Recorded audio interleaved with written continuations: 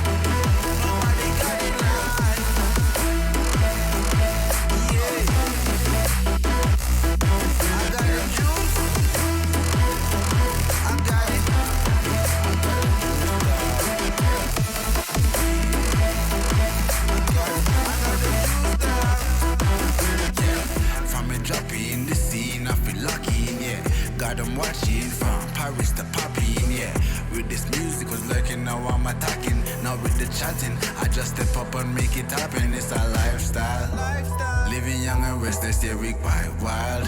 If I want it, I'ma get it talking right now. And I ain't got no regrets, it's my time now. Lights out when you see us talking moves. You don't know that's the topic. And if you talking juice, well then you know I got it. Then you know I got it. Nobody got it like me.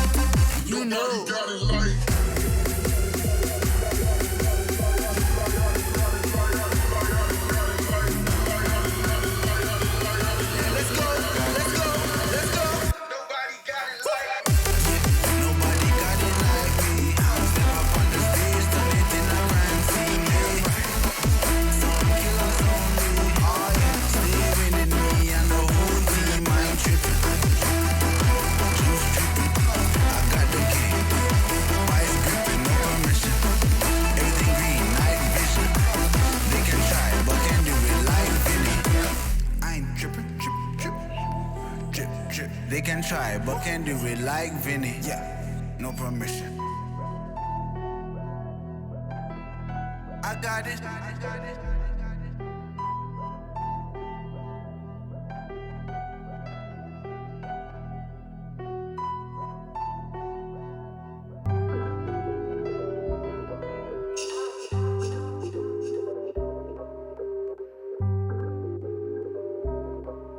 Yeah. Ay, push start, ayy. Ball so hard, ayy. Raise the bar, ayy. Turn into a star, ayy. Play my part, yeah. I aim too far. I do it big. I keep it large, okay. Live it up. This is fake, better give it up. Young, but I feel like I've seen enough. Numbers going up, better keep it up. Ain't slowing down, better live it up. About too hard, ayy. What? About too hard, ayy. What? About too hard, ayy. About too hard, yeah. your favorite rapper is minimum effort. Yeah, your coach getting severed. The industry dry as a desert. Do whatever it is that you think that you're doing, I'm doing it better. Straight double use, that's my ladder.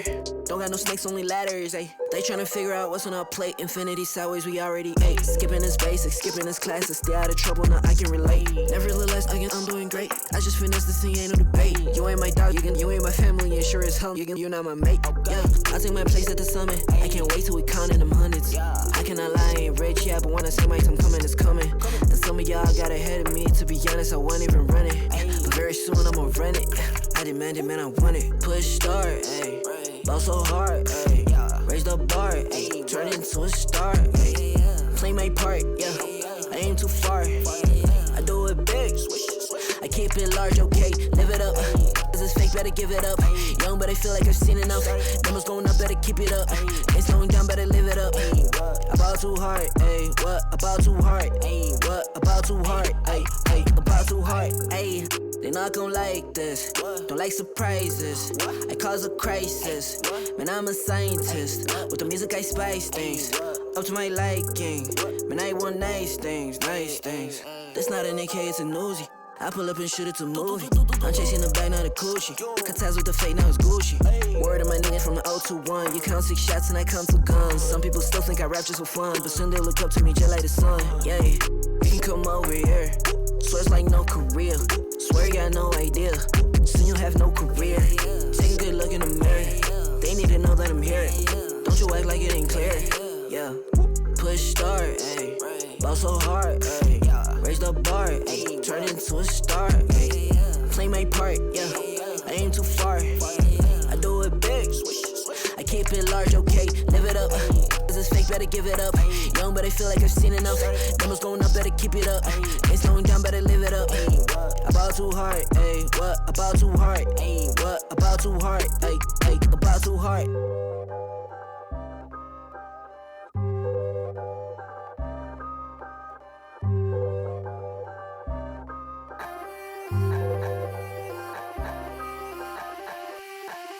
Don't you know I'm a bad little mama? I got moves like Madonna. Don't tell me cause I move when I'm gonna. I'm not afraid to lose, I am a prima donna. Don't you see I'm a winner, I'm a queen. I cause no scene if you work with me. Don't stop me cause I fight when I wanna. I'm not afraid to lose, I am a prima donna. Step out as a motivator. Let them know that the weight's up. That's how we know when we level up. Hey, that's how we know when we level up. Level up. All we know about is level up. Are we ready not to level up? You know we fall and we get up. Level up. All we know about is level up. Are we ready not to level up? It's time, get up. Back against the wall, still I'm standing tall. Know about the ball, I got my fan with me. All we know is ball to empty out the mouths. The chosen one they call, I take my fan with me. Know about it if you tell, know you're breaking codes. Want your credibility and all fall like dominoes. Can you really take a stance? All I wanna know. Need me real ones when it's time to go. Stepping in, elevator. Uses to all the haters. That's all we know when we level up. Yeah, that's all we know when we level up. Level up. All we know about is level up. Are we ready not to level up? You know we fall and we get up. Level up. All we know about is level up. Are we ready not to level up? It's time, get up. I found out I'm not alone. 'Cause I'm just like you. We are fearless.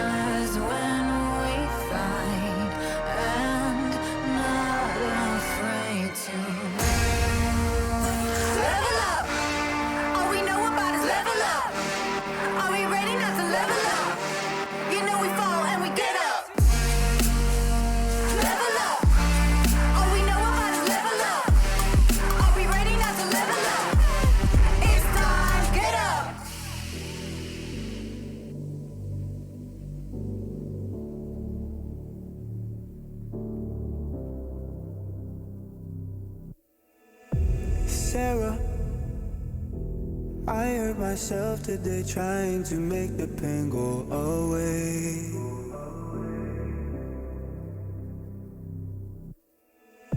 Sarah, I want to fade away, be with the stars in outer space.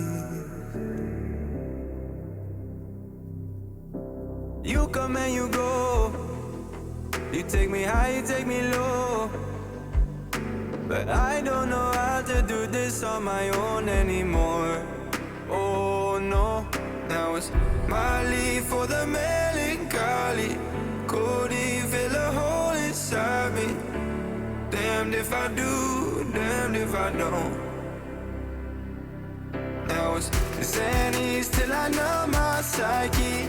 Cocaine just to feel my heartbeat. Nothing to lose, nothing to gain. Sarah,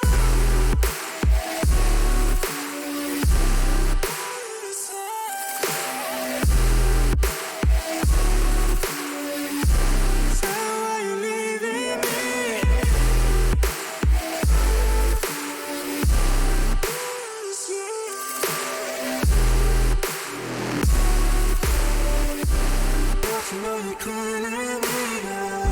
Sarah, I lost myself today trying to find ways to make you stay.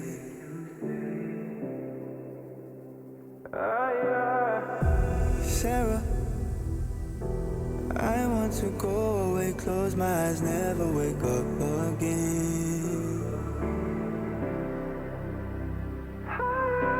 You come and you go, you take me high, you take me low, but I don't know how to do this on my own anymore. Oh no, now it's my leave for the melancholy. Cody fill a hole inside me. Damned if I do, damned if I don't. Now it's Xannies till I know my psyche. Cocaine just to feel my heartbeat.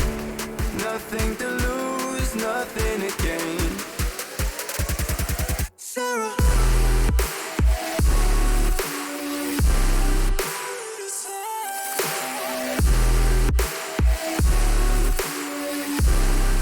why you leaving me?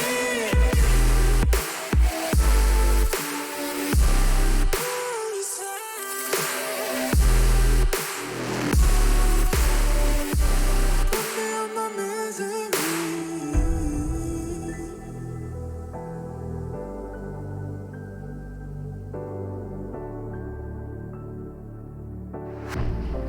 I was born like a fire in the eye of a hurricane. Always told, stay in line, be alright, better play it safe. I walk a different path, nothing can hold me back. I've passed the point of no return, something is calling me. It's in the air that I breathe. Bring me back to life again. Dancing with my fear, burning with desire. We gon' take it to the edge and come alive. Go to hell and back just to feel the fire. We gon' turn up in this place and come alive.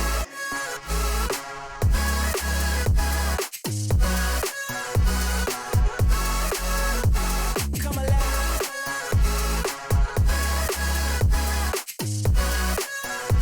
We come alive in the nighttime. Fly so high they can't touch us. So top notch, none above us. We done came so far, now we up now. Had a vision, stuck to it, never back down. Never had much, now we own the whole thing. Spread it all around the world, watch it all change. Came alive, now they all see the greatness. Light shine so hard they can't take it. Dancing with my fear, burning with desire. We gon' take it to the edge and come alive. Go to hell and back just to feel the fire. We gon' turn up in this place and come alive.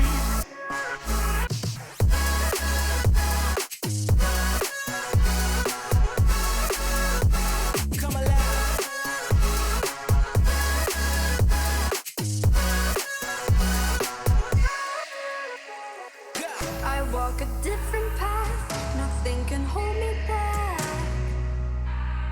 past the point of no return. Something is calling me. It's in the air that I breathe.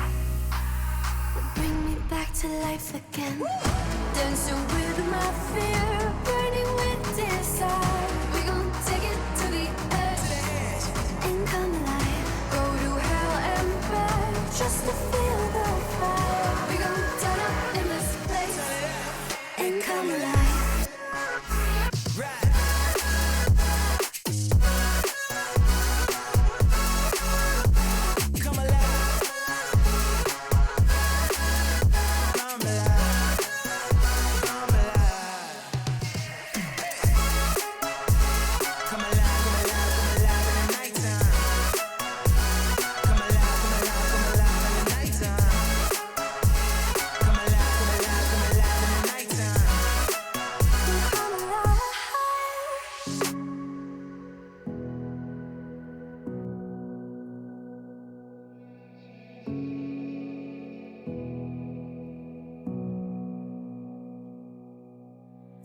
Sitting on a bench, waiting for the time to pass, dreaming of what happens next. I see what I wanna be, questioning my destiny, only knowing what I see. I don't even realize I've already made a path, and I can change it anytime. I can't take it back. I know what I want, but it seems so damn far away. I know I sound crazy to the ones who said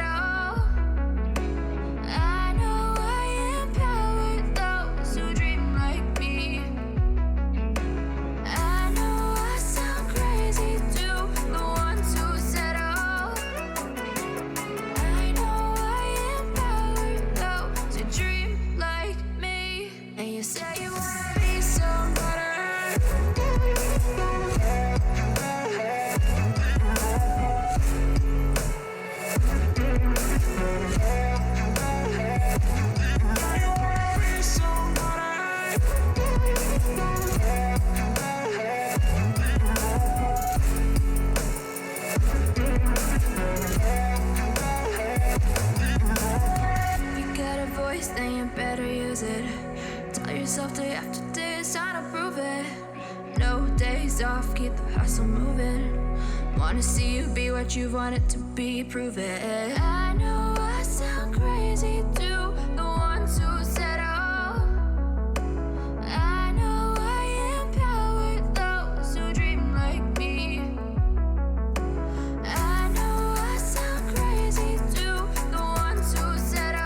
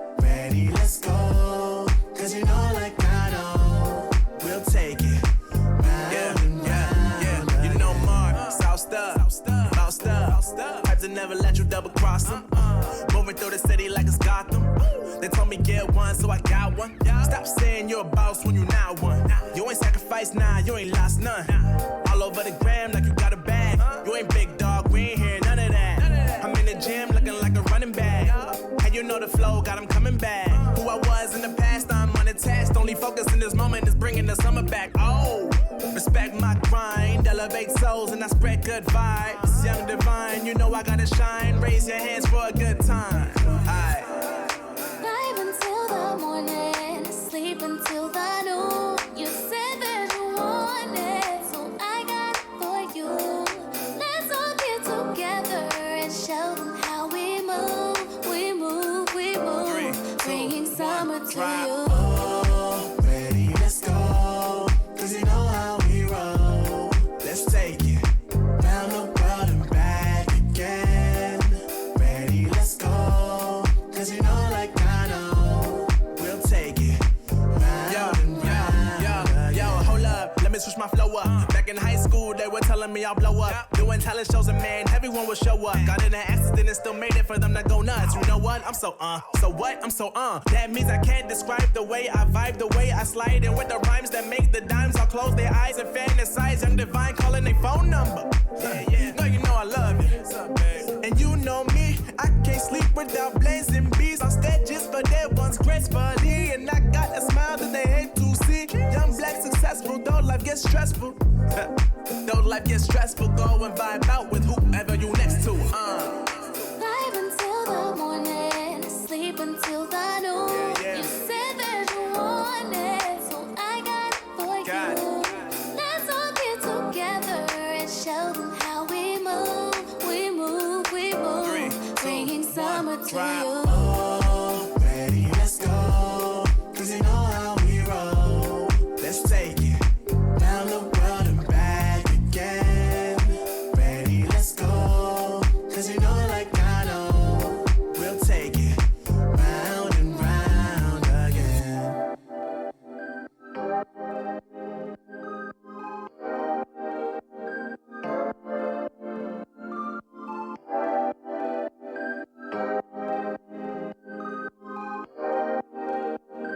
I was running round so many nations. Even when it's so sweet, I end up seeing red. Is it such a ghostly revelation? I may have fucked up all my chances. And we ain't sleeping on the floor again. We never sleeping on the floor again. For the ones who didn't make it out, for the ones that didn't see the life, for the ones that never cared, never gave a thought, found no happiness in that brand new car or the house you bought. I see you talking about the love you lost, and it was gone like way before you ever thought it was. Yeah, I took my time, no quick ones, quick run, quick gas to get back there. Hot roads, I didn't think I'd come back fierce, 'cause I was running round so many nations. Even when it's so sweet, I end up seeing red. Is it such a ghostly revelation? I may have fucked up all my chances.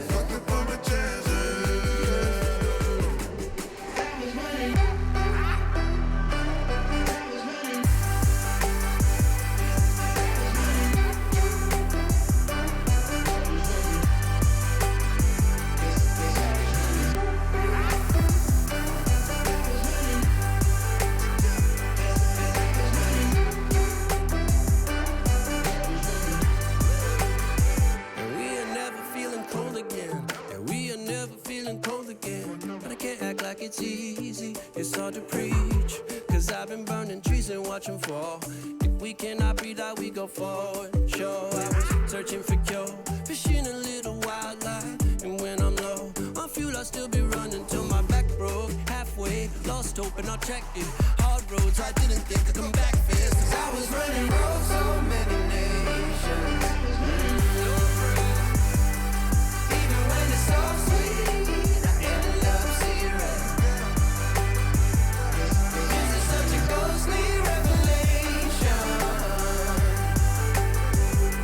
I may have fucked up all my chances. been around the globe, looked around, nothing fitted. Seen high and lows, but you won't even get it. Been around the globe, think it's time to admit it's not the end, but the road, and you won't even get it. Been around the globe, looked around, nothing fitted. Seen high and lows, but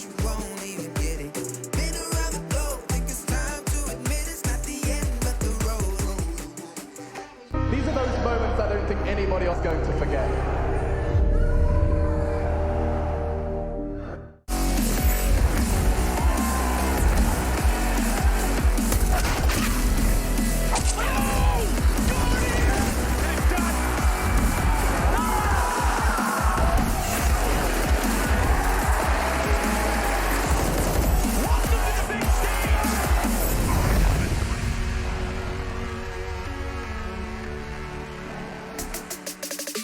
Welcome back, everybody, to the ESL Pro League Season 11, live from Cologne Studios right here, right now. We're going to be jumping into the second day of matches. Yesterday, we had 3 best-of-3s. Today, I've got 3 more for you as we jump into the season, as we just sort of push ourselves along here to see who's going to be coming out on top at the end of the day. In fact, these are your matches for the starting of the day. That's going to be Complexity and 4 squaring off. A little bit of Navi and North, or at least that's what me and my companions here are going to be covering. And then we're bringing in a very special trio here for the later part of the day. The last match of the day being Fnatic and Big. In fact, that is even your hot match.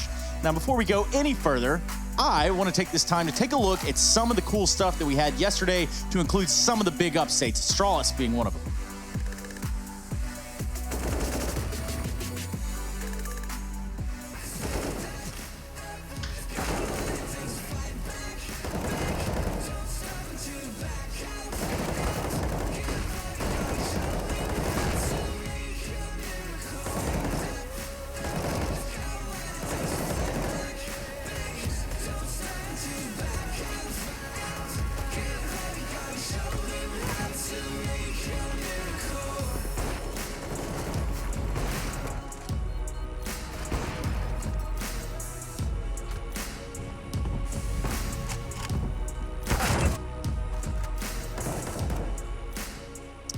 There you have it, the CS.Money pre-match. That's what we're going to be jumping into right here, right now. Again, 3 best-of-3s, and I'm not going to be delivering that to you by myself. I do have Harry, Hugo.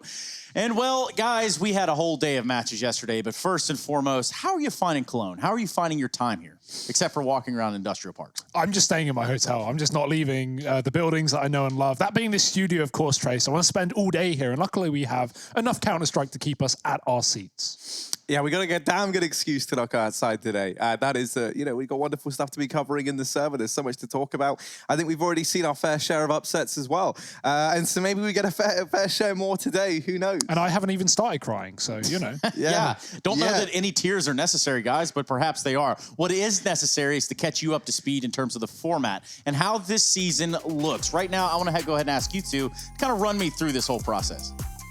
Yeah, I mean, where do you even begin, right? We've got 3 groups over in the EU region, 1 over in NA. Things have been split up since we moved to the online stage. So top team of the group goes straight to stage 2 and is able to lock in their space if they win that to get those grand finals running for the season 11 of ESL Pro League. Obviously, you're going to have plenty of opportunities. Top 3 teams from the group head to the next stage, or at least play up against each other, Trace, to lock in that stage 2 spot. And speaking of teams playing each other, Spirit, Vitality, NIP, oh my goodness. What do you think about that, Harry?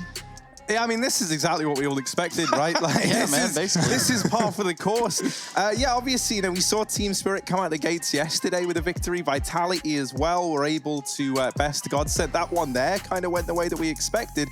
I think the real 2 upsets are going to be Spirit and ENCE and Astralis versus NIP. Yeah, we're going to take a look at that first game here. The only upset I see around here are Finns across the world. Not too delighted at the results that their beloved ENCE has delivered thus far. Yeah, I'm going to steal a tweet from someone from yesterday, but it was, ENCE lost to exactly what they don't have, Team Spirit. Nice. It's not bad. It's not, like, the worst. It's pretty good, actually. Harry, do you have anything that could possibly top that? God, no, man. He didn't even have to come up with it on the spot. He already had it. Well, like, that's 1,000 points for it. No, I'm kidding. Well, guys, let's continue on with things that were obviously upsetting to some as well. There are some Danes that are also not going to be too happy with the current state and the current look that Astralis has given us. We saw them yesterday get pushed around by the Ninjas in Pajamas. It wasn't as much of a contest as I thought we would have. Absolutely bullied online, and that is the question, right? Can Astralis bounce back from that one? Are they going to be ready after winning so many LAN championships to go to, where this all began in the realms of, online Counter-Strike? And NIP certainly seem prepared, but Astralis, they need to step up a lot moving forward. Yeah, we call that one the Scandinavian because it shouldn't have happened, and it did. NIP looked so damn good yesterday. But if there's like one positive takeaway, it's that you can normally rely on Astralis to kind of pick up under the pressure and start to show back up. And so I think if anything, this is just going to make for a more exciting group with NIP now looking good out the gate as well. You want to talk about groups. I want to talk a little bit about that as well. Obviously, there are tons of highlights that could be had there from the NIP side. Not as many from the Astralis side, but we're going to highlight Group B. This is what we're walking into today. This is the stack. Today, I'm going to be delivering you Complexity 4's Na'Vi North, and then the second crew is going to be coming here to do Fnatic and Big. That is your hot match of the day. Albeit, when we look at this group, guys, what are we thinking? I think this is a good group for Na'Vi, right? And I'm really looking forward to seeing what this Na'Vi squad can do. I think that this is a bit of like an unfortunate start to the year for them, considering everything that's gone on. I think this was like the potential to be the Na'Vi era. And with obviously this kind of being the only thing that's going on right now, this is really where they have to showcase that. Oof. And for a team that hasn't been in the realms of online in, 3 seasons of Pro League all the way back in Season 8, it could be a tall order. But I think, I hope they're going to be ready. And I hope they're just embracing the challenges that have come this year, in spite of how they have kind of, blindsided a lot of people. Well, speaking of that blindsiding, Hugo, if we saw the results there in Katowice, can they replicate that is the big question, I think, on everyone's mind. I'd like to think so, right? Simple and Electronic finally performing just a god-tier level. Simple back on the AWP is so exciting to see as well. It was honestly a shame to see Guardian taking that gun away from him for so long when we know what Simple can and will accomplish if you give him that gun. So, yeah, I'd like to remain positive for Na'Vi. Definitely my team to top the group, but I don't think they're going to be the only threat here. Complexity have already proven that they can and will be world beaters back in London weeks ago. And Fnatic, I mean, they haven't dropped, out of the top 3 of any event in the last 6 months. So some really exciting teams to fight off in Group B here. Yeah, something I think is really exciting as well with Na'Vi is they are 2 for 2 thus far in MVPs this year. You look at that ICE event that went on in London. Electronic picked up the MVP there in spite of Na'Vi not actually winning the event. And then obviously Simple went on to claim his in Katowice. So, I think that kind of just echoes what you were saying even further, right? There's the proof that duo of Electronic and Simple is giving a hell of a lot. And when we get into the server, when we get in as well to the realms of online, not that I think that really carries the same weight in 2020. I think we could be in for a treat. It's like the world of unknown, right? Because it's scary. We don't know. We assumed Astralis would be fine with it being online, and they weren't. Now Na'Vi, who haven't been there in a while, it's all up in the air. We're gonna have to find out. Here's what we do have. You want to talk about things that are scary? Well, actually, we've tried to illustrate this the best that we possibly can right here. In fact, when we look at this, we've got our top oppers, the players to watch, the 200 IQ IGL. More importantly, let's just dive into the nitty-gritty here. In 2020, over 38 maps, we've got a top opper here in Simple. That should be absolutely no surprise. This is the best player in the world, hands down, no contest. And with the way that Na'Vi are looking at, guys, this is a very powerful punch for them to pack, especially when Simple and Electronic, when they're able to do it together, when they're able to do it in tag team, that is certainly something to keep your eyes on. Moving forward, the 200 IQ IGL. Now, we do have MSL from North up here.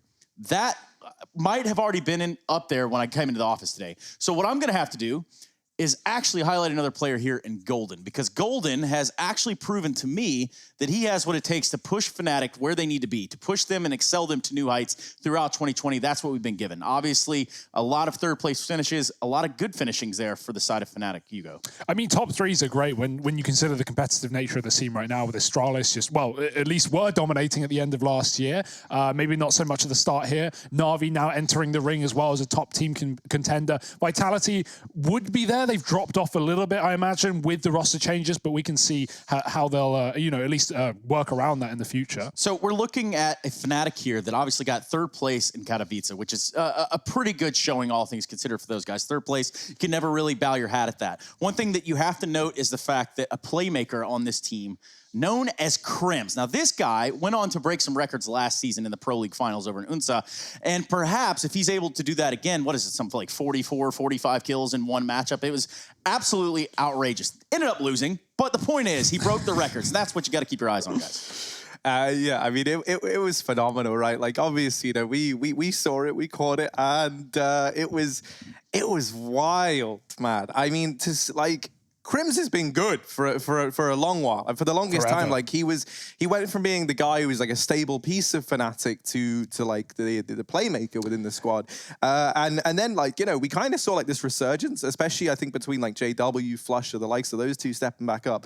Crims maybe started to go to the back of our mind again, and then he just reminds us with a very very stark reminder in that game there why he is a man that we focus on within this Fnatic squad. Now we need to move forward. Obviously, there are a couple things here that are still going on. Key map, Vertigo, that one's a little questionable. What's not questionable is to me is that this team right here will be stomping on this group. I'm just going to say it out loud right now. They're back in online CS. They're here to get it done. We're going to move forward, though, to players to watch. This is the player that we've highlighted. Now, there's a lot of speculation, a lot of talk about this player.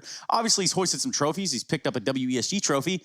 But this guy in Poison from Bulgaria is certainly laying waste. What do we know about Poison? Well, not just fans of him are talking about him, but his own teammates. Obo even had a quote to say in an interview with HLTV.org. He said, Poison honestly is so good. He impressed me more than any other player I've ever seen. I think he can absolutely be the best AWPer in the world if he's not already. Bold, controversial maybe, but hey, confidence is there from Complexity, and that's exactly what they need to take down teams like Na'Vi. Harry, that's a good-ass teammate right there. He's really bigging up his team. Yeah, and that's what you got to do. I mean, I think, for someone like Poison, he does seem to be very, very confidence-based, and I would argue that whenever we see him get off to these slow starts, whenever he's struggling, I don't know if he's one of these players that can dig himself out of that hole, but on the flip side, if you are bigging his ego up, if you are, hyping this man up and keeping that confidence rolling, he is a force of nature. And while I don't necessarily agree with the best AWPer in the world comment from Obo just yet, there's certainly potential for that to keep on growing here for this Complexity squad.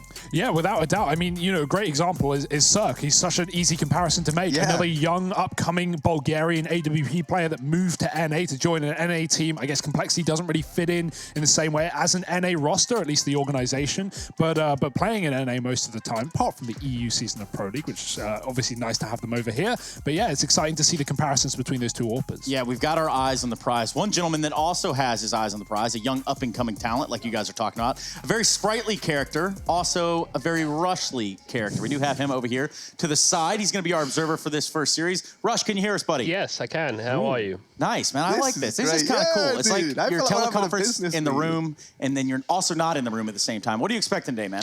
Well, I'm excited for this Complexity game. They got one player I'm looking at on that team. He's called Rush, so there's no bias here. I think he's pretty damn good. I really like Rush. He's a really cool guy. Well, listen, you know what? I can sympathize with that, and I can also agree with it as well. Speaking of which, thank you, Rush, for your time. We're going to be catching up with you, obviously, throughout the duration of this best of three. Guys, let's talk about putting our money where our mouth is. Let's start talking about predictions here, and perhaps you give it a go, Hugo.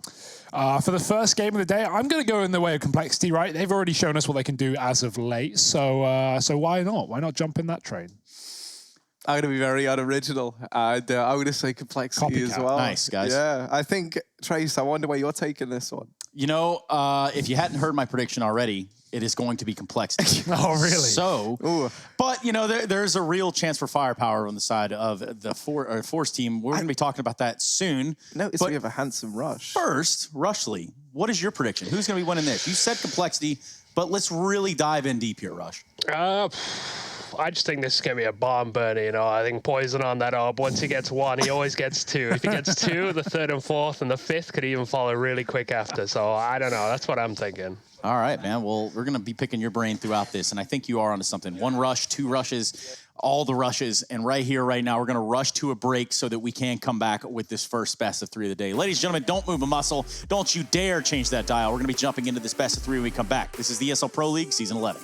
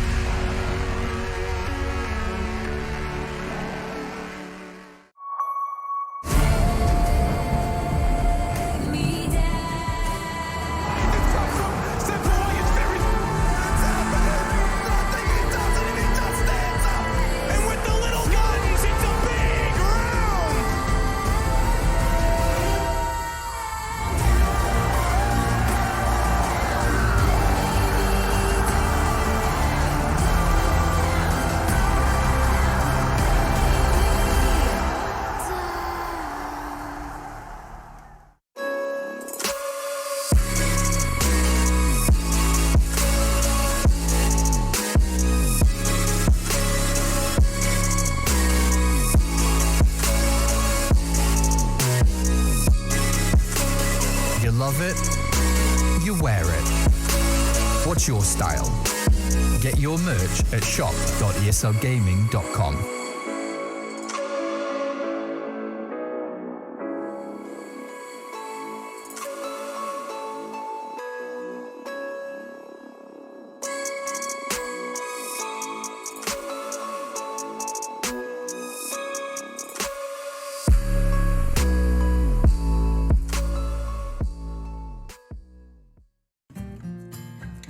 He wasn't the classic nerdy computer kid in school.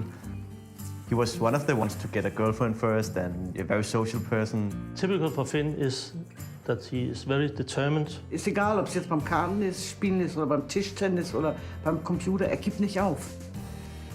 What he really wants is to win a major. It's his dream, and therefore it's also my dream for him to get that.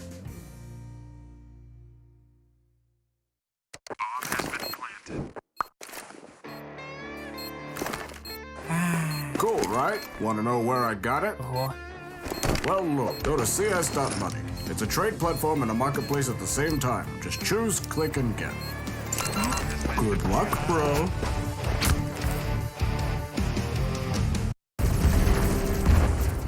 Everybody loves an underdog. Who needs to be liked? Mountain Dew Amp Game Fuel. Victory in a can. Charge up your game with excitement. Highest odds on the market. Take what's rightfully yours with GG.bet. My name is Jordan Gilbert, aka Nothing. Hi, my name is Sue Lee. My handle is Snix. I think it's important for these initiatives to happen. Empathy really, really goes a long way, and it always means so much to us, and I think that's where initiatives like this really help. I encourage everyone in the community, anytime they see bullying, anytime they see someone getting called names, I encourage you to step up and say something. Good luck, have fun. Good luck, have fun.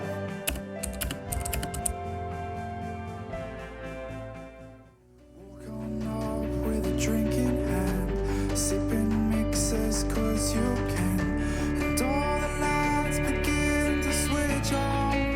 You're chasing the light, holding on for life, feeling the high, chasing the light,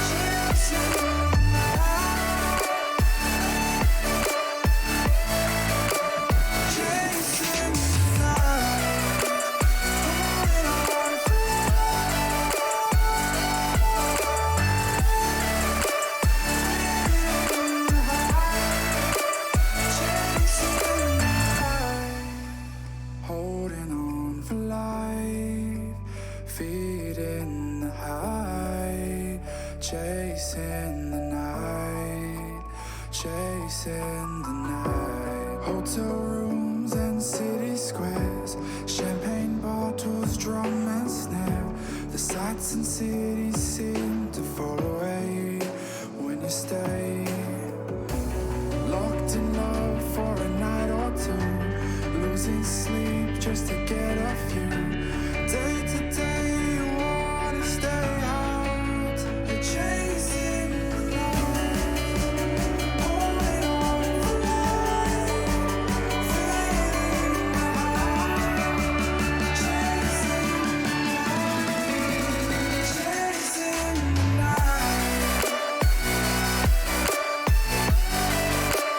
chasing the night.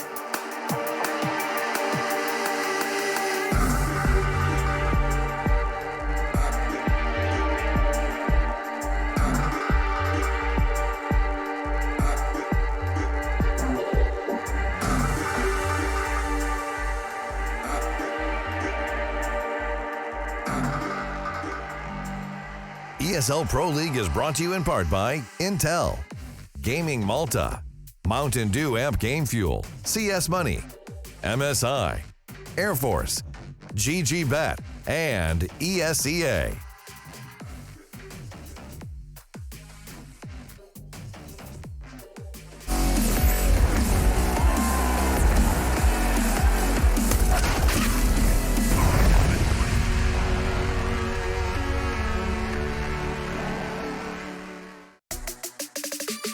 We have set the stage for Complexity taking on Fours here. That is right. Both of these teams looking to get off in the right foot, in the right direction for this head-to-head matchup. The opener for both these teams, and more importantly, the opener for Group B. We are here at Season 11 of the ESL Pro League.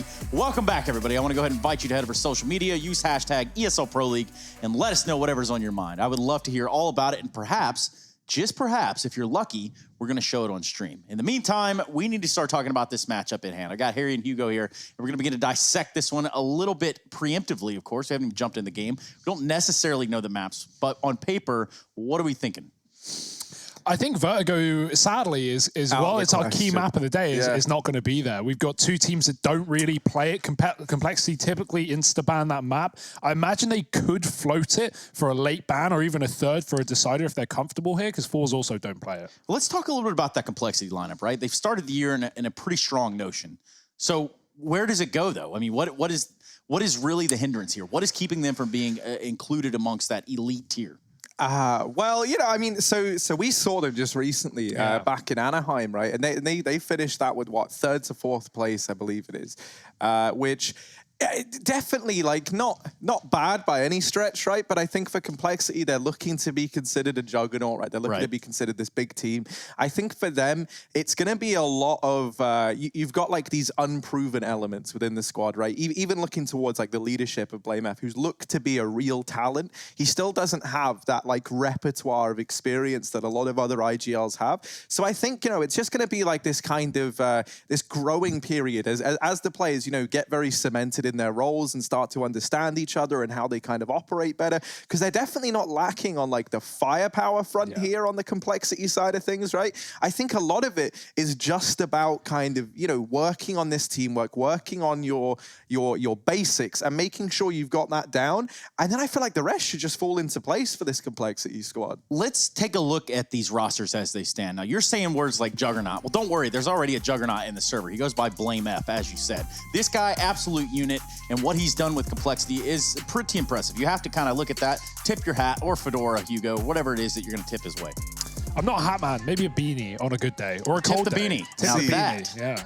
That is interesting. I always tell him he could look fedorable if he I'm gonna scream. Yeah, well, you know. Well, we do have BlameF highlighted, and there's an obvious reason. You got to think about at least what you're bringing to the table when you have a guy like this. He's been touted as someone that is bringing a very healthy sort of atmosphere into a team environment, which is pretty stellar. It's pretty outstanding. I think that's so impressive to you know, like come from, relatively speaking, kind of like just come from nowhere and be someone who you know, I mean, he got Jason Lake believing in him, right? And that's already like a huge first step. And I think, you know, when you look at this Complexity organization and the mission that they've gone for, I think they've really gone for this like this good atmosphere and making sure that like, and this is the good thing about a lot of these guys being kind of newer talents, is they're moldable. You know, you get to set them up, you get to make them how you want them to be, and so they focused on this positive atmosphere within the team. So you're saying that there's a real chance for this to be the same factor over on the other side. When we start to talk about Fours, you got to look at players like Facecrack, Jerry.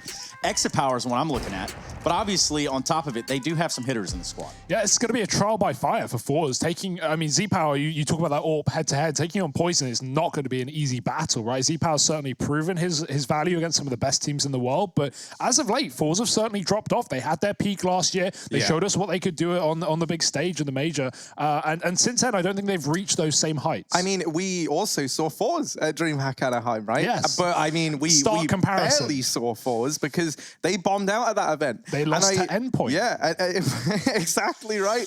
And so, you know, I find myself thinking that for Fours, they kind of like they reach like the top of tier 2, and I hate like the tier system, but you know what I mean. They became like a team that was finishing first place or in pole position at so many of these smaller events.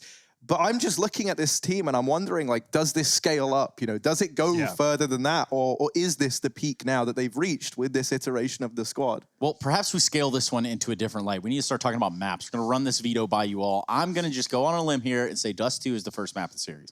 Yeah, it wouldn't surprise me. Complexity's best map. They always pick it into every series, and with it not getting insta-banned, you can only assume. Cool that Vertigo doesn't disappear straight away. I imagine that's going to come in as a second ban for either team, more likely Complexity, but it doesn't really matter. Train getting picked by Fours, no surprises. A map the Complexity have not looked too great on, and Mirage being the third. So this is a super interesting veto for a bunch of reasons. You've been touching upon Vertigo. I love that Complexity, they completely floated that all the way through, and that makes me wonder, you know, was that just them knowing that Fours don't really like it either?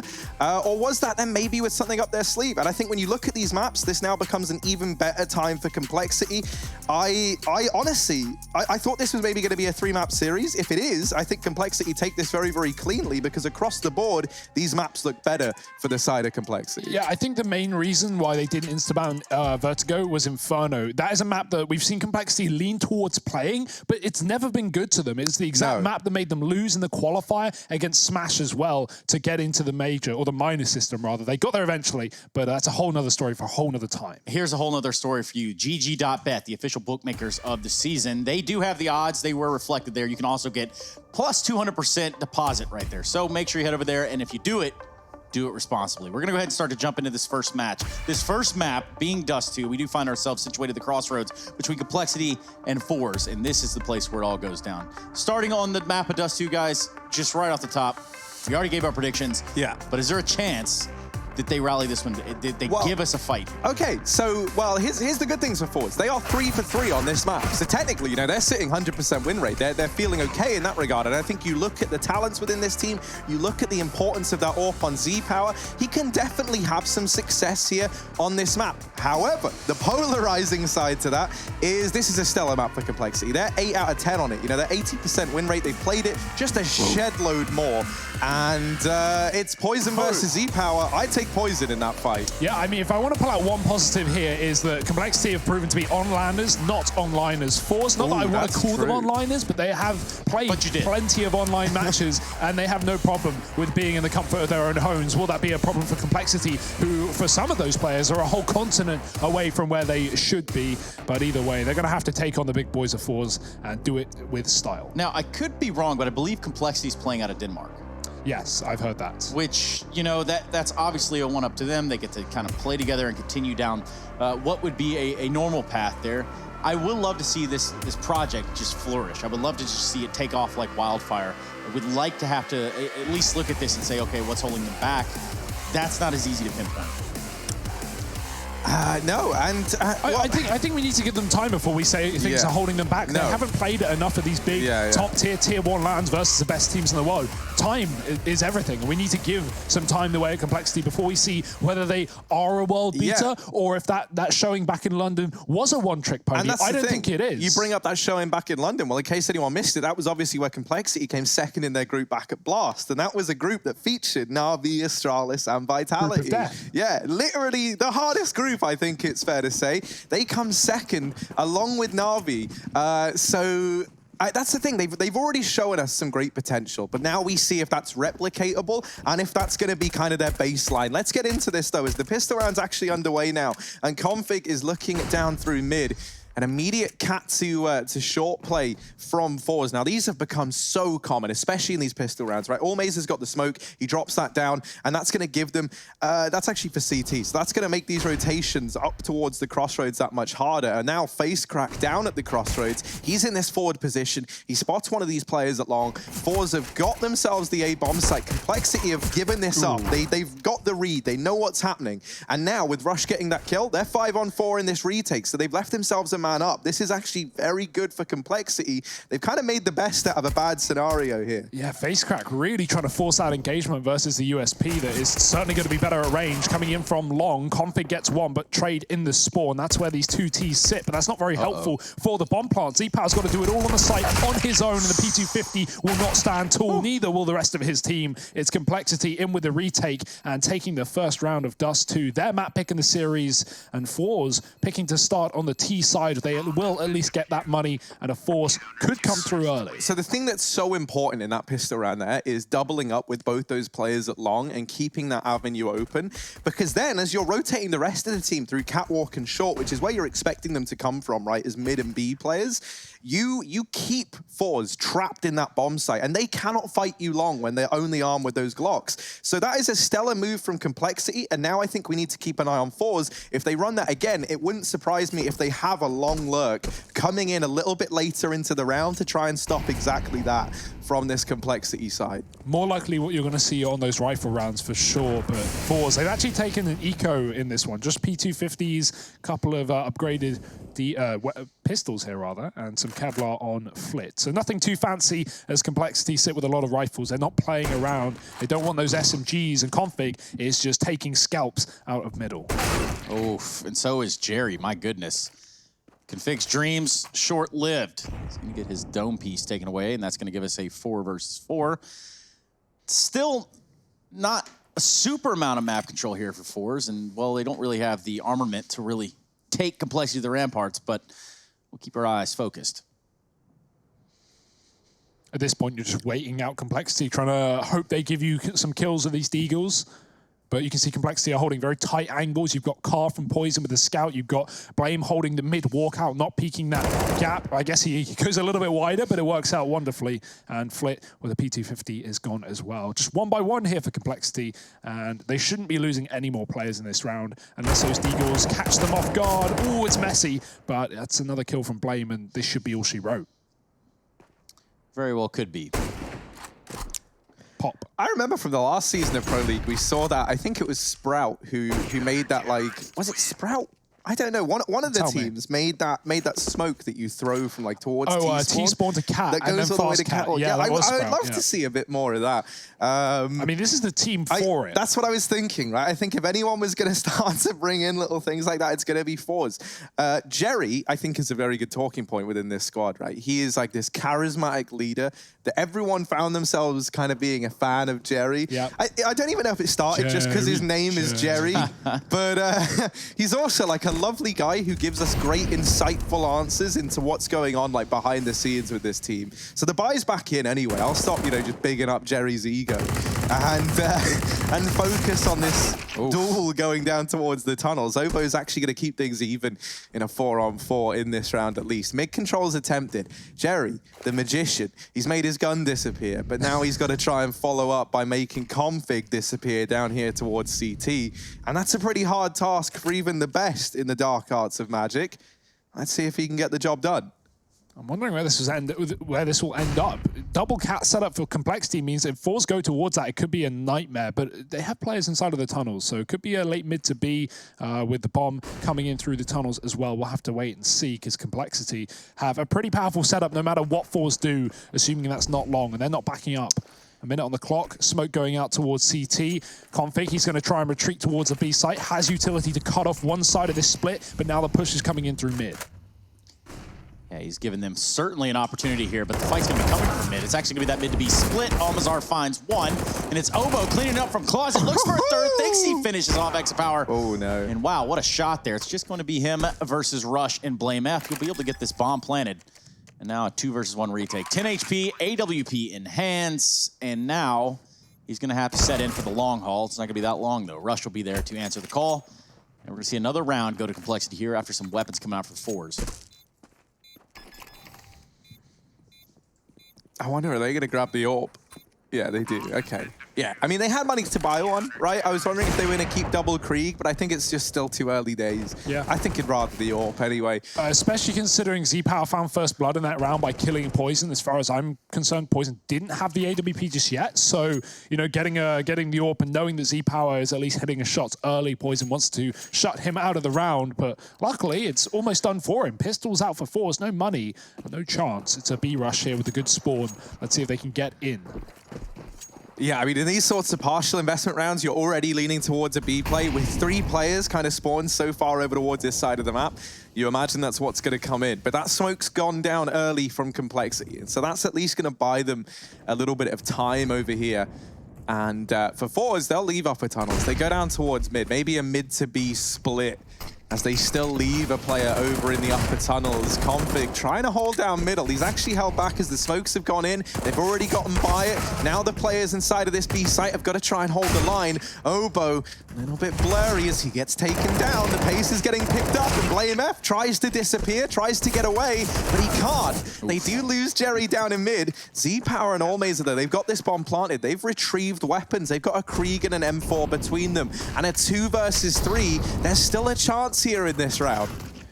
Certainly is. Poison, though, doing what Poison has to do with AWP. Now, Exapower finds himself in a real awkward position, having to retake. They don't know his position. He does have the information. He does see Rush standing in the doorway. No one has even gotten the peace of mind that they're coming from middle. He's gonna grab the first kill on a Poison, buys himself some more time.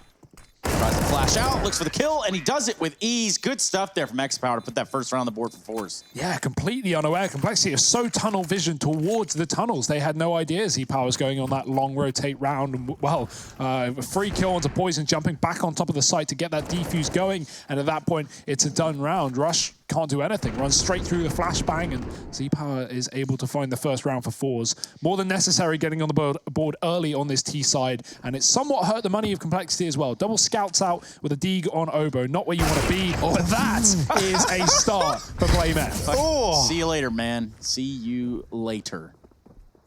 Wow. That is filth. That was an obvious scout, and BlameF doesn't even get touched on the mid peak. I mean, to be fair, it's not even a peek, is it? It's just through the door. It's a drive-by. So, yeah, that's phenomenal. And that's the start that Complexity are going to be so happy with. Facecrack also getting tagged up now just makes him that much more vulnerable to these scouts, right? The AWP over on the side of 4 as well.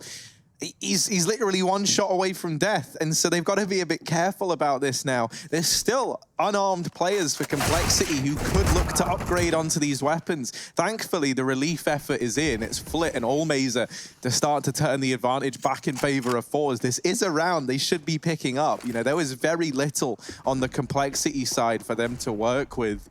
Now just Obo left to get past, and this time he represents no problem over at the B-bomb site. He's shut down immediately. It's 2 versus 3 for Cole, but do they want to give this one a go? I'm not so sure. No kits, as of right now at least. Grab guns and skedaddle. They're not going to be playing these reindeer games, not with Fours. BlameF and Rush are going to save an AK and a Krieg, and that's going to be a second round here for Fours. Rush has had a fantastic start to this game, not just in the observing, but also you know, in the server. 7-1 right now, really fragging out. Interesting thing you said there, because Rushley is on the line. I think he can hear us. Perhaps we can bring him in. Rushley, how you doing over there, man? You enjoying the game so far? Yeah, so far so good. It's some good fun, some good stuff so far. I really like that Rush guy. That Rush guy's really, what a guy, man. He's really popping off. Rushley, I just have to ask you, you're looking at this. Who's your heavy hitter out of the 10 players on the server? Well, it's got to be that Rush guy again. He's pretty damn good. Yeah. Even after something like that. Well, let's just run this one back. Do? Boom. See you later. What can you do about that? I mean, BlameF's pretty good as well. He's got the muscles, but Rush has got the looks. He's got the brain. Hey, Rush has got the muscles too. Well, yeah, that's true actually. Yeah, he's got some thick arms. To be fair, every Dane I play against in matchmaking does that exact same shot to me on Dust 2. So was it really that impressive from BlameF? I will take it. Now, Rushley, one thing I want to ask you before we head back in the game. This is obviously attack pause. What are you saying in this moment if you are the side of Complexity, if you have found yourself down 2 rounds just recently? It's 3-2. I won't be too worried at the moment. I think they've got the resolve to keep it together, to be honest. And I'm thinking about like your coach speech. That's what I really want to hear. I wanted to hear to the boys, look, guys, we're not out of this yet. We're 5 rounds in. I know you're all whining a bit here. There's some maybe kills that maybe shouldn't have happened, but I think stay strong. I see Obo's bought a Zeus, so it looks like they're still having a good time. I think the morale's high. All still mates. Thank you so much, Rushley. No worries. You guys have a good one. Yeah, that is our observer, and I do love the fact that we can just have him on the line at any given time of the day. You get to hear him say, hey, future pros. We could get team comms, or we could just get Rush to tell us what the team is probably saying. And I'm a big fan of that.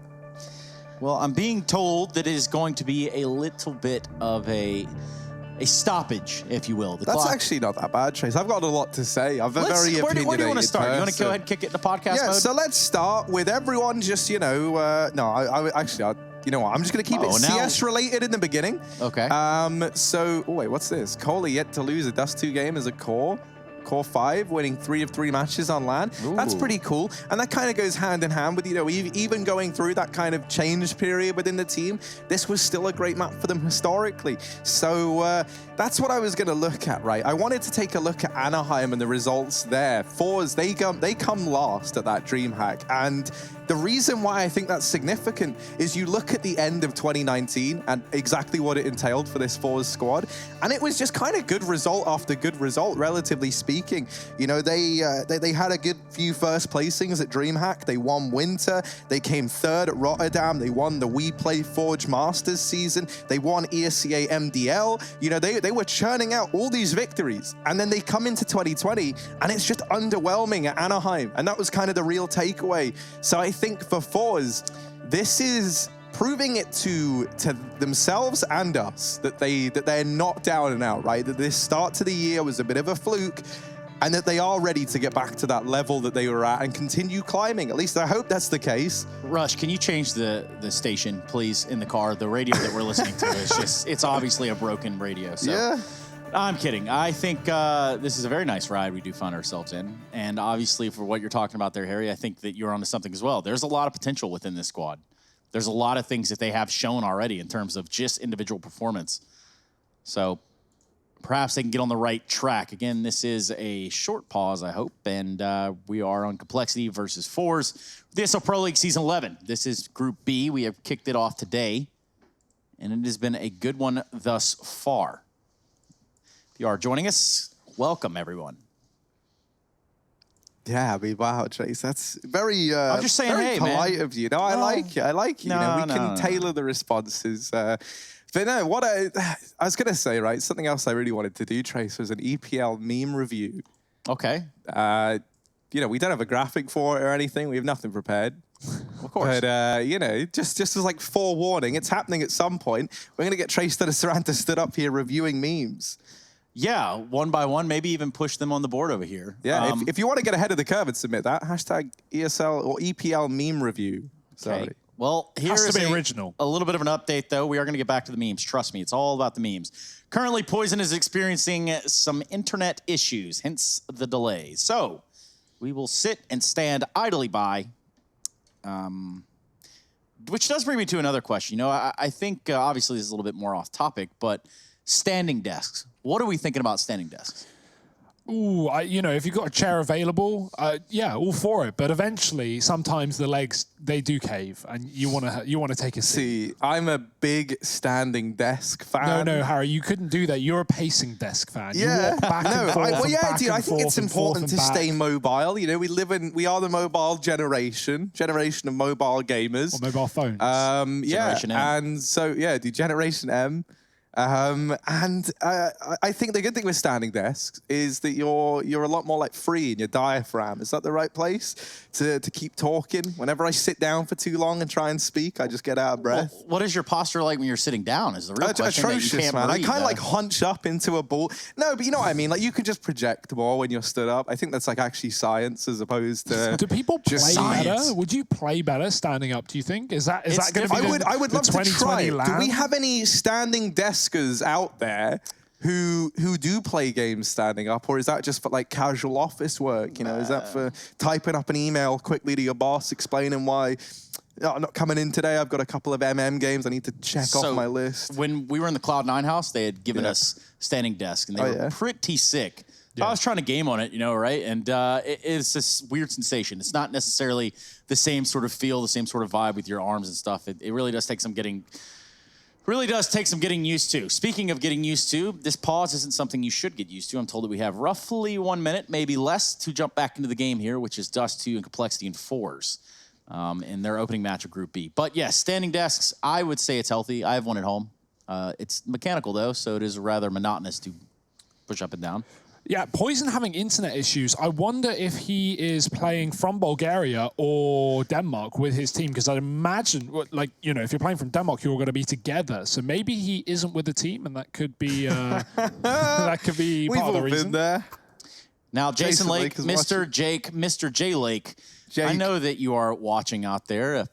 If you are here, if you could sign this guy's mouse pad, and then we'll go from there.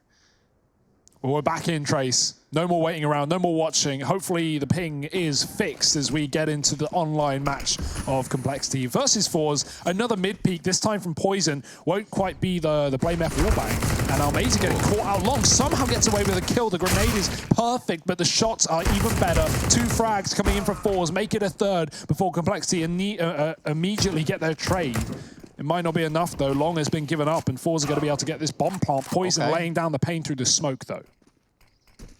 Sometimes you reset your internet and you start hitting all the shots, and that was certainly one of them. But then that is short-lived. It's just Oboe 1v4. He does have a Krieg in hand, so perhaps he could just scurry off with that. That bomb gets planted on the A site. Oh, he's not going to be alive long enough to find it. So a 3-3 game here. We have a tie ball game. Close as can be. Yeah. But not for long, because Complexity money is gone after that forced buy. They're going to be left with 3,000 a player, so going to have to be an eco here. Give Fours the respect they deserve. Fours did not pick this map. Fours picked the T side because Complexity picked this map, right? So not really a surprise to see the Russians want to start on the terrorist half, go for some fast executes. I think T side on Dust 2 is honestly more favored at the moment. So look at this. Smart stuff. And Blame, look at him go. He's sneaking. Oh no. How's that happen? I don't know. How's that happen? Z-Power has just been picked up by Poison. It's the clash of the Orps, but it's more like, you know, David versus Goliath over at the B-bomb side. It's not even. It's not Titans clashing. He's killed him with a slingshot, Harry. He has, and now he's still alive. Man advantage lies with Complexity playing the time in there.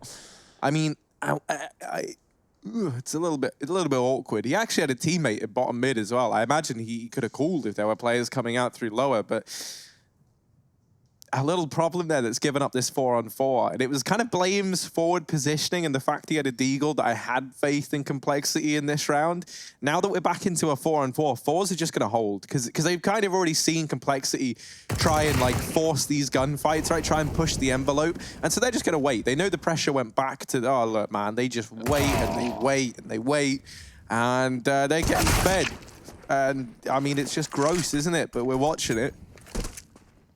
Poison put down as well. So Fours are going to take the lead, and they play that very, very well. That's very typical of Jerry, right? The second he kind of gets a hint as to what's going on in this round here, he makes the decision for it to slow right down, and that's the perfect counter to what Complexity were trying to do. Nice kill from Poison in the tunnels. USP giving it a little bit more cash, and that will enable him to buy smoke with his AWP. So it's the little things that matter, Harry.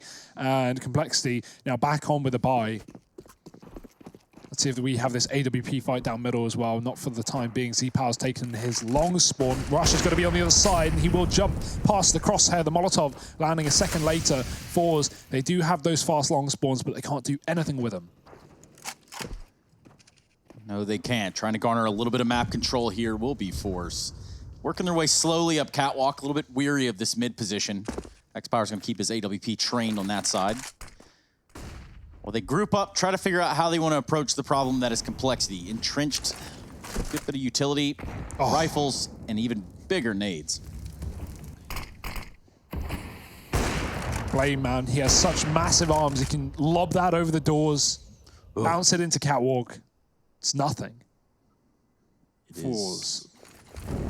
Lots of health lost, and up Catwalk they go. The molly to clear close. This is smart. Complexity have had double cat setups in the past, so Fours making sure they wait it out, making sure Complexity don't have this control. And right now it's just Poison on the AWP. He's watching long with the rush setup on anti-flash, but Harry, we've got exactly what you want. This cat take from Fours with a long lurk. Will the lurk be of any impact, though, as 4 players run the gauntlet towards A? Yeah, this time Poison isn't going to fall back immediately, right? He's keen on putting this AWP to use and trying to turn it into the advantage of Complexity.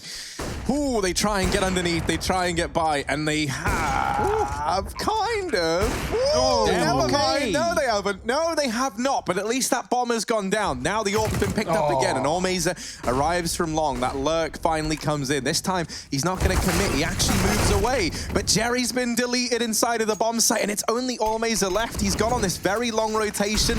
No one from Complexity's seen him. He's roasting, he's toasting, but he still shuts down Config. Who in his dying breath, by the way, burns him from beyond the grave. Bit of revenge as the defuse comes on in.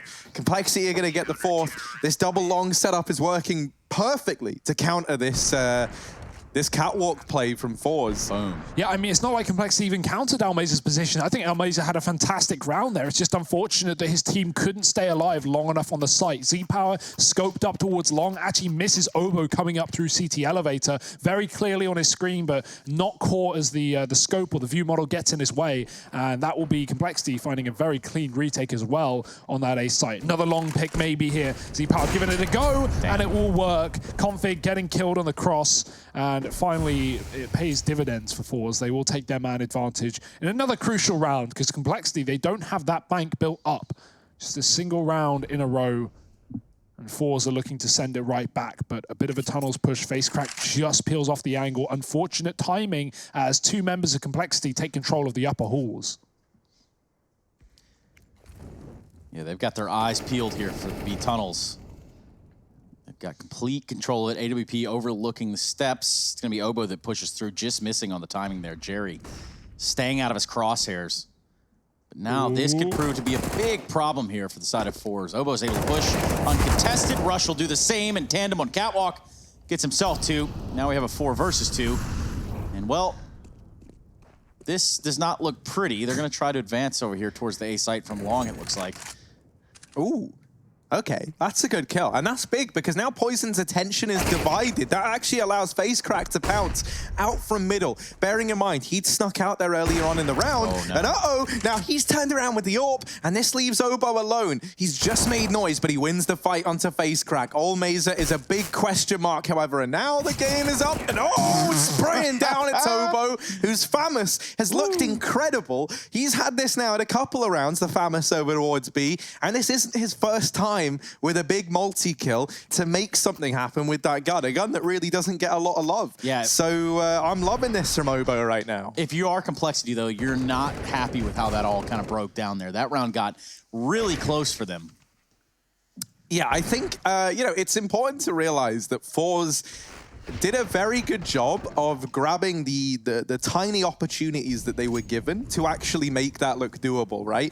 Because Complexity, I don't really think they misplayed that. They saw that they had the bomb over towards kind of the B area of the map. They grouped up there because they just taken upper tunnels. They just show in their hand there. So I think they're anticipating that Fours were going to try and get that area of the map back. They're 4-on-2, and it was Almeiza winning that crucial fight up into the bomb site that then just puts all that pressure on the CT player. But focusing on this round here and now, Almeiza, once again, being the man to create space, gets that kill onto Blame F down in mid. And so now, 5-on-3, things are looking great for Fours. Obo, this time doesn't have a FAMAS. He's onto the M4, and once again, he's got to try and hold down the B bomb site, but this time, he cannot get it done. And I think, you know, with the AWP, no money, M4, that's all you've got, 2 versus 5. You're not even attempting this. You might not even get away either. Oh my goodness, Facecrack just absolutely eliminating Poison right there. It was a good shot. 5 members alive for Fours at the end of this round. And that's going to help out their monetary situation. Also, a little tidbit here as we do see this round kind of end itself. Rush going to hold on to the M4 there towards T-spawn. Not entirely sure that he's going to get sniffed out, but I guess it's possible. I wanted to say that on the first day of Pro League, viewer records were broken. Yeah. Over 146,000 concurrent viewers. So I just want to say thank you to all of you that tuned in yesterday. And if you are joining us again today, thank you yet again. This is ESL Pro League Season 11. And we are happy to have you. And if we budget these views well enough, we could break a record every day. We could. So, you know, that's kind of the ball's in your court, really. You know, like... We'll give it our best shot. But yeah, Trace, I was wondering, right? You know, you've obviously been very, very close with NA teams in the past. Yeah, I might know a couple. What's kind of the difference in like attitude in the server between like the NA guys in your experience to maybe like EU players? Well, if I do say so, when you look at back then how players used to treat each other in terms of like teammates and whatnot, it was just a completely different atmosphere. I think now there's a lot more pressure placed on the individual. And obviously, with these lineups, it's more so that it's not as player controlled and more now that the org has a say in it. So attitudes, I think, shift a little bit based off of that. And probably a little bit more healthy this day and age, if I Yeah. Maybe. Yeah, no, I mean, hang on a second. The timing there is so unfortunate for Rush. The one player who had a rifle in this round just gets timing over towards short. And it's getting bad to worse. Jerry and Flip mop it up. Look at that, though. They got 3 kills out of Yeah, that. I mean, they start to come in through the smoke. So considering Rush does nothing with that rifle, Config and Poison get out with a hell of a lot on those USPs. So I think it's still a successful round for Complexity. Those ecos, you know, if you get a couple of kills, if you make it costly, you know, we already talked about Fours keeping 5 alive in the round prior to that. Well, they lose some men here, and now if Complexity can follow up with a rifle round to win, Fours are going to be, well, strapped for cash. But that's an if and not necessarily a when, because Complexity still need to pick up this round and limited in the weaponry. No AWP for Poison. Rushes on an SMG. Faster round for Fours, and I like the confidence. Flick gets hurt though. Molotov does tick at his feet. There's a man in the spawn, and Flick's fighting through the smoke. He's found Config. The smoke eluding Blame F. He can't find this refrag. Obo doesn't need to peek. He's got his teammate covering this, but he'll go for it anyway and take the kill. Still more members of Fours moving towards this B site though, and it's going to be a split with Obo on his own. Has to stand tall. Yeah, he had to find an answer right there. He's able to get one. Is it going to be enough? He lines him up. A ton of damage done to Jerry and face crack. Overall, they're going to get this bomb site. They're going to get this bomb down, and it's smelling like another save here from Complexity. We'll find out. Yeah, I mean, there's not really much more Obo can do there. If he can get away with a kill, if he can stall any longer and maybe kill the mid-split instead, there's a chance Complexity can retake. But if you're not getting at least an equal trade there on B, we're going to see the standard setup. Save, man down, no money, Falls with a 7th. This is so far the beginning of a great T side. And in Complexity's map pick as well, they might be getting a little bit sweaty, Harry. Yeah, I think if you're Complexity, you're getting maybe a little bit worried, but perhaps, you know, you just turn it around.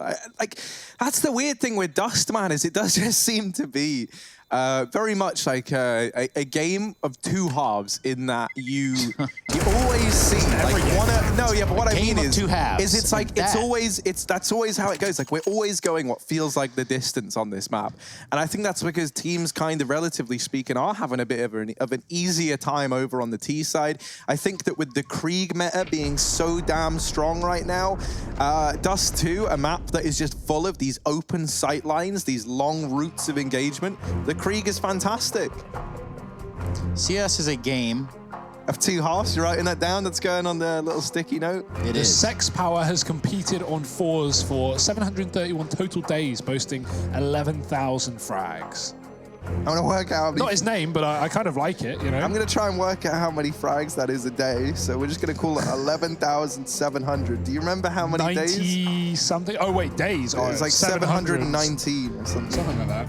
Oh, that's 16 frags a day. That's pretty weak. Yeah, actually, yeah. I was ready for it to be crazy. I'm assuming he's not playing every day of the year, though, Harry. Yeah, Harry, what the hell? Yeah, that's Harry. true. Come on, if he plays man. every other day, that's 32 frags a day. Now that give the guy some is a credit, stat. will you, Harry? I know you want to debunk it all, but please. My goodness. Fours, Well, though. man, I'm just crunching the numbers, and These they taste people too. delicious. That's all I'm saying. Oh no, surely they're not going to pop through this smoke. I think Obo's a big boy. He can get it done. Look, in the smoke, hidden. Oh, he's thin, so he dodges the bullets. Left and right. What's going on? Oh, he's still just alive. Here's another Deagle and Config to come in and get a little bit more. 3-on-3, rotation up from Complexity.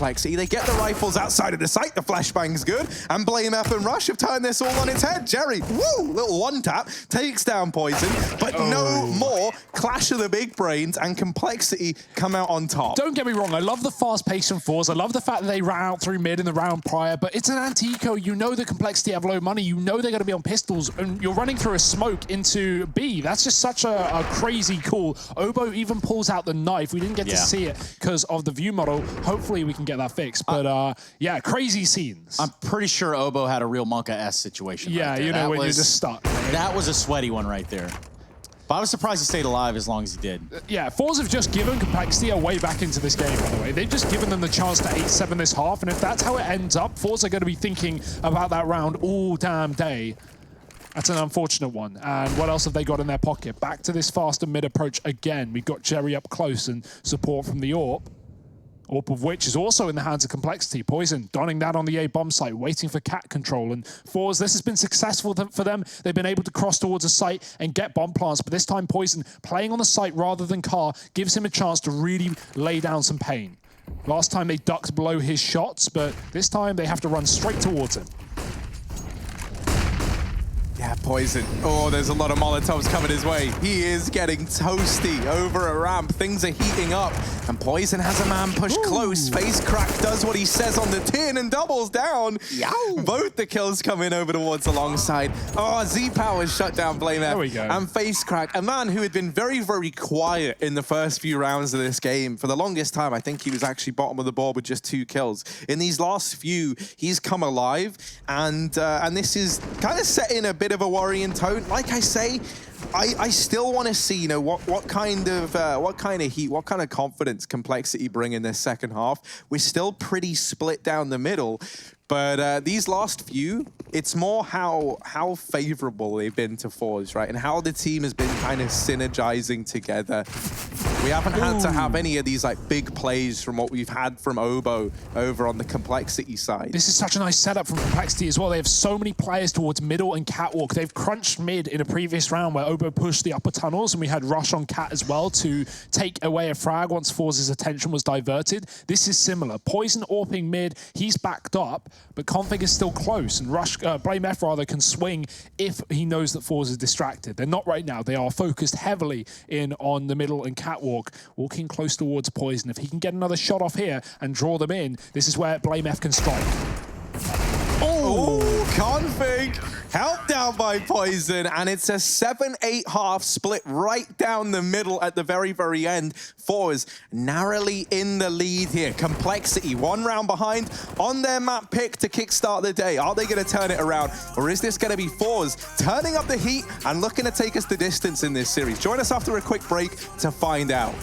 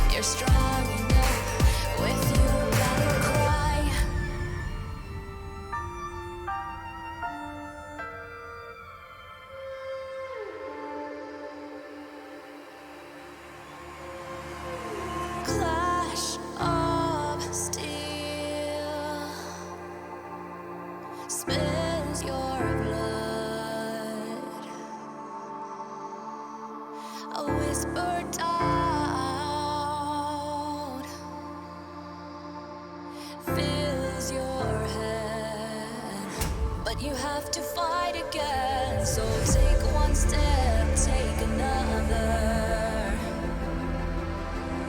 Find the strength for your brothers. Erase the doubt with your battle cry, with your battle cry. You feel the earth to the drum of steel boots. Banish the fear inside. You're strong enough that you don't have to hide. No, you don't have to hide. You're strong enough with your battle cry.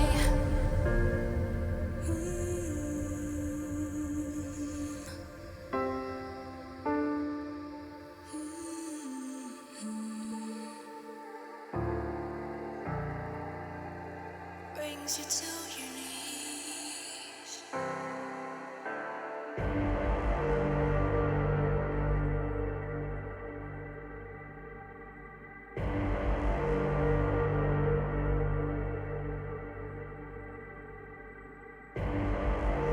Rising out the ashes, coming from the ether. All I hear is static. Breathe a little deeper.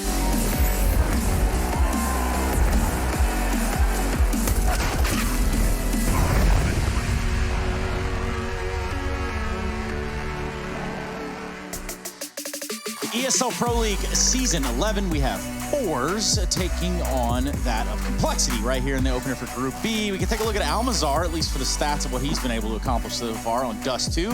Been quite a good showing here for the side of Fours. I'm joined with Harry and Hugo, where they're going to tell you a little bit probably of the same thing. Isn't that right, Harry? Yeah, I mean, so I'm actually in the process of crunching some numbers for us right this second. Like with a calculator or like off the top of your head? You think Harry can count? Yeah, with a calculator. You guys are mean to each other. With a calculator, you'll be glad to know right now. Yeah, so I went and had a little look, and so it's 54% is the win rate of T rounds from Complexity historically on Dust 2. So the T side is usually the better one. We kind of expected that. And it's also about that exact percentage that they're going to need to push themselves over the line. So they just kind of need to repeat history here on the Complexity side, and they'll be all good. And I have to ask you, Hugo, do you stand by his numbers? Do you stand by his crunched attempted numbers there? I trust whatever Harry says. Now points. that is an interesting one right there by itself. But that does bring a pretty good statistic. Thank you very much, Harry. We're going to be jumping back into the game right here, right now. Was a little bit of a delay, but these things do tend to happen. We're looking at a pistol round, and we're looking at one that Complexity wants to grab to keep their foot in the door of this game. Yeah, more than necessary. Moving over to the T side as well, the pace can be dictated by them. Fours, they had a lot of variety in their T side. It was spicy, Trace. It had some flavor to it. They had a lot of fast mid plays, some quick cat executes, some long picks, while also being able to slow it down in middle and set up for those slower mid to be rounds. But, you know, I like variety, Trace. I like it. I do too. And speaking of variety, we got plenty of that for you today because we do have this matchup going on right here, Complexity versus Fours. This is your opener. We'll be following that along with Na'Vi taking on North. That'll be the second matchup of the day. And a little bit of Fnatic and Big, the hot match. We're going to close it out with that. First and foremost, though, we're going to jump into the skybox with Hugo. Yeah, we have a couple of cool things. So talking at the pace of Fours specifically, in some of the rounds that they set up for those slow mid to Bs, Complexity's had some really good counters to Fours' slower approaches. Here's one where Obo flanks the low tunnels, is able to get a kill. There's plenty of distraction, enabling Rush to also get aggressive up on Catwalk. Now, that is an exact round that Complexity ran a couple of times and even closed out the half in a similar fashion. But we're getting back into the game, so we will hold off on the rest of that for maybe later. 8-7. The Skybox. Thank you so much to the developers of that. Shout out Mr. Anders Bloom, or Bloom is probably more appropriately said. Ooh. Also, GG.bet, the official bookmakers here of Season 11. Now, we've gotten the nitty-gritty out of the way. We're looking at the pistol round. 5 members alive on both sides. Yeah, but dink damage done to either team. Blame and Jerry put down to 5 and 6 respectively, and a crawl through long for Complexity. Luckily enough, it's been left barren and open. No one here but Rush. Hey, Rush. And that's in both senses of the word, because he's also out through long. Rush creeping on forward, looking to be the first man in, but it's poisoned the first man down. Oh dear, the USPs are winning right now. And with very little damage done in response from the Glocks, utility still left. They get flashed in for this peak, and it's just the mop-up. Obo, the last man left alive in a 1v5. He's got a lot of work to do, but he's helped out. Face Crack has put down Flit. Now, if he's careful, he might just bide his time and wait for this power struggle to tear Fours apart, but instead he tries to go for the gunfight. And yeah, he'll get given the USP to the head. That's the 9th round on the board for Fours. That is accurate.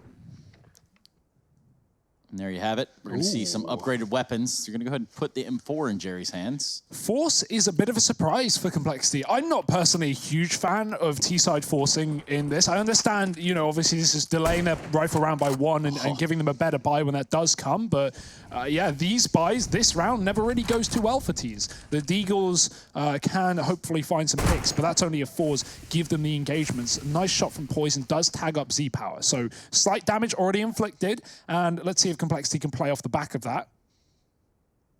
Coming out through lower late, only just now entering middle. Fours standard setups. No one on Catwalk though, and that gives a lot of room over to Complexity. If they want to use this utility to set smokes up towards A, is viable. Bomb is still in tunnels, so mid to B also an option. But Fours have double set up on the A ramp now already and waiting for this cat play that might indeed come through. Well, speaking of coming through, perhaps I remind you all that it is St. Patrick's Day today. Happy St. Patrick's Day to everyone. I would say pinch people that aren't wearing green, but I don't even know if that just sounds like some weird American thing that was created not long ago. Happy St. Patrick's Day, Trace. Hey man, happy St. Patrick's Day to you too. Ooh, even better happy day there for Fig. Lights him up. Jerry's there with the response. Goes very well. He gets 3. He's looking to get this 4. There wasn't a lot of investment here for the side of Complexity this round, but they're holding on. And they're trying to get the bomb planted. No. Not going to happen. That nade was going to get him regardless. So 4s mop up that round with relative ease. Still, the money is in turmoil for Complexity. They're not going to be able to really get into this round with any weapons either. And here's the rough result of that force, right? Very minimal kills, no bomb plant, pretty much a second away from getting that down was Blame. Maybe if he went for the safer plant, he would have been unexposed to Catwalk, but there was such a quick flank from 4s that they were able to stop it. And yeah, I mean, this was eco regardless of the bomb plant, but now they really can't invest. A couple of Deagles, no Kev, no utility, and Flit. He's just getting confident, pushing in through the lower tunnels, finding free kills, and Config looking the wrong way will be 4s all over middle. Look at the amount of map control they are stealing out of the hands of Complexity, and there's very little these guys can do about it, because one by one these fries are falling, and Blame and Russia all that remain. Deagle at least picked up, but oh, that's a nice kill. Surely no more with the flank, and well, Blame, he's stuck in the tunnels with no bomb.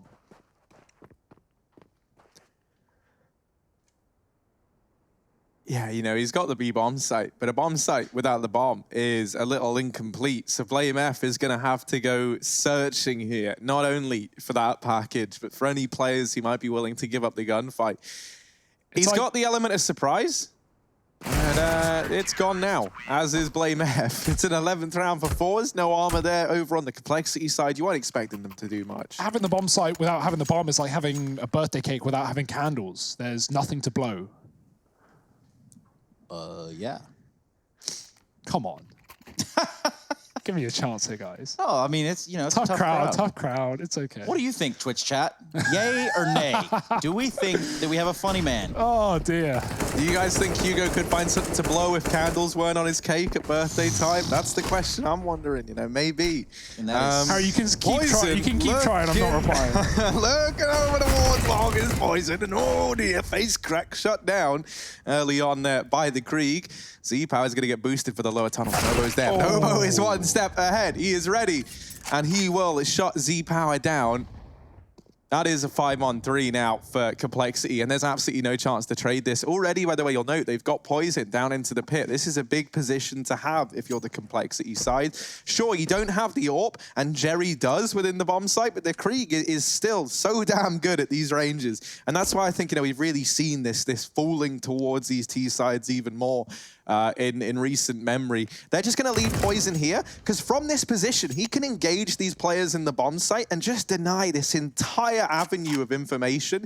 And so at that point, you know, it's kind of in Complexity's court, whether or not they want to play with Long, whether they want to try and move up through this position, or if they just want to use him as kind of a red herring. Now, in this instance, it is going to be the Long play. They're going to group up. They're going to put all 4 players here with a 5th guy in the form of Obo just watching for this mid push. And you can see what this has meant. You know, you can't watch Long if you're 4s. You've had to give this up. And instead, you've got Jerry watching it from Catwalk, which, you know, while maybe he gets away with a kill, this is a position he's going to struggle to get too much done from. Oh, wow. That's such a sick molly as well. Oh. He has to go through it. He has no option unless he wants to die and give the AWP away to a team that don't have an AWP just yet in their repertoire. It's a smart decision from Jerry, but unfortunately, a tough call to make. 4s have got to save as Complexity get the bomb down on the A site. You would have loved to see Jerry have an opportunity to take a kill, and maybe 4s can reconsider that round if Complexity give away frags. But yeah, that Molotov just denies things completely, and Obo will do the same, finding Almeza coming back in through the T spawn,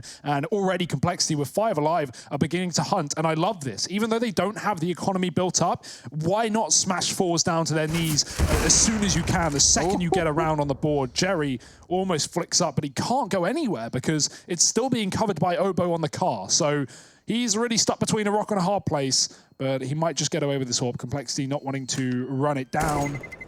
Instead, they'll just run it back. 8th round on this T side, their first taken in the second half.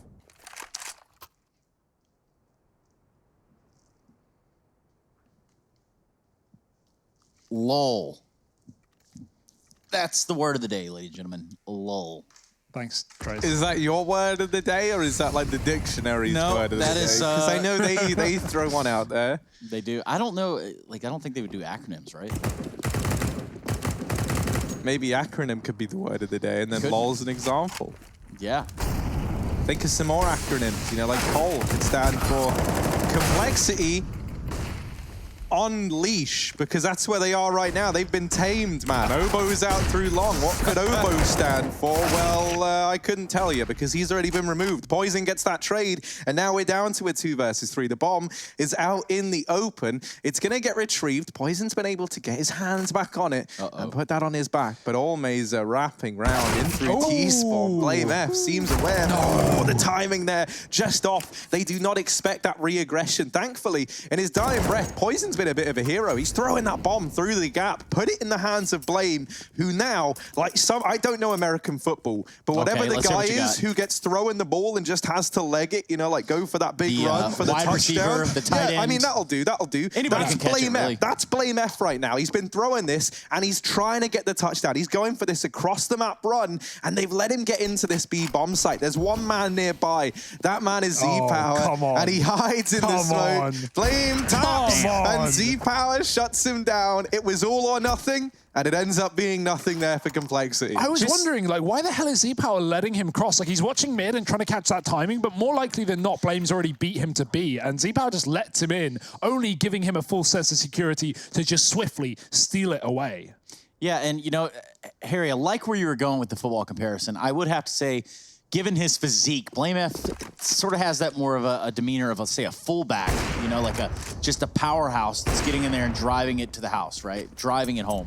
But not in that round, obviously. I like to think he would run on his hands, because they are just, like, his arms are just huge. Isn't that what Chad and Henry have been learning in the hotel? Yeah, they've been practicing. It's, I don't know if you've seen that, the little handstand challenge that they've been doing. Is that like, it's kind of like the ice bucket challenge, but the handstand challenge. Yeah, this time all the blood flows to your head. That's basically nice. the intention, instead of just cold water. Obo looking into B. Complexity down by 4 now, in a precarious position. But they're closing the gap, or doing their best to. Z-Power's on that AWP, sitting over towards the A site. Watching Catwalk, this is a dangerous angle as well. Letting people get close up, and a flashbang could render him completely useless in this position, and he would have to drop into CT spawn.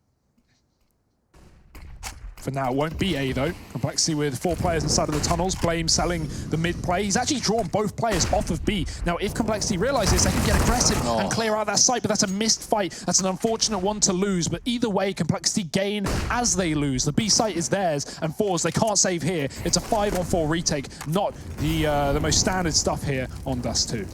Yeah, if you're Fours, you're looking at this. You've got 3 flashbangs. You've got kits. You've got everything you need. And that bomb hasn't even gone down. Wow. And it never even reaches the bomb site. That's a 4-on-5. Complexity have B control. They've gotten in. And Fours managed to just stop the bomb even getting across and going down. I think that shows, you know, one of 2 things. Both how Fours clearly very, very comfortable to make these kind of decisions and go, you know, they were set up to retake that. And secondly, I think it shows the importance of having that one smoke to get that bomb across into the B bomb site. Because even once you get the mouth of the tunnel, even once you've got no players inside, you can do so much damage through those doors. So it's back to B. This time they've got the smoke with them. That's going to get thrown in from Rush. Be sure to keep an eye on it. He gets that out. It's gone down. Fours desperately trying to get this one back under control, and they do so. So the smoke goes in, but it doesn't matter. The pistols are not enough to overwhelm the full buy of Fours. I think X-Power gets a double there, if I'm not wrong. I think he gets a double. But either way, it doesn't matter. I mean, the brute force through the smoke obviously didn't pan out for the side of Complexity. Take a look at this. Yep, boom. Obo and Rush, doubled up. Yeah, I mean, this is falling apart. This is it. Do or die right now for Complexity. Their map pick in the series. Fours have just been non-stop on this CT side. Really, really quick reactions to whatever Complexity are doing. And let's see if Complexity have a response. We haven't seen many A-side pieces. Z-Power on Catwalk, smoked off. That does give him a veil to escape through, and Config can't punish him because of the smoke, funnily enough. So Z-Power back on the A site. Complexity not getting away with that kill, but they at least get control of the Catwalk. Poison sat back with the AWP watching middle, and Fours are gambling with only one man on B. The perfect round to do it, considering how keen Complexity have been towards B in the last 3 rounds.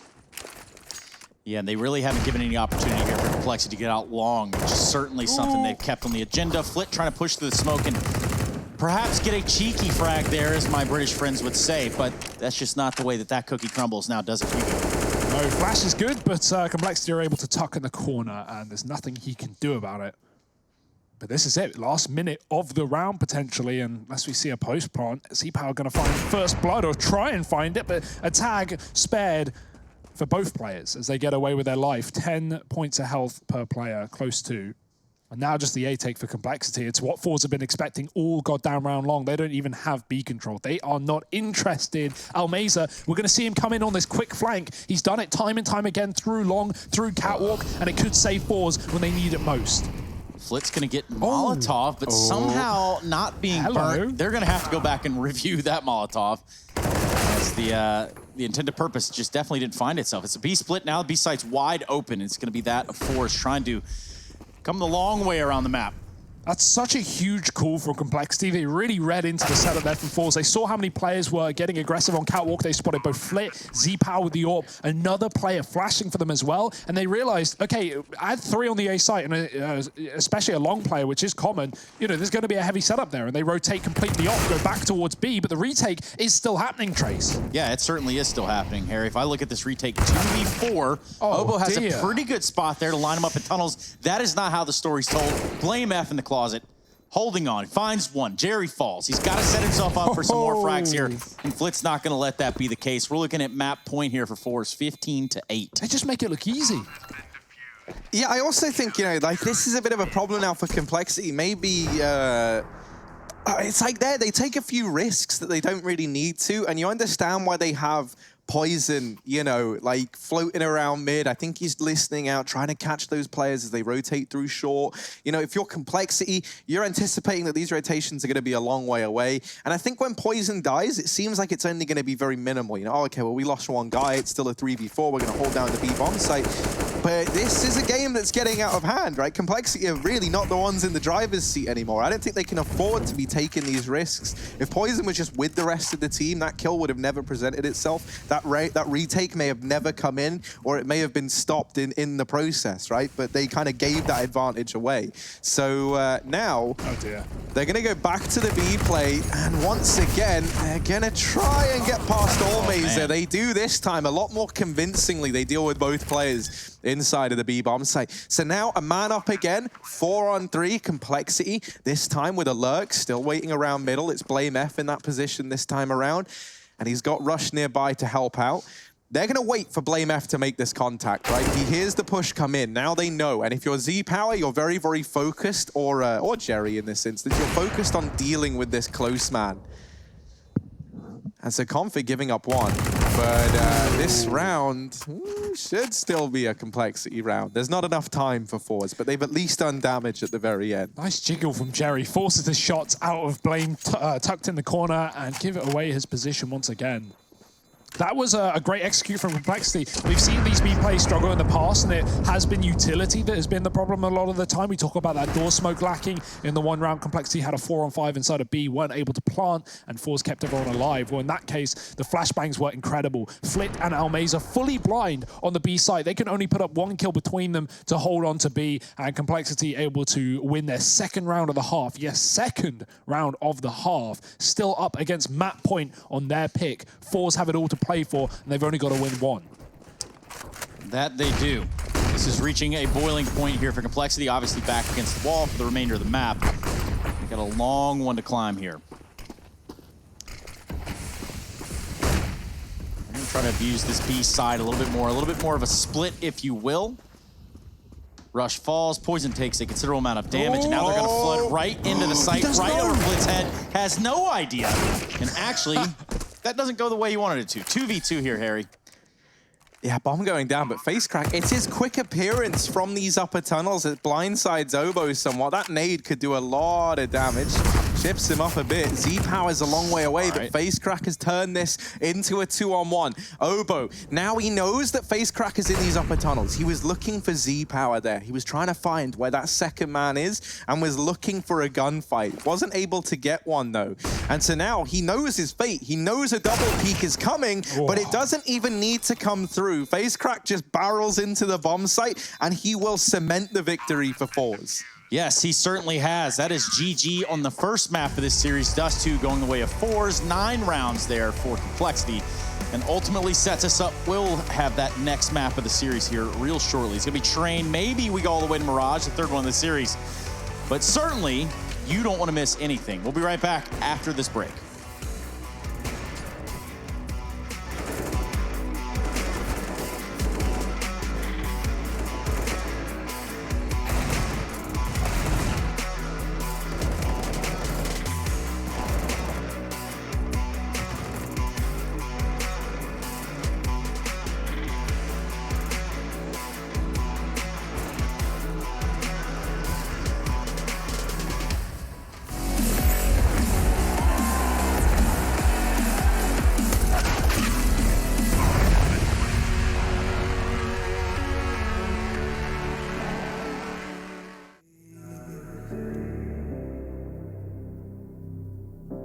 You come and you go.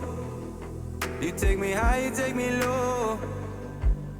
But I don't know how to do this on my own anymore. Oh no, now it's Molly for the melancholy. Cody fill a hole inside me. Damned if I do, damned if I don't. Now it's Xannies till I numb my psyche. Cocaine just to feel my heartbeat. Nothing to lose, nothing to gain. Sarah.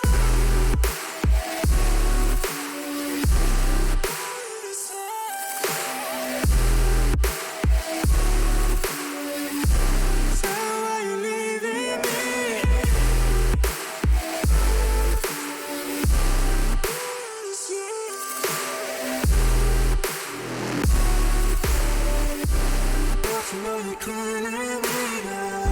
Sarah, I lost myself today trying to find ways to make you stay.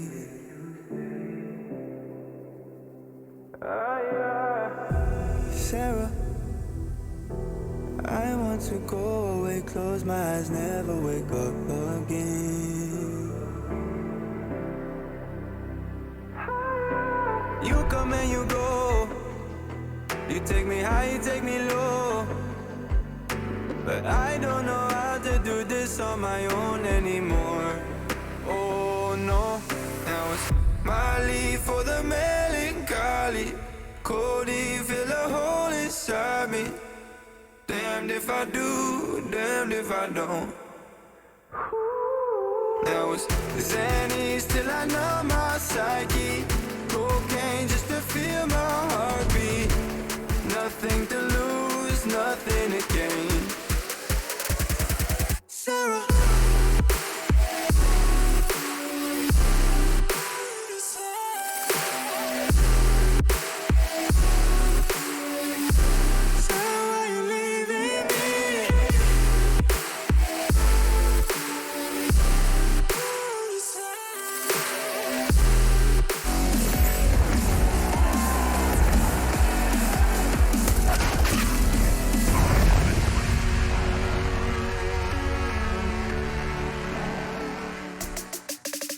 The matchup is this. It's Complexity taking on Fours. You've seen the first map of the day go that way of Fours. Relatively convincing fashion. 16-9 was the final score.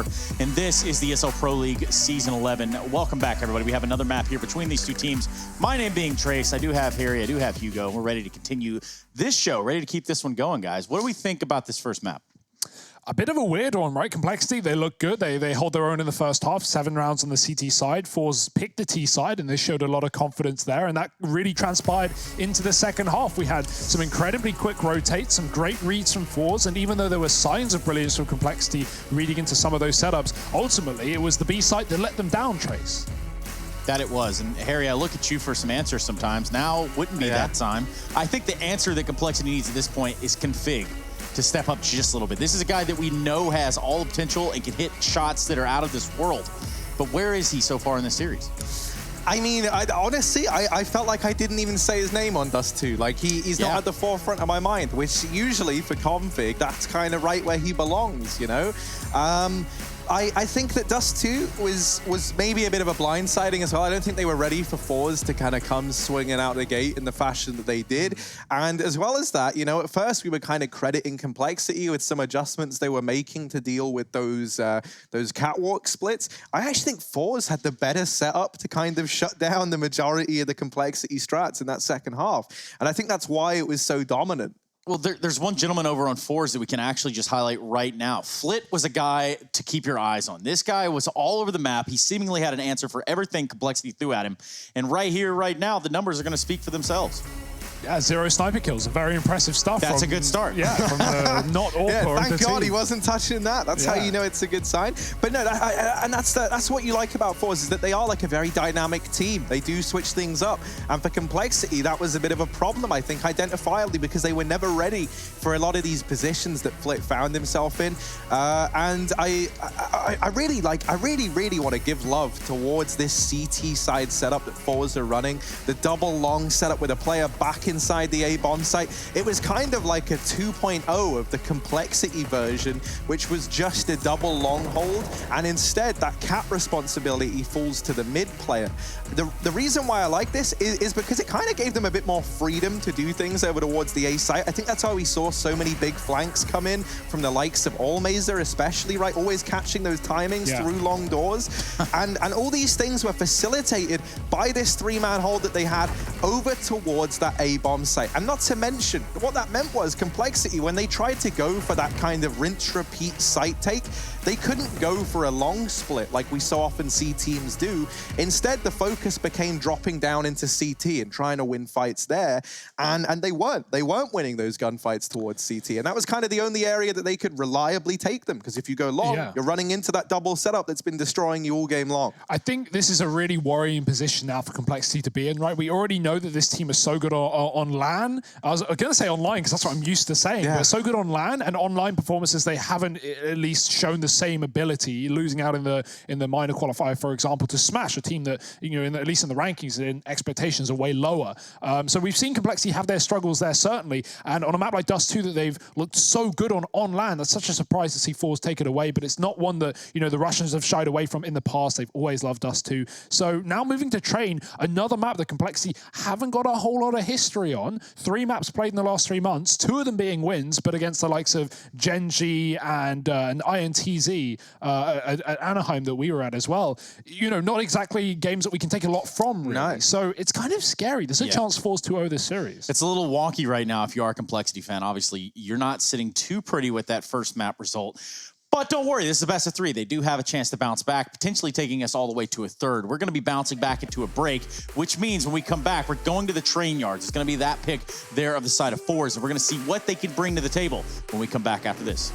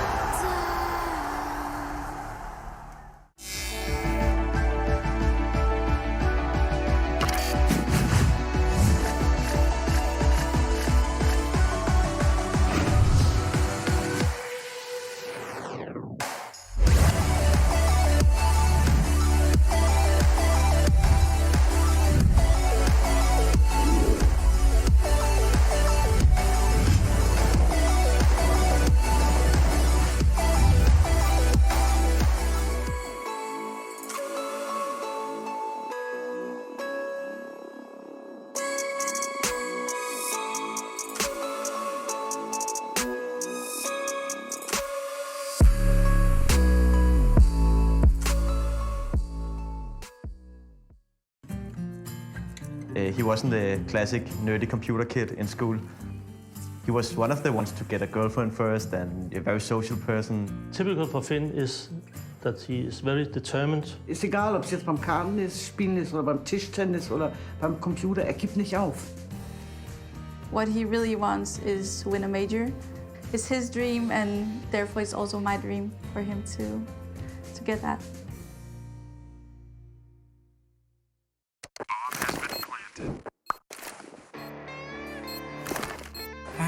Cool, right? Want to know where I got it? Well, look, go to CS.money. It's a trade platform and a marketplace at the same time. Just choose, click, and get. Good luck, bro.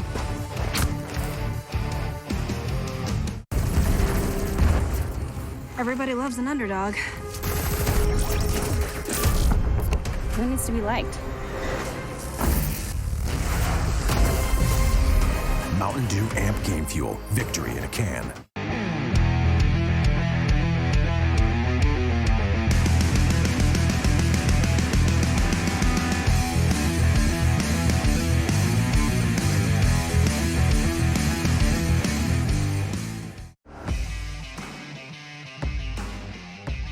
Charge up your game with excitement. Highest odds on the market. Take what's rightfully yours with GG.bet. The future waits for no one, so we refuse to wait for it. Today, battles are waged in nanoseconds, and planes are piloted from the other side of the world. The future's not coming, it's already here. Join us and be the future. We'll take it. Yo, hold up, let me switch my flow up. Back in high school, they were telling me I'll blow up. Doing talent shows and man, everyone will show up. Got in an accident and still made it for them to go nuts. You know what? I'm so what? I'm so That means I can't describe the way I vibe, the way I slide. And with the rhymes that make the dimes, I'll close their eyes and fantasize. Young Divine calling their phone number. No, you know I love you. And you know me, I can't sleep without blazing beats. On stages for their ones gracefully. And I got a smile that they hate to see. Young, black, successful, though life gets stressful. Though life gets stressful, go and vibe out with whoever you next to. Live until the morning, sleep until the noon. You said that you want it, so I got it for you. Let's all get together and show them how we move. We move, we move. Bringing summer to you. Oh, ready, let's go. 'Cause you know how we roll. Let's take it round the world and back again. Ready, let's go. 'Cause you know like I know. We'll take it round and round again.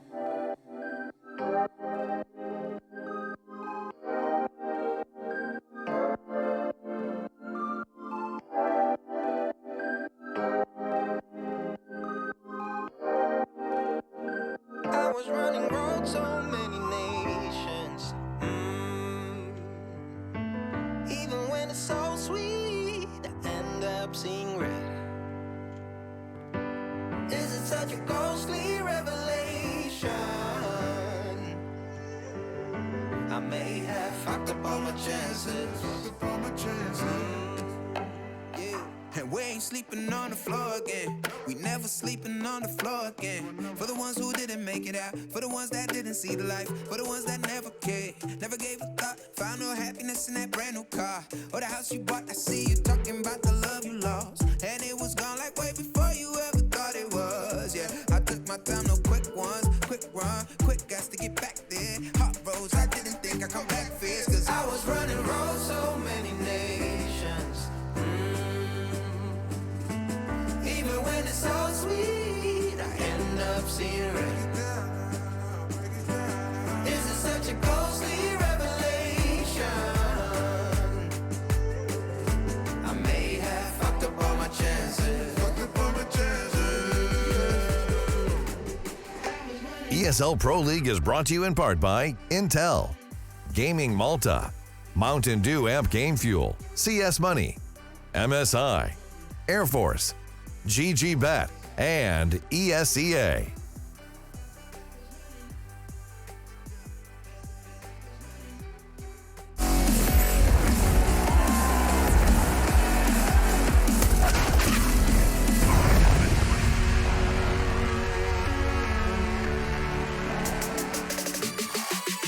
Dust 2 in the books now sets us up for Train between Complexity and Force. Force finding that footing in the first map. They do everything they need to do to get the job done over Complexity right here, right now. Welcome back to the ESL Pro League Season 11, everyone. My name being Trace Saranthus, and alongside of me will be Harry and Hugo.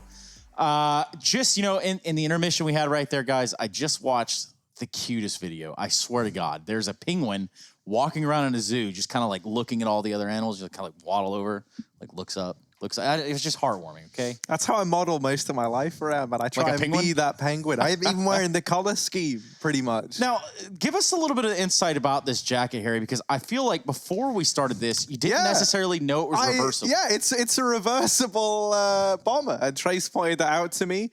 I preferred the inside pattern, which was this, so we're rocking it. Clearly the outside pattern, not the inside pattern. But. Yeah, well, you know, I don't think we need to get into specifics Two right about outside now. patterns. There's something outside right now, and this is going to be the result. We're going to be taking a look at what's going on here as we do switch our focus into Train. Now, this is the map pick of Fours, and obviously for what we saw there from Complexity. On the first map, when we look at Train, it doesn't give me a whole lot of faith, even though, you know, I did kind of predict Complexity, so here we go.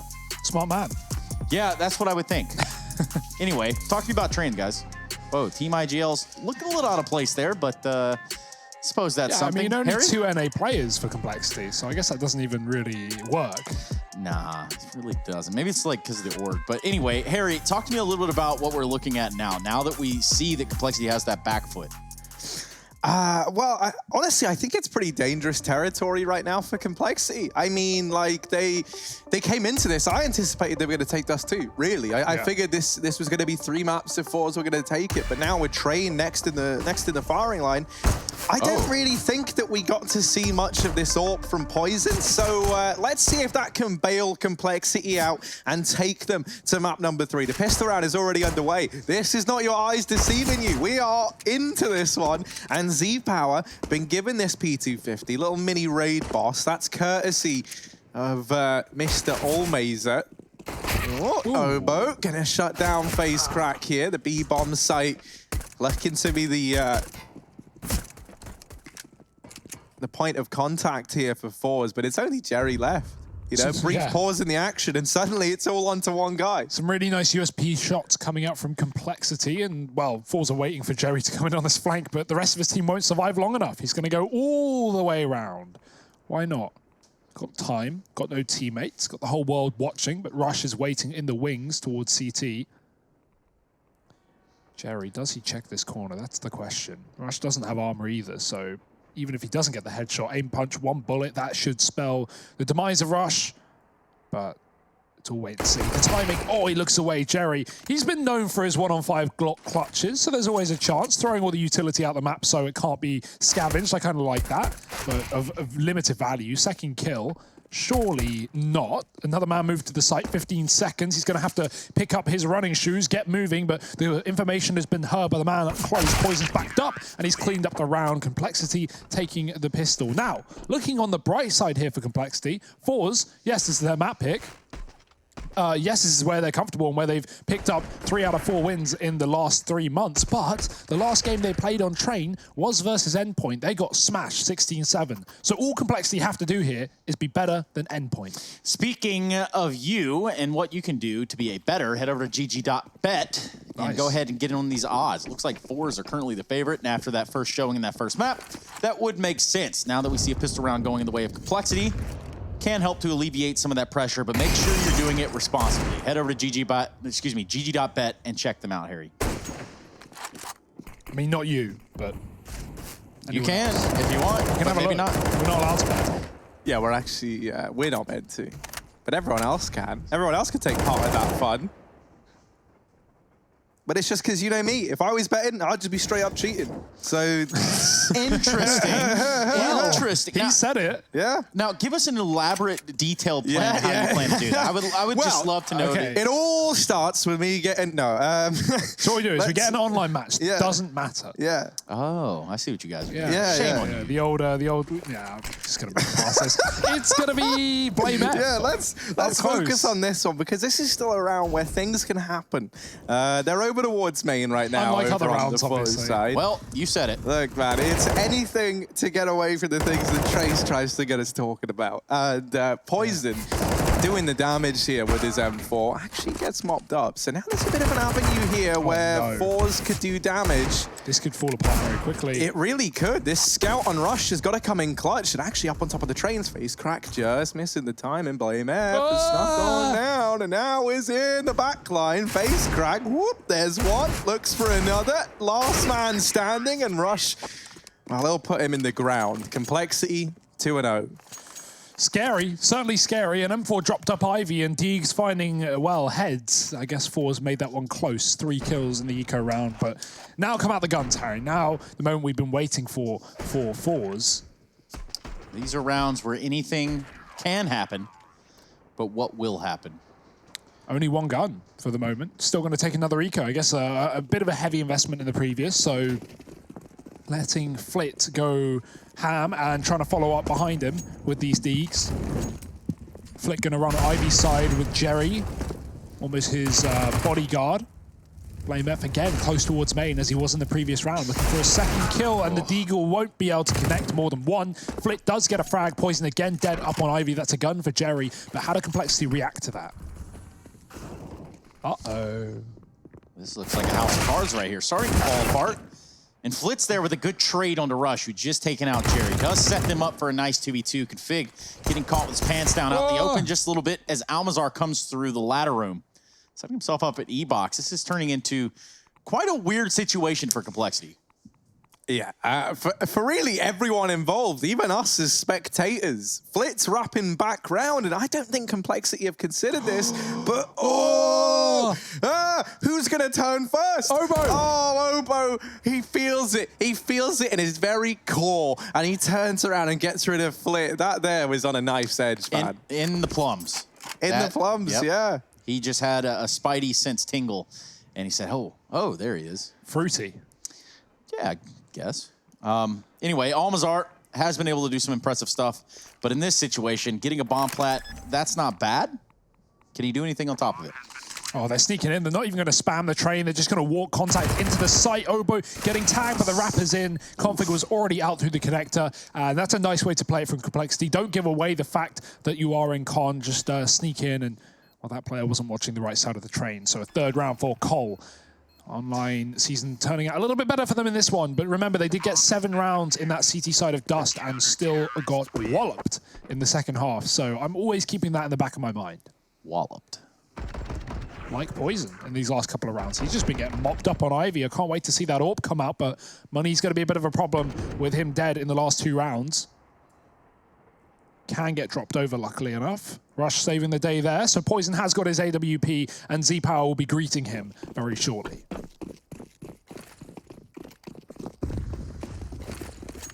Smoke going over the top, and that's going to try and block off this route from back Ivy. That's the AWP of Poison. Going to be given a pretty hard time to play into this round. If this A play does look to come in from Fours, he's just going to have to hold this Ivy side. And, up on top of the trains, Blame F tries to get a bit of a peek in, tries to get the information. That'll be the last thing he ever sees.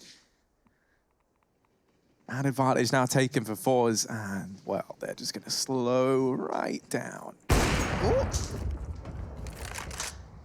Poison back on and looking to get this equalizer. Rush gets forced out, but they were doubling up in the pop dog, so this works perfectly. Config, he's done his duty. He's got 2 kills from this bait and switch setup down in pop, and now he's just got to sit back and watch as Poison and Obo look to deliver. Poison finally shut down, and now once again it's all on the hands of the young gun. 1v2. This man was very, very good in these clutch situations. Back on Dust 2. Will that extend to trade?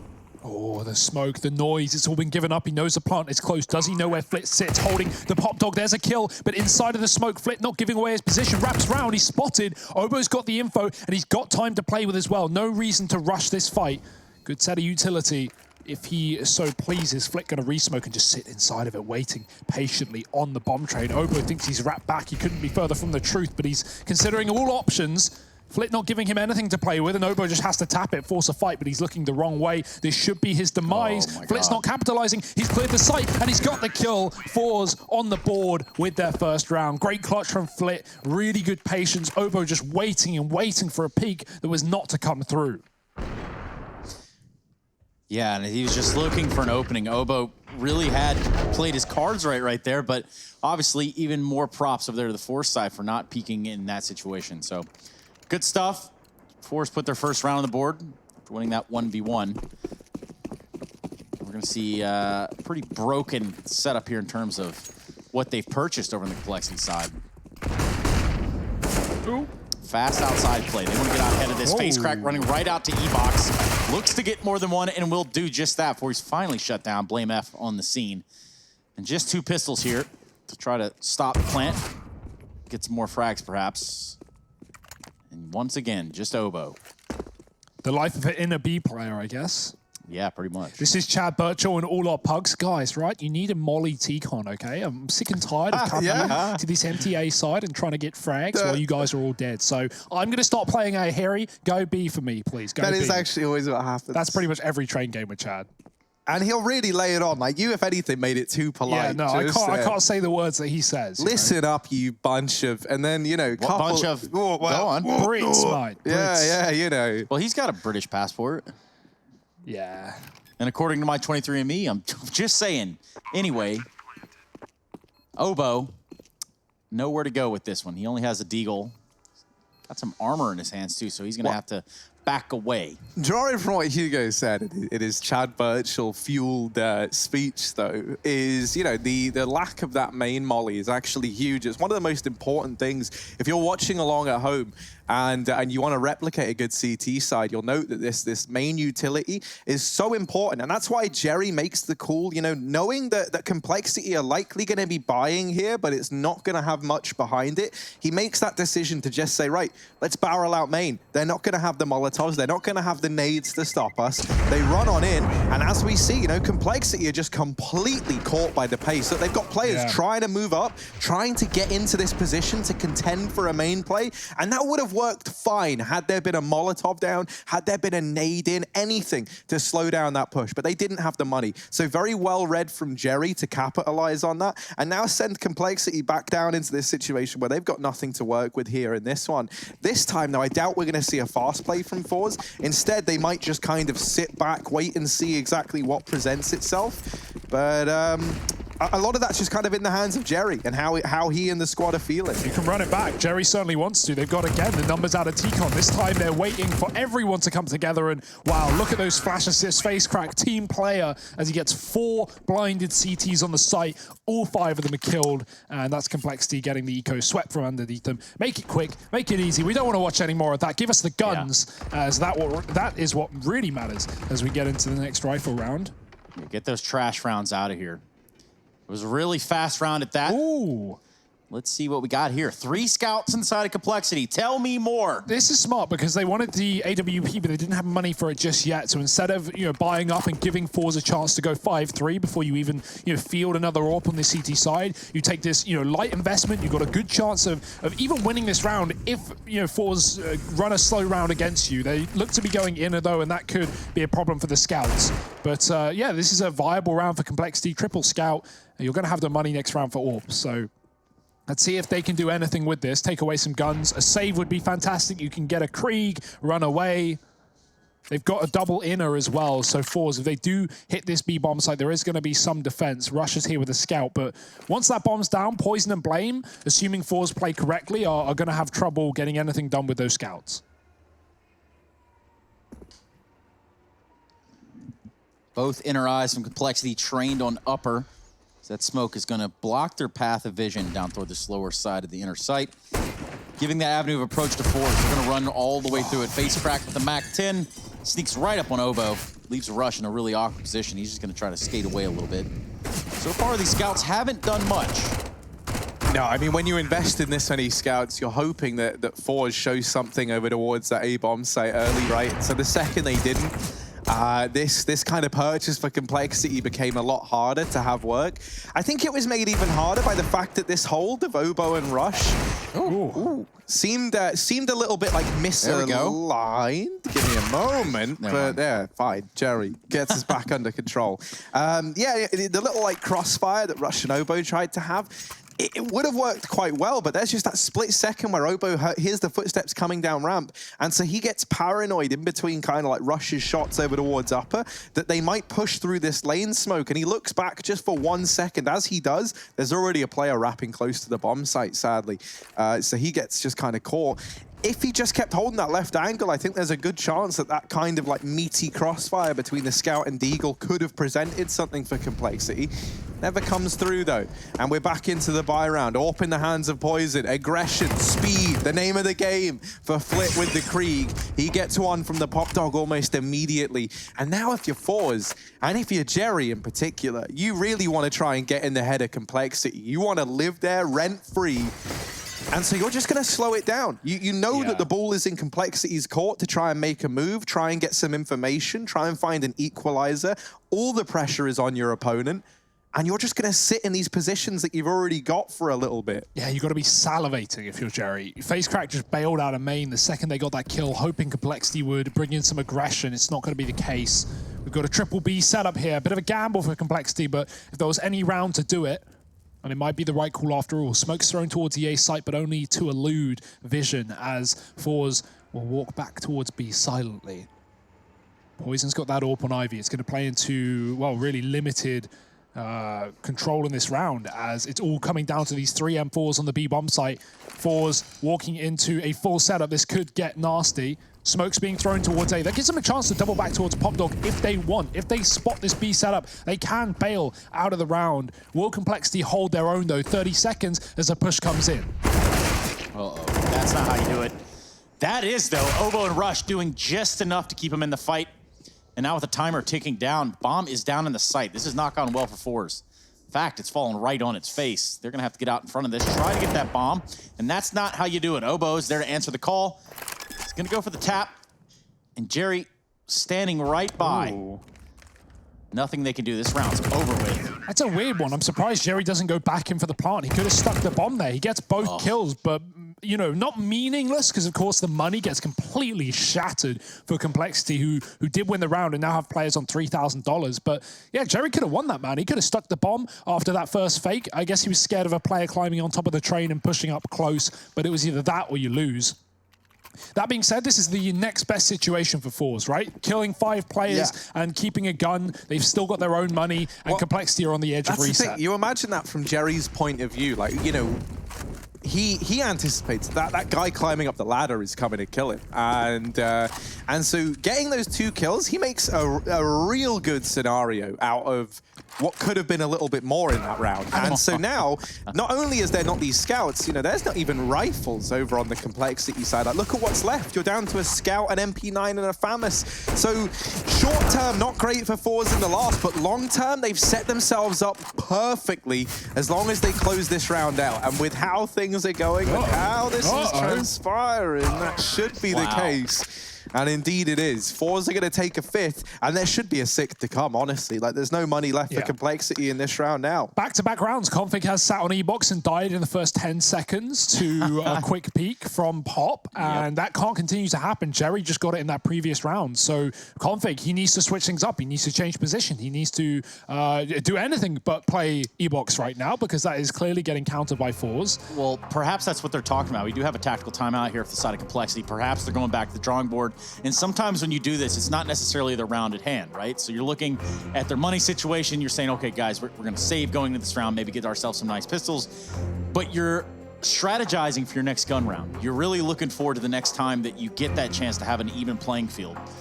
So as we're going to see this tactical timeout come to a close, we'll probably see those innovations going into the round following this one. Yeah, not much you can do here. The options are limited. You can push up a B, you can flank Ivy, you can just set up for an Astralis-style stack on the bomb site where you tuck in all those little hidey holes and wait for a push. But yeah, Fours have been doing a good job of gathering information without necessarily committing to these executes, you know, peeking main for kills, peeking Pop for kills, and then falling back. But FaceCrack, he waits for no one. He gets very aggressive. There is an Ivy push being covered. Flit is there through through the fire, through the flames. They get the kill. Flit whiffs, and that's a Krieg being picked up, but still the A site has been lost. Rush has got to do everything, and he's got nothing to do it with. Pistol out, missed shot, and he does drop the AWP, but he doesn't go and pick it back up. That has trapped him in the sandwich, and Forza coming in from all angles. Yeah, you love everything about that. Noise being made up on top of the train there. That draws his attention away. Blame F. All right, he's got a Krieg. They're so ready for this. But yeah, they... So hurt too. Ooh, maybe. Hello. Maybe. Oh, dear. That's not the answer. Oh, dear. Shaky. Oh, there we go. Not enough damage, though, because Jerry is a tank. 1 HP, and that's Forza with a 6th. Blame F, nice try. But not good enough. Couldn't find the Krieg, just bought one anyway. They're rolling in dough, Harry. They are the money men right now on the side of Forza.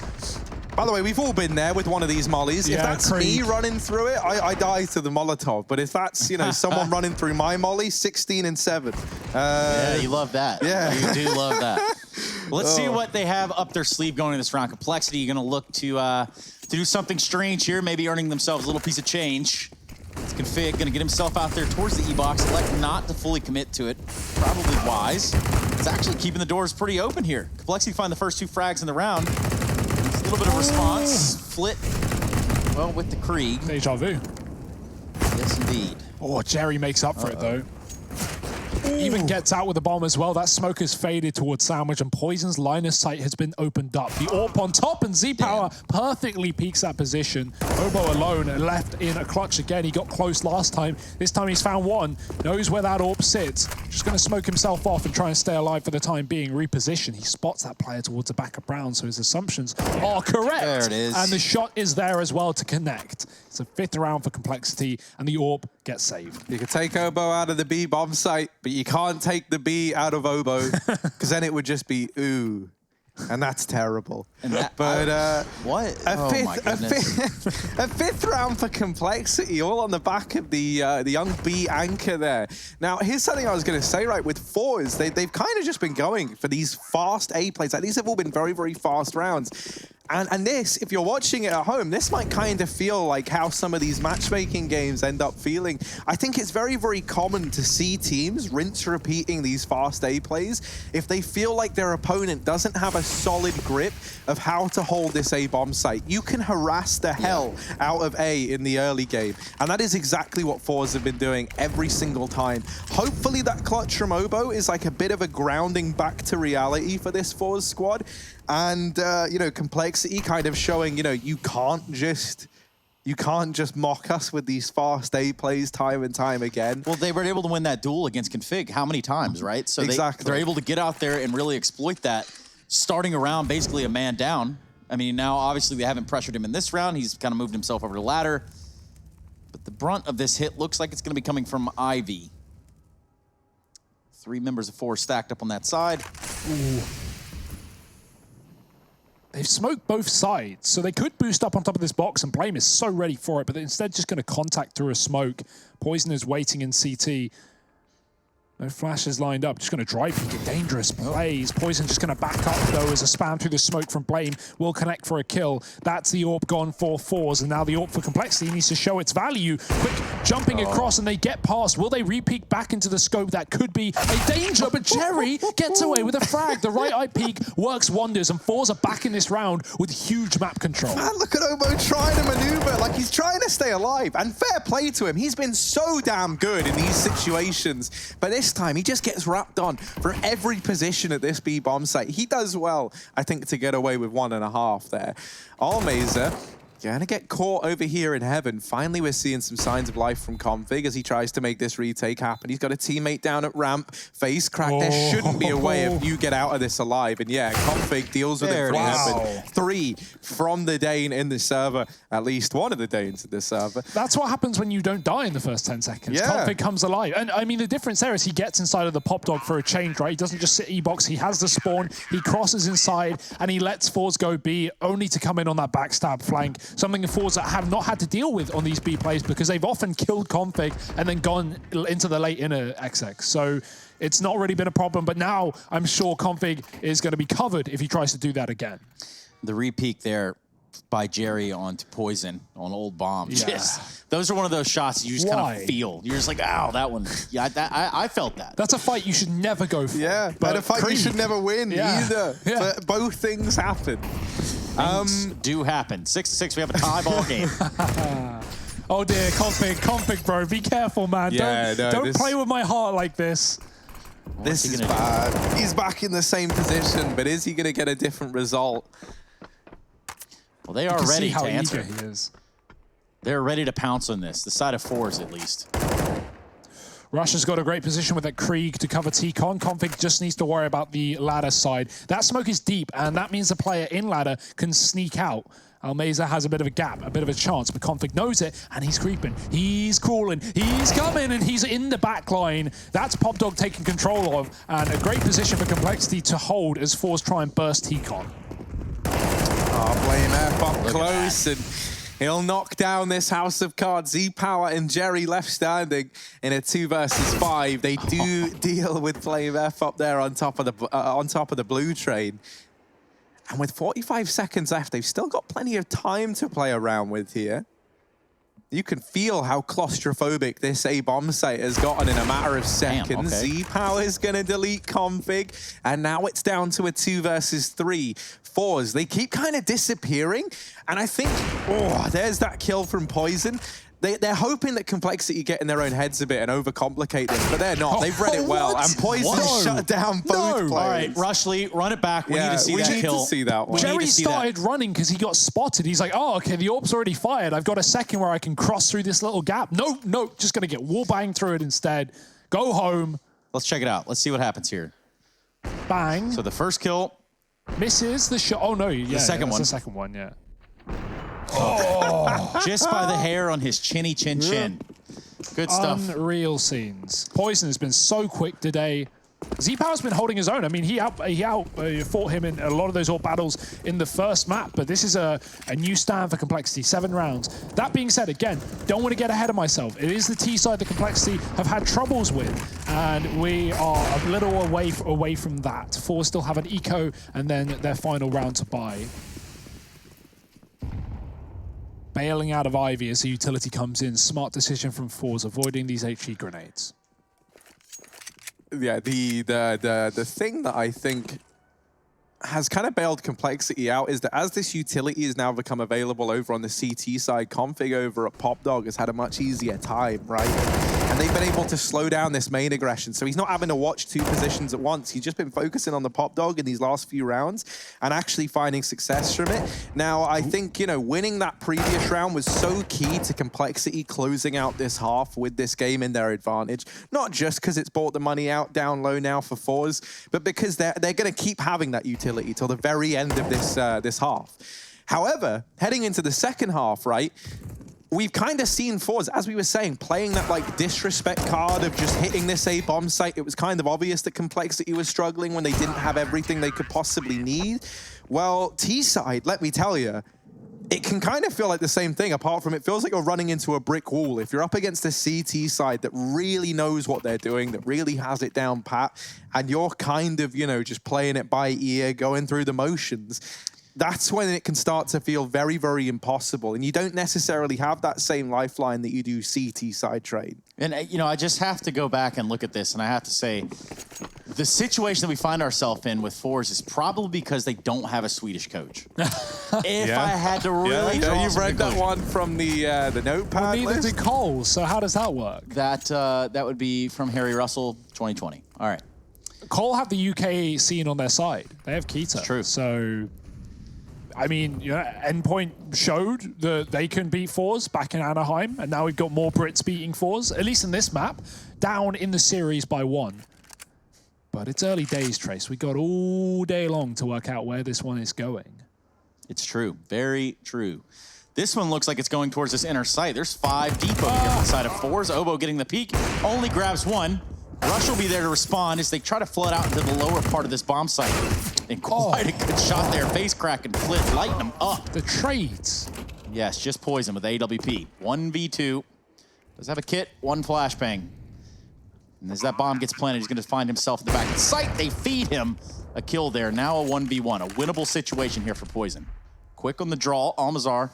Very low, does have a Molotov, does have a smoke. The op, though. This could get real dicey. I love this restraint from Almazar, right? He's not scoping, he's not doing anything, he's just playing for the sound cue and he's waiting. And as a result, this has wasted so much time off the clock. You know, that bomb is almost ticked away. Now the Molly's given up the jig, he knows that he's here. Poison, no scope, gets the kill, runs through the Molotov, tags himself up, but he's still got that defuse. He's gonna lock that in as he wins that 1v2 clutch. He'll cement a 9-6 half for Complexity. They're trying to take us all 3 maps. They're trying to take us the distance. And well, if Poison and Co can keep this up, then we just might get there. Find out the results of this map and maybe even this series after a quick break. Do not go anywhere.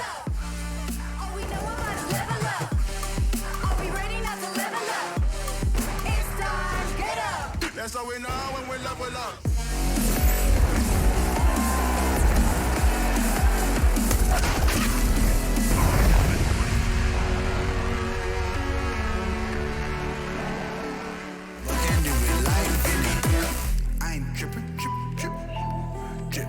They can try, but can't do it like Vinny. Yeah, no permission. I got it.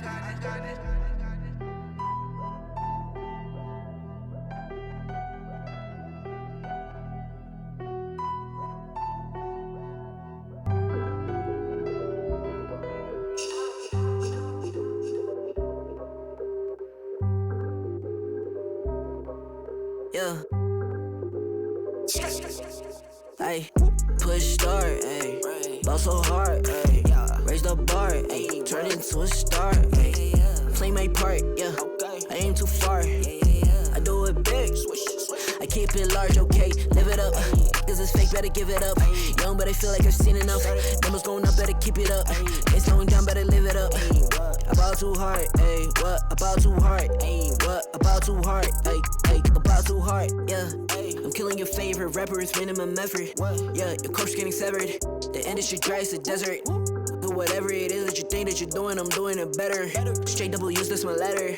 Don't got no snakes, only ladders, ayy. They tryna figure out what's on our plate. Infinity sideways, we already ate. Skipping this basic, skipping this classes. Stay out of trouble, now I can relate. Nevertheless, again, I'm doing great. I just finished this thing, ain't no debate. You ain't my dog, you ain't my family, and sure as hell, you're not my mate. Yeah, I take my place at the summit. I can't wait till we counting them hundreds. I cannot lie, I ain't rich, yeah, but when I see my time coming, it's coming. And some of y'all got ahead of me, to be honest, I wasn't even running. But very soon I'ma run it. I demand it, man, I want it. Push start, ayy. Ball so hard, ayy. Raise the bar, ayy. Turn into a star, ayy. Play my part, yeah. I aim too far. I do it big. I keep it large, okay. Live it up. Cause it's fake, better give it up. Young, but I feel like I've seen enough. Numbers going up, better keep it up. Ain't slowing down, better live it up. About too hard, ayy. What? About too hard, ayy. What? About too hard, ayy. About too hard, ayy. They not gon' like this, don't like surprises. I cause a crisis, man, I'm a scientist. With the music I spice things, up to my liking. Man, I want nice things, nice things. That's not an AK, it's a Uzi. I pull up and shoot it to movie. I'm chasing the bag, not a coochie. Cut ties with the fake, now it's Gucci. Word of my nigga from the 021.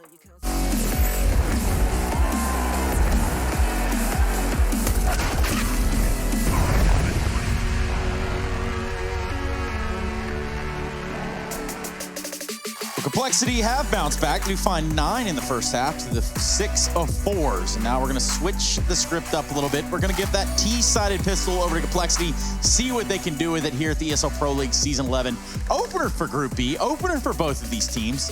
And now we get to see if Complexity can stay alive in this best of 3. They have already faltered the first map. It was 4s that picked up Dust 2. Currently looking at Train, and should we need it, we'll be going to Mirage. And with me is going to be Harry and Hugo, who are chomping at the bit to take on a pistol round. Is it that right, Harry?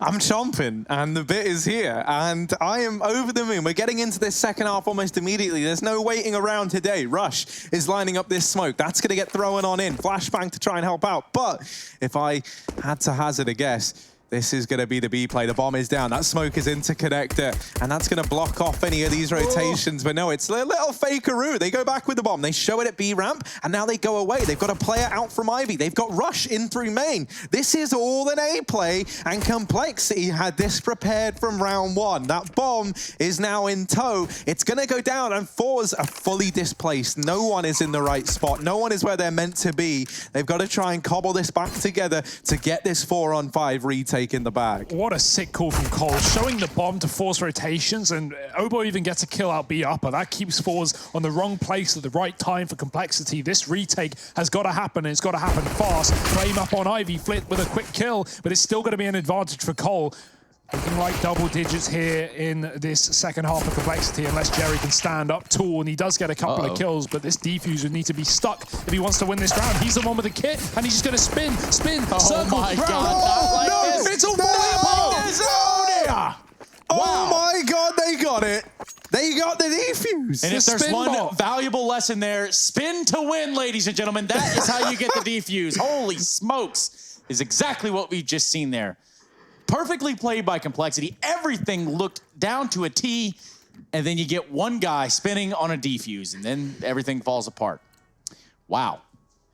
Perhaps we could take a look at that one in the skybox. We'll take a look at it potentially. Yeah, give me time. Give me time, Trace. In the meantime, those were the GG.bet odds. So if you are participating in that sort of behavior, I'm shocked, man. I'm shook. Like, Jerry. I get it. I totally get it. The cold balls after that, I'm not surprised. Also, you can see his like terrible low sensitivity trying to complete like each spin, doing it like 80 degrees at a time, you know. So you just hit the DPI button twice and just go with it. Just do massive Harry, spins. dude, do you want to break this down for us? Here's the real play. Let me tell you. Let's hear it. You bind Alt to change your MYOR setting and then unchange it when you let go. You hold down Alt, which then changes the MYOR, which makes the rotation in the X-axis really high and the rotation in the Y-axis like negligible, so you can spin so fast. And then you just have a spin button, a spin bind. Look that one up if you're interested in doing. I like that. The spin button. Usually that's what causes me to report people in matchmaking, is the spin button. But in this case, I can see that that is not what's going to happen. Unfortunately for Complexity, they do not pick up that pistol. Fours really needed that one, though, to stay in the game. And now they can purchase up a little bit. Krieg's out for Complexity. FaceCrack's got a kill on the ladder, I think, with a shotgun. That is insult to injury here for Complexity. They've got to swallow it down whole. FaceCrack's going back for another. He's just missed the timing. Oh, did the ladder noise, and he gets her play, catching him, but the trade is there for Almeza, getting control of the B halls. He can leave. He knows Complexity aren't coming B after that amount of disruption, but maybe they will through the long way around. The CT spawn rush, finding Jerry, catching him on the cross, and now Z-Power, he spots them go, but he doesn't stop them go as Complexity get control in the CT spawn. Almeza has to do it on his own. Oh, I love that. What is this movement we're seeing out from the Complexity guys? The little ladder stall to get that double peak is stellar. Bomb plant found now. And Fours, they've got Z-Power left alive. He's got himself armor and this P250. Now, there's weapons around. He can definitely retrieve something. But for me, it's all about whether or not he wants to give this a look in, because you've got to be tempted. You know, you've got to be considering it. Oh, that kill?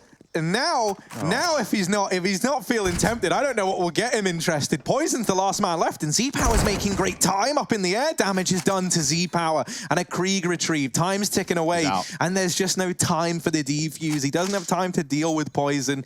He navigates that 1v1 well, and Complexity, they'll get themselves a 10th round on the board, albeit at a pretty heavy cost.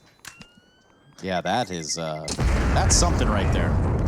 But good bounce back for Complexity after the turmoils of the first round. Now, this is very back and forth to start the second half, and at least the money now going to start to be called into question for Fours. They should get Complexity a bit of a lead on the T side. You can see pistols out. They're going to force. They are going to do as their name suggests and try and get back into the swing of things. Eagles, Scout, and the save Krieg from Almeza. Where will Cole go? Looks heavy towards B at the start of the round with 3. Going back towards Ivy, and the bomb even picked up towards T-Con. So just a standard default here for Cole at the start of the round. Seeing if Fours want to bring the heat anywhere.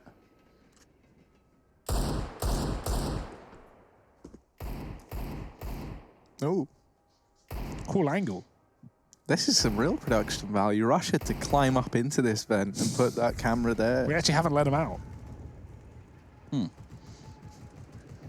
That's where he'll be distancing himself. Deagle out down towards Ivy. Looking for this kill. Poison and Rush are on the other side. They're gonna go to smoke off CT. Molotov the close angle. Now this little double setup between Allmazer and Flit, it could be great. But I don't even think Complexity are too keen on putting much of a presence down towards Ivy. They actually turn Poison away. They're going to leave Rush here. He's only got that Galil to give on over. Blame F is holding the Pop Dog. This is where he's actually got a couple of kills now for the Complexity side. And I think what Complexity are doing here is they're trying to leave their options open to kind of on the fly decide if they want to go back into another one of these fakes. Right now, Rush's job is to try and keep these players on A. They see that second round of utility go in towards Ivy and they hear the footsteps. But you could see that Z-Power wasn't too sold on this idea, right? He actually left A on the back of that smoke and flash combination. So I think Fours have a bit of a read here. They've got a good idea as to what might be going on, but this is where leaving your options open is going to come back to yield some good results for Complexity. They had it set up so that depending on what happens at B, they could still go back to A. That's exactly what they've done. Very, very short notice, and they're going to win the round on the back of it. FaceCrack is now the last man left, and he's a long way from home. Very good setup there in terms of a sort of seesaw effect, if you will. Complexity is able to apply pressure just about through the entirety of the map, keeping a lot of attention focused there on the inside. Meanwhile, guess what? They're outside again. They've done this before. They've proven that it worked in the pistol round, trying to run it back.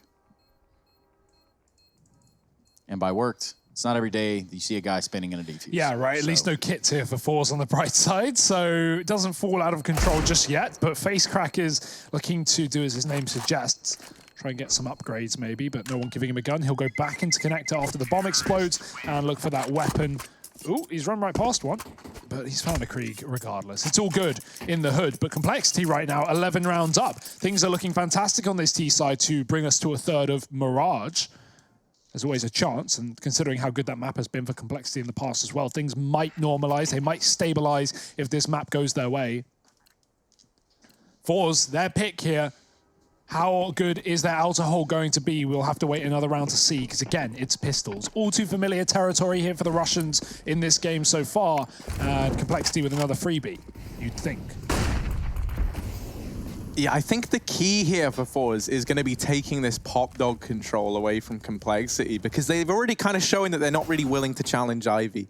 And every time they've tried, this has pretty much been the result. And it is just death, the way of Fours. Yeah. When the rifles come back out, I would love to see a player go for this Pop Dog control, because you think about that failsafe that Complexity have been employing with the kind of B and A rotate that they can do, and it hinges severely on your ability to hold Pop Dog. You know, you're leaving those rotates down to the final 15 seconds, you don't have time to go for a lengthy rotate back through T-spawn. So there's a world in which Fours can kind of try and like break this idea that Complexity have, and they can kind of break it apart and turn it against their opposition, as long as they hold this Pop Dog position. So you talk about fail safes, and I am curious. I know that we have the ability to talk to Rushley, and I'm very curious. Okay, so you're observing pistol round, and you see all this going down. How do you feel about this, Rushley? When all this is transpiring, does your heart sink to your stomach? I'll tell you what, pistol rounds are definitely sometimes the hardest, because, you know, it takes a shot, right, and then everybody's dead. But I don't know. When it's scrappy on train, it can get very difficult, that's for sure. Spin to win, Rushley. Spin to win. I'm trying. I feel you, my friend. Well, that is Rushley. He's our observer. He's the one making the game beautiful so that you can all appreciate it at home. Maybe even learn a few things. Hey, Rushley, can we get a Hey Future Pros? Hey, Future Pros. God, that is so beautiful. I know. He love hits it every time. Sounds like a soundboard. You think Hey, that beginning Pros. bit is pre-recorded and they put it in, but no, Rush does each and every one of them individually. Yeah. No soundboards around here. We're keeping it real. Real as you possibly can now that weapons are on both sides of the equation. This would be a good hold for Complexity to have. Flit is rolling the dice in this round. He's gone down, deep down Ivy by the server. He's going to actually back up, and that's a smart decision because for Complexity, plenty of utility and plenty of time to clear that position. Smoke fades, and now Complexity are interested. But there's the AWP moving in to silence these Ts. T-Power waiting. The flash is good, but he'll go back in for more without a doubt. So fast on this gun, and Poison gone like the wind. Flick gonna repeat back in with the smoke, but they will take him down. Z-Power's somehow doubled up. I'm not sure how. He kills a man coming out Olaf. So Blame F removed from the situation as Complexity again try and wrap through CT spawn. Easier said than done, but they've got a man deep. Can he do anything? Yeah, preemptive rotation around from Face Crack, right? They're going to split this up 2-2. Jerry wins a crucial fight. Z-Power is the gift that keeps on giving with a third kill now on that AWP. Obo's nade, while he gets away with some damage, now they know where this lone gunman resides. He will deal with the first. Half health left on Obo. Z-Power already honed in on the angle, cements it with 4. Getting, almost all the work done single-handedly in that round there. Since that AWP now coming out and getting its way into his hands, it's really kind of sent a bit of a message throughout the server that these fast plays, these kind of cheeky little ideas that Blame F and co have had over on the Complexity side, well, they might not work if Z-Power has his way. Yeah, I mean, it shows the value of all those ecos Force took at the start with forcing back and forth and, losing to Complexity's eco and buying back in back-to-back rounds and eventually getting this AWP out. It's shown its value. The question is, has it come too late? 12-8. It's going to be a long road to recovery here for Force, so it needs to keep on consistently. Lots of nades on this outer site. Faster play for Complexity as well. They will get out through T-Con after those mollies expire. There's the AWP, finding first blood again. Boost on the site, they are ready for it, and Rush will get a kill before the trade is in. The boost gets dropped from the top, and Config has found himself deep down Olaf. Some good positions for Cole, but still down a man, and if this bomb gets dropped in the open, that could be the round done. Oh, Config, big kill. Wants to get a bit more. That there is the bomb as well, so he has to be a bit careful here. Doesn't want to risk losing that in enemy territory. Rotation back around. Four's actually up and leave the B bomb site in its entirety on the back of seeing the bomb there. And Complexity, they just wait. They go dead silent. They're trying to get in the head of Fours. They're hoping that someone starts to doubt. And Jerry, well, could be the doubter or he could be the savior. And it looks like it might just be the latter. Poison gets removed. Blame F is actually in with the trade almost immediately. Config swinging wide. And that there is a big kill. Once again, all the pressure this entire round falls onto the shoulders of Z-Power. Only this time, they're not trapped fighting him. He doesn't get the decisions. He's got to have the read. And he hears these rotations. He backs away towards B. They double up down the ramp. And that's almost the lineup. The bomb's gotten into B. Blame F holds down the ramp though. Doesn't shift, doesn't go for the bomb plant, just holds his own. And that is a very big balls play from Blame F, but also something that saves the round, right? Z-Power starts to believe 8 seconds left on that clock. He's got to get those numbers punched in. He's got to get that bomb down. But Blame just holds. And that's brilliant. This kill just gets handed to him for free. And that there is the 13th round for Complexity now. This T side looking fantastic. Really has all come together here for Complexity. Good patience there in the 2v1. Good call there from Blame. We're going to see him get out Olaf playing against these pistols in this round. 3 Deagles, 1 P250 over on the side of Fours, 13-8. Getting down to those crucial numbers. Almazar's got something to say about that. Holding the inner lower. It's only good for 1.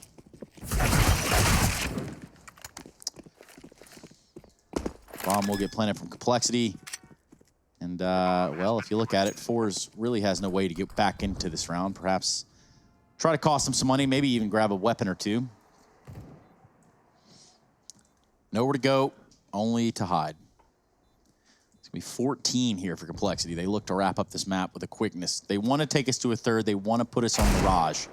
And that's the decider. And that would have been a disgusting shot. Yeah, not quite. No freak out today. Not yet, anyway. And it's not too late. I don't know. It feels like it. Now maybe it is. There's that. That's something at least. A bit more damage done. Oh, Deagle not quite connecting. But that's the thing. I mean, for Complexity, that one kill that comes in at the end really does actually matter, in all honesty. Like, even with Blame F dropping a gun over, you're not going to have full rifles here. You're going to have to make some compromises when it comes to getting this utility. And we've mentioned how important the utility has been for Complexity. Now, Force, they don't have that problem. They've got plenty of money. Z-Power's got the AWP. There's rifles for everybody else. So, like, even though that one kill at the end, or those couple of kills at the end, don't really feel like they're going to have a world of meaning, they really do kind of impact at least these next 2 or 3 rounds, especially if Force is able to pick this one up. If they get this, there's no money for Complexity. And so that can be a way for Force to get back into this map right at the very end. It's a small window of opportunity, but it's a window of opportunity nonetheless. Well, it is there. Can they seize it, though? We do have weapons out on the side here for Force. It's do or die time, at least here in the second map. They did win the first. This would push us into Mirage, should they concede these next 2 rounds. For the time being, they're going to get really pushed up here in the yard. At least Force is. A little bit of an Ivy presence from Complexity, too. They're going to keep their windows open as well, it seems. Perhaps looking to split outside later, or abuse the fact they can go towards Old Bomb and then wrap from CT spawn into Inner. But only time's going to be able to tell. Very aggressive stance here from the side of Force. Config seemingly aware of it, trying to spam through the wall. Don't think he's getting the desired result.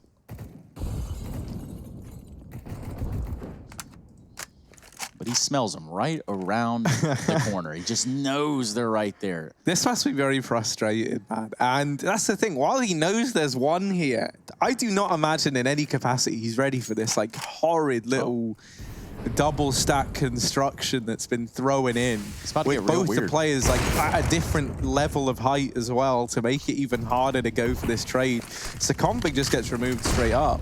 And okay, like, you know, you've been able to retrieve that Krieg. The MAC-10 is now out of play. It's rifles across the board. It might not feel like much, but suddenly you've been locked out of this entire main position. That means you have to change the entire game plan if you're Complexity. They go back here towards Ivy. They try and switch it up, and they do manage to get through. Their smokes have allowed them some ground, but Z-Power and Flit, wow. See you, dude. Z-Power especially not missing a beat. They get that round back under control. There's a 9th for Force, and this is where that money problem rears its head for Complexity. Force, if they were ever going to make this comeback happen and get it done in 2, this is kind of all the recipe it is before us right now. You know, we've got Z-Power showing up with the AWP. We've got them ahead economically. They're setting the pace. They're taking these gunfights early, and they're really not allowing Complexity to run their game and play their strats. And that's exactly what you need to do if you're Force. Jerry in the ball game for sure. Between him and X-Power, you're right. They had some 46 frags going into this round between the 2 of them. Now they're going to put one foot up as well. They do take out Blame F early in the round. Again, pistols here, though, for Complexity. Living on a prayer. Looks like it's going to be the double drop into the Pop Dog or Ladder Room. And it's going to be successful. Config with the CZ. Takes Jerry out of the fight. Even strength across the board. 4-4 with 1 rifle recovered there on Config. That's an M4 in his hands. And now what will they do? The bomb's still in an area where it could traverse to go outside. They could go inner if they want to group up and give that a whirl. They have 1 smoke on Config. How will they try to work themselves into this bomb site? It's going to be about the kills, Trace. 1 man on the site to stop them. This AWP could rain down death from above, and Z-Power's at a range. He hits a shot. Almeza follows up with 2, and now just the bomb left to do it all. Config here's a flank. He's going to go back. Face crack dead as well. That opens up a route. He could go A. He split the players 1 per site, but Flit is still close pop, and that allows him to flank, considering Config is committed towards B. Going through the smoke and dropping on the site.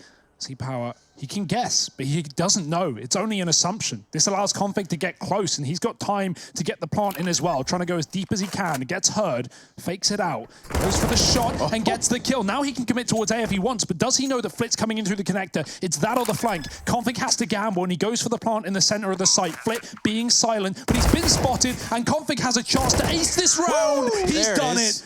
15 for Complexity, and what a play from Config. Super good stuff there from the side of Config. He needed to step up. We kind of bashed on him a little bit, and now he's in the game. Hugo, what do you got for us? This is the pistol round. Going over it again really quickly. What was so sick, we had this fast smoke from Rush coming out from T-Con for Complexity on this T side. Now, this looks like an A smoke. Couldn't be further from the truth. It actually lands towards Connector on B. In the meantime, Complexity, fast B play. Obo gets the pick out upper as well, and Complexity double back into the A site after showing the bomb. For the meantime, Fours completely stacked towards the wrong side of the map. And, well, yeah, we'll hold that off for later. Maybe not best of times, considering the round is live. Well, it is a game of smoke and mirrors. You look at it right there, and that's something you have to look at in every single round. And not every single round you're going to see Flit popping off with Deagle. Finds 2 there on the Complexity, Harry. Yeah, and we're into this 3-on-3. The 3-on-3 that decides whether or not we're going the distance to all 3 maps, or if this keeps on going a little bit longer. Config might have just missed the timing there, but actually they've given him a moment. Molotov's gone in. He's not ready, surely, for Jerry to already be ahead of it. I don't think he's considered this. And Nade does what? 2 damage? Not insane, but maybe he heard it. Oh, Z-Power's gone, but still, Jerry's an unknown entity. There's Config again, and he's already on with 5 in the last round, 3 in this. 8 of the 10 kills there to end this one. From the Dane in question, Config having a great resurgence there towards the very end. And Complexity, they've taken us the distance. We're going to Mirage. We're going all 3. And I mean, this series has become one that you really do not want to miss. We've had some great moments thus far, and there's probably even more to come, Trace. There certainly is. We're going to be going to a quick break. We're going to come back, wrap up Train before we jump into Mirage. Don't move a muscle, ladies and gentlemen. We'll be right back after this break.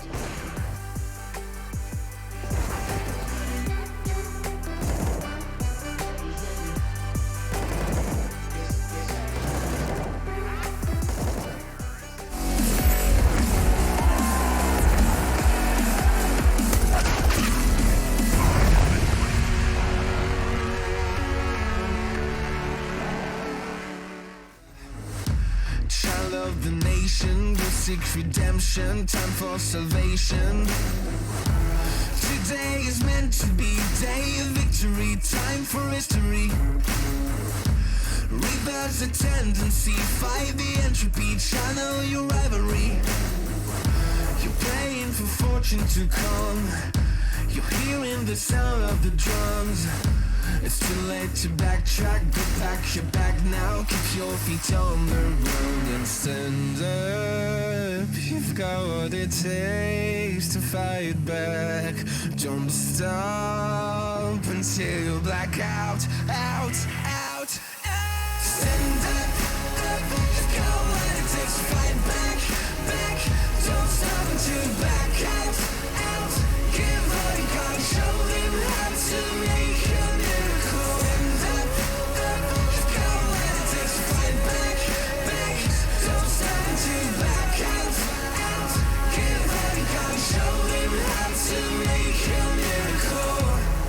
Save your team, be a hero.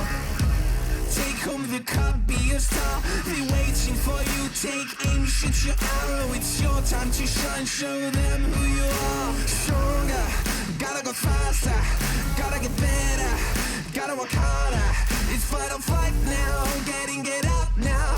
Go wake the moon, go for the goal, lead up the stadium, you know how it's done. Stand up, up, you've got what it takes to fight back, back. Don't stop until you back out, out.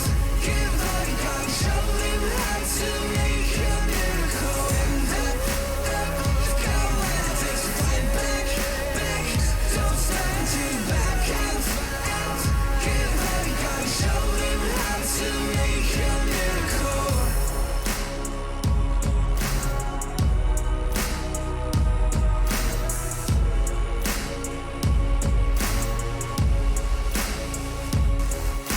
Stand up, you've got what it takes to fight back.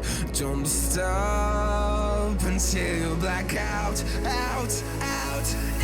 Stand up, you've got what it takes to fight back, back. Don't stop until you black out, out.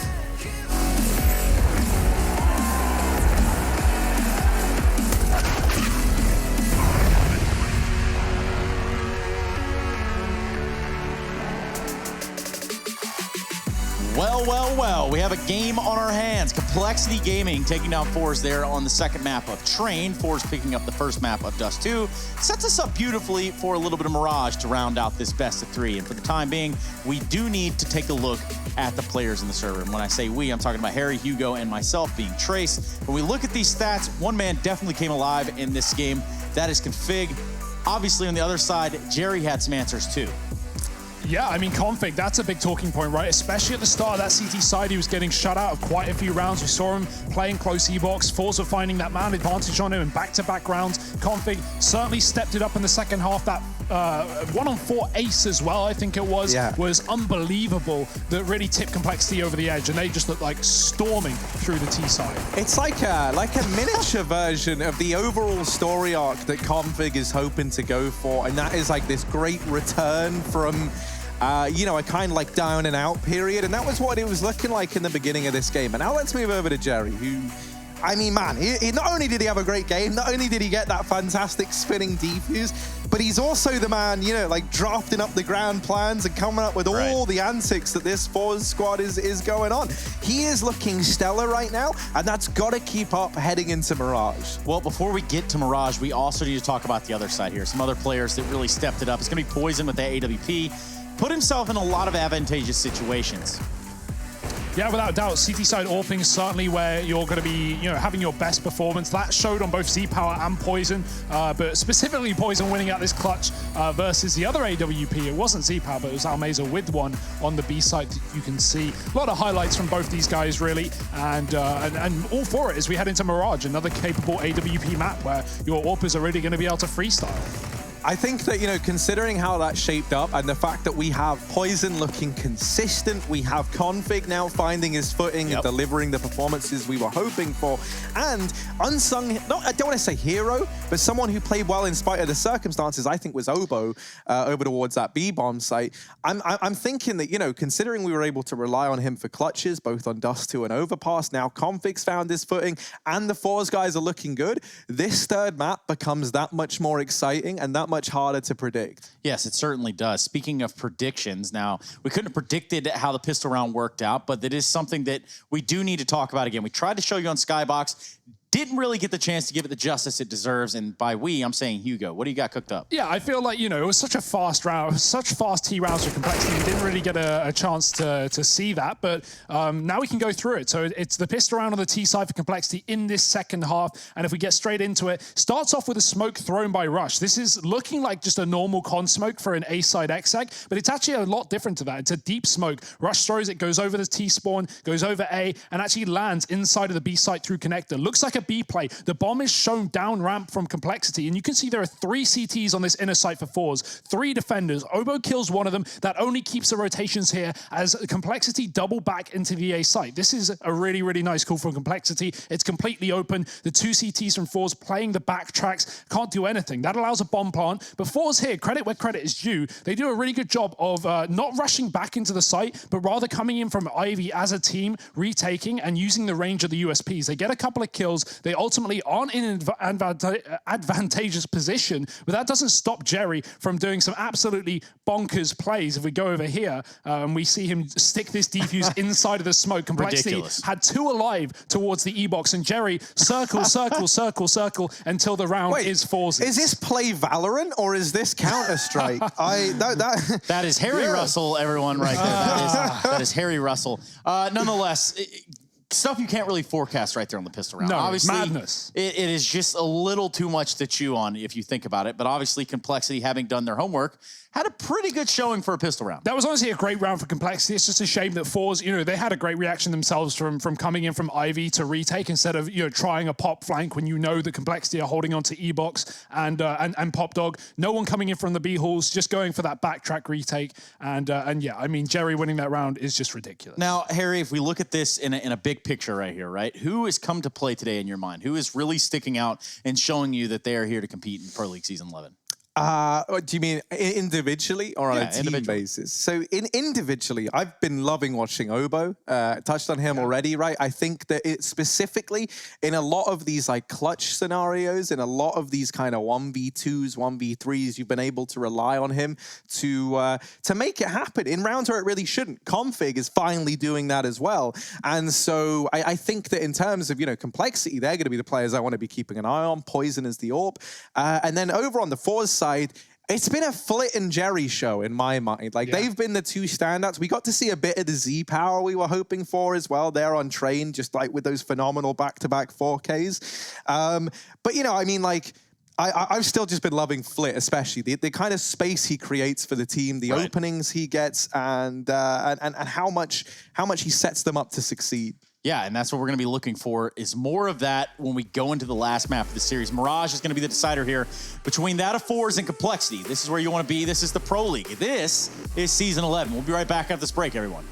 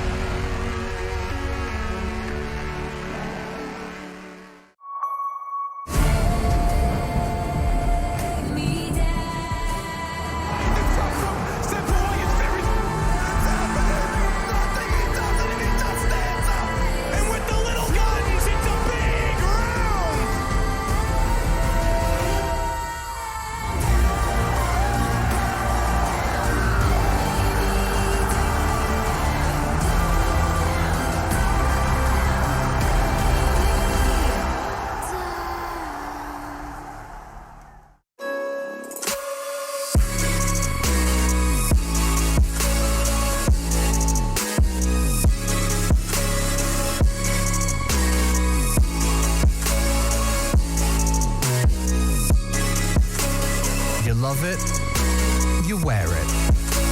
What's your style? Get your merch at shop.eslgaming.com.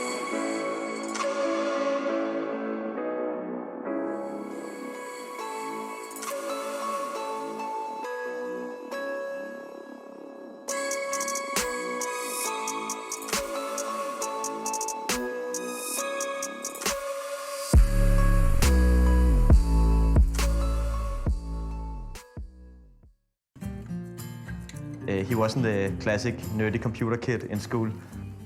He was one of the ones to get a girlfriend first and a very social person. Typical for Finn is that he is very determined. Ist egal, ob es jetzt beim Kartenspielen ist oder beim Tischtennis oder beim Computer, er gibt nicht auf. What he really wants is to win a major. It's his dream, and therefore it's also my dream for him to get that.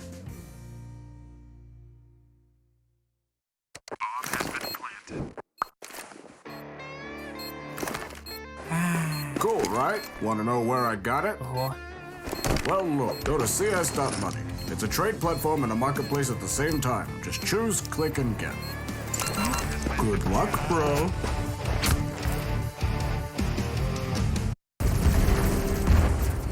Everybody loves an underdog. Who needs to be liked? Mountain Dew Amp Game Fuel. Victory in a can. Charge up your game with excitement. Highest odds on the market. Take what's rightfully yours with GG.bet. My name is Jordan Gilbert, aka Nothing. Hi, my name is Sue Lee. My handle is Smix. I think it's important for these initiatives to happen. Empathy really, really goes a long way, and it always means so much to us, and I think that's where initiatives like this really help. I encourage everyone in the community, anytime they see bullying, anytime they see someone getting called names, I encourage you to step up and say something. Good luck, have fun. Good luck, have fun.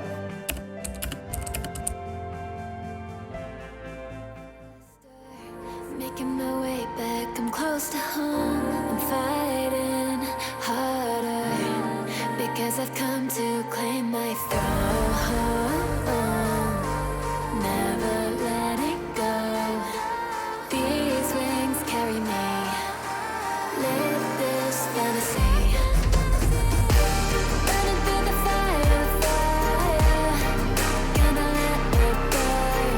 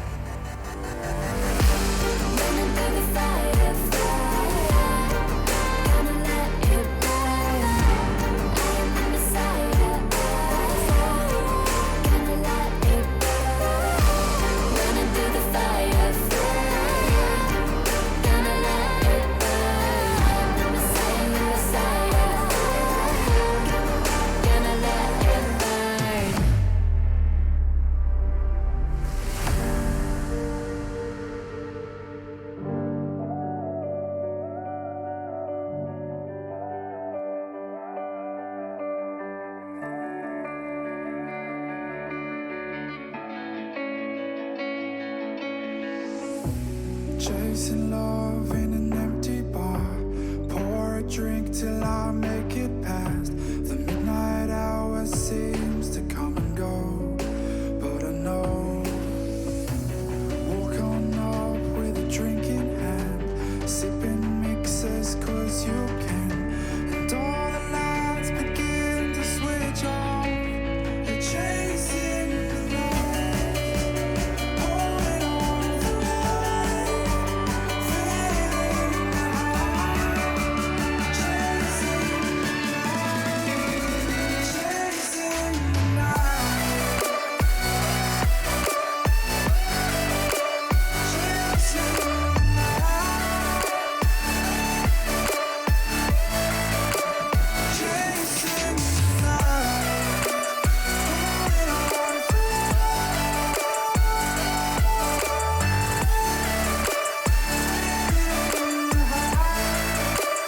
chasing the holding on for life, feeding the high, chasing. ESL Pro League is brought to you in part by Intel, Gaming Malta, Mountain Dew Amp Game Fuel, CS Money, MSI, Air Force, GG Bet, and ESEA.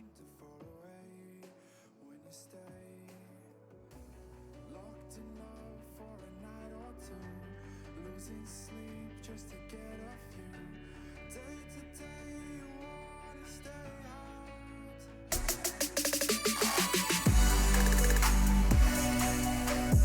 Well, we have arrived. The final map of the series. You might call it a decider. I am ready to call it a little bit of a bloodbath. Too much drip in the server, just like there is here on the desk. And by drip, I'm not talking about Harry's jacket.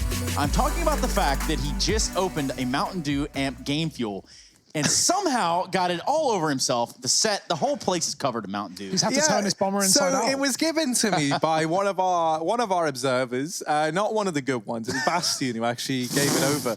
I reckon he's given that a little shake before he's passed it on. Smart man. And very funny, but you've ruined the whole show. So was it worth it? I just that's my can't question. believe that they're hoarding Mountain Dews right now. This is obviously not the time for that. This is not the place. This is the Pro League. This is season 11, and this is us watching the conclusion of this series. The opener for both these teams, Force and Complexity, would love to get a step in the right direction going into the season. Mirage will be where we decide that. And as it stands, the knife round has concluded. Does lead me to believe that Force is starting on the CT side and Complexity starting on the T side. What are we thinking about that? Who picked what? It looks like Force won the knife round. It looks like they picked CT. Yeah, standard, safe. You know, I wouldn't be surprised if they picked T-side considering how good their T-sides have been, but they know Cole have had weaker T-sides, at least looking back on Dust as well. So, yeah, makes sense, standard. Yeah, this is a map that Complexity have absolutely loved to play, right? Yeah. And I think that's the one trouble that Force could have heading into it.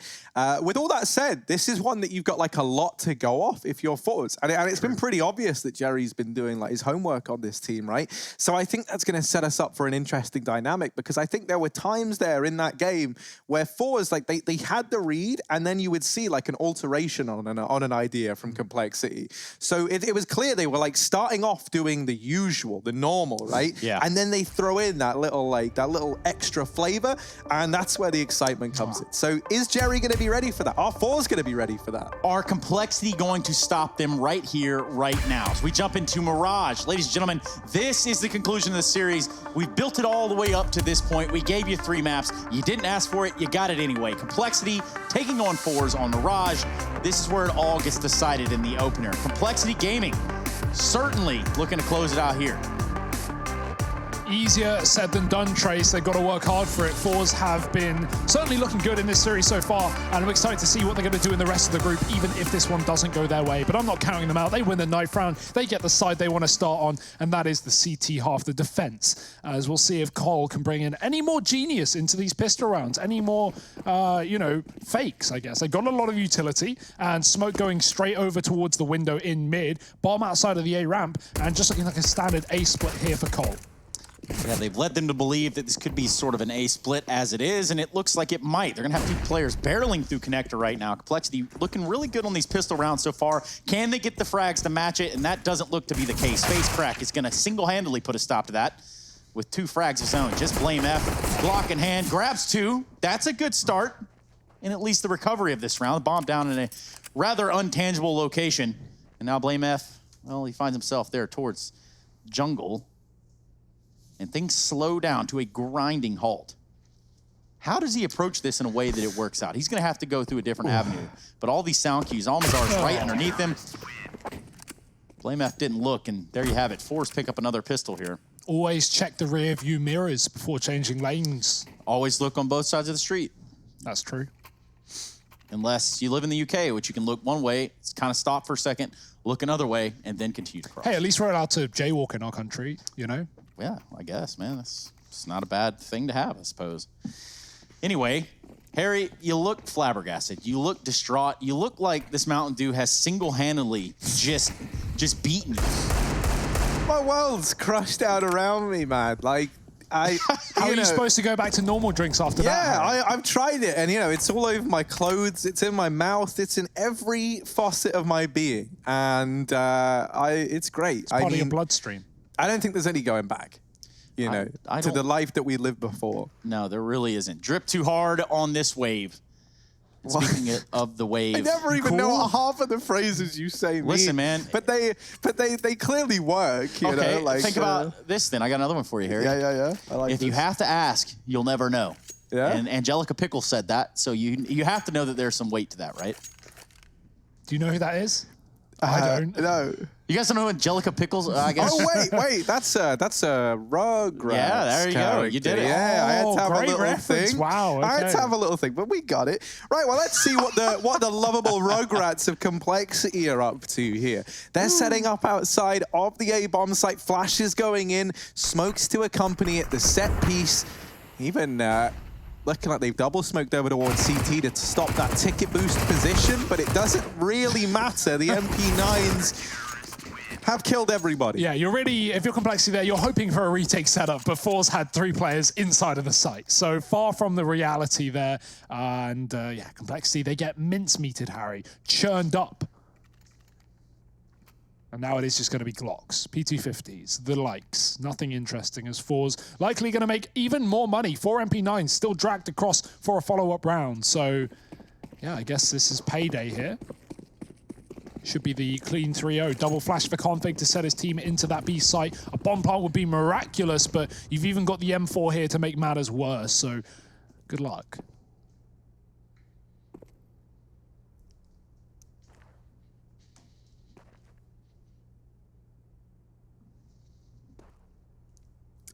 I don't see a way that they... Ooh, okay. No, maybe I do see a way. Maybe I do see a way. Obo might be the way. He might be the shining star that guides these 3 wise men into this B bomb site. Flip just denying the bomb plant, though, and I do not remember hearing about this. P2, and it's a shutdown. That will be Four's 3-0 up. The B play attempted, and a nice opening found from Obo, but it's not enough. 3-0 lead now as Four's find the conversions from that pistol victory. But a buy round is around the corner for Complexity. Oh, just catching them as they fall, Harry. 3-0 though, and no AWP yet out for Complexity. They can get a free one if they take down Z-Power, but easier said than done. Let's see where he takes his. He's got it in the CT spawn. Now we've already seen Complexity have those ticket smokes, which is a bit of a rarity, so I wonder if that will come into play later. Not now though, as B pressure is put on by Obo, and Rush holds onto the ramp. There's mid presence as well for Complexity, just trying to force out all the utility they can early on. But Jerry is waiting for no one, pushed all the way through Palace, and he knows Rush is here as well. Options are to try and take this kill to Rush, or he could just hard flank, but he might get it gifted his way. Rush coming all the way back through T-Spawn, and Jerry takes a man advantage. Doesn't even flank Spawn because he knows the Complexity can watch out for that. But with a man advantage, that just makes things even more favorable for Fours. Complexity taking the bomb towards B. And Rush dying right there just enough to keep Fours on this A site. A lot of pressure, a lot of pepper has been sprinkled over the B side. Bomb's gonna be posted up there towards the end of apartments. They're gonna use a Molotov on Van. They're gonna use several Molotovs, actually, just to try to alleviate any threat that could poke his head out there. But mind you, on Catwalk is Config. Now, he's worked his way all the way up there. He's gonna run into Almazar.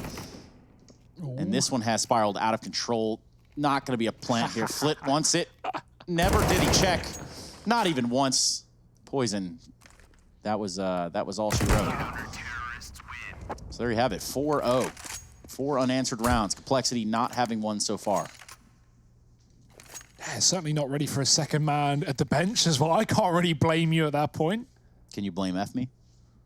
Nice. Sorry, man. Just low-hanging fruits. Yeah. I mean, that's all you can reach, Trace. It's true. Get some high heels on you. Whoa. Whoa. 4-0. Complexity, they got a Zeus on Obo. He's still feeling it, I guess. Rush yet to frag. Most, or a couple of players are on Cole as well. FaceCrack looking into middle. He's spotting man at top mid. That's the bomb. Be careful, Config, because that grenade could spell your demise. It will just fall short, though. The Molotov, however, not forces him out into the open, and somehow no one's dead. Force will just concede middle for the time being. They still have a man in the connector and can flash in for a fight later on. No rush to force these engagements. So much of a struggle there in middle. And you're right, not a whole lot of damage done, all things considered. CSGO nade doesn't really do anything to config at top mid, but you know, that was a weird one. It was real strange. It's almost like the grenades can land in your face in this game and sometimes do no damage. Yeah. Yeah, sometimes they stop you in your tracks, and you just die straight up. So we've all been there. Talk about a Harry, where you don't have Kevlar and the nade hits you for 2, and then the grenade does 98 damage with its explosion because you don't have Kevlar, and then you die because you don't have Kevlar. Yeah. Well, look at FaceCrack, man. He's ready for this window boost. Blame F has been put up in the window position. Poison removed in the meantime. FaceCrack, his attention is getting pulled left and right, and that is too many places to keep an eye on. Orp of Z-Power tries to come to life, but it might not even be needed. Obo's Deagle, while it has been a treat today, it gets put down. Fours, 5-0, currently going flawless here in map number 3. Yeah, fantastic start. Complexity, they need to come alive here. They've looked great. I mean, coming off of a high of just winning Train, the map pick of Fours, and dominantly as well, as much as Fours did 16-9 in that first map of the series.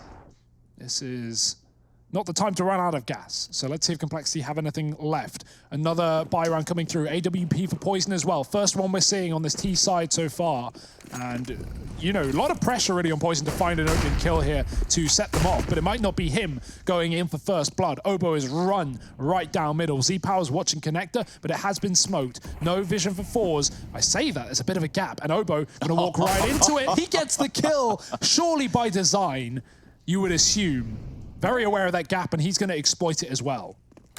Oh, dear. Real awesome. Wow. Oh, dear. Get out of the A-bomb site. Obo lives here now. He's moved in, and it's squatters' rights, man. He's taken over. Obo the hobo inside of the A-bomb site. That's right. And now just all Mazer and Flit left.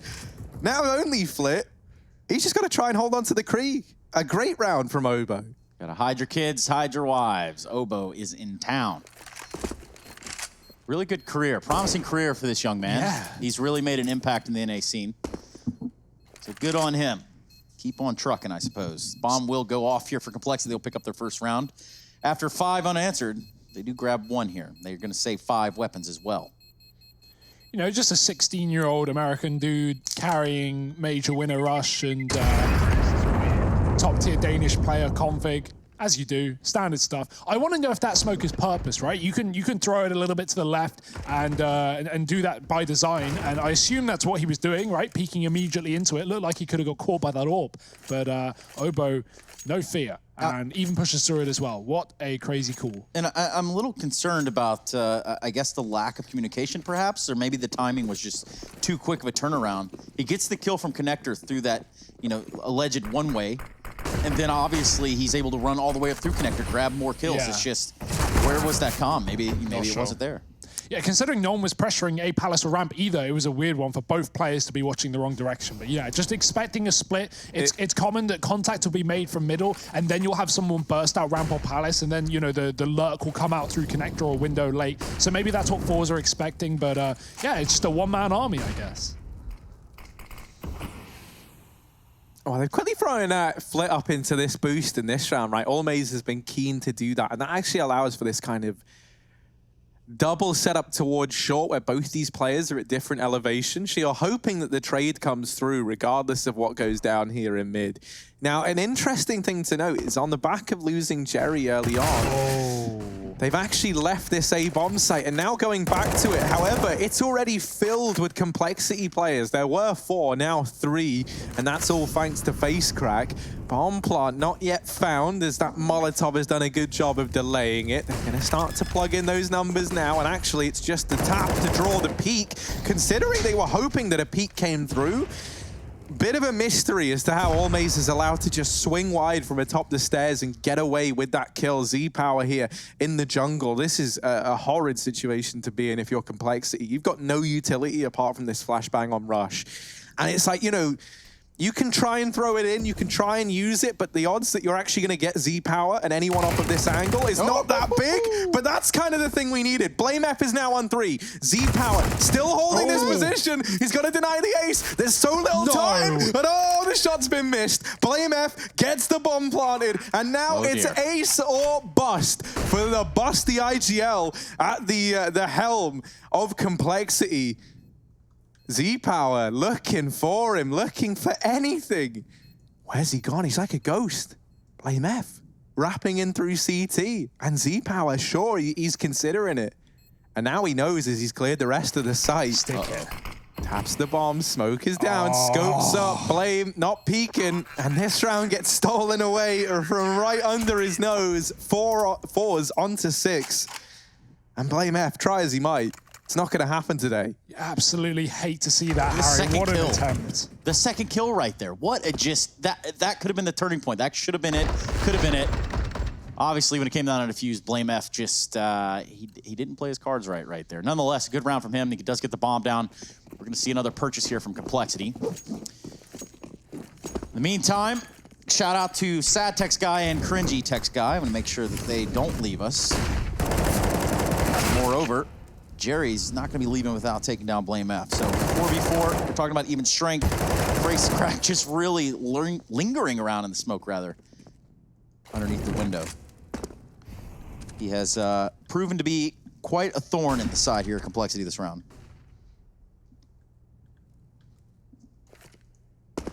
$2v4, Harry. Yeah, I had no idea how this is just going so in favor of Force. Like, they are just looking like the better team across the board right now. Complexity, they've had a couple of like these moments where we've been believing, but we've still got Config yet to put up a kill. I'm pretty sure, if I'm not mistaken, Rush is in that same boat as well. Indeed he is. He's 0-6. So, you know, we've got 2 players on Complexity and we're 8 rounds in yet to even field a kill. And, you know, if you want to look for the problem, well, there it is. But you need to look deeper than that. You need to understand why. And, you know, it's just been Force doing such a stellar job of shutting down these attempts. Even here, Almaze is in the back line, ready to pounce the moment contact is made. Poison has at least got it into a 1-on-2, but he's not given an opportunity to clutch that. He just gets shut down straight away. So Force 7-1 up. And this is not a Complexity that can withstand this. This isn't a resilient looking Complexity right now. This is a team that looks a bit dead in the water. We kind of need the standard to be lifted up a bit now for the Complexity squad, really. Especially considering how Train, it really started to look like a few key players had kind of found their footing over on this squad. And when you say key players, are you talking about Config? Right now I am, yeah, just because, like, you know, he went from having a stellar ending to Train coming into this. I was hoping with a lot of confidence, right? A lot of fire. And he's 0-7. And in a way, like, you know, it's that old saying of the bigger they are, the harder they fall. I think if you come into this on a really high, and then suddenly you're like, you know, this is a grim reminder of kind of how some of the other rounds, some of the other games, you know, outside of the shiny, fond memories that you have gone. And it might be a bit hard to recover, you know, truthfully. 7-1 down. I think the timer for a recovery here isn't out yet, but it's definitely approaching midnight at this point.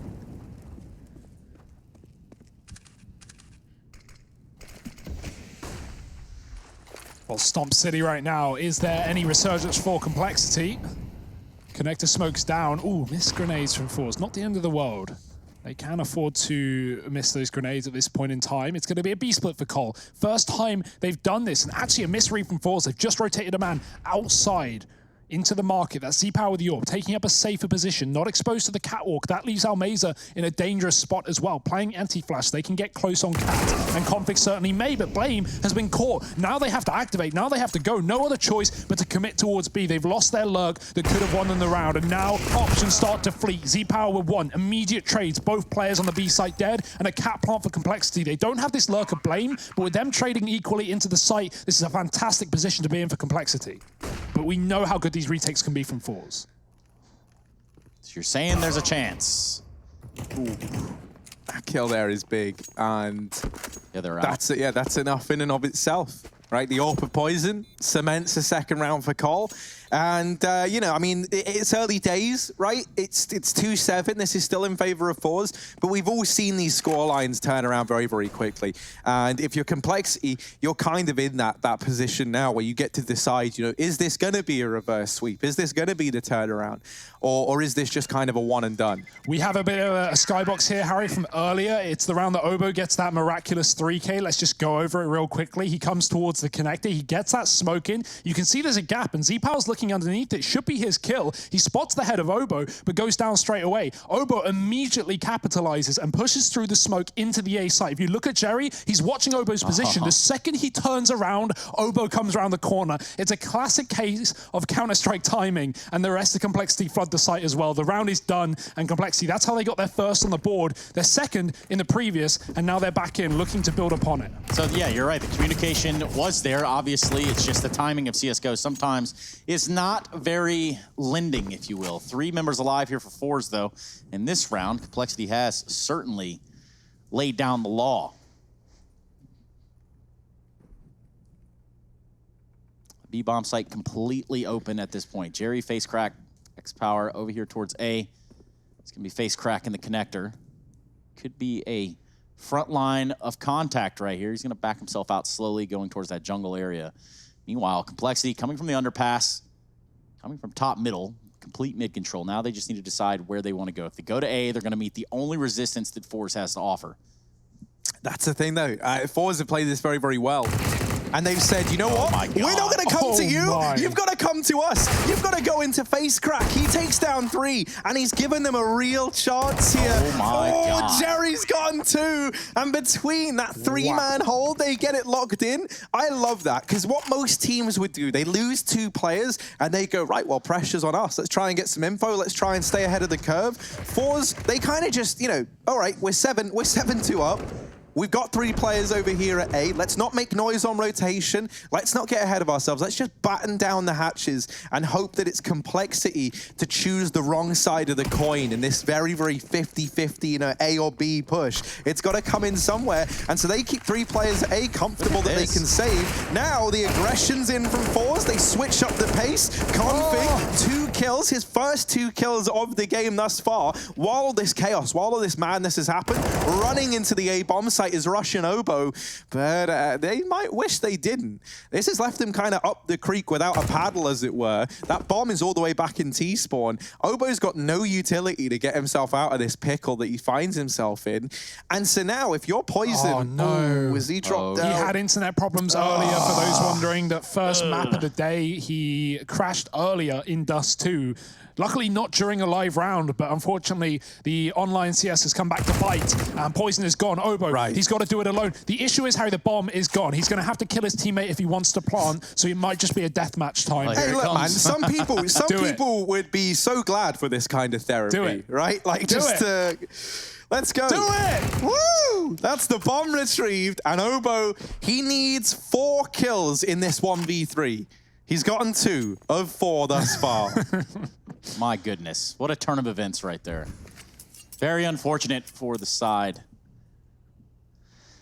That is Poison. Poor guy. Anyway, Obo's going to try to walk out Palace here with the bomb. Jumps right out. A plant stick would be like great right now. Get that money, lock it in for Complexity regardless of what happens in this round, and yeah, he's going to get it. No one here to stop. Faking it out for a second time, really expecting players to be close, and he's got the info. Not only taking down Almeza, but he sees the second man in middle. Flit has a utility to get him out of position, but Obo has got to move. He backs up into the Molotov, going for the fight, and Flit will catch him on the cross. His own molly not saving the day, but you've got to give it to Obo. Pour one out for the young man because he gives it his all. He kills his teammate, mutiny on the server, and unfortunately just one kill too short. The AWP is saved, and the round also for Fours 9-2. Up the Krieg without a paddle. Sorry. Busted gun. Hey, you said it, and that is Hugo Byron. Nonetheless, 9-2. Fours really hammering them out here. Complexity not where they want to be, especially with a lag out.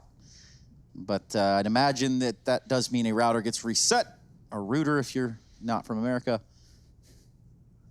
And then we'll be back on our way shortly.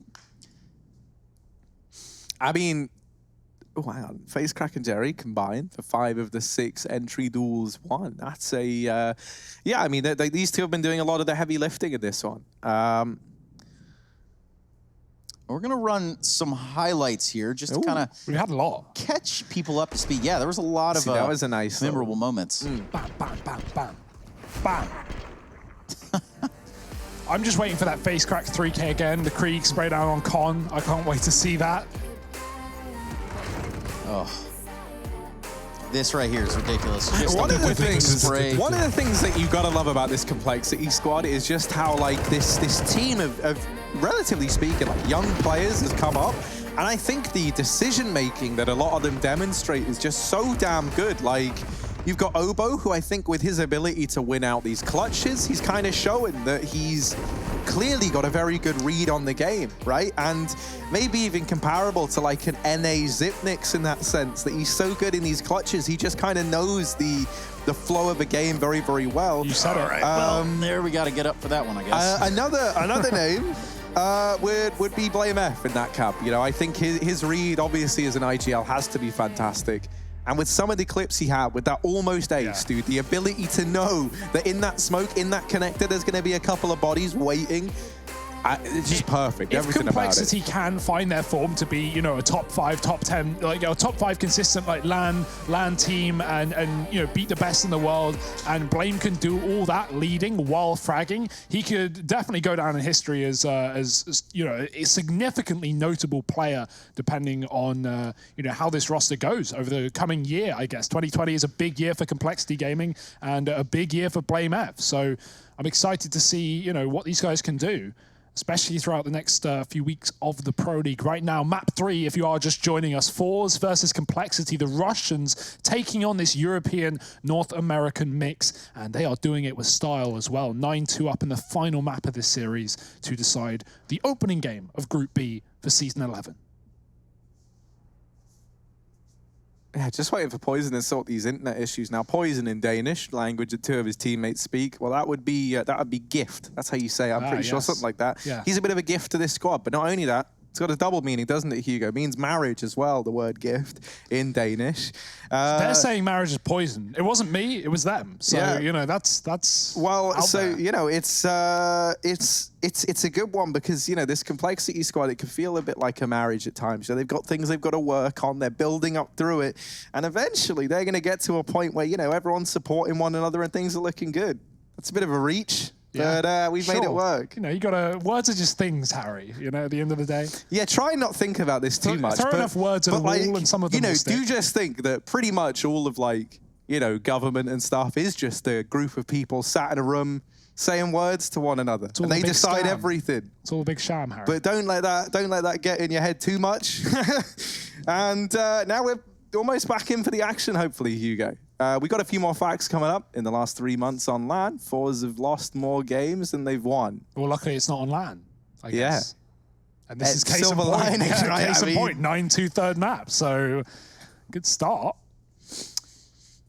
Yeah, I mean, for Fours, you know, talking points, obviously going to be Jerry. I love him.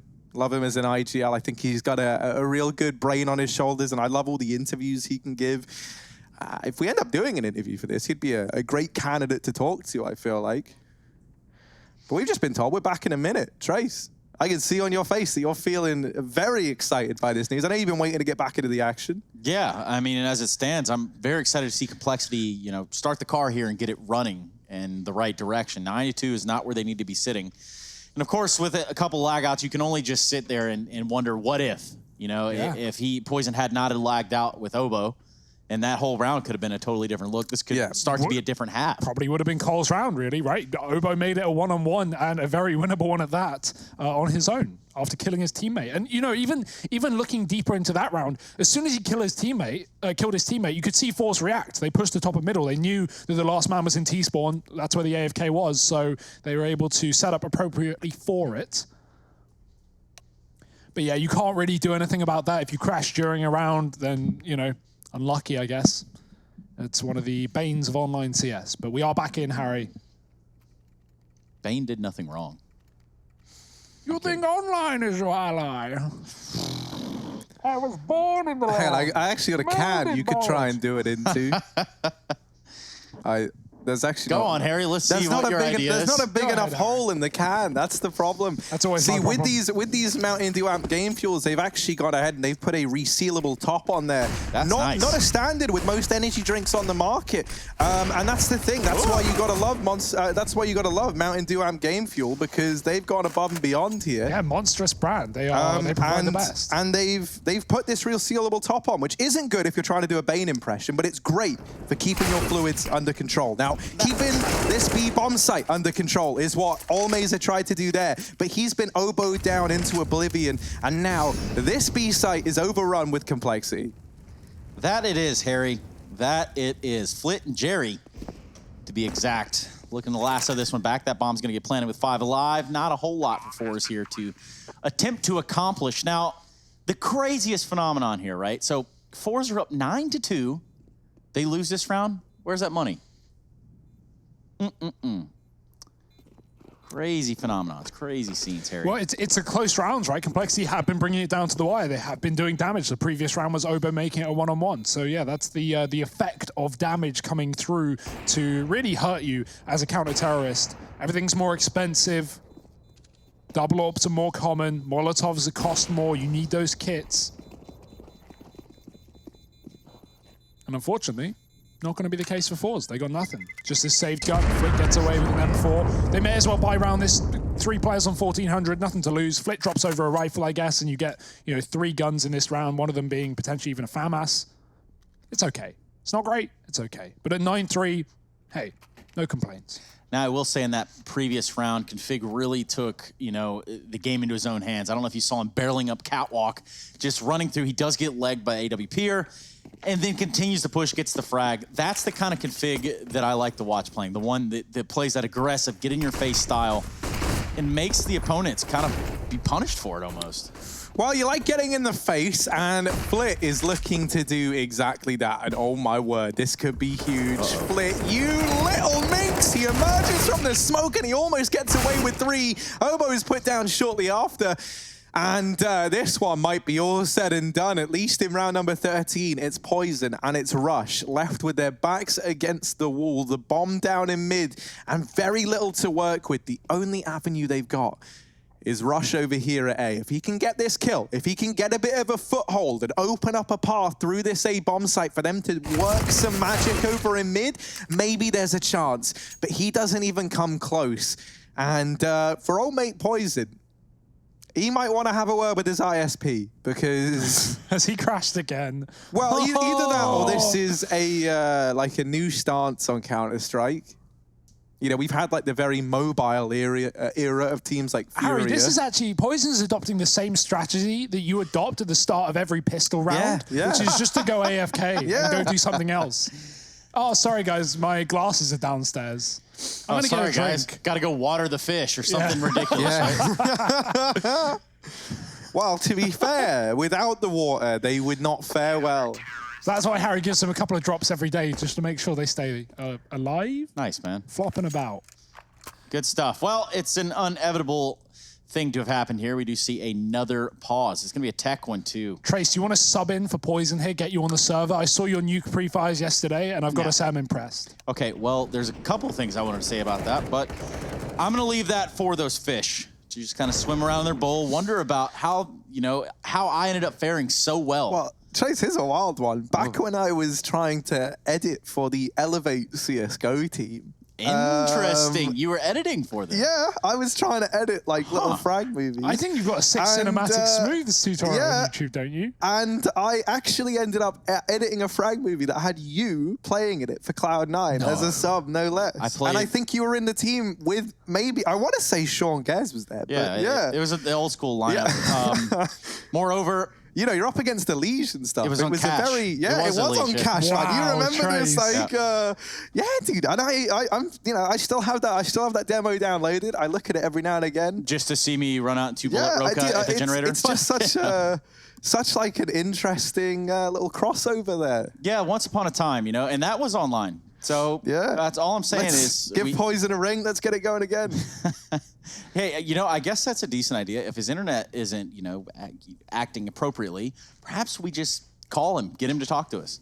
Well, how? Because no internet. Well, who said you need the internet to talk to people? I mean, yeah, you could phone call, I guess. If you want to hold a phone next to I'll get him on speaker right now. There will be some horrible receiver. What are we sending Morse code now? Yeah, whatever. I don't know what they call it, like technical interference. Oh, okay. Well, it was an idea. I was just kind of throwing it out there. Please put your phone on airplane mode, Trace, while boarding. See, what I've been prepared for is because we're worried about the world ending at any point. I've gotten very into radios. I've bought some radios recently. What kind of radios? Just like a boombox you carry on your shoulder. No, like walkie-talkies. I want to get a long distance radio, but I don't even know where to begin. And I don't know what I'd use it for. Let's pause that right there. Rushley, I want to go ahead and get you to chime in this moment and perhaps tell us, is Harry your typical Brit?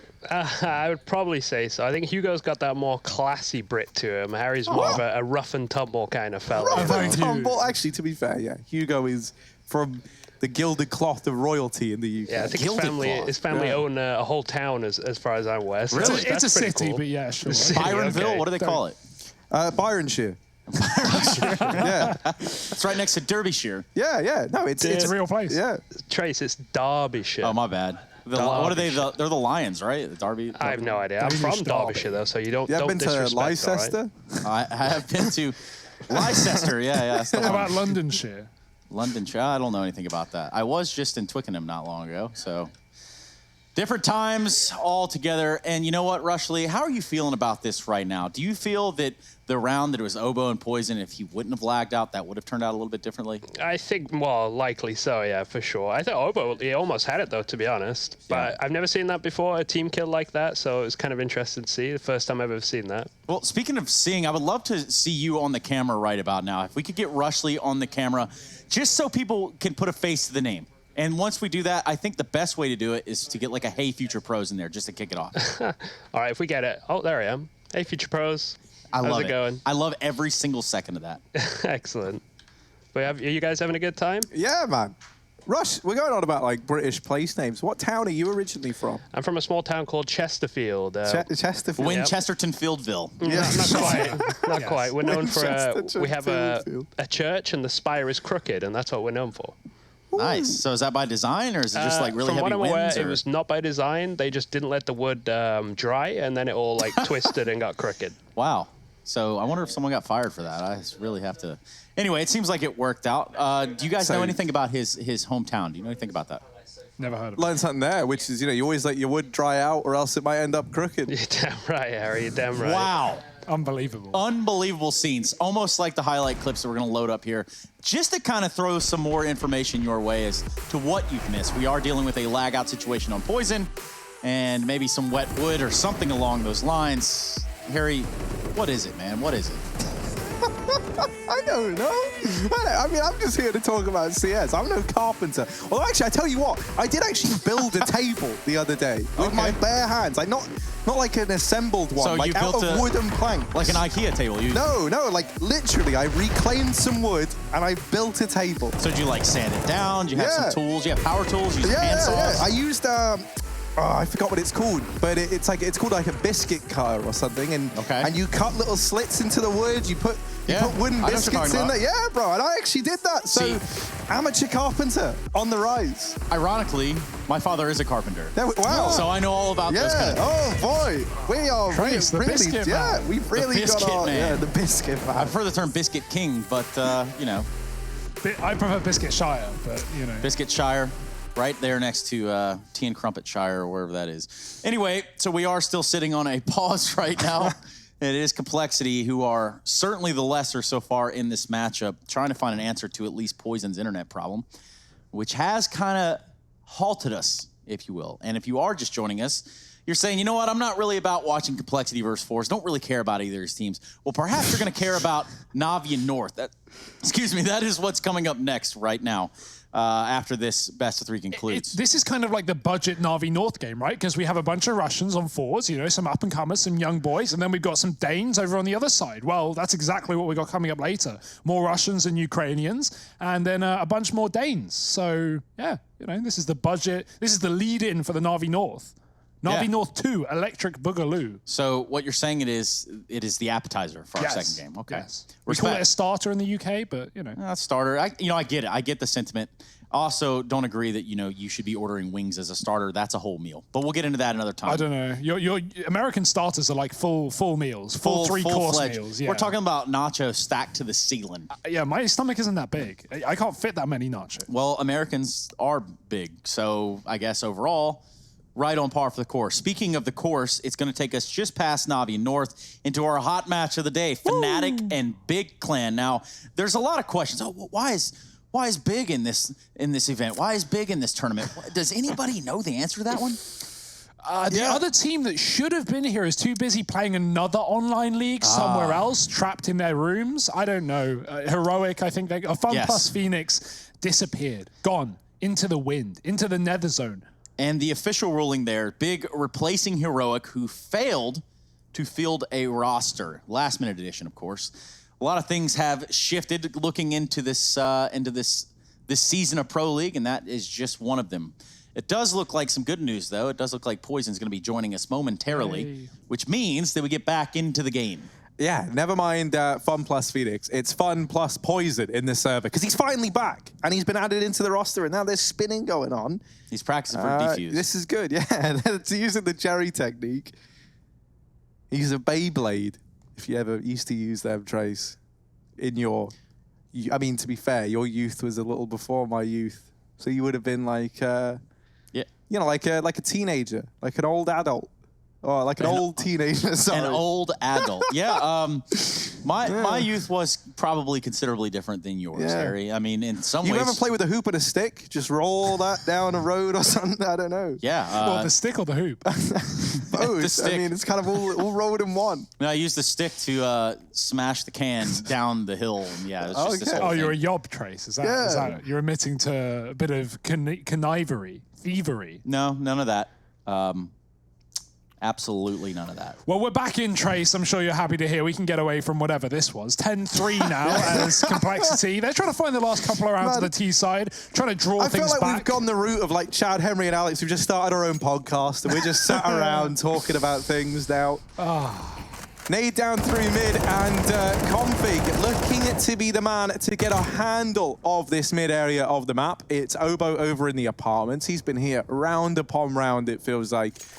And he's had kind of a mixed bag of results, at least over towards B. This time he's got a man nearby to support in the form of Blame F, who's actually kind of clearing out these lower tunnels.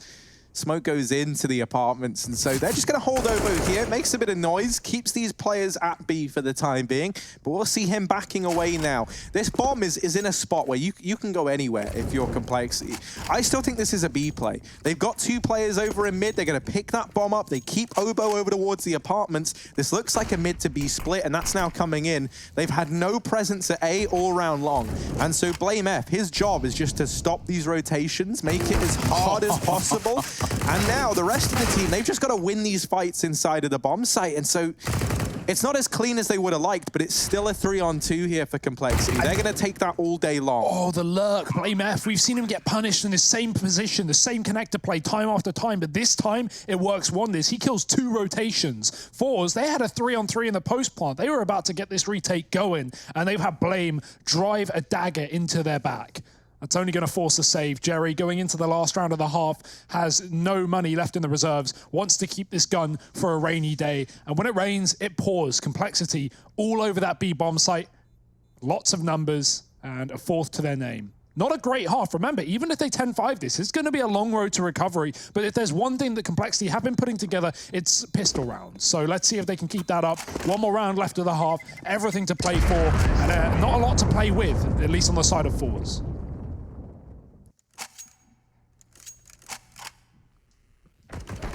That almost got scary as well. Flit almost, had Almeza run in front of him as he was shooting. Luckily, he still gets away with 2 kills, but ultimately meaningless at the end of the day.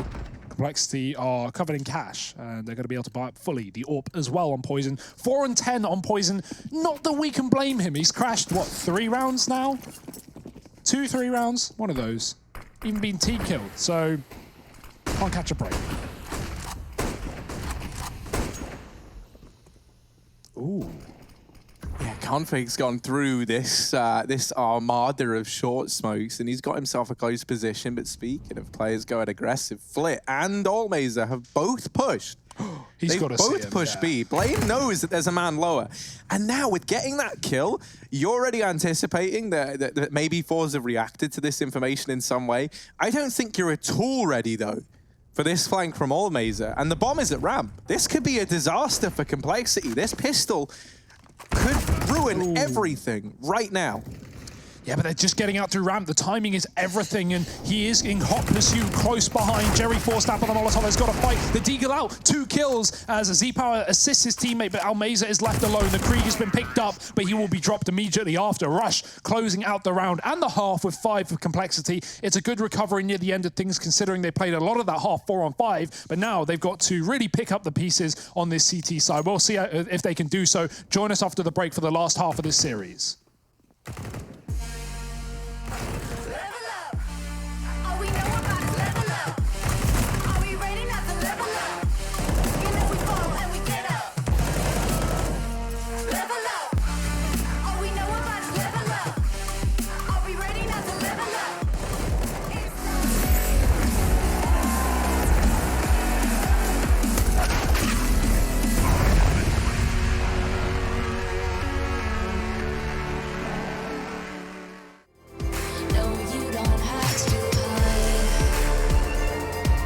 You're strong enough with your battle cry.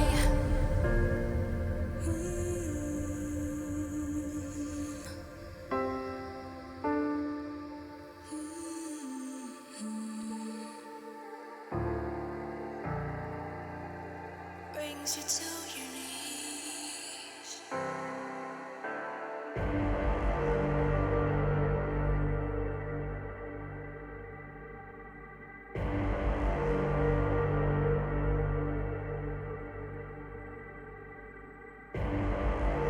Rising out the ashes, coming from the ether.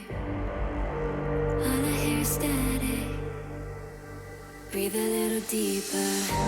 Fallen, broken, a million light years away from home. My eyes opened, and now I've come to claim life. Never let it go. These wings carry me. Live this fantasy. Running through the fire, gonna let it burn. I am the Messiah, gonna let it burn. Running through the fire,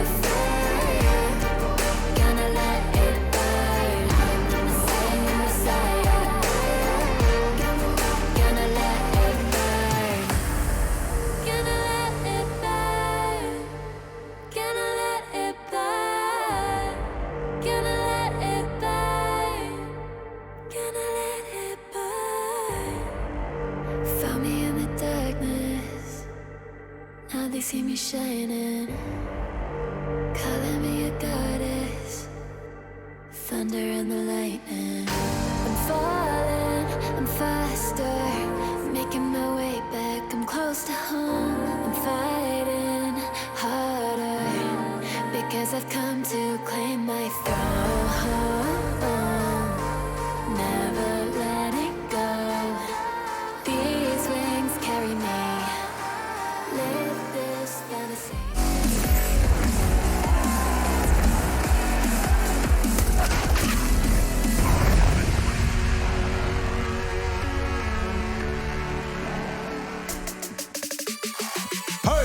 Welcome back to the ESL Pro League Season 11. Here we are taking a look at face crack stats, as it does look like the faces of Complexity have been cracked across the map of Mirage. Like an egg, very fragile, and ultimately just getting smoked. It didn't look good for him here so far, but perhaps they have the chance to turn it around. Obviously, some unforeseen tech issues there with the Internet of Poison, and these things will happen online. But as it stands, we have a 10-5 half, and I also have Harry and Hugo here to talk about the GG.bet odds. Yeah, I mean, maybe they shouldn't be smoking. Maybe they should be hard-boiling those eggs, get some armor, get some Kevlar, and that's exactly what they've done. What do you think favored you on are? those odds. Some kind of expert? Yeah.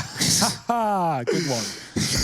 Well, Blame, he is feeling ready to go and looking to scramble things up at top mid, but he instead will get blown right out of the water. Fours, quick kills as they run towards this A site. Rush pushed back as well. He has a kit for the retake, but down 2 men. Forcing fight is going to be the aim of the game here for Complexity, and they will land the shots required.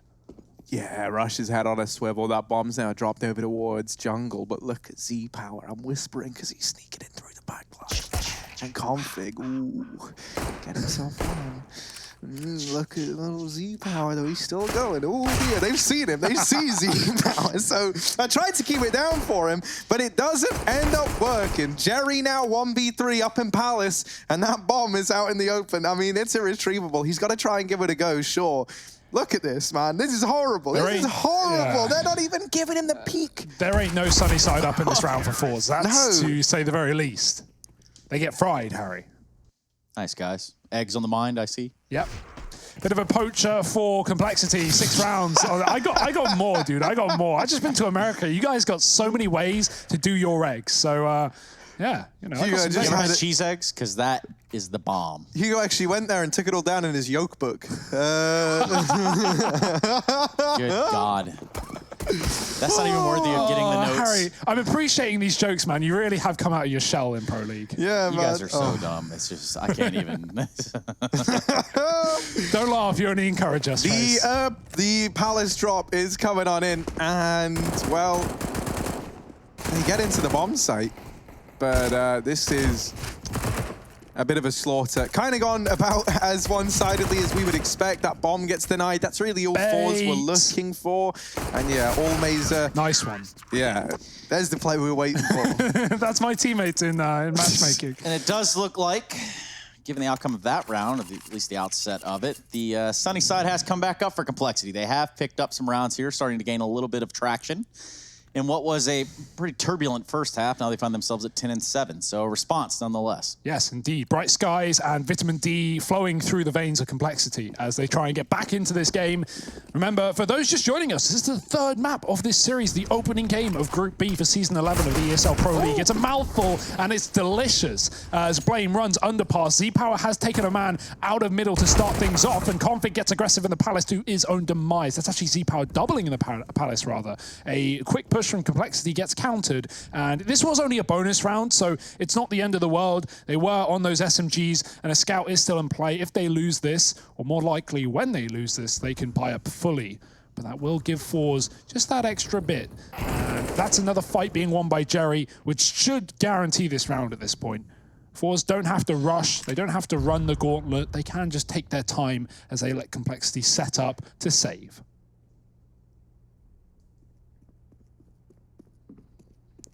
Of course, that's not what Complexity want to do. They just don't know where Fours are going yet. Yeah, and you know, while they've got this ground on A, they don't want to risk moving around, right? They were hoping that, you know, like best case scenario, they nonchalantly walk into that A bomb site and Complexity somehow get that clutch. But I think, you know, the reality had set in for a while for Obo and Poison. They're going to bow out, they're going to hold on to these weapons, but it will be an 11th round on the board for Fours. Complexity trailing behind in this 3rd map of this series. We're currently 1-1. That's how maths works. That's how we get here to map number 3. Nice. And winner takes all. Or, yes. All what? What? What?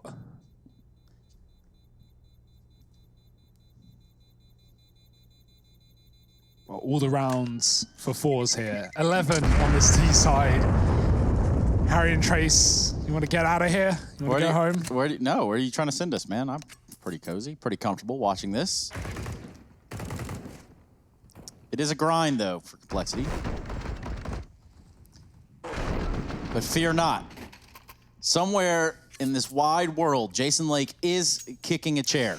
I actually, he's in Twitch chat. I'm like 99% sure. He said he was going to be hanging out in Twitch chat, I guess, because that's like the closest he can come to being sat in the audience around Complexity. I love it, man. He must look like the world's biggest stalker when in reality, you know, he just loves his team. He's at every event. He's always there. He's following them around, and he's always the guy in the crowd cheering them on. I think that's a very unique little perspective that not many teams have someone behind them as dedicated as Jason Lake. The soccer dad of esports, I read somewhere. Wow. Shame on you. Is that an insult? You said football or soccer, not football. So. I mean, I'm not interested. I said soccer because he's American. Oh, okay. Yeah. I'm not that interested either. I'm not a sport dude. I've committed. Plus, I figure with the Dallas Cowboys, the football thing. Anyway, point being. All right, Trace, you know sport better than me. I just like video games. Fast cat play, and well, speed isn't the aim of the game, but headshots are. Z-Power has been on fire with this Krieg. 2 kills in the previous 2 already in this. And Forza looking at 12th round, served to them on a platter. Complexity, again saving. Very little they can do about this. Wrong place, wrong time. It's worrying now though, because it's like, you know, when they save at the end of that last round, you understand that, you know, it was a bonus. They only went into it with SMGs and a scout. You know, they really didn't have much to play with. This was everything. You know, you put all your stock into this round. And did they put all their eggs in one basket, Harry? They did, and there's no bailouts. You know, you're not getting this corrected anytime soon. This is going to be 12-7. You're going to have very little, if anything, to work with in this next round outside of the 2 rifles that you hold on to. So really, you know, if everything kind of goes par for the course, this should be 13-7 in favor of Force before we have another buy come in for Complexity. Look at how clean Z-Power is, man. He's just been tapping. He's not even, you know, doing 15 bullet sprays. He's just click-clacking his way to a win for Force. 12-7, 4 rounds away from that. Well, I mean, probability at this point. Complexity calling in their second tactical pause. They are going to need to dig deep if they want to keep this series going. This tactical timeout brought to you by the U.S. Air Force. Boy, do I love them. Big fan. They do a lot of cool stuff over there.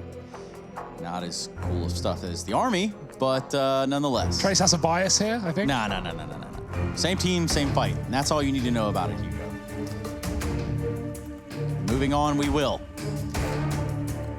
Force with the weapons. Complexity looking for the rebound. Just 2 rifles. And a whole lot of work to do to get themselves back into this game and this decider on Mirage. Here you go, mid-control from Complexity. They got out in front of this one as best they could, taking a little bit of a note out of Force's book, hiding in those smokes. What that's done, though, has left the A site wide open. We're going to see Force spill out onto it. Heavy mid setup does at least allow these quick rotations, so Complexity are in towards the A site very, very quickly. That being said, no one is inside of the A site. They're all on the boundaries, on the borders, waiting by the walls that Forza put up. Molotov's landing to keep these CTs out. Config couldn't stop the plant. Aim punch got in his way, and now he needs to hit the immediate headshot. Flash is good. Config looks away, and he gets the kill, dodging the flashbang again and going back for more. If he can win this round with a USP, that would be absolutely ridiculous. And he's found his second as well. This is still doable. Surely not. And oh dear, another kill comes in. Config, he's foaming at the mouth. He's hungry. The Molotov is there. There is time for the defuse. They've got a kit. It's going to be so close, and they get it. Oh dear. And Z-Power, he's left wondering, how on earth has that happened? How has that transpired in this way?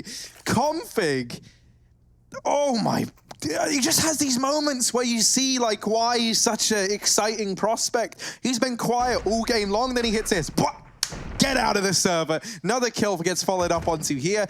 Jerry goes down, and he makes that entire round doable. Thankfully as well, Rush, the man who had saved, carried that kit forward from the last round, and that makes all the difference there. 8-12, and maybe that has given Complexity a chance, but already the AWP of Z-Power has bested Poison once again. That has been a reoccurring story in this map. And you just don't see many diffusers get that damn close. That was right on the wire right there. You want to talk about wearing hats? Well, Rush certainly did wear it that round. Look at this. Config just oblivious to it. Gets absolutely mowed down by Flit. Face crack, able to surprise also Oboe. by being there. So all of that good stuff done in the prior round is sort of just thrown out the window at that point. Yes, it did put another round on the board for Complexity, but as it stands, 5 versus 2, just Rush and Blame F alive. I don't think they could be in a much worse scenario. Well, so the one thing that's good is, oh, hang on a minute, this position from Rush. Okay, he shouldn't get more than this one, right? If he swings and he catches that player, I think it's Flit over in jungle, then maybe there's a chance he gets some real value out of this. A, that bomb isn't even coming towards this bomb site. It's over in the apartments. B, if Blame wins this cleanly, now you're 2 versus 3. This was not a, oh my god, that nade does a lot of damage on the Flit as well. There's a chance still, but I don't even know if they want to give it a go. Like, they've gotten it down into a doable situation. They've got this 2-on-3. It's just like the lack of any information as to what's gone on at this B bomb site. And you had players wrapping through mid. You know, they could be set up in jungle, and they are, by the way, over on the Fours side. So you can't really afford to take this rotation as Complexity. What I was going to say, though, Trace. Yes. Is that, you know, you mentioned how this is a pretty awful timing and how those heroics in the last round feel a bit like they're in vain. The thing that's good here for Complexity is this was like meant to be their original buy round, right? They would have put everything into this, but because they win that previous round with just pistols, they have plenty of money. So they lose this round here, they get a couple of kills, they keep Forza's economy kind of in a spot where it's breakable. You know, you're not going to break it anytime soon, but the potential's definitely there. And for Complexity, they still get a full buy here. They get the AWP on Poison. They get the utility that they need. So, you know, while it's not great that it does kind of, you know, cancel out that round win in the one prior, they at least have that much more of a buffer because of the context of how they picked that round up. So what you're saying is they put the AWP in Poison's hands, who's not had a great go of it here. Luck has not been his lady in this map, at least. And moreover, you've got 3 rounds now. 3 rounds for Complexity. If they do falter, that's it. That's all she wrote. So yeah, you've got all the money in the world. Doesn't matter when the other team reaches 16. Anyway, I'll eat my words. Yeah, let's see how this one pans out, because these kills have gone left and right early on. And, you know, Rush, sure, he was traded, but it's been kept in the advantage of Complexity. And that's exactly what we needed to see. They set up now for this mid control, and they start to work this area of the map. Jerry's actually going to best Oboe over towards Catwalk. And so this has opened up a window of opportunity for the Fours side. They've gone from being a man down with very little to work with to suddenly having this mid control, having a player in window. Flit's going to catch one. Now, they're not ready for the double up, but this is a wealth of information if you're Fours. There's one player you don't know the whereabouts of, and that's Poison. He's just made his presence known. So Jerry knows where both these players are, or where they can be, at the very, very least. This immediate reposition from Config down towards CT, stellar in terms of keeping Jerry guessing, and it means they have this crossfire on the murder hole. Jerry's going to find out why they call it the murder hole, and that's the 9th round on the board for Complexity.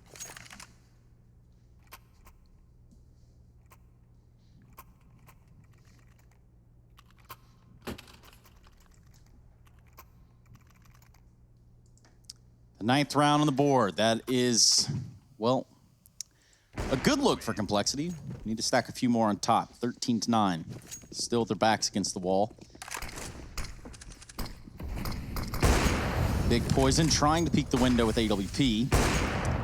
Meanwhile, it's X-Power trying to get a shot off onto B. The battle for mid has come to a lull for the time being. Pop flash there in the connector is going to push Blame back just a little bit, but he doesn't want to give up too much ground. He wants to stay close. He wants to keep him honest there. He doesn't want to just give up the connector and let this A site spiral out of control. Even though, given the positioning there of Jerry, it would appear that maybe they're going to flex back towards B, run up Catwalk.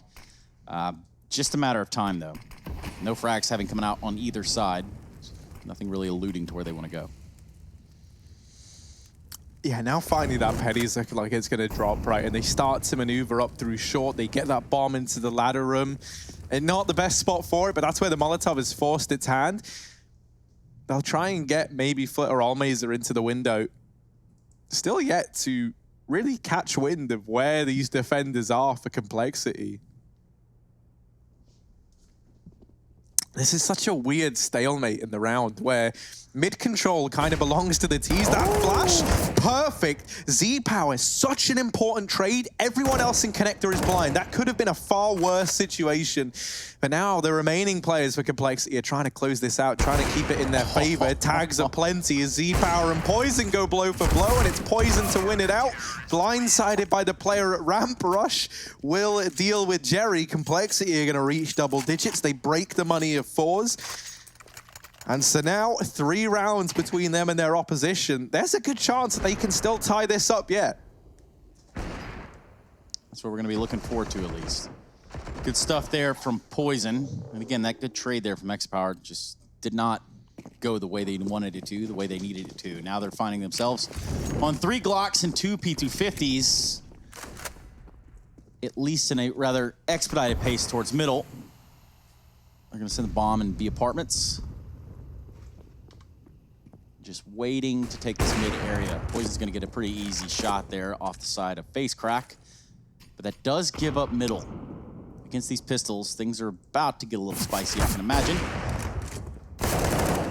Blame F there to support his Opper. And that's what you like to see as the bomb tries to jump in window. Blame F just shutting him down. 1, 2, 3. Wham, bam. Thank you, ma'am. It does not get easier than that. And, you know, for Blame, this is nice. He's having a great performance in this server. I think he's top of the team. And you imagine that's going to kind of, you know, making these decisions even easier. You know, he's feeling confidence in himself and his calls, and that's going to reflect across the board in the rest of the team. This is where for fours, if they weren't worried, they should definitely be starting to get worried. You know, Poison's had a resurgence. He was on 5 kills just a matter of rounds ago. Well, now he's kind of tying up with the rest of the squad. That AWP is starting to come alive. And for fours, yeah, they've got another investment. Yeah, they throw a buy into this round. But it's kind of left them in that same spot again, where there's no money after this. You know, you're all done. You're all done. You've got to just take an eco or a partial investment. And there's a world in which Complexity tie this up 13-13 if they pick this round up here and now. How about this AWP in Config's hands? What's he want to do with that? I like this little boost. Didn't land the shot there from X-Power, but still, good idea. So Config's been put on short with that secondary AWP trace. And I think this is because fours have been really making a bit of a statement to go for this mid control early and really just blanket smoking everything, trying to get in the heads of Complexity, trying to sell this idea that they've gotten into window, something that they've been doing a hell of a lot and kind of controlling the pace of the game through window and connector.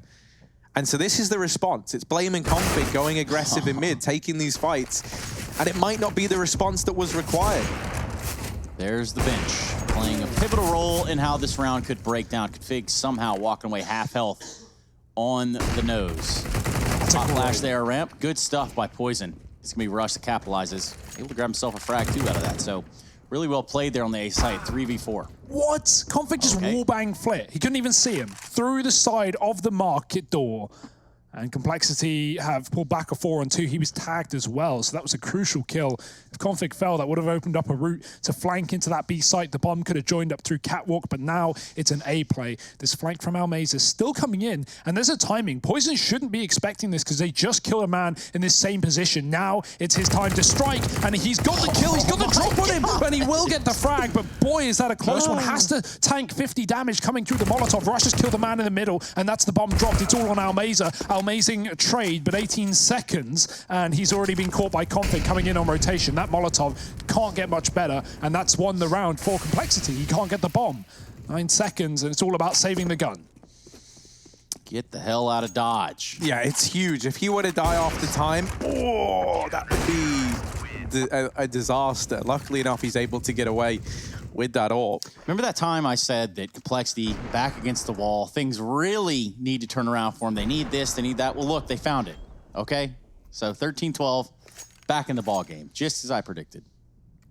And yeah, I mean, I think you're spot on here, Trace. This is where they can get back in the driver's seat. The ball is now in their court. They're not the team trying to come back anymore. If anyone, they're the team in the driver's seat, right? As we were saying, as we were kind of prophesizing, there's no money for fours in this round. They've got very little to work with outside of that AWP that was carried forward. They've invested around it even. Admittedly, only a partial investment. A buy will be coming in the next.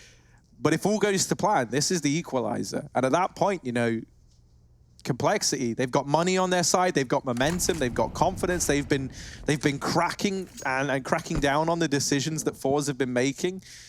This is looking great for Cole. From what was looking like such a dire game, it was what, 7-1 at one point in time?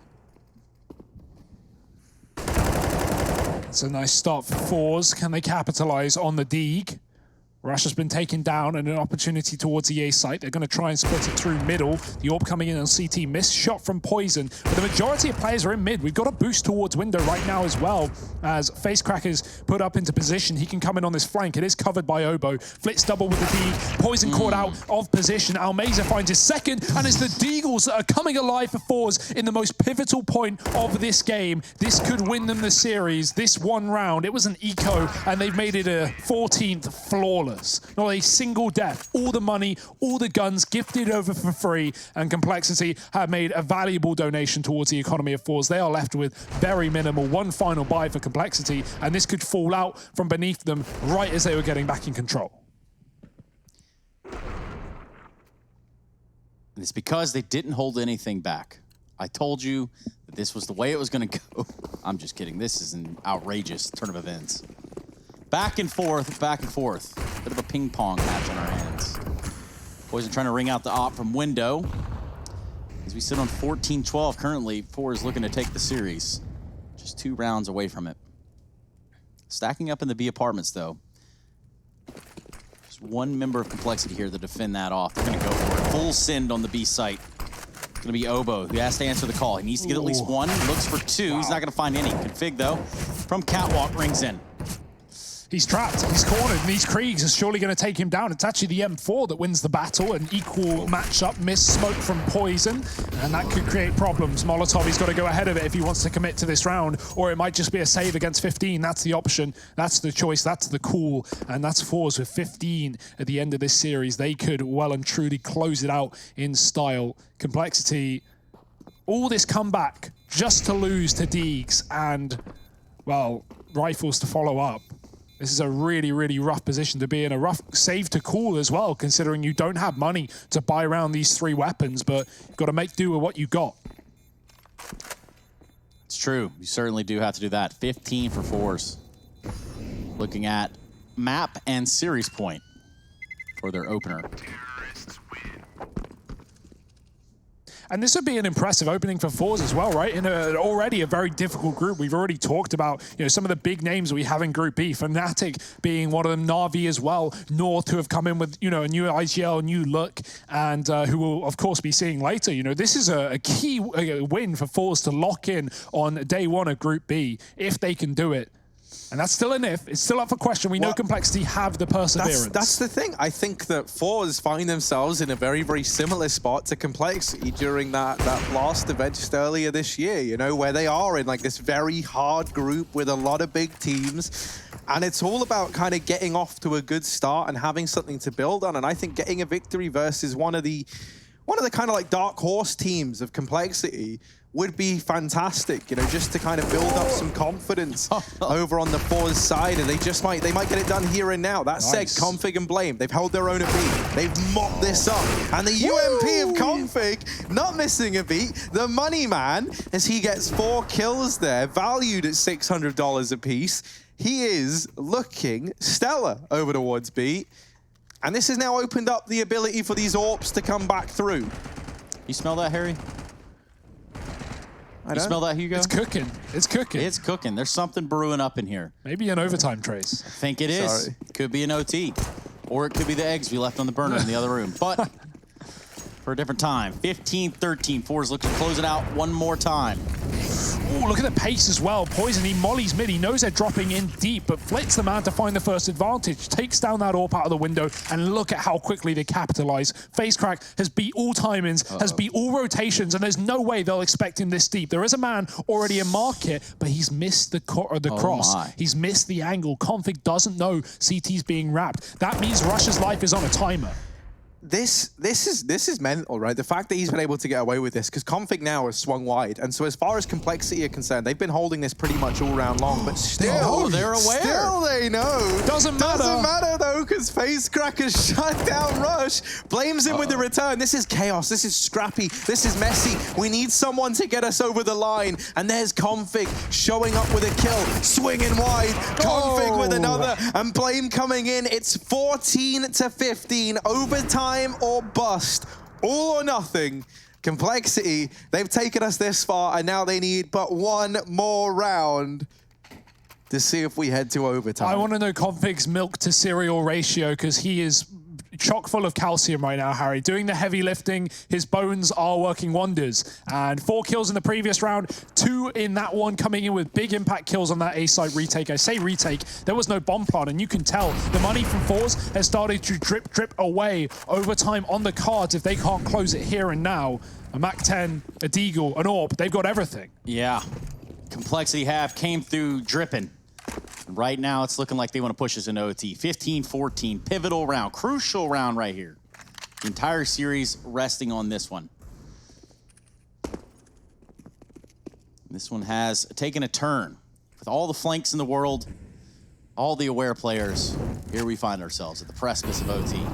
As it often does, this is where the game just kind of, you know, the normal strat book, the normal rule book of Counter-Strike goes out the window. Things get scrappy, things get messy, and once again they attempt the timing, but this time Blame does not let them get a man in through the mid window. Blame F is the guardian of this spot. He'll keep his watchful eye on it. Almazer over in the apartments now.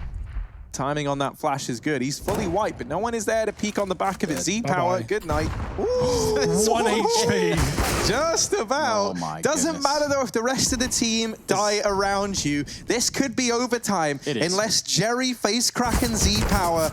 Now, just FaceCrack and Z-Power with 101 points of health between them. Run it back. Yeah, they're going to try and push short, but this is not working. FaceCrack can upgrade onto the AWP at the very, very least. He's got himself the bomb. He sees the first man, but not ready for Obo. We're going to OT. We certainly are. Shout out to Complexity and Fig for showing up in a big way right here. Keeping him honest. He's really put in some numbers. He might have heard you guys talking bad about him, so here we stand. Yeah, I mean, big comeback for Complexity to get in this point, but it goes both ways, right? Fours almost took it over the line with that Deagle round that put them on 14, that broke the money of Complexity, and still we've hit overtime. No one is letting go of the steering wheel. Both teams are driving on the highway. It's reckless, it's crazy, but let's see what it's got for us as we get into round number 31. Top mid smoke for Complexity. BlameF going to try and capitalize, but they are ready. The quick fight, the trades, and Config gets the better of both, winning a 2-1 for Complexity.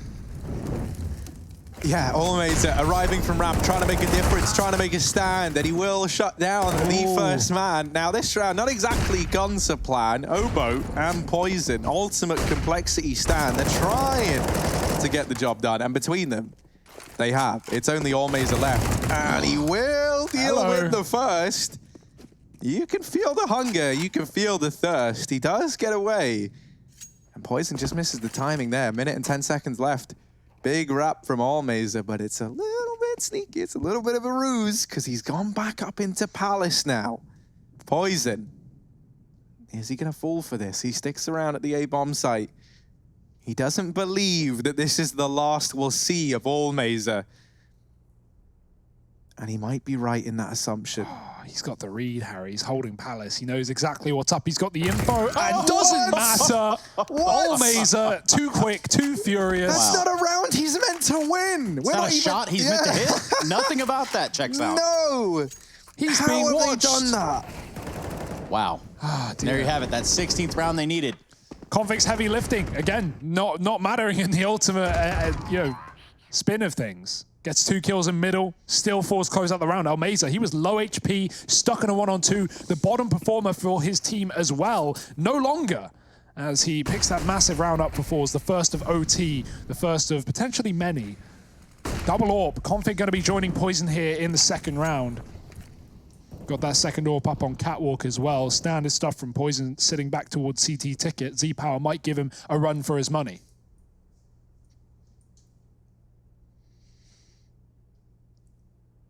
Let's see who comes out on top. I mean, this was a duel that Z-Power had been winning for a lot of Mirage. And I think a lot of that comes down to Poison having these internet problems, right? It can be hard to get out of that mindset.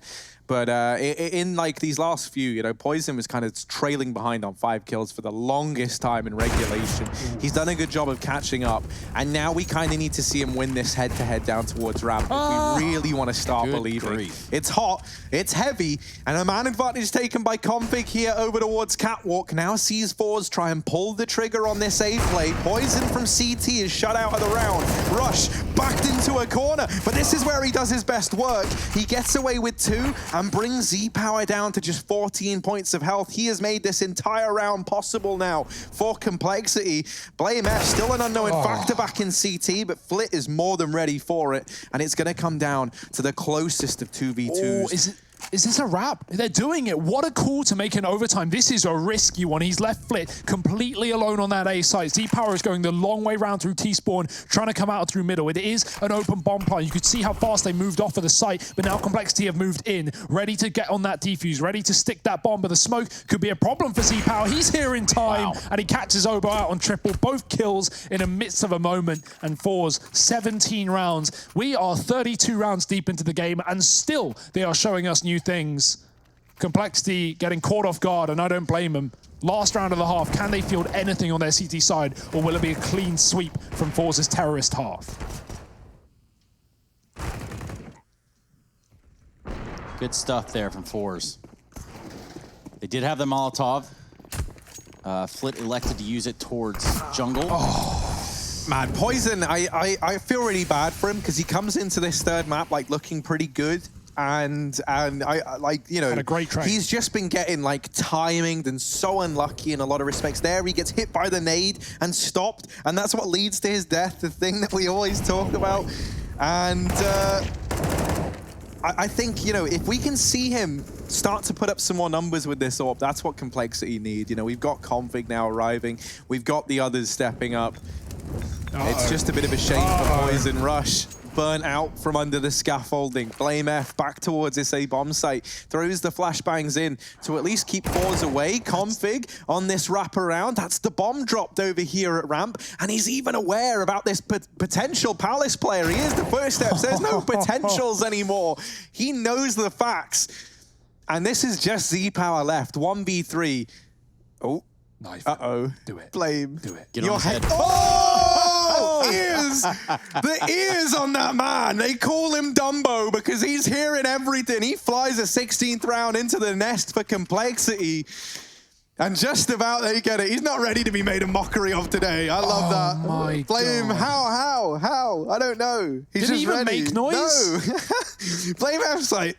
He was shooting before he'd even turned. He knew about it. I don't know how that happens, but yeah, it's the Dane game right now. Config and Blame putting up a lot of numbers on this server. 27-28 per player. Fast play into middle, or at least the smokes do allow for it. No one going to capitalize. Config is out late. Z-Power scoped up, but he's missed the cross. He's missed the timing. Config is behind the boxes, and he's going to have to forfeit this position, go back towards that A site. He does have 2 players up close here. Standard setup 4-4s. They like to do this. Throw that AWP off and towards CT, but this time it has to watch the window, knowing how much they were abusing this boost themselves in their T side. They don't want Complexity to do the same.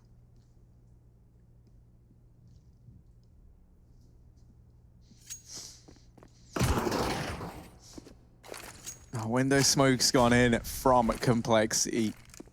Now, Z-Power was already up and out of window, so he's going to be a bit ahead of the curve here. However, he's picked the B bomb site. We're going to have to wait and see, but it looks like that's where Complexity are heading. Oh, this could be the perfect situation for Fours. They've got 3 players here. They line up for Flit on Catwalk. Now emerging is Z-Power. Him and Flit shutting it down, and only 1 kill coming in for Complexity. It's map and series point for Fours as they continue to dominate here in overtime on Mirage. Yeah, it may have been a long road to recovery, Harry, but they're finally going to close it out despite Complexity pulling a comeback on their CT side initially.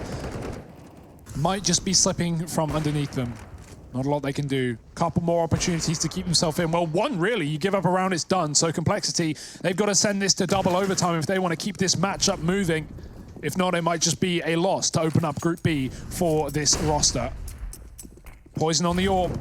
Obo putting pressure on B. It looks like a B site play again for Complexity. This one a little bit earlier. They have no mid control. And luckily for them, Force have gambled on a triple A setup with that extra man in window. Only one on B. He's gone towards ladder. That allows Flit to come in quick on rotation. Z-Power stuck at the back of the site. He's got to line up doubles. He's got to line up triples. He's found the first, but the wrap is in. Rush with a kill. Flit's been smoked off, and Poison's found him from above the balcony. It's still a chance for Complexity as they get the bomb down. Yeah, Jerry trying to deny this. Him and Allmazer emerging from the market, and Allmazer falls prey to the man up close. Poison is holding this wraparound. Face crack on the angle, eliminated at the first hurdle. Jerry alone and a 1v4 required. It's not looking likely. Complexity, they would have to really shoot themselves in the foot repeatedly if they wanted to throw this round away. And they're not going to. They even find Jerry at the very end. 3 for Rush, 2 for Poison, and a 17th round for Complexity. They're trying to make it a double overtime here on Mirage. They're trying to get us in for another 6 rounds. That they certainly are. And they've definitely made a pretty good case of it, too. I'm glad we have this competitive final map, though. It is a shame about the technical issues we've had, but after 2 back-to-back stomps on the opposing team's map picks, of course, 16-9 on both Train and Dust, it's nice to have an overtime. It's nice to have maybe even a double overtime, and that might be on your screens in just a second if Complexity can double down with another round. That's what we're going to be looking forward to here. It does look like Complexity want to stack themselves up over towards the A site. It's going to be Jerry at the ticket booth with the M4. Should be making first contact. He's not going to be alone. Face crack finds himself over there, at least towards the side of Connector. And the Molotovs are coming out there. So they're going to use it all. They're going to expend it all. They're going to try to get out in a brute force fashion over on this A site. Uh-oh. Oh, dear. Look at this, though. Config. If one man could get me believing in the possibility of this round, in spite of being a man down, in spite of you being on the back foot, Config could get me believing. He gets that kill, back into a 4-on-4. No overextension here from Complexity. They pump the brakes, and boy, do they wait. They have slowed this right down. Now that bomb plant comes in. Poison's holding the line to jungle. Jerry's back in CT. He's got teammates with him. Complexity, they go full passive. They completely back out of the bomb site. They put everyone at ramp, one man in Palace. Now, these 2 smokes and that Incendiary on Z-Power, that could make all the difference here. Kills come in, Rush up in Palace is smoked off. And so now the pressure's onto Config, the one man who has a sight line onto this bomb. Rush is gone, and the map is over. Fours are gonna get this defuse. They lock it in. It takes a full, a single overtime. I'm trying to think how many rounds it is. 37 rounds, man. Yeah, I mean, 3 maps, 37 rounds. Yeah. We get there in the end, and it's Fours to do it. I think at the end of the day, the better team here are able to pick this up. Yeah, number 22 on the rankings as well, above Complexity. And, you know, not that many people would believe it, but Fours have really proven their value here today, taking that first victory in Group B. Yeah, they certainly have put up a fight here. Complexity will be taking that L. We will be taking a break. And when we come back, we're going to break it down. We're going to have some live interviews with these players, and we're going to try to pick their brains as to what happened in this best of 3. Don't go anywhere. This is the ESL Pro League Season 11.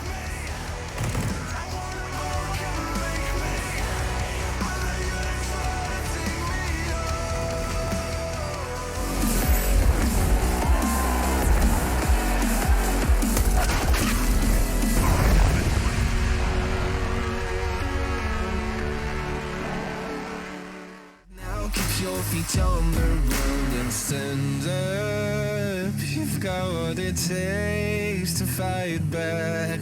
Don't stop until you black out, out. Stand up. You've got what it takes to fight back. Don't stop until you black out. Give all you got and show them how to make a miracle. Stand up. You've got what it takes to fight back. Don't stop until you black out. Give all you got and show them how to make a miracle. Go save your team, be a hero. Take home the cup, be a star. They waiting for you, take aim, shoot your arrow. It's your time to shine, show them who you are. Stronger, gotta go faster, gotta get better, gotta work harder. It's vital.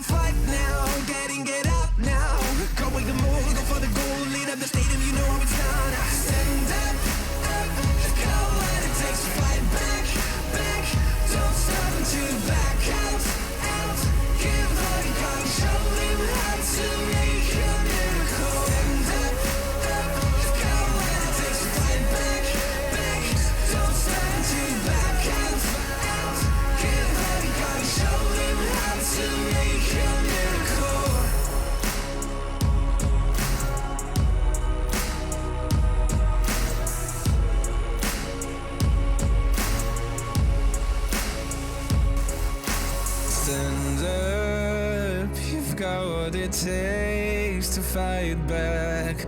Don't stop until you black out, out. Stand up. You've got what it takes to fight back. Don't stop until you black out. Give all you got, show him how to make a miracle. Stand up. You've got what it takes to fight back. Don't stop until you black out. Give all you got, show him how to make a miracle.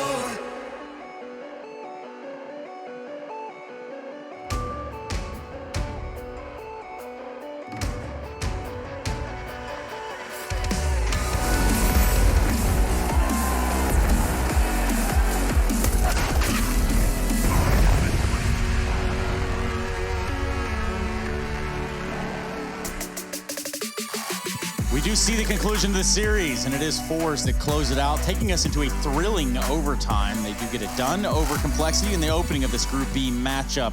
A game that we just about saw everything in. One thing we certainly saw was Flit going 70-54 over the entirety of 3 maps, plus a little bit of OT. Welcome back to the Pro League Season 11, everyone. This is where you want to be. My name is Trace, this is Harry, this is Hugo, and we need to start making some sense of this. So where do we start, Hugo? I mean, well, Dust 2, I guess, a good place to start. It was, of course, the map picker Complexity, a map that they've looked so great on as of late, especially on LAN. We talk about this team having troubles online. I mean, this series is a good example of that. But, you know, either way, we had fours showing a very confident T side, a lot of fast executes, a lot of quick mid splits, and taking their map pick away. Yeah, you know, then we move over to Train, right, which was the map pick of fours. Things were looking good. It kind of, for a time, it felt like maybe they were even going to do it 2-0. And then suddenly we get into that second half.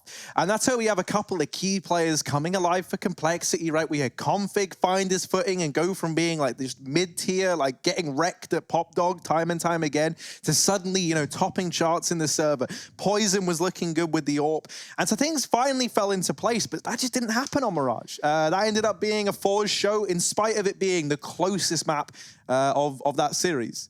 Now, things are going to get a little closer here. We're going to have that opportunity to talk to... I'm excited. Jerry, the man of many words. Jerry, are you on the line right now? Can you hear me? Yeah, I can hear you. I don't know, can you hear me? We cannot hear him. I can't hear him, which does create a problem. Jerry, we're going to try to figure that... Uh-oh, he's checking some settings on his end. Yes. Perhaps... In this moment, we're going to wait just a few seconds, see if we can figure it out. Nonetheless, obviously, there are tech things going on all around this place. You know what I have realized is that... What's up? I've got the same pattern on my bomber as Jerry does on his bed sheet in the background. Wow, you do. Yeah, so that's nice. Good taste on him. So that is the first question, Jerry. If you can hear me, what do you think about Harry's jacket in terms of comparison to your bedspread back there? Wait. Could you hear me now? No? And now? Yes, we can hear you, Jerry. But it's from webcam. It's from somebody webcam. Can hear you. I can hear you. I can't either. Yeah. Jerry, we're going to keep this short and sweet. Obviously, things are a little strange right now.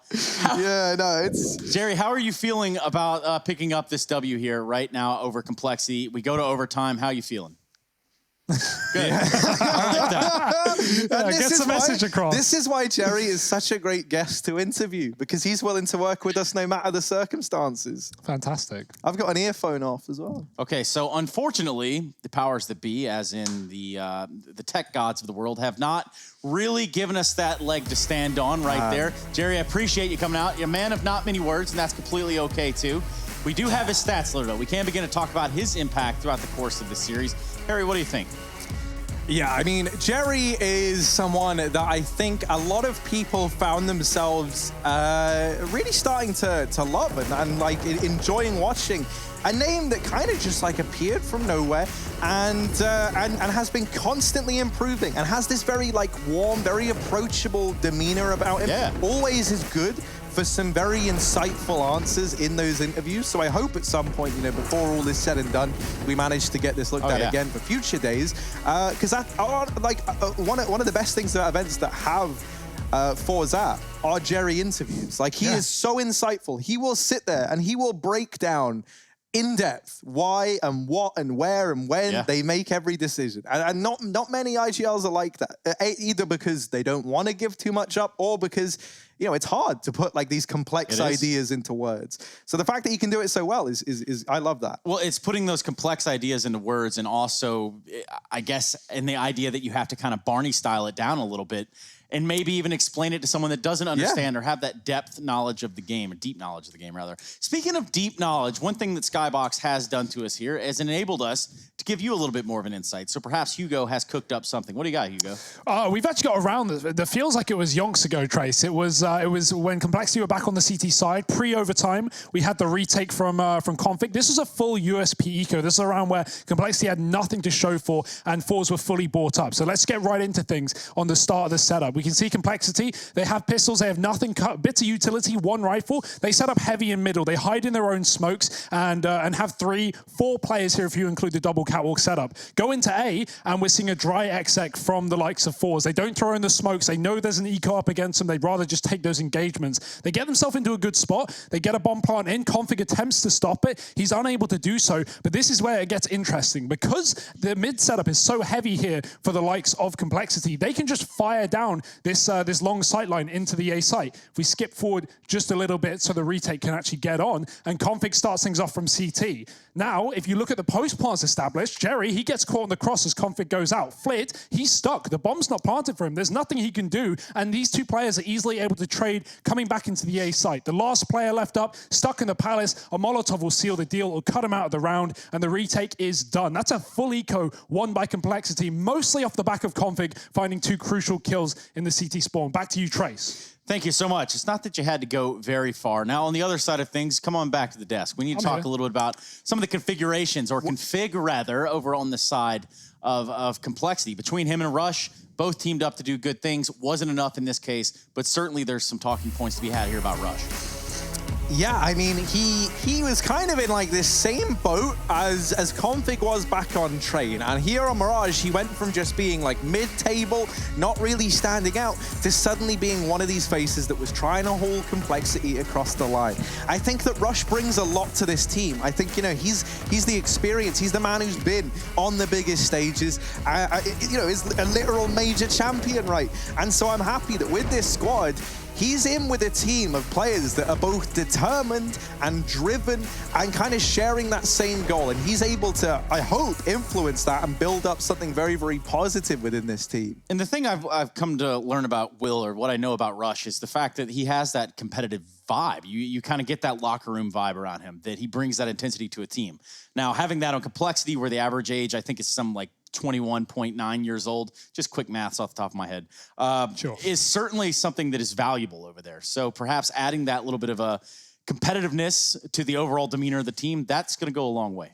What I can say for sure is, you know, I certainly wouldn't want to be Rush in that Mirage game. I can't even count how many rounds he got mollied out from under Balk and just double peaked from fours. Really a rough spot, playing the harder roles a lot of the time, and that's nice to see. Obviously, you've got players like Config and Blame and Poison who can just pop off. And so it's that's nice the to thing. give them the room. That's why I think that Rush is so valuable, is that he is someone who will go and play these kind of horrid little tricky spots, and he still does it very well. You know, like from underneath Palace, you mentioned how he kept getting mollied out, but he kept getting 2, even somehow, in spite of it. You know, you're watching it and you're like, Rush, this isn't how this round is meant to go. And he's still putting up those numbers. And so the fact that he's taking those like rather gritty, rather gross roles away from the young stars within the team and the players that are, you know, trying to mold into these prime time, big time fraggers, I think is only going to benefit this squad, right? As they continue to build up.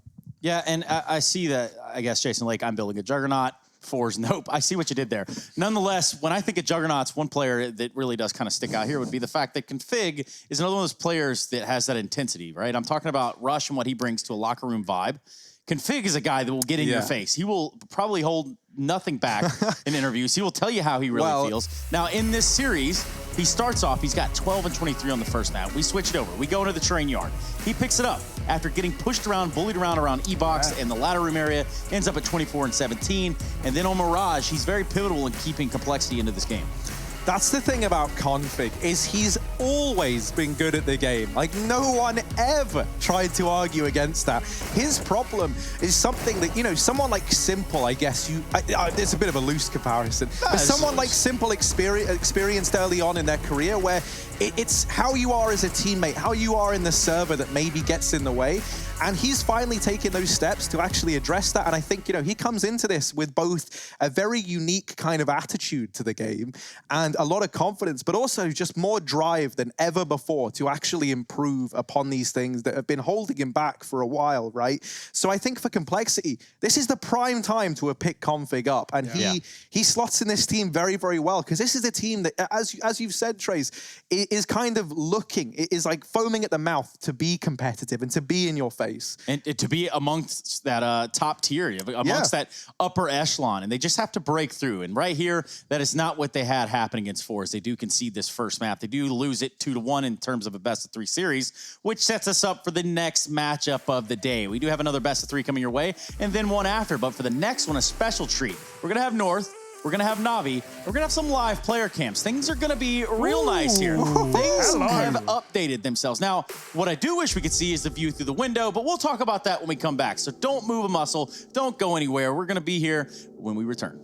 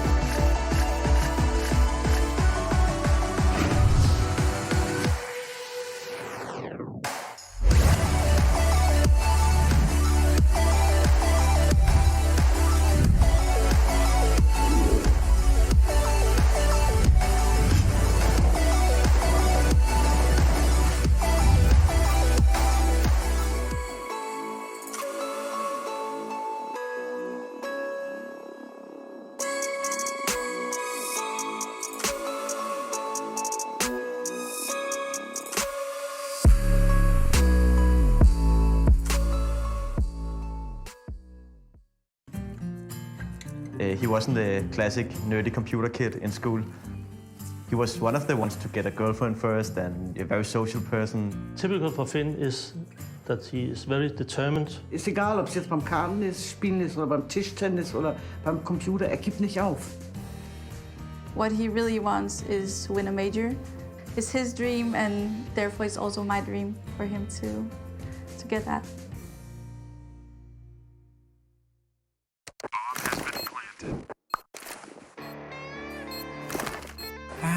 Cool, right? Want to know where I got it? Well, look, go to CS.money. It's a trade platform and a marketplace at the same time. Just choose, click, and get. Good luck, bro.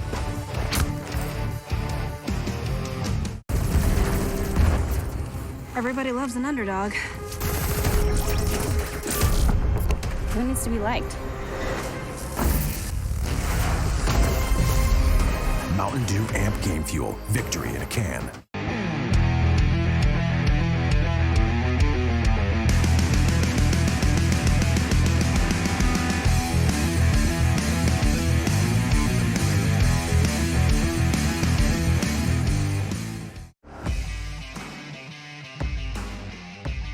Charge up your game with excitement. Highest odds on the market. Take what's rightfully yours with GG.bet. The future waits for no one, so we refuse to wait for it. Today, battles are waged in nanoseconds, and planes are piloted from the other side of the world. The future's not coming, it's already here.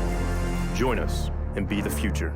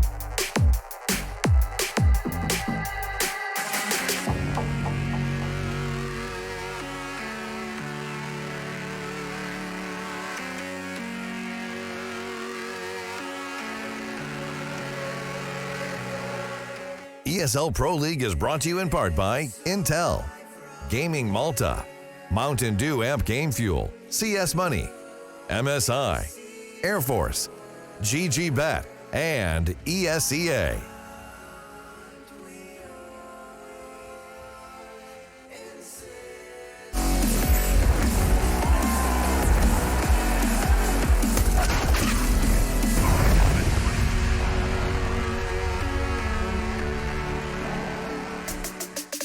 Well, we've seen our first match come to an end, and it's now time to start our second. North taking on Navi for the ESL Pro League Season 11 Group B in their opening debuts here online. My name is Trey Saranthus. Alongside of me is Hugo Byron and Harry Russell, respectively, of course. Guys, we've had quite a day of Counter-Strike already. It's not even halfway done, Tracer. Don't get ahead of yourselves. We've had some great games, but now we're really kicking it up a notch with Navi North. Best team in the world right now, according to the rankings, obviously off of the back of one event win. That was Katowice. They blew everyone out the water, and I want to see if they can keep it up online. Certainly something we're going to be looking forward to. Now, on the other side, you got this team called North, right? They go through this whole rebranding process, still North. So what are we looking at on their side? Man, I mean, for North, I don't even know what the problem is, because I feel like if I did, I would be getting paid a load of money to just, like, you know, figure it out. But there's always been a problem with this squad, no matter what iteration of the roster they've had, where the names look promising, the facilities are there, all the money in the world is getting put into this team. And for the most part, they haven't given us the results really at any point that we've kind of wanted to see. I'm hoping now, with MSL back into the swing of things, Gade moved off of that IGL role, you know, that we can see a more complete North starting to take shape. And there's something so complete on this side of the server, and that's Navi, right? So we're going to talk about North just a little bit more in depth, but obviously when we talk about Navi, we're talking about some of the heaviest hitters in the game. We're talking about players like Simple, working with Electronic. Boomich has now come online to do his thing. And now we have a quote here from Simple. Now, I don't know if you can read it, but give it a shot. I think all of our players have insane individual skill. All of our players are the same age. That's simple. So we understand each other better outside and inside the game. That's interesting. It's nice to hear. I mean, I feel like it's obvious from what we've seen from Navi that they're finally feeling happy with the current roster. Simple's finally comfortable with the teammates he has, picking out, you know, someone like Perfecto, who is relatively inexperienced when it comes to CIS players, yet still being able to hold his own and fill his role and stay alive. So Simple and Electronic can, you know, fill the kill feed up with frags. That's kind of nice. It is. And yeah, I've got really high expectations for Navi in this season of EPL. Yeah, and just looking forward at this happy Navi. This is a Navi that's smiling a whole hell of a lot. I mean, that feels weird in and of itself. It is kind of a strange thing. Obviously, if they're having fun, that's what it's all about. Winning is most of the fun there, I'm sure. At least for the current time being, they have it set up like this. Now, Navi are playing, but they're not all in the same place. We're talking about split boot camps almost. We're looking at Simple, Perfecto, and Blade all in one place, and then Flamey, Electronic, Boomich all in another place. Now, my conspiracy theory with that is when Simple dies first, do you think he jumps on Perfecto's PC? Like, just as smooth. Trust me, best in the world. You know, I can do this. I can do this. In game, of course. Yes. Okay.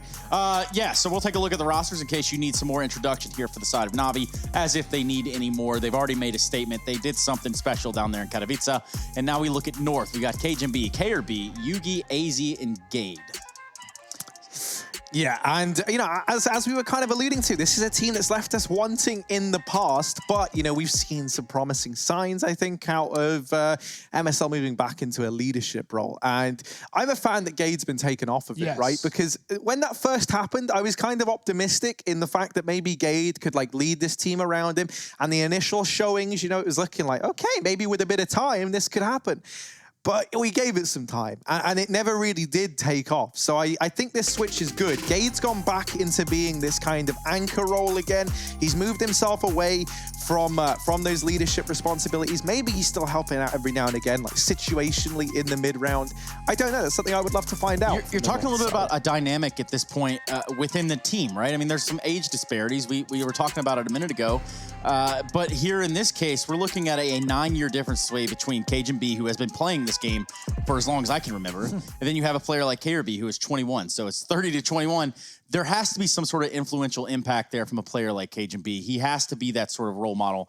And amongst any of the lineups, MSL is going to be there alongside of it. These are players that are obviously leaders in their own way, and then they're put into those roles whether they like it or not within these lineups. We actually had a bit of a chat with MSL coming off the back of DreamHack Anaheim a few months back, and he was saying to us that, just to put it all quickly, essentially he was setting high expectations, saying that, this is the roster he thinks he's going to achieve a lot with, and he needs a few months, but he thinks that they can be a top 5 team. And, honestly, I want to kind of believe it. I want to see what he can bring to the table. Yeah. I think Yugi was holding this team back to just be honest, for the longest time. He was so inconsistent. We know he had those high highs. He also had those low lows. And I don't think a team like North can afford to have that. With MSL now on the orb, a little more consistent and actually bringing the leadership as well, I think this team could be exactly, in the right place at the right time. Yeah, and they certainly could be. Cajun B finding himself right inside of this lineup, situated somewhere around the middle of these 5 players. We're going to hear a little bit more about his style going forward.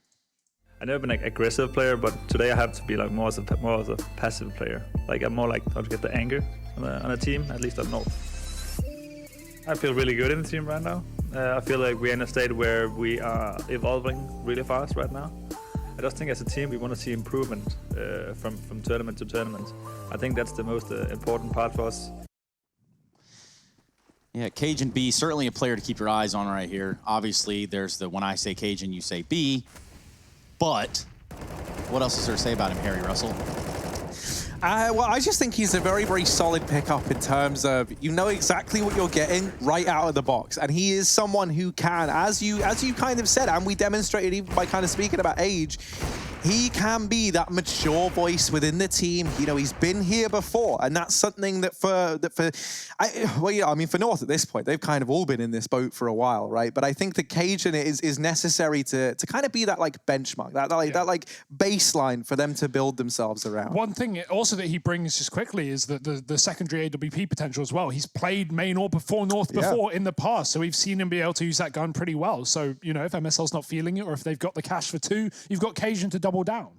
Yeah, always double down. That's what they say. Put everything on red or black and then just kind of push it out there, right? At least in this notion, we need to be talking about where our chips are going to fall in terms of a map veto, guys. This is the best of 3 again. We need to start to consider what digital battlegrounds we're going to find ourselves on. I feel like if Na'Vi don't insta-ban Vertigo, North are going to pick it because it's a map they haven't played. Neither team have played, and North, I am expecting to be doing some hard stratting on moving forward. We saw them take on Liquid back at the Pro League Finals with a different roster last season, and the picks are coming in. Na'Vi will insta-ban Vertigo, and Dane's picking Nuke standard stuff. Yeah, I feel like now, this could get pretty samey to what we saw from the last series in terms of maps, right? Dust 2 getting picked up by Na'Vi, that makes a lot of sense, right? They've looked very, very good on this. And I'm curious to see, I feel like maybe we do just end up with the rinse repeat of the Mirage third. Oh, no, okay. The overpass is throwing on in Interestingly there. That enough, is interesting. This is a map that neither of those teams have won.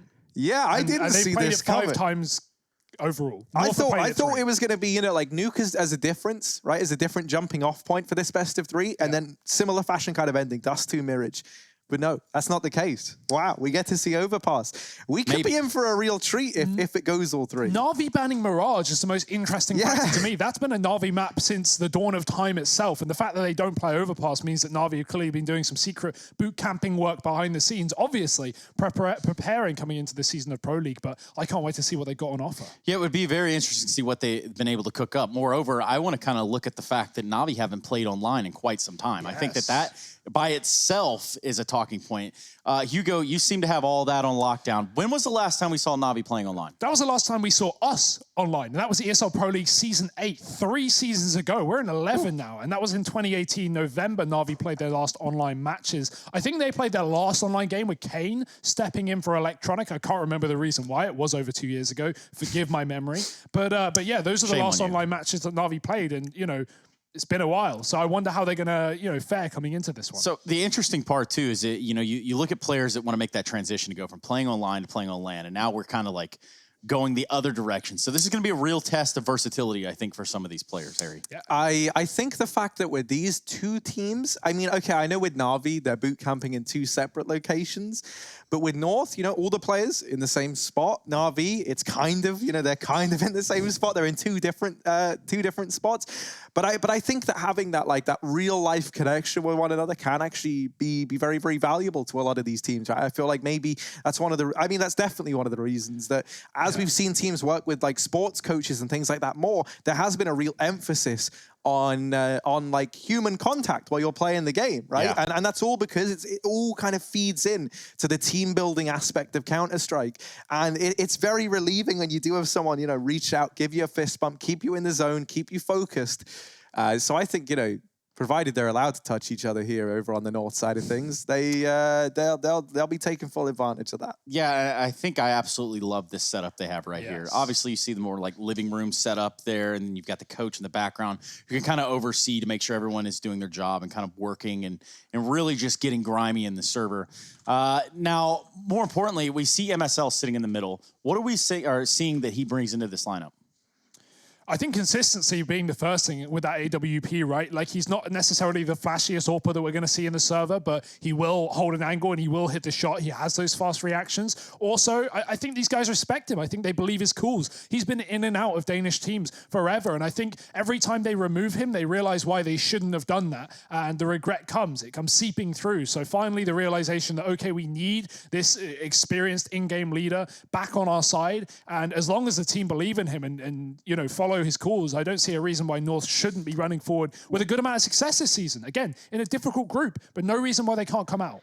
And like, that's the other thing. I think there's a bit of I always feel like, you know, we can kind of talk about KD in a bit in like this respect, because I draw some parallels between the two in that MSL kind of did like the inverse KDN, right? KDN goes AWPer to IGL, the MSL, well, he goes back to the AWP. So he goes IGL to AWPer. And, you know, hard switch to do, first of all. But I think in terms of like this team and the exact like breakdown of players, they're all experienced enough where someone like KDN, who while he is a veteran of the scene, you know, he's gone that way around where he's gone from just being like an AWPer to an IGL. And I feel like he's got less of a track record. So when it came to, you know, getting the respect of these guys, getting everyone to believe, maybe it's a bit harder to sell than what it is, you know, over when he went to that heroic squad, and or you know what he did in Rogue, for example, where he was very much like the most experienced guy. And for MSL, I think he is necessary because he's got the track record, he's got the history. Now he's working on his individual performance. I think he can bring a hell of a lot to this team.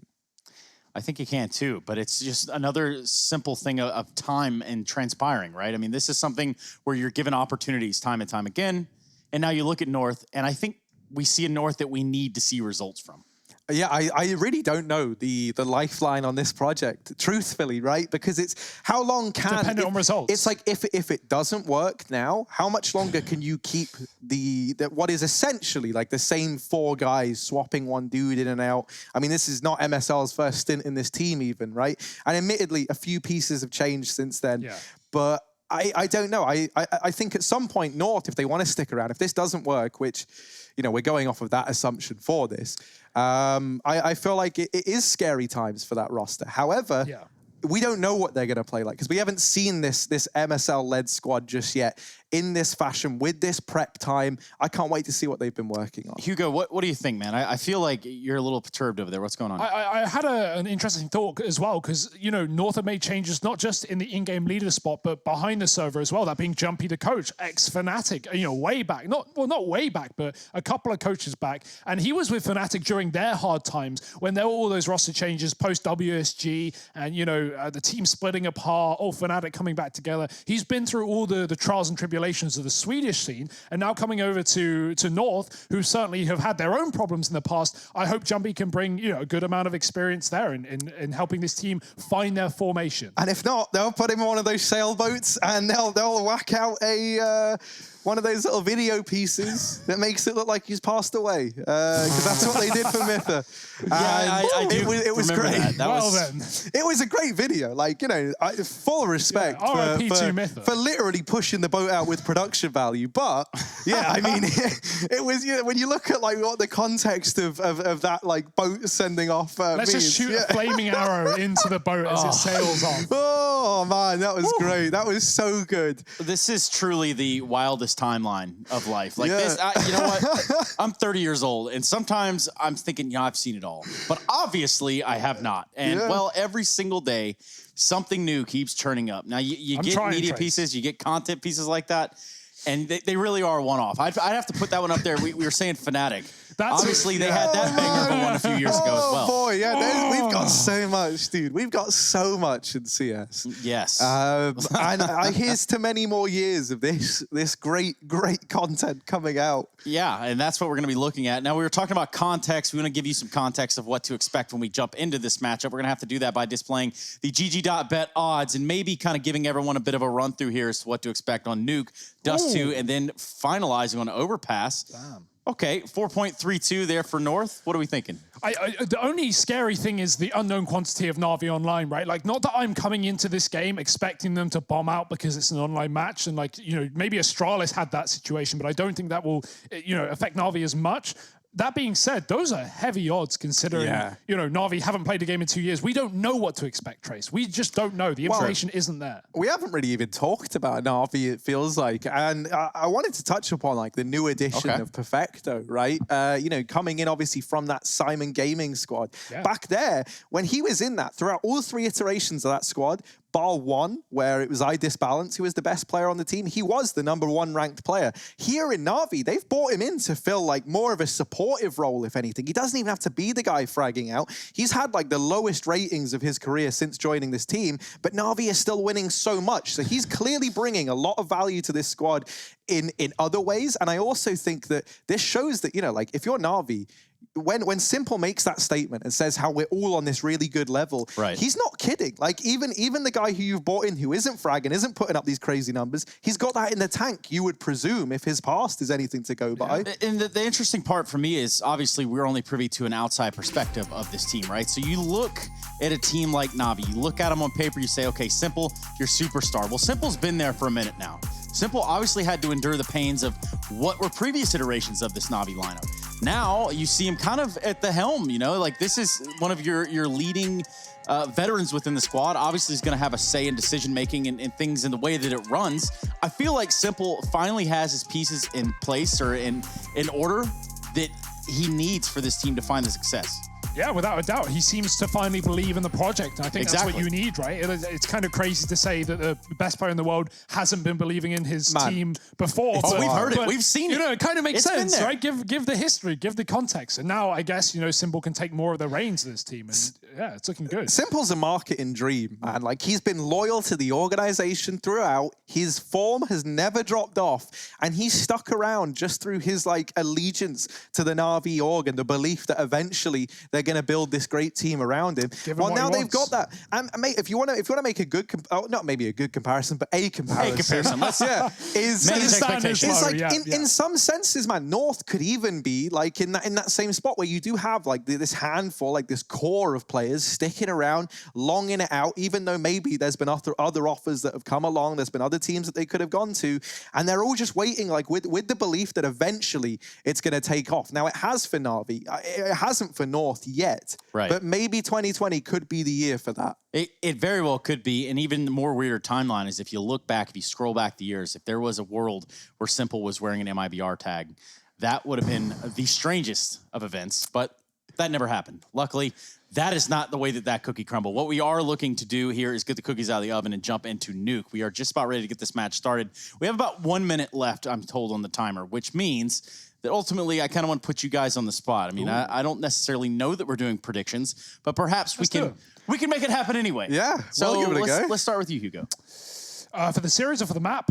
Let's go with the series. Na'Vi. I feel like you've got to, right? You've just got to, after their Kato performance, assuming they're not one-trick ponies, you got to jump on a Na'Vi. I'm immediately hopping on that. I'm not even gonna like give some time to like let the suspense set in. Na'Vi should be taking this. If North managed to, stellar work from them. Yeah. But this should be a Na'Vi victory. Trace? You know, I'm looking at this, and obviously, I guess I've chosen Na'Vi before I've even spoken about it. But if that face on that picture is any indication, then I'd say, yeah, that's exactly right. Na'Vi would now have we just to be... got to wait for this man. No, he's Rush isn't here. He's a little busy. He's not going to be joining us for that. But I would safely assume that he probably picked Na'Vi. Then again, he is a little bit of a wild card, so maybe he did pick North. We'll never know. We actually have a Dane observing for this, so he would he's have been definitely biased. picked North. Definitely has done that. We're going to be jumping in this first map of Nuke, followed by Dust 2. Overpass will be the decider should we have to get there. North is going to have to put up a fight straight away, and starting on the CT side is going to be not a sincere. Yeah, a tough, rough start for North on this T side, but let's see what they've got in their back pocket. Danes do love a bit of nuclear action. Flamey, known for his ramp aces, but not glowed up bright now, just waiting. Push is going to come through. He spots it, but doesn't commit to the fight. We'll just drop down lower towards that B site. Boomich, similar story. Doesn't want to overcommit. And we'll just give North the room they deserve. The fight's down towards B as North look to continue towards this lower site. There are plenty of rotations, but it might not matter. The kills are coming through, all Danish. There's a trade for Electronic, and it's back and forth into a 3-on-3. That molly is great, but the shot from AZ comes in just before it. Electronic gets pushed out of Secret to just 10 points of health, and North can go back up towards Heaven. Nightmare fuel as Cajun goes away from B, secures this bomb plant, and it's a bomb plant for Heaven as well. Electronic and Perfecto, the two players left in the clutch, they've gone down towards B, so they might already be writing this one off. They do have that armor, so it looks like 100 on the Perfecto. Perhaps Electronic also has 100 armor, which is worthy of saving. Obviously, you can upgrade into head armor the next round for a significantly less cost. You're all about those savings, Trace. Yeah, I guess now would be the time to, you know, look at your savings and really think about everything. Yeah. But it does look like North are not going to have to worry about saving this round. It does look like Na'Vi have given away this pistol. And we're going to be jumping into the second round here shortly. Overall, though, guys, I feel like Na'Vi might have a rough start. This just might not be what they're used to. I mean, North with the pace already established on the T side, they're going to be feeling confident. They should have the first 3 rounds locked in, you'd like to think. Na'Vi are going to force to try and combat that, but easier said than done. Got a couple of nades. Not going to be going towards a yard to stack them outside, though. It's just going to be simple heading in. A couple going outside to throw a molly to disperse any kind of outside smoke, but it's North rushing in through the vent. Gate gets down. Wow. Great grenade from whoever that was on Na'Vi. Does a hell of a lot of damage, about 150. And North, however, are already on the B site. Yeah, really good grenade right there. And with all that HP taken away, they still haven't gotten the bomb down just yet. Na'Vi, you're onto it. Vent bomb strat looked pretty good. Flamey somehow is able to just barely get off a frag there to KRB before he's eliminated by Gade. AZ outside. The bomb should be planted momentarily. Just trying to be thorough in their approach is North. And so far, so good. Perfecto left on his lonesome. Lands a deagle shot, not to the head, though. So it'll be Cajun B that does take damage now. Cavalry has been alerted. It's only a matter of time. 2 rounds for North, and 1 Harry Russell on the menu. Yes, indeed. I want to just see Simple, you know, be untethered from his like mortal coil and ascend this plane of existence and just step right up. Because you think about it, man, he's always streaming FPL. You know, he's always the guy breathes the game. It's pretty obvious. He's always playing Counter-Strike. And as a result, you know, he should be pretty used to this like online realm of CS. Gade straight out through the door. MSL and Cajun B finding the openers. Ooh, that's a... I don't even know how Flamey gets away with that kill. He even dinks a follow-up player, but North are just going to flood the lobby, and they will drown Na'Vi in the A site. It's going to be guns going well for North. The 3-0 lead that we kind of expected after that pistol pickup, but now Na'Vi have got guns to go with. Simple can even get that AWP. He's been saving for it, and it's his lucky day. Yeah, even Team dinks. He shoots MSL in the face, but it's not a problem. It's still around for North with minimal damage from Na'Vi.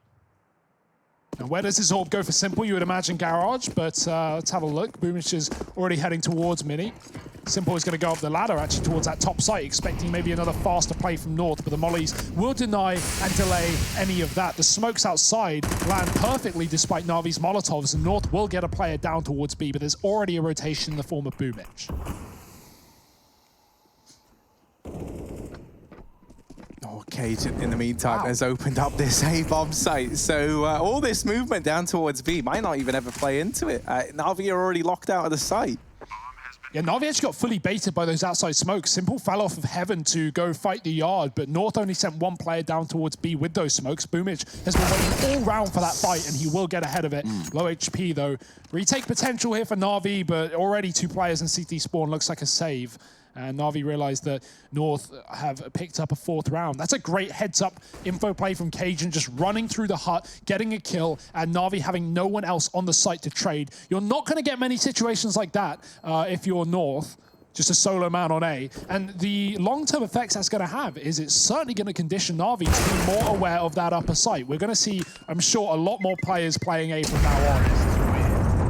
Electronic Shadow gets spotted, so they are not pushing out of the lobby. That got a little scary there. 4-0, Na'Vi still haven't responded. They do hold on to some weapons from the prior round. Another op in the hands of Simple.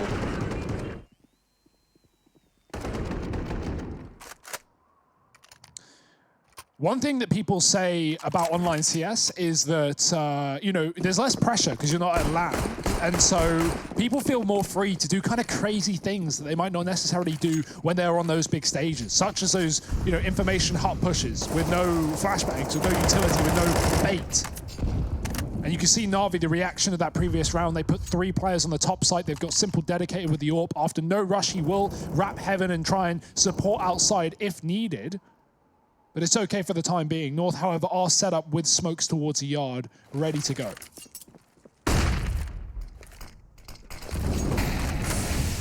Oh, they try and block that smoke with the Molotov. They were hoping that was going to give them a bit of a gap, but it hasn't really. And that has allowed a player to slip on by. Gade, a lucky player in question, has gotten past the outside smokes. Boomich is going to go ahead and drop this one over at Secret, and that will stop North in their tracks. Flashes in towards Radio now, and maybe going to try and hit this ramp room, but Flaney is in position, primed, ready to go. He's going to get flashed up, fades away, gets down the ramp. AZ's been eliminated elsewhere. That's over towards Mini.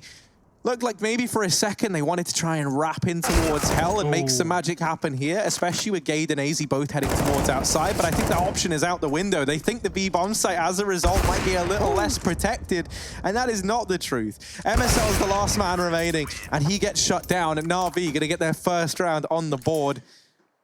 Good bit of control. Nice adjustment there to keep that under wraps. No double AWP secured. They had the option. They took the AK instead, and I think that's a safe play. You don't need necessarily a double AWP on the CT side.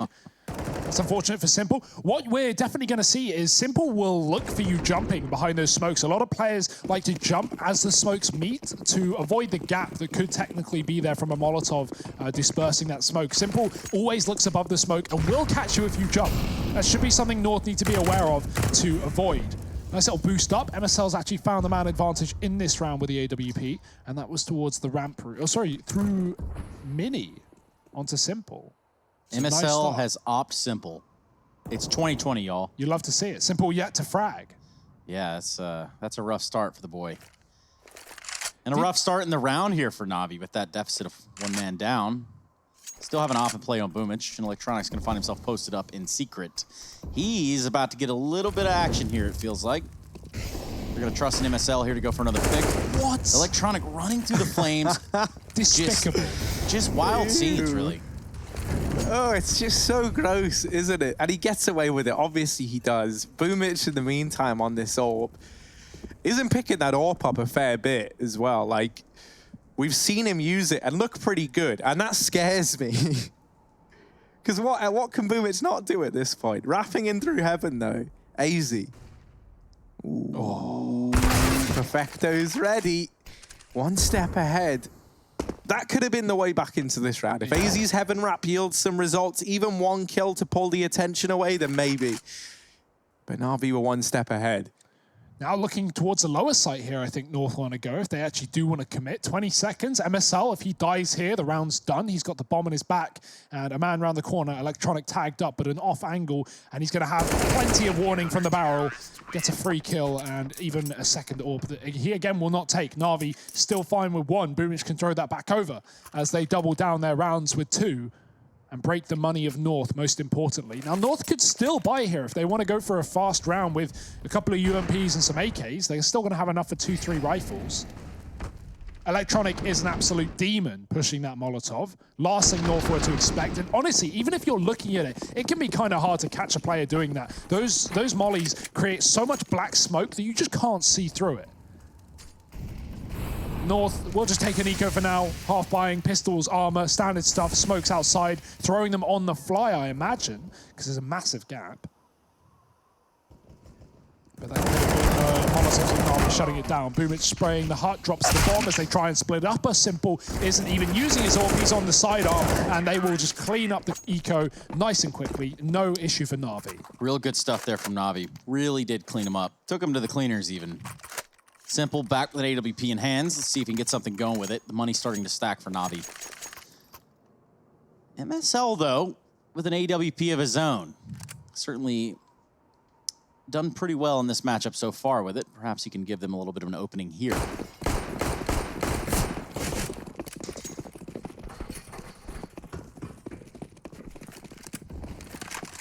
like they want to spread around outside. MSL's going to try to get aggressive, look for a peek. Ooh. And he does grab a pick. Electronic falls. And that does immediately start Na'Vi off in a deficit in this round.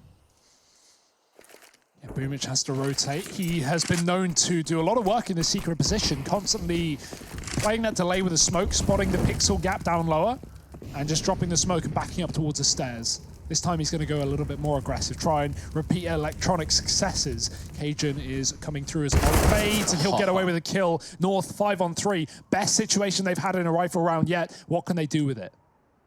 Yeah, those cogs are already turning in the heads of North, right? They've dealt with Electronic, who's been a nuisance in secret constantly. You've just caught Boomich, the man that you know is so often responsible for these rotations. And so if you're North, you know you've got an RV right where you want them. Right? Like, you don't have to pick up the pace now. You don't have to go fast.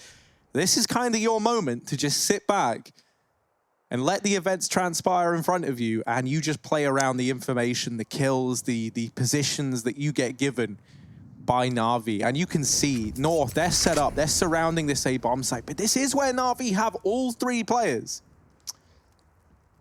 Yeah, pretty much. There's a Molotov out on the site, 2 to be exact. They have just about every avenue of approach that you can think of. KGB and Gade really doing their side. So neither is simple. He's just out of the fight altogether. Never really got started for him. Yeah, retaking through hut with a pistol. Certainly not where you want to be in that spot. 5-3. Simple 1 kill to his name. Bottom of the server. How long will that last, though? Probably not long. He usually gets fired up pretty hardcore, and then he's unstoppable. So got to wait for that 1 round. I guess North better enjoy it while it lasts. Yeah. Take as many as you can. I mean, this is already a good T side for North. They can be happy with a 10-5. I don't think they'll be giving up at this point, though. Of course not. See what else they can add to it. Gade fast behind these smokes. He's done this a lot so far.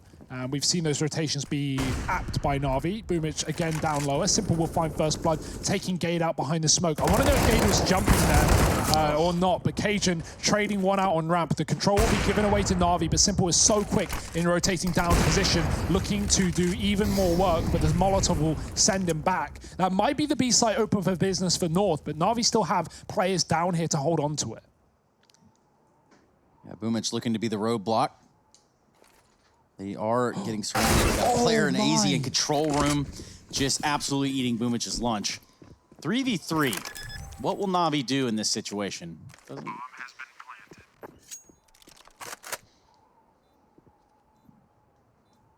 Yeah, Cajun is still back towards ramp. He's going to play into this round a little bit later, but this does mean that these two players that have been inside of the bomb site have been left to deal with this oncoming retake all alone. Now, MSL gets Molotov'd out. Time is ticked off for this bomb. Na'Vi, they know they've got to pick up the pace if they want to have any chance here. And getting past this AWP on MSL's back is proving to be a bit of a challenge. Oh, this is horrible. Wow. This is horrible. How do you deal with it? Simple runs around, wastes no time. Double doors.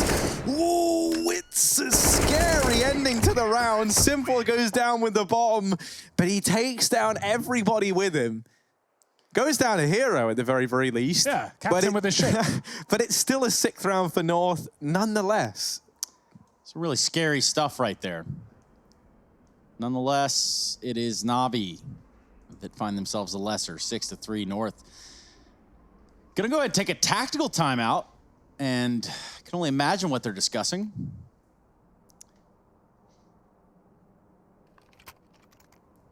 AZ did something really sick there. Boomich had a position which left him, you know, aware that the T's could be in secret, but not exposed to them. AZ goes up in the control room and he jumps. And what that jump gives him is the ability to see Boomich on the ramp, who's holding towards the ramp entrance, the two sides. And AZ can just climb up on the servers and kill Boomich from above. Really nice angle. You can see North practicing in their, well, I guess, practice room. Guess in their office, so to say. That's one way to look at it. Cool scenario, cool setup that they've got over there for themselves. I love it. Still 6 rounds on the T side. North are going to be very happy with this half, and Na'Vi have got to try and piece something together here in this defense. Ooh, Electronic, did he get spotted on that cross? I think he may have. He's going to have to drop down towards lower because North saw him get into secret. He doesn't want to be cornered there by a Molotov, and that exact volley is going in now from MSL. Electronic waiting. Maybe he could run through it. No one's ever done that. Oh, no. Yeah, there we go. Okay. Oh, they were ready for it. Yeah, you kind of get what you deserve there, Electronic. Trying to go for it again. And this time they will keep him away. He did spot someone silo, though. That's information for Simple. Yeah, and Simple is keen to act on any information he gets. Already getting 1 kill in this round. I'm telling you, it just needs to get started up here.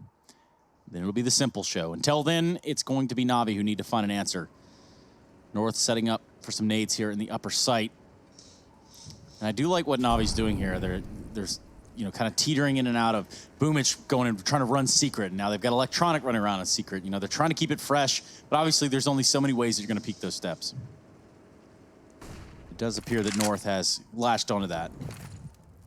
Yeah, and it's not every day, right? You have a player peek from secret. So Na'Vi can't actually afford to let that get predictable. They can't do that. But here we go. That's a big kill from Boomich. You want to talk about impact? Here it is. Boomich is demonstrating it diligently. 2 kills there. One of those being the bomb. And this round, as a result, is pretty much as good as over. Cajun B, he's got the bomb site, but no bomb, no life left. Electronic finishing things off, and Na'Vi, they will rise to the occasion there around number 10.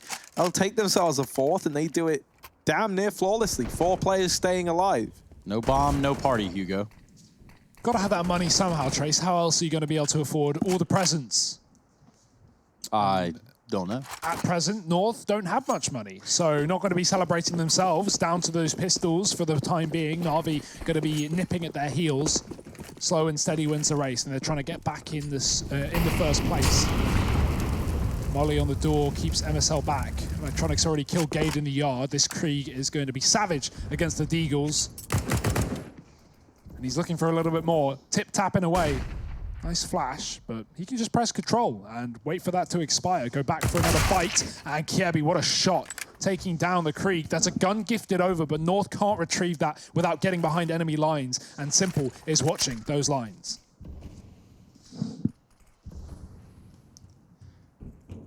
Just some Deagles to play with here for North. they're going to try to get anything going they can in this round. They've let Na'Vi kind of claw themselves back into this game.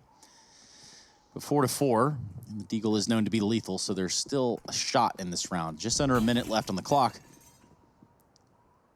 2 players on top of Mini here. They are boosted up, trying to get a pick over CT Blue. And the timing is just not going to work. Oh, no. Such an awkward position to find yourself with Simple with the AWP right there. Just barely ready to take the shot. Doesn't take it. But now he does have a heads up. They're up to some funny business on top of Secret, or on top of Mini. Yeah, that's the thing. Like, you know, while this might seem like it's a good spot for Simple, yeah, he's got everything to lose and not very much to gain. Kirby actually shutting his teammate out of the round. Boomich tried to come outside to help with this. And this has now left a big hole in the defense of Na'Vi. The bomb's just gotten by the defense, gone down inside of B, and now these Deagles become even more deadly. Up in the retake, maybe they've seen Cajun Simple fire it over the top. The shots whistling by. Cajun B hidden down beneath Dark AZ with this crossfire trying to draw the attention away. Another miss from Simple. Couple of uncharacteristic misses. That bomb is not planted though for the majority of these post-plant spots from North. Simple finds one. AZ's been shut down as well. And now they're on the bomb. Kirby, very little time, and that's almost the lineup, but not quite. Simple might have missed at first. But there's 3, the hat trick in the retake as he deals with everybody. Simple probably fired a good 20 op shots that round. And some of them, I feel like we're just kind of messing around with North at a certain point. Just warming himself up, 6-5. Na'Vi certainly still in the fight, but as you said, Hugo, pretty good half here for North. Yeah, they're still going to be happy regardless of how this goes, but, you know, never a good time to give in. That being said, they're making these Deagle rounds so interesting, and Kirby with some quick kills getting close. Defuse is in, though, and Na'Vi once again up against these pistols. It's the Molotovs outside. Gay trying to smoke his way across. Simple won't catch a kill this time. And so that is North down towards B. But again, it's the question, how many of North are down towards B? Only one, because it's number split as well. Do we have the numbers here for Na'Vi to defend A? It appears not. 2 kills with these pistols. Simple can't afford to give them the AWP in through heaven. Now that's a missed Molotov, and that's all the utility gone. A chance for Na'Vi to get back into this round sooner rather than later. Yeah, this is starting to fall apart right here. Bomb being planted by North. And that missed Molotov did give the opportunity for players to come from heaven, but as it stands, a little late to try to capitalize on that blunder right now. Flamey and Simple in heaven. Electronic coming in through Mini, finds one. Flamey gets one as well. MSL's here to clean it up. Make sure that North get this round, and he does just that. Worth noting as well, Gade even came in on that wrap from lower. He got the drop in early from outside, and he comes back up those stairs, flanks Mini, and kills Simple with the CZ. So Gade, you know, closing out the round there as well. The info was all there for North. Na'Vi took so long to come in through heaven. They threw 2 sets of utility at the same time, and so North just knew exactly where Na'Vi were retaking from. Again, the pistols, not just making it close, but taking it over the line this time for North. 7-5, and now it's Na'Vi that are broke. And that sets a bit of a worrying tone, at least for Nuke, right? North getting close the first time with pistols and then getting even better the second time around. I mean, this should be them continuing to build upon this lead that they've got. You know, not much for Na'Vi to work with. They're now relying on some pistol antics of their own. Perfecto down here with a man called Flamey. Now, Flamey's fallen, but Simple still holds his breath down towards Decon. A smoke has gone in, and on the back of it, they get that bomb out of danger. They rotate away from Secret, and now look to carve a path outside. There is only one player on the top half of this map, and that is Electronic. He's sat out in the garage. He is not in a position to deal with this play if they do go towards A. Maybe he can get one, but with so many bodies nearby, right, even that's kind of optimistic. This round is North's to throw away. There we go. Perfecto is going to get found out. Tries to get something going with the Deagle. It's AZ there that finds him with the AK. Simple really trying to be elusive within the bomb site, but KRB just peeking from ramp at the right time. And that's that. Simple was up to some mischief right there. I could just feel it. Yeah, I could have stopped the plant, actually. I don't think anyone was necessarily covering the back of silos, but obviously, if you're Simple there, you have to expect they are. I was trying to catch a player coming through from ramp, but North instead will close out that anti-eco. 2 rounds left of the half, and Na'Vi have realized that they don't want a double eco to play for the last round and play for a 9-6. Not fun. They'd rather go for the 8-7, and that requires them forcing now. 2 SMGs, 3 rifles. Certainly not pretty, but enough to get the job done. North have had good varieties on this T side. Lots of outside control, sending players down on B, hitting upper, catching Na'Vi in rotation. I like the depth to this T side, and they're going to go back to these outside smokes. This time, putting heavy numbers behind them. It's typically been 1 player. This time it's 3. Electronic pushed back by the molly, but you know he wants to go back in for seconds. You won't run through it, Electronic. You won't. Oh, you will. He might. He just might, Trace. Oh, surely he stops. Yeah, no, he's MSL. He's seen it. Oh, dear. Oh, quick, out to the creek. MSL turns around. Everyone's confused. They're all wondering, well, what's he doing here? What's the game, Electronic? What's the game plan? He's still floating around over in secret, and he's looking for a little bit more, and he just might get it. Ooh, it's a little bit scary. Patience is a virtue. It is, man. And no one's more patient than Electronic. However, oh my word, how's AZ got to here? He's used this opportunity, this lack of outside presence, to get himself down beneath heaven. And now MSL is going to swoop in and try and join him. This is a good adjustment from North. You can almost kind of feel the pace at which these calls are coming in from MSL. As they're discovering this, as they're getting the information, the calls are coming in on the fly. This was not how they planned to play this round, but this is just the hand they've been dealt. They deal with Flamey. And so now 3-on-4, a chance for North. Where are they going to go from here, though? They still got a man on that lobby entrance. Electronic finding his 3rd kill of the round down on B gate. He may as well stick to plant. Kiebi's finding lurk frags, but Simple's come in late from the ramp. Not going to be letting Gay get that plant. Kiebi needs 2 kills in 5 seconds. It just ain't happening, and he's going down with Electronic. 4 kills from him, the final one from Simple, and Na'Vi takes 6. 1 round left of the half, but North have the money. Big ups right there to Electronic for trying to take that fight outside again. Obviously, he gets Molotov'd off. He's able to find himself back into the fight, which proved to be very fruitful. He gets 2 frags right there. And if you're Na'Vi, that's got to be, you know, obviously a little bit of pressure alleviating, especially in a half that's gone 8-6, the opposite side. And we're going to see a timeout come in here. As we take a look at the stats, you can see exactly where everyone is sitting. Simple on 10 frags. Electronic on 14. We do have Cajun B on 12 and KRB on 10. But overall, this is turning out to be a pretty tight half. This could very well go the 8-7 route. Na'Vi can do what they just did right there. They can do it to a point where Electronic is out, making it more in their favor at every single turn, then that's going to be the difference maker.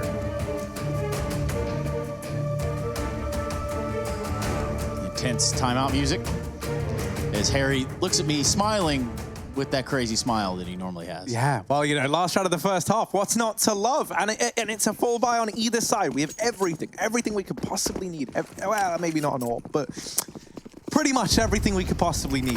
And that's what you want to see. I hate it when you head into these with these terrible little force buys. No, that's not the case here. Perfecto's on an MP9, but that's about it. In terms of the limitations for Na'Vi, Electronic with this Krieg outside, this ain't even, I mean, this is great for him. He's going to take that all day long. He's got a teammate here pushed up as well, Boomich, helping out towards outside. And these two have been playing off of each other. They've been attempting, you know, they've been playing that trade game. The Molly's gone in early and that denies the smoke.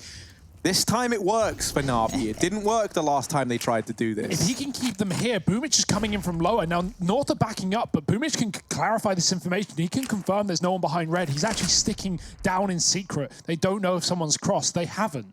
North are sneaking back, and Na'Vi, they might work this out soon, but they don't know it just yet. North could hit this top site. Noise being made by Kiebi, faking a run towards ramp, only to climb back up on the roof, trying to play with the information here from Na'Vi. Or perhaps looking to get that top hut Molotov, and then they go upper. I mean, we're going to have to obviously sit back and watch. There it is. There's the Molotov. There's the flash of the skylight. The flash is going to work on a Simple. He's going to go for the fight, finds the frag on a Cajun B. It is Electronic that falls on the other side of the map, though. Yeah, ramp push from North to end it down on lower. They've got the bomb here. Flamey's already waiting. 3 CTs on this lower site. Na'Vi have read this like a book. And boy, they've already shut it before they finish the last chapter. It's a 7th round at the end of the half. Na'Vi do recover from a very nice T side from North. Is it going to be enough, though? We'll have to wait and see. Join us after the break for the second half of Nuke.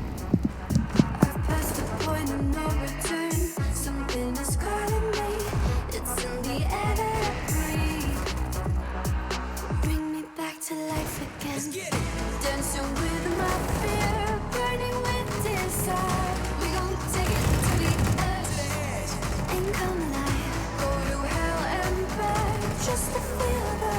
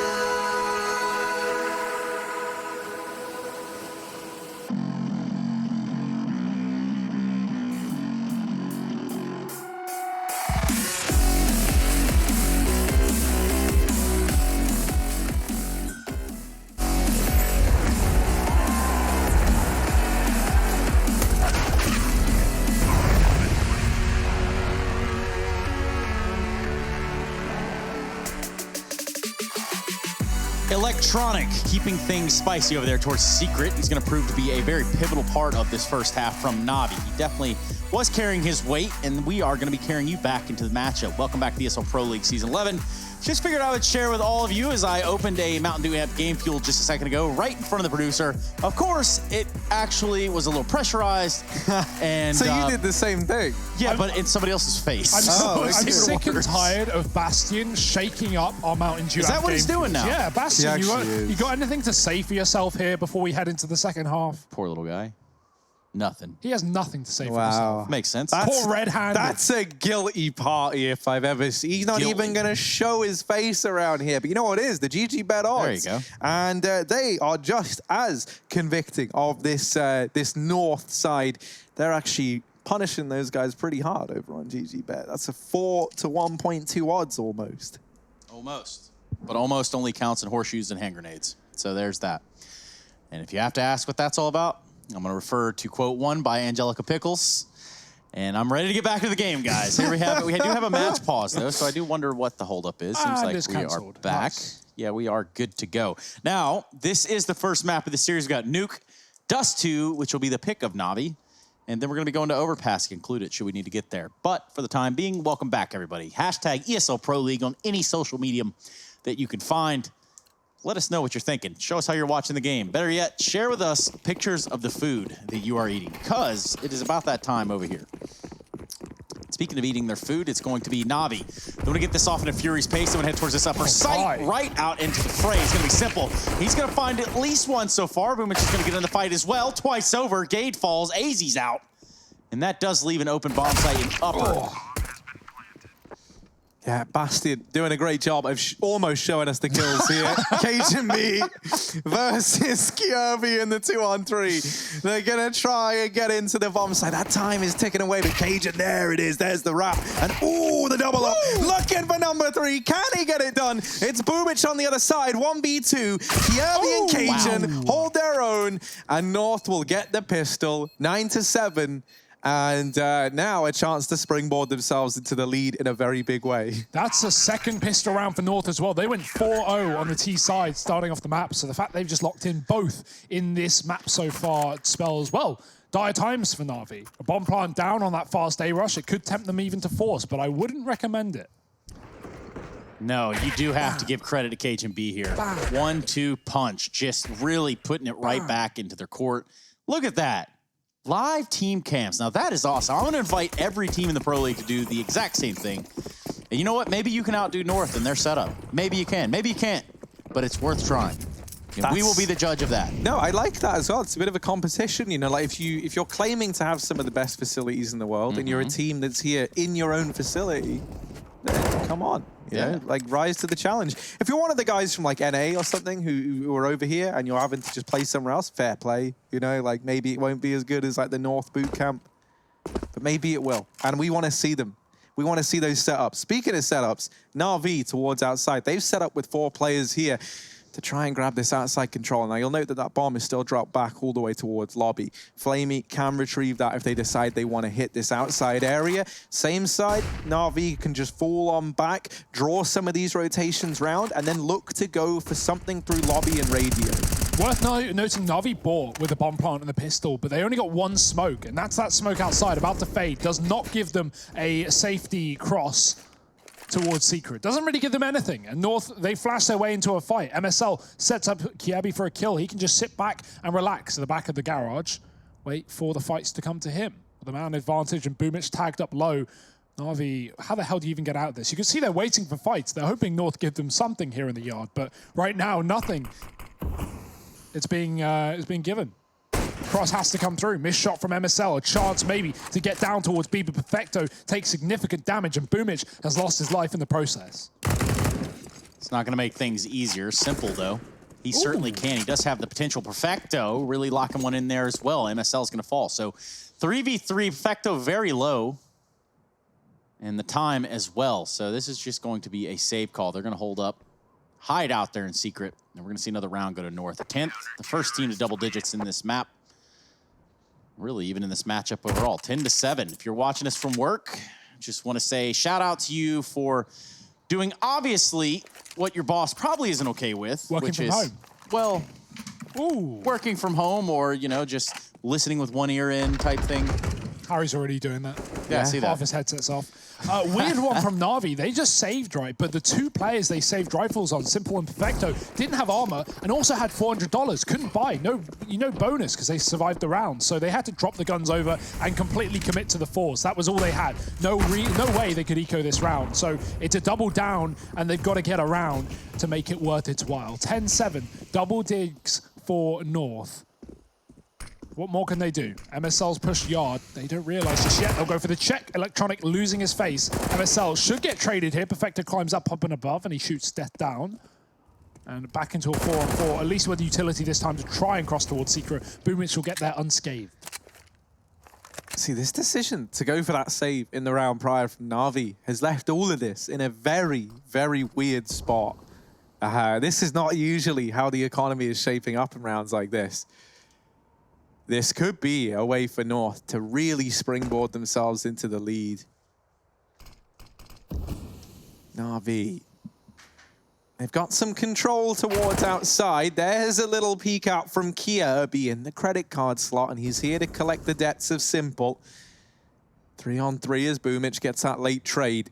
Gade holding close. XM10. This is the perfect situation to have this gun in. Flavey Oh boy, I don't love it. I don't love it for him. This is not going to bode well. Maybe if Gate takes the initiative, yeah, Gate goes in first. Nah, he offers himself up. Blamey gets that kill. And now Hut is open. The A-bomb site is open. At the same time, you'll note on the minimap, number 2, Perfecto, has come out through the heavens and has wrapped. Now he's set up. They're going to plant this for heaven. And you've got no clue if you're North that Perfecto is here. This becomes what should be an unwinnable round for AZ. 1v3, and with the bomb planted where it is, this Molotov is the one thing that could maybe give him a chance to get these kills and make something happen. That's a sick molly, by the way. Lines it up into heaven. Unfortunately, if he threw it on the site, he probably would have killed or at least forced Flamey out into the open, giving him a frag, considering how low his health was. So, you know, not to know it, and a very difficult clutch regardless. So Na'Vi lock in an 8th on this T side. Starting to get back into the swing of things. North, oof, rough economy. May as well buy. Players on 14, so just put all your eggs into that basket. Don't drop the basket, though, because then the eggs will get shattered. Yeah, and that would be a huge waste. How are you going to make cheese eggs if you're... What is cheese eggs? You just melt cheese on top of fried eggs? No, is that what it is? Is that scrambled eggs with scrambled cheese? eggs Scrambled with cheese? eggs Yeah, with that's cheese. good. You know what's the best with scrambled eggs? You know what's the best? Yeah, Trace, you took me to Waffle. You took my Waffle House. They got the cheese eggs on lock. Now, the Waffle House we went to... Hash browns, mate. The exhaust really wasn't figured out, and we actually walked out there smelling like Waffle House, but it's not known for its cleanliness. Trace, I loved the hash browns that you introduced us into in Atlanta. It's pretty banging, ain't it? Yeah. But cheese eggs, that was the original discussion. Also, not dropping your eggs. So, as fragile as it may be, this is going to be a purchase up here for North. And again, the battle of Secret continues. Electronic takes down MSL. Yeah, he's been on the other side of that battle a fair few times. He knows what he's doing. He's got it under control. 4-4. Gade is waiting close by the door. Na'Vi have sent players back in through T-spawn. They're actually going to leave the secret, go back towards the yard. Kirby's covering the cross. Now, he's letting them into mini. He's not letting them much further than that. And things could get heated here as Na'Vi make the decision to go towards that top site. They do flash them off. They're aware of the possibility, but do they commit to the check? This is a hard angle to clear, and they'll go for it. Kirby getting one, peeking out wide, but not getting a second. Simple with the trade. Down a man are Na'Vi. Perfecto is smoked off towards Mini, so he's just going to bail back down towards Secret and end this on that B site. Yeah, Perfecto leading the charge, but Simple just behind. 15 seconds here. 2 players for North at this side of the map, and Simple's already been removed. Perfecto not ready for Cajun up on the railings. North 11-8. And one thing that's worrying me a bit is we're seeing this like very, very slow style of play from Na'Vi. Something that, you know, would have been kind of... tied in with like Na'Vi of old, really, like the kind of pace that we're playing at. And at first I was hoping that's because Na'Vi had like a lot of ideas and that they were really trying to pace this out, really trying to make North sweat. It's kind of more starting to feel like perhaps some indecisiveness from Na'Vi as to how they actually want to play these rounds out, right? A lot of these times they're just getting stuck in limbo and they're losing players as they try and get their game plan rolling, you know, like they're not even actually getting to play the rounds how they're envisioning by the looks of things. It's the reactionary movements, right? I mean, they're getting bottled down in these choke points, and then that's it. It obviously goes south one time, and that's all she wrote. North have been doing a really good job in their positions. So Kievi, you know, committing to this garage spot, getting a kill in this round through the smoke, keeping North in this. Cajun's had a great game as well. He's been a little bit quieter on the CT side since the pistol, but, you know, not really needed since that point. Kirby, second kill, gets Flamey off of the roof, and Na'Vi now down lower, looking to make matters worse on B. Cajun, B is waiting. And Na'Vi aren't really being quiet about their presence. 3 players, loud and proud, down on the door. Cajun up on the rafters, and I mean, they call him Cajun B, that's why, because he's laid down the spikes on the B bomb site. 12-8 now, 4 rounds between Na'Vi and North, and North might be about to go 1-0 up in this series if they can have their way.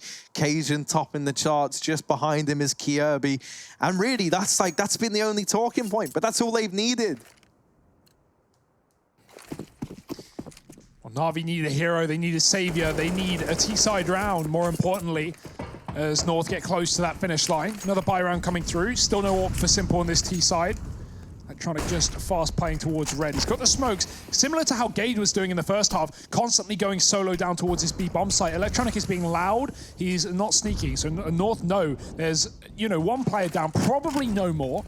As the top side push comes in, Gade is ready for it, but the trade is imminent. Na'Vi back into a 4-on-4. MSL has got the AWP on the site. This outside player Electronic did not go down secret. He's coming to split main, but it might be all in vain because MSL has found 2 with the AWP. Finally, the trade. Simple's got to do it all. Can he step up to the mark?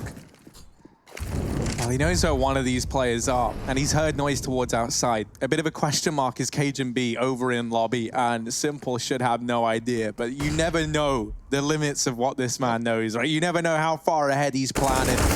Oh, there's the spray to Cajun, the puppet master, Simple, now down to the 1v2. AZ waiting beneath the vents. Now, he gave up his position here just a little moment ago.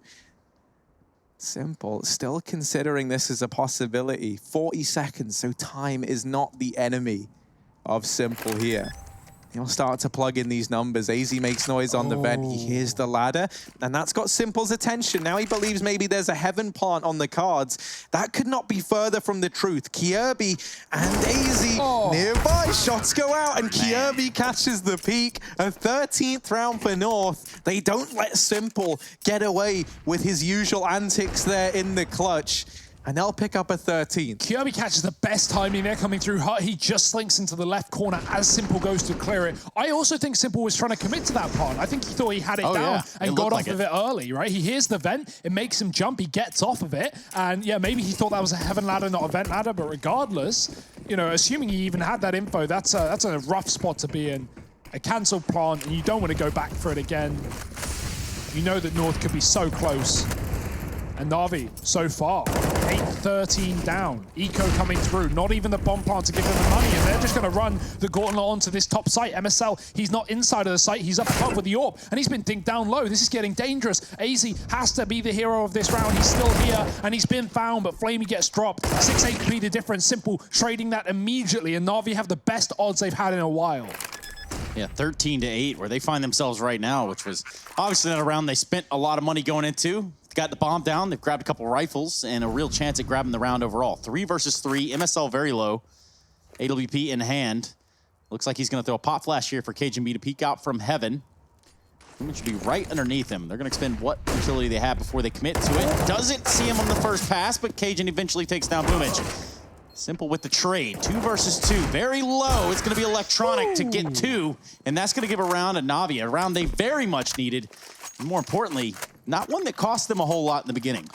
No, they had money saved. That was an eco by and large. Electronic didn't even have armor finding those 2 kills. So Na'Vi will take it, I guess. A fast upper rush working in their favor. But typically, North have had numbers there. It's similar to the first half. North had a couple of rounds where they caught Na'Vi without heavy numbers on that A site, and they managed to get a couple of cheese rounds off the back of it as well. So now we're going to see, you know, those triple A setups from North without a doubt, not wanting Na'Vi to exploit that in back-to-back rounds.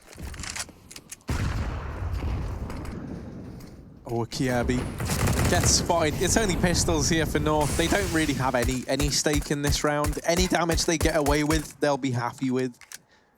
And so this should be the 10-13 for Na'Vi. If you're Na'Vi, the only requirement here, well, A is that you don't lose the round, and I guess B is that you keep it clean, right? You do not want to be losing anyone. Like, there's not even armor on the other side. Oh. Simple going to give his Krieg up, and to MSL as well. The extra cash is going to be appreciated. That's the AWPer of North, geared up. He can duck out, he can hold on to that, and he can send these 2 pistol players in to try and get away with a bit more damage onto this Na'Vi as they get this bomb down. Krieg save certainly wouldn't be bad from MSL. See if that's allowed. No one's towards the T-spawn right now. Na'Vi just making sure that North aren't committing to this retake. No one hanging around lower. In the meantime, North make sure the outside is empty as well.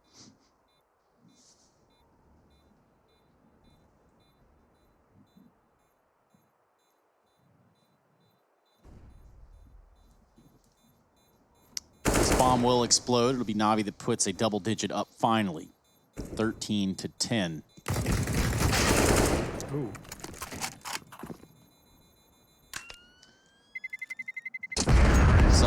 save a Krieg towards T-spawn. So all things considered, Navi's still in the fight, very much so. Especially with the amount of cash that they've stacked up for the rainy days. And that's the thing. I mean, even if you look at something as simple as like kill distribution, right? Okay, Perfecto is sat bottom of the board for Na'Vi, but the rest of the guys, it's all fairly close, right? Within that, those kind of four-man core of the squad right now. On the north side of things, we're really looking at Cajun B and Kirby to do the bulk of the heavy lifting. T side, you could rely on them to do that. You could rely on them to get the openers. You could rely on them to create the space. It's going to be harder for that to be a reoccurring thing here, CT side. And I think that's the challenge that they're going to have. MSL's been doing a good job of, at least I imagine it's him, preemptively moving these players around and making sure they're in the best spots to succeed. And I think that's how we just see them keep on climbing the scoreboard. It's just, you know, you've got to keep getting the reads. You've got to have these 2 stars in the right place at the right time. Either that or someone else has got to start stepping up here for North, because this can still get out of hand. I think, you know, North is still coming into this very much as the underdogs.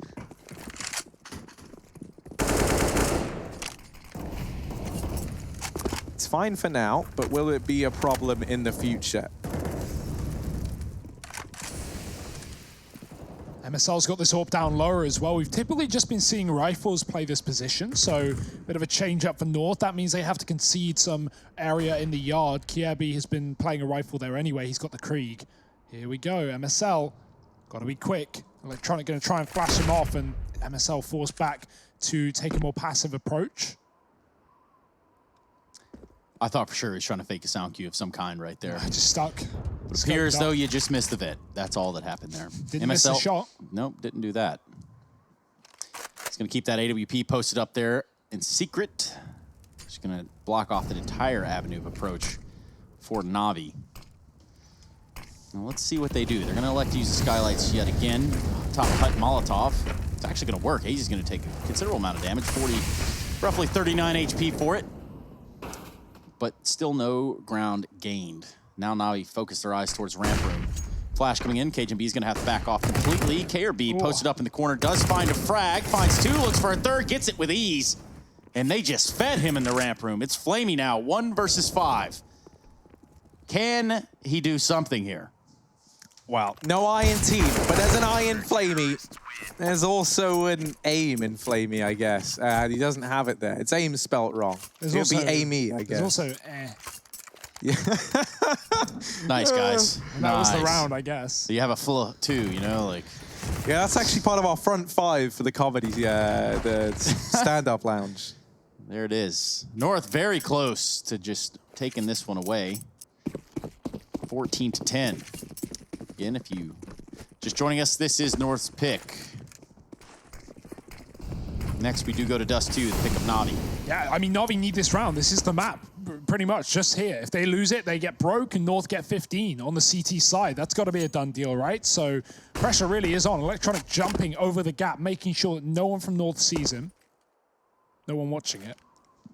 Got this AWP downstairs. Not the best nade.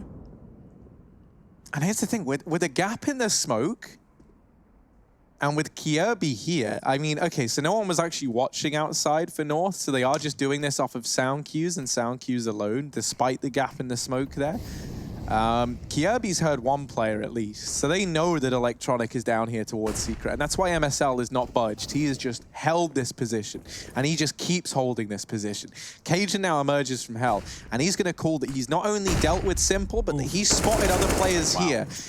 Kirby knew he was maybe next up on the chopping block, didn't expect it to go down in that fashion. Great flash from Boomich to allow for that kill to come in. And now we're back into this 4-on-4. This is where it's going to be a bit of a period of transition here for Na'Vi, where once again, they try and figure out exactly where they can gain ground. And Perfecto just might be the kind of first step in the right direction here. He starts to get up towards Heaven. He starts to get this foothold towards the A-bomb site. And so now, no matter what, if he gets this territory, he can do so much for this team, whether it's drawing rotations away, whether it's getting kills, but it doesn't go the way they planned. All this waiting now ultimately has been for nothing over on the Na'Vi side. the kind of golden goose that they put all their hope in hasn't bared fruit. And Na'Vi lose that round. North, they're going to go 15-10 up, and they're one away from taking Nuke. And no bomb plant either, so there's the money gone from Na'Vi, right? We talk about the economy game, well, they just simply don't have it, and they didn't have enough rounds in that first half to build a buffer. Nuke is not T-sided, and despite North getting 8 rounds in that first half, Na'Vi are not going to be able to repeat the same fashion, at least not yet. You know, game's still going, game's still live, but first tactical pause from Na'Vi in the entire map so far. It is, and I forecast that we see some Deagles coming out from Na'Vi, just kind of going for it all here. Not a whole lot of money on their side. Perhaps it could go with AK on a few players, but still, it's not going to be enough for armor as well. So, nades in the low. And it's going to be the pistol game. That's what Na'Vi is going to hinge it all on here at the end of the game. Honestly, I wouldn't be surprised to see an attempt at a top site rush from Na'Vi. That's been pretty successful in the past. The only issue is North, they know it's coming, right? They got Molotovs, they just hit attack pause. They're ready for the buy from Na'Vi. There are going to be hot mollies. If Na'Vi can extinguish them, maybe they can rush. The thing that makes me think even more that they know that something fast is going to be coming in is Gade's purchase choice in this round. He has gone for the big chug, okay, the alligator. He's up here on the roof. Let's see why we call it that chug. Oh, well, only one today, but that's fine. It does its job. First man down. The rest of North are here to pick up the pieces, and there are pieces of Na'Vi everywhere. Just Simple left standing. 1 versus 3, but if any man can make you believe it's Simple, that said, 2 points of health. And it all to do, he's retrieved an AK, he's got the bomb, and he's got a bit of foothold here towards ramp, maybe even a bomb plant at B. MSL on the rotation here at the double doors, they're open, and Simple's got the read. The Molotov is gonna tag up the AWP IGL legend of North, Simple. The thing that worries me here is what if he gets his hands on that AWP? What if he finds a way? Kjaerbye's wrapped around to the ramp, but Simple seems to be 1 step ahead. Hit him behind the silo. Look at this. This is pretty cool right here. He's going to wait it out. He's got plenty of time. He's going to hide behind the silo. They do know he's made a presence down there. Too low of HP to get anything done, and KRB is going to end that map 16-10. North do exactly what they needed to do to get a right step in this series. So we're going to be going to a break. Make sure you're here with us when we come back. We do have another map coming your way, as well as our desk. So Dust 2 on the cards. You don't want to miss it. We'll be right back.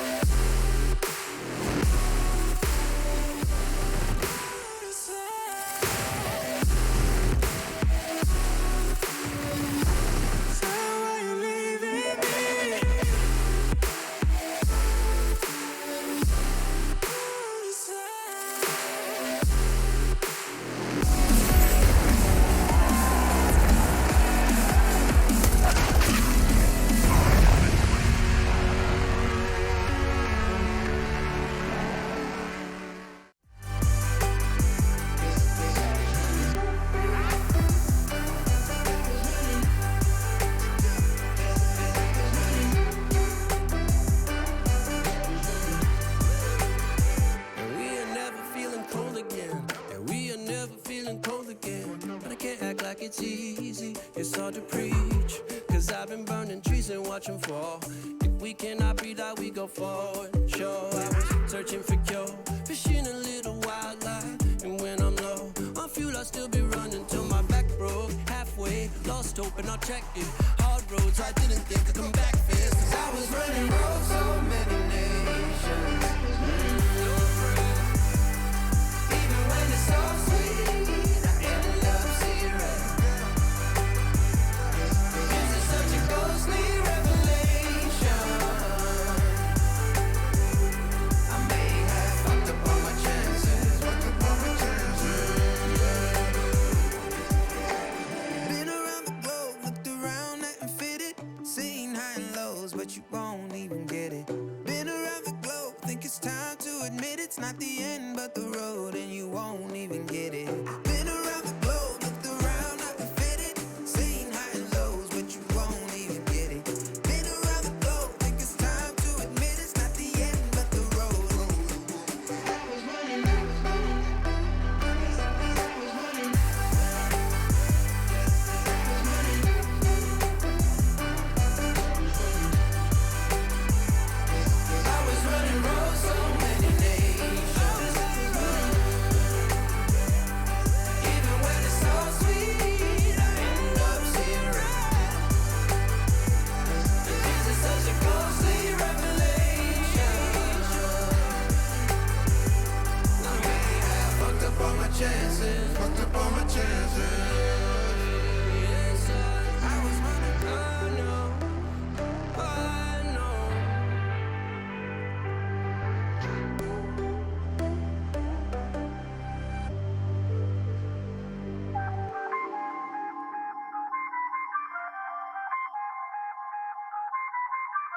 I feel on top of the world, I feel on top of the world right now. I feel on top of the world, I feel on top of the world right now.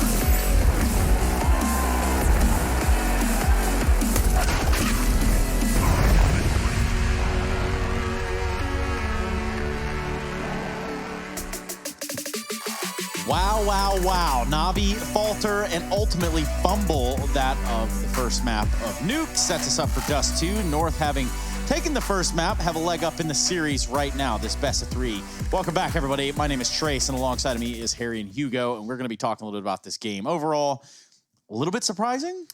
Yeah, a lot of bit surprising, actually. And I think a lot of that coming down to the dynamic duo of Kirby and Cajun B. 51 kills between the two of them over on that north side. And starting with Kirby, the young gun, and I say that, you know, just because he is the youngest, I'm pretty sure, on this team. He was fire throughout. I mean, he looked so damn good. They were positioning him towards outside on the CT half, and he was doing such a great job of shutting down this attempted secret play that Na'Vi tried time and time again. And the thing that made it so impressive is that even if Kirby faltered, even if he couldn't hold his own, later on down towards B, on the rotation, you would often find Cajun B, that second piece of the puzzle, together. I mean, they tore this up, and they are the reason that North has just come out on top. And Hugo, we look at this for a few different reasons, and obviously it is to kind of break this whole game down and make sure that maybe we don't see the same Na'Vi that we just saw going into Dust 2. Where do we feel like they faltered a little bit here? A slow start certainly doesn't help, right? You start on the CT side of Nuke, that sounds great, but if you lose the pistol, you can easily go 0-3 down. Next thing you know, 4-0 down. North have done their T side at bare minimum. You don't even need to worry past that point. And yeah, I mean, Na'Vi just had some economical woes in the first half. It was late. You know, we didn't see Simple get on the AWP until late into the half. Stuff like that. You know, it's just really not the best start to the map, and that kind of spiraled out of control. Not to take it away from North. Trace, you're spinning Mountain Dew, amp game fuel all over the desk. You can't prove anything first and foremost. No one saw that. Luckily, that was off camera. That was slightly embarrassing. Just going to kind of sit over here.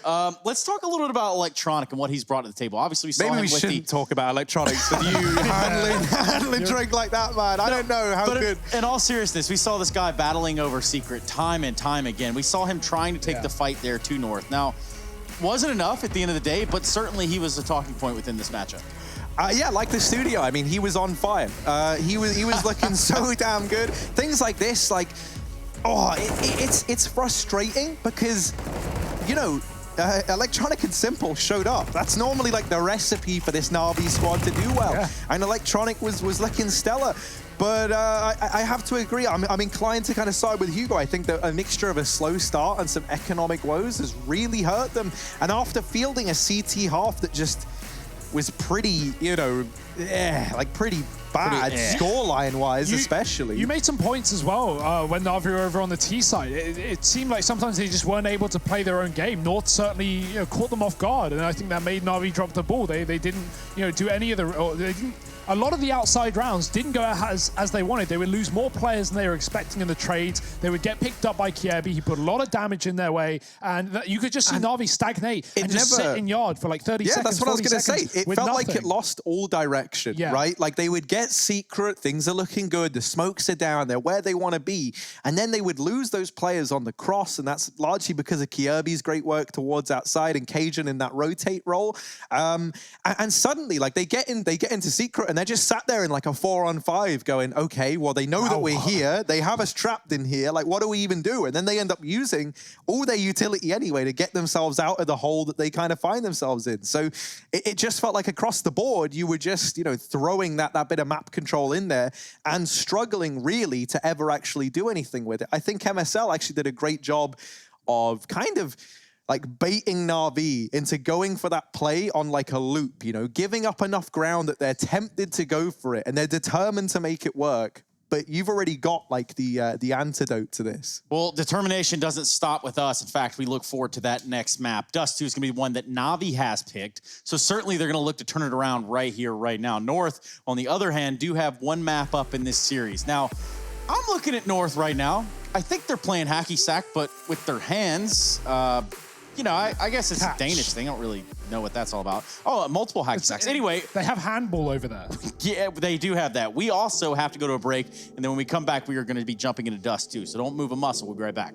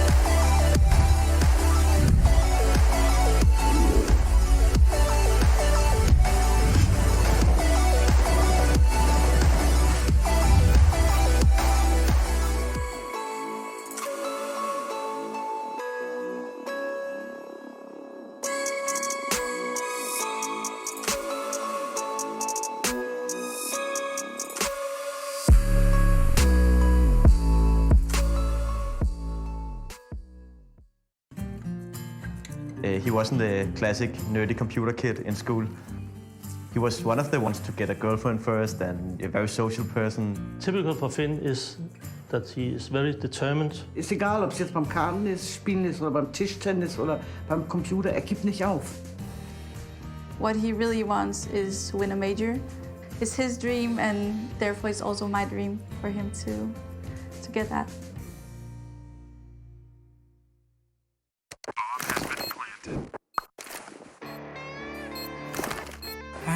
Cool, right? Want to know where I got it? Well, look, go to cs.money. It's a trade platform and a marketplace at the same time. Just choose, click, and get. Good luck, bro.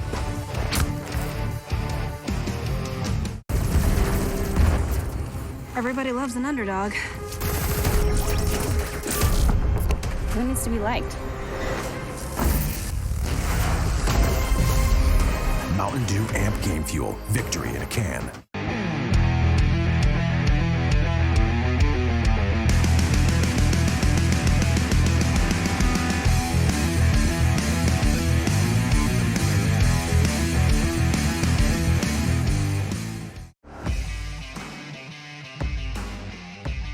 Charge up your game with excitement. Highest odds on the market. Take what's rightfully yours with GG.bet. The future waits for no one, so we refuse to wait for it. Today, battles are waged in nanoseconds, and planes are piloted from the other side of the world. The future's not coming, it's already here. Join us and be the future.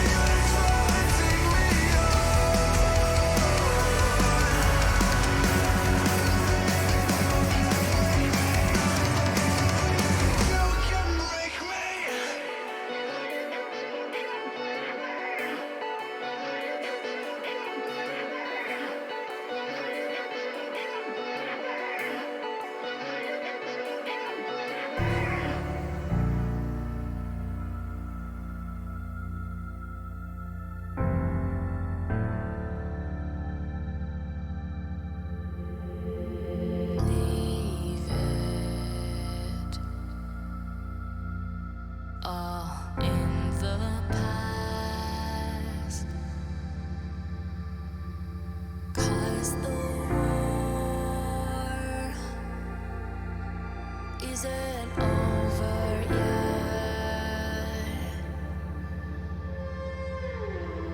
You lost one fight, but it's not the end. So get back up and fight again.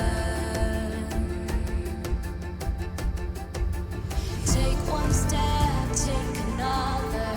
Find the strength for your brothers. Erase the doubt with your battle cry. You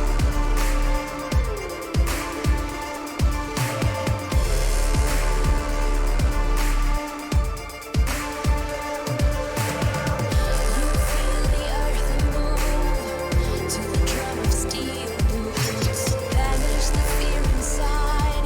You're strong enough that you don't have to hide. ESL Pro League is brought to you in part by Intel, Gaming Malta, Mountain Dew Amp Game Fuel, CS Money, MSI, Air Force, GG.bet, and ESEA.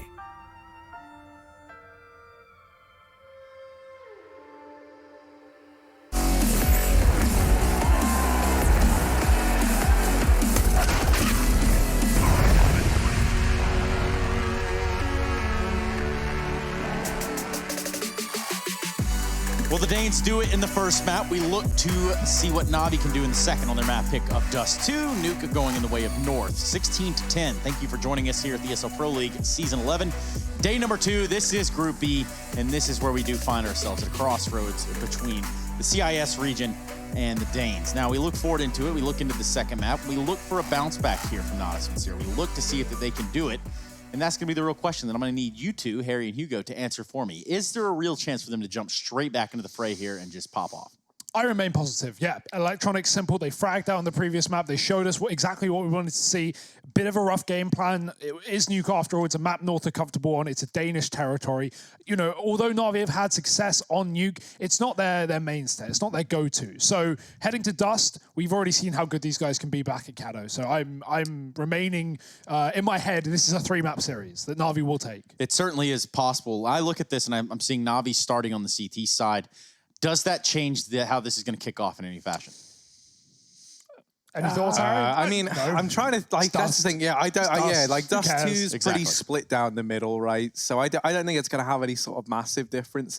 The thing that I think it's important to keep an eye on is kind of how. Right, so MSL was good from like the cooling perspective. We didn't really have to see him do much with the AWP though, right? So I don't really know like what level MSL is coming into this Dust in terms of individual like fragging capability on, but I know that Simple was looking good, and I know that Simple always looks good.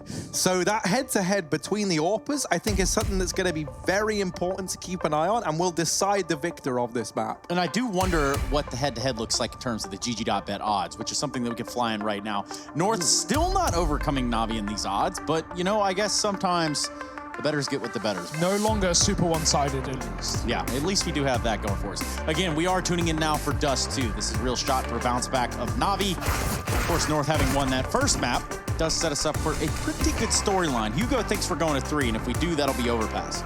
Yeah, I think we're diving straight into things, maybe even mid-round. I feel like I heard a bomb plant. No, it was a restart. That's good news.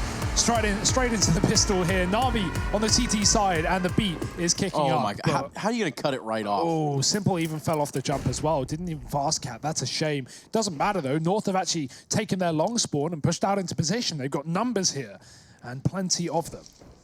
Yeah, one thing that comes to mind right here, at least with North, they're going to have to give it a real lasagnaed up approach here. They're going to have to layer it up just a little bit, Hugo. Cheese, meat. What else is in lasagna? Noodle stuff. Noodles. I mean, y'all call noodles pasta noodles. Pasta? Yeah. Like he's an impasta? Or... Anyway. Maybe there's an impasta in the server, but we've hit an impossible wall over here towards the A bomb site. That wall actually... looks like Simple, and this round might be anything but for North. Kills go left and right. And yeah, I mean, this is an awkward spot. That bomb is still over towards long. That was dropped when they first tried to get in. That was MSL, I think, who dropped that there. But thankfully, AZ and Gate have come in to save the day. The cavalry's here. And this round should be over. I mean, the benefit of that bomb getting dropped for North is the last thing Na'Vi expected while setting up for a retake was a triple peek across the ramp. That's not what they were ready for. So, yeah, I guess, you know, not part of the plan, but North make do with what they have, and they do a great job of winning this round. Electronic saving his armor. Got full Kev, so he can upgrade that at least for the cheap price of $350. Which is always delightful, isn't it? Yeah, nice little discount. That's assuming he saves and North don't exit towards CT, but you'd imagine long saves from T's on that A site, that will be the case. So a round for North, a T-side start. It's exactly how Nuke began, a 4-0 lead for North back on that previous map. Well, they kick things off on the right foot here as well. That they do. Perhaps they can start to run away with it, but I don't think that Na'Vi's going to just let them do that. Not on Dust 2. We know what these players are capable of on it, so there's still a little bit of a chance for our predictions. There's still a shot. Harry? Yeah, it's not... I'm not worried yet, but there's certainly a world in which North can walk away with this, right? Like, that's something that we spoke about a lot yesterday in that Astralis NIP game, about how, like, these teams have had a decent while to prepare for these matches. And I think, you know, if you're North, you go into this expecting that you're going to get your map pick of Nuke and that you're going to face Na'Vi on Dust 2. I think those are the certainties. I think the question mark is probably Overpass as that third map, right? That was one that surprised us. But you know, if you're MSL, you've been prepping for these 2 maps. You've been getting ready for Nuke and Dust 2. So is all that work, is all that effort going to be enough? They try and get the bomb across in this round. Now, damage done over on the north side of things. There's 2 players tagged up there on the cross, one of them put down. 3 on 3, and the shot's missing through the smoke. Gade actually goes up and over and deals with a man in CT. Now, Perfecto is still a question mark, still unknown. Has Flamey alongside him, but are they going to be able to find anything? Ooh, occasions backed up. They might line up for him. Perfecto with the trade immediately, and up from above, Gade peers down for a frag. It's going to be North doubling down. Na'Vi certainly make it interesting with the force buy, but not close enough. And even if Gade were to die, that was a long plant with a Krieg in the pit. It was a very difficult spot. And I do love the smoke, even though it's a very simple smoke there right on the cross. It gives him, or at least gives Na'Vi that opportunity to kind of get out and still fight the guys in sight while obstructing the vision of the long player. So there was certainly a world where that worked out, but it's just not the one that we're living in. Now, still not a very armed up Na'Vi at this point. They're going to have some pistols and 1 deagle and 1 nade. So what will they do with it?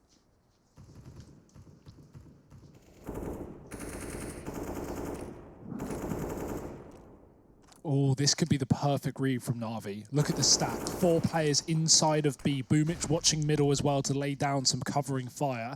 And North, they could always go up the catwalk, but they are congregating towards middle. There's a chance this ends back in the B site. Although the more players that go up towards short, the less likely that is. And Boomich is hearing all of this information. When do Na'Vi get complacent and start to get aggressive towards this B tunnels? They might have had enough at this point. North have pushed all the way into the A site. Boomich has calmed that to his team. And now Na'Vi realize that this stack will be of very little value to them. Given a bomb plant over, a 5-on-5 retake. All about exits here. If Na'Vi can try and set up outside of the long doors and come in late to kill North as they escape that bomb radius, there's a chance that they could get some weapons to save. Ultimately, North just have to be very, very careful, stay grouped, and not give away any Kriegs. Definitely don't want to give away the Kriegs. No. Not at this juncture of the game. MSI ain't about the giving, he's more about the taking, and he will take the life of Boomich away. Na'Vi actually playing this far more passive than I anticipated. They are giving a lot of room here for North, and Game might even make some money off of this UMP.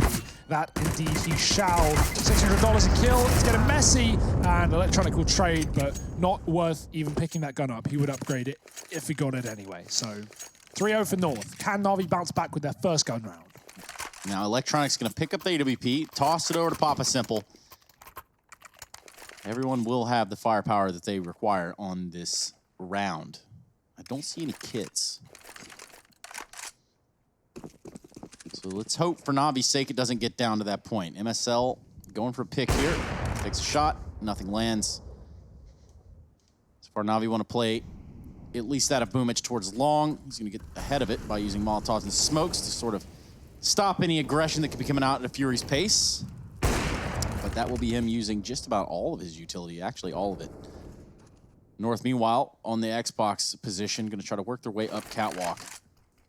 And this has worked for him before. You could see why they would want to go for it again. I love that camera shot as well. Ever since they added the ability to change the FOVs, I know that all the observers have loved it. And we just saw it there. You get a nice, sort of view of the entirety of this A site, including long. Now, we've seen nice camera shots. Now we just need nice shots, and they don't come in at all. Electronic actually just bows out from catwalk. Probably the safe decision. They try and bait the peek in, but MSL is one step ahead. I've seen a few simple clips from up on that boost now. I do not think teams are going to be falling for it anymore. Kirby and Gade have made quick work of these incumbent A-site players. And so now it's only Perfecto and Flamey remaining. This isn't going to be a Na'Vi round. This is going to be a Na'Vi save. This should be the 4-0 lead for North. One thing I think that it would really suck to have happen is if Na'Vi go from looking like they're in the best form ever to coming into Pro League, and if they maybe don't recover from this, and you know, like, is that going to cause any problems? I mean, obviously it's only day one. We've got places to go, but I think Na'Vi, depending on the outcome of this series, are going to be a really interesting story to keep an eye on throughout the Pro League for that exact reason. Throughout the duration of this entire year, I mean, they're definitely a team that's been touted as one to look out for. And I don't think that's going to change anytime soon. You will have to go back to the drawing board, you know, if you take an L here to North. But we'll let them figure that out in due time. Purchasing power at a low here for Na'Vi. Pistols yet again in what is a 0-4 start on Dust 2. First map having gone to North, that was Nuke. And now we are on Dust 2, potentially overpass after that. I mean, you say potentially, yeah. Na'Vi got to get some rounds first here, Exactly, Trace. like just the potential's there, but starting to dwindle, isn't it? We're early days. Let's not, you know, count our chickens before they hatch. Back to the eggs, I see. Or count our eggs before they crack. Either or. There we go. Or both. Or neither. Yeah, basically, man. Options are there, Trace. You do what you want. The world is your oyster. Or your shellfish. Oh, look at this flank. Perfect time. Boomich misses a shot, though. Kiebi has swiveled on the spot, and he will stay alive. Holding on to this position. Boomich has got to bail. There's no way he can commit to another re-aggression. Surely Kiebi is going to be here all round long after that push. A site taken by North. They got that one-way smoke to enable fights to the site on the headshot angle. There's no one here, though, for Na'Vi. They've once again given up the site. They've double pushed long as Kiebi has conceded this position. And Kiebi might just find Perfecto pushing in through the B tunnels. That is going to be a kill that would salt you right up if you're Perfecto. Why is he there? What just happened? I mean, that's, you know, you kind of understand it, because if you're Kiebi, you're anticipating the saves already come in. Now, he's in a very awkward spot. Surely, there is no surviving for Kiebi, and indeed there is not. He is snuffed out. That will be the round for the North side. Yeah, gun saved is something here for Na'Vi, but by and large, not going to really matter when you're 5-0 down. You're thinking about winning. You're not thinking about saving. But yeah, I mean, I like that play from Kiebi. Really rage-inducing, but you know, if you wanted to get in Na'Vi's head any more than you already are, that's a great way to do it. Perfecto, who already had troubles on that first map, he really didn't show up individually, and yeah, that can't afford to keep happening here in the second, with North now 5-0 up. Another buy for Na'Vi. Double AWP as well, most importantly. Flamey going to be joining Simple to lay down the pain with the big old green. The pain train. Bang. So far, it's MSL that's whipping the op around on this map. Perhaps we'll get a show from Simple as well. Ooh. I've been waiting for this Na'Vi side to wake up. This is the round where you're hoping for it. This is the round where they could deliver, and already they are. Nade from Boomich, shot from Simple, and in a matter of seconds, this has gone from a 5-on-5 to a 3-on-5. North having to try and claw their way back in to this round. Whatever plan they have has been derailed. Gade, ooh, he gets that trade there. Simple now into the firing line. Looking like he wanted to hang around over here in CT, and he's going to with just the D. Kiebi's holding long. Oh no, Na'Vi, you cannot throw this away. This was a 5-on-3, and 1 by 1, they fed North these kills to give them an avenue back in. Now the Gade one, forgivable. The push down towards Kiebi at long, you understand why Boomich is attempting it. He wants to get the information, he wants to make sure that avenue is clear while they're holding down the short side, but sadly, that could be their undoing. Thankfully, Simple's in. Maybe going to be the savior. Cajun and Gade. 2 versus 3 now. And that bomb half ticked. Got to move now or never. No kit to play with. Cajun's got a kill, but he's been forced back to Goose. Next contact on Gade. Got to get this kill, but not even really at a rush for it. Na'Vi are running out of time, and Simple's not even going to consider this round. He is running for the hills, tail between his legs, swapping AWPs on the way. It's a 6th round for North, and they are just not letting up. Foot firmly on the gas. So Simple's able to peel off, get the kill on the KRB, who is coming out of long, right? Makes sense. They get all the way up catwalk, and the trade doesn't happen when the player from Na'Vi is trying to jump off into spawn. That trade not happening just sort of just ruined that whole thing. That was never going to go any further than it did. And obviously, North are finding their comfort zone right about now.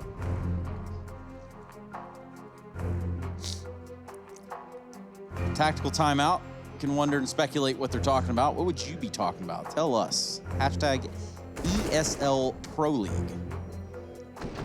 What would you say in your team talk at this point, at this juncture, when you're Na'Vi down 0-6?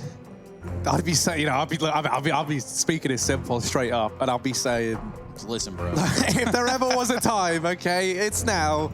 We do not want this to happen. You don't want to go from the high highs of Katowice, you know, going on a 6-series win streak flawlessly through the finals, looking so damn good.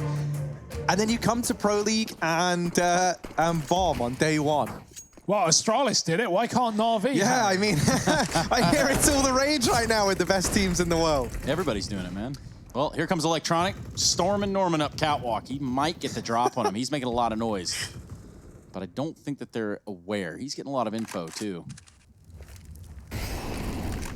Ooh, I like that from Simple. Yeah, a little bait, little smoke on the molly, no one's there. And he's going to take down MSL. North still don't know if there's anyone on car, right? There's no reason to assume that was a fake. But look at the pincer here from Electronic. He's got him cut off.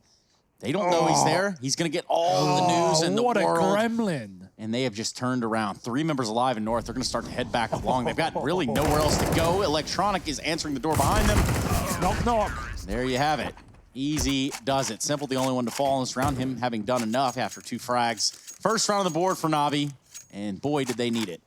Yeah, Simple even gets given the AWP back. Electronic is there in the DMs. It's your driver. I'm outside. And he arrives around the back line. Shuts it all down. Hugo, we've been there, right? Trapped on the other side of the gate while our driver's there. Yeah, yeah. Gone for quite a walk, you know. Flanking all the way through long. All the way around.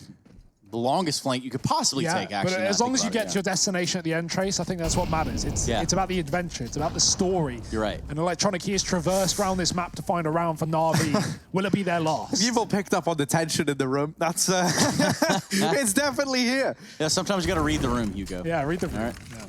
Now, Nade's going out in towards mid to try and thwart this push. Gade tagged up by that Molotov. Bit of noise made to give up this this mid to cap play from North. I think every team has tried to address their Dust 2 CT side in a bit of a different way lately with the, you know, like real tendency to see these cat to B plays along with like a long split being the norm for this A bomb site.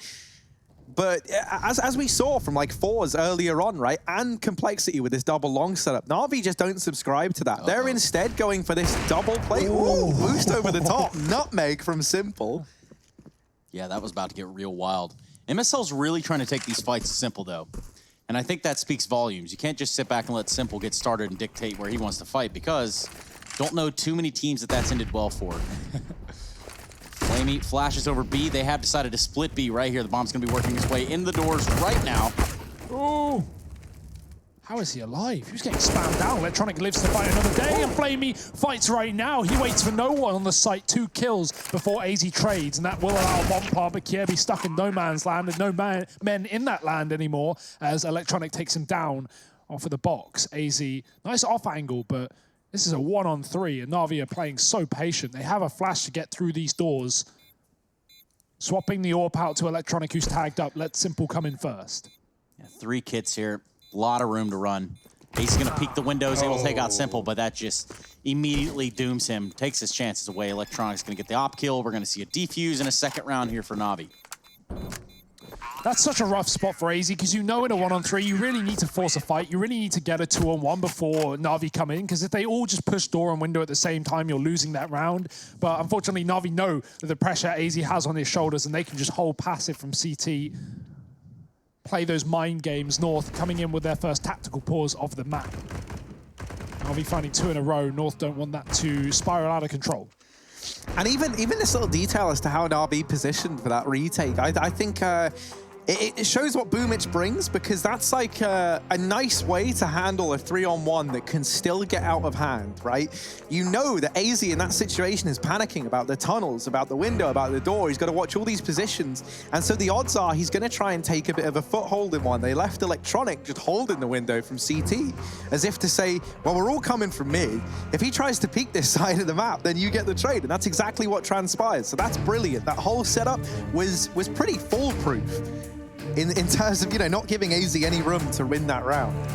Really, the only way that he maybe stood a chance is if he went for the tunnels push. But AZ has no information, and so Na'Vi used that to their advantage.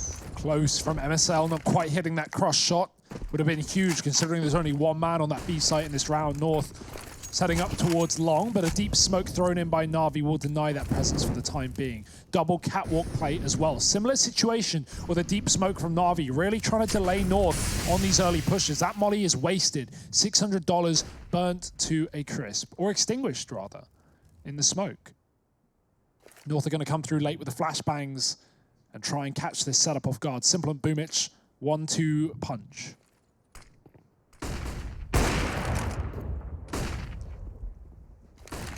Boomich down in the pit. Oh. Flash is good though. He's not able to get anything. Simple. A couple of missed shots, and this is a horrid spot to be in. Oh, you either try and get away or you commit to the fight. And with a man so deep up through short and no one realizing this is falling apart for Na'Vi. Electronic was holding the site walk up, hoping that he would let players get deep in towards the site near Goose before he take those frags. And, well, if anything, that essentially baited Simple into the player up on Catwalk who was watching the cross. MSL dodges a bullet from Simple by jumping into the long peak. The confidence is there, clearly. And, boy, are the results as well. 7 rounds on the T side from North. I think something that North have been good at doing is they very much plan for the worst case scenario, right? Like they've got these fail safes in place so that if everything goes wrong, they're still left with options. Whereas Na'Vi, and not that there's anything wrong with this usually, it feels like they're kind of playing assuming everything is going to go right. Like with that double setup over towards long, as you say, Electronic was only holding the walk up because in their eyes, they should be winning that long fight and then Electronic can pounce on the short players. When that doesn't work though, and when you're not landing your shots, when the strats aren't working how you're envisioning them, it really does look a bit messy, like this here. Yeah, this is a perfect case study of that.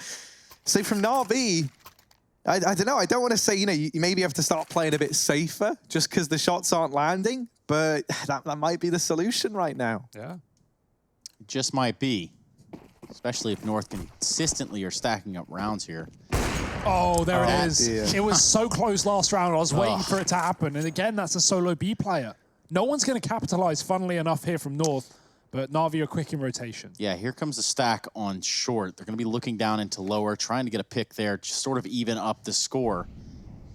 But North aren't really putting themselves out there. They're not going to be giving up any lower picks anytime soon. In fact, the only players they have towards B are in the upper side of the tunnels. So the boost falls off. And now North will assume the positions here in middle. What is the position, Trace? The position is to hold and win the war. That's the position. And for the time being... Oh, look at this from Electronic. Smoke Warrior. He's in it. He's breathing in the fumes. And is that going to spur him on? He's all gassed up, and he will take down the first man. He's feeling great. Feeling fire as it's burning down towards his feet. He gets himself away. Simple's helped out over at long. That's even the collateral onto AZ. Both of these players for North were over at long side, but they've had to dismantle this, and now they're relying on the aim and aim alone of these two remaining players, AZ and MSL. They'll split up. They're not playing this together. Trying to pressure this A bomb site. It's been such a vulnerability for Na'Vi thus far. And so they're looking to exploit these same holes that they have time and time again. MSL dealing with Electronic. Once more, this defense has fallen apart at the A bomb site. And this was a 2 versus 4. Now turn 2-on-2. A chance to get this bomb down. AZ's retrieved an AWP and fallen back to long. The bomb is planted. Missed shot from Boomich. Ooh, does manage to get it. And it's AZ on 16 points of health and a dream all the way back on the platform. He's got to try and snatch this one away from Na'Vi. They don't exactly know where he is. The bomb is planted for him. Flamey with AWP. Boomich with the Krieg. Flamey's going to set up shop. He's going to try to hold this tight angle. Look for it, and he does hit the shot too. AZ had it in his hands. They're looking for the bomb. Phew. I guess they found it. That could have got real weird. Just about. Yeah, nice try from AZ. Predicts the wrong angle, looks up instead of down, but the cover coming from below. And Na'Vi finding a third. But boy, they're really having to work for these rounds. And remember how it started as well. MSL finding Perfecto on the cross. Only drew players away from A. That was North's final destination. Considering that was a 2-on-4, MSL and AZ do a great job of making it look winnable. Not quite, though. Double AWP still remains for Na'Vi. MSL not going to hit the timing shot this time. Na'Vi delay their cross after the smoke plumes. Makes them late to B, but lots of utility thrown in by Perfecto to deny a rush. North have been uninterested in this B site. Simple's hanging around for a while in that molly, and he is going to have to give it up. The nade finding nothing, and the A site being his home for the time being. Boomich just deep smoked, and they're coming through it. He's finding two bomb flying to his feet, and Na'Vi have everything at their doorstep. Yeah, bow down before the Boomich. Over at long, that bomb is under his control. And even though he's like conceded the long doors because he does not want to be fighting in there, he's now in a position where he can back away. But it comes with the added benefit of still being able to keep an eye on this bomb. Electronics even come in to join the party. They know they can't afford to give up the map, right? There's still a minute left. You cannot give North that much free reign, but they've got a lot of presence here by the bomb, and that's exactly what they need. That fight getting one there onto Perfecto has now given North a couple of options, and that's why we've seen Na'Vi have to pressure this elsewhere. They go aggressive, they take long doors. Hazy's trying to turn it around, but he meets Simple, and he meets his fate.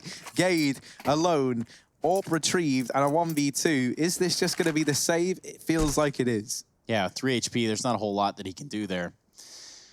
Poor Perfecto hanging out in the B site. Hey, man, don't rotate. We need you to hold that side of the site down. Just get absolutely whomped. So, looks like another one on the board here for Na'Vi, 7-4. The timer is going to run its course. Na'Vi just going to hold on to the bomb. There will be no further developments in this round, at least.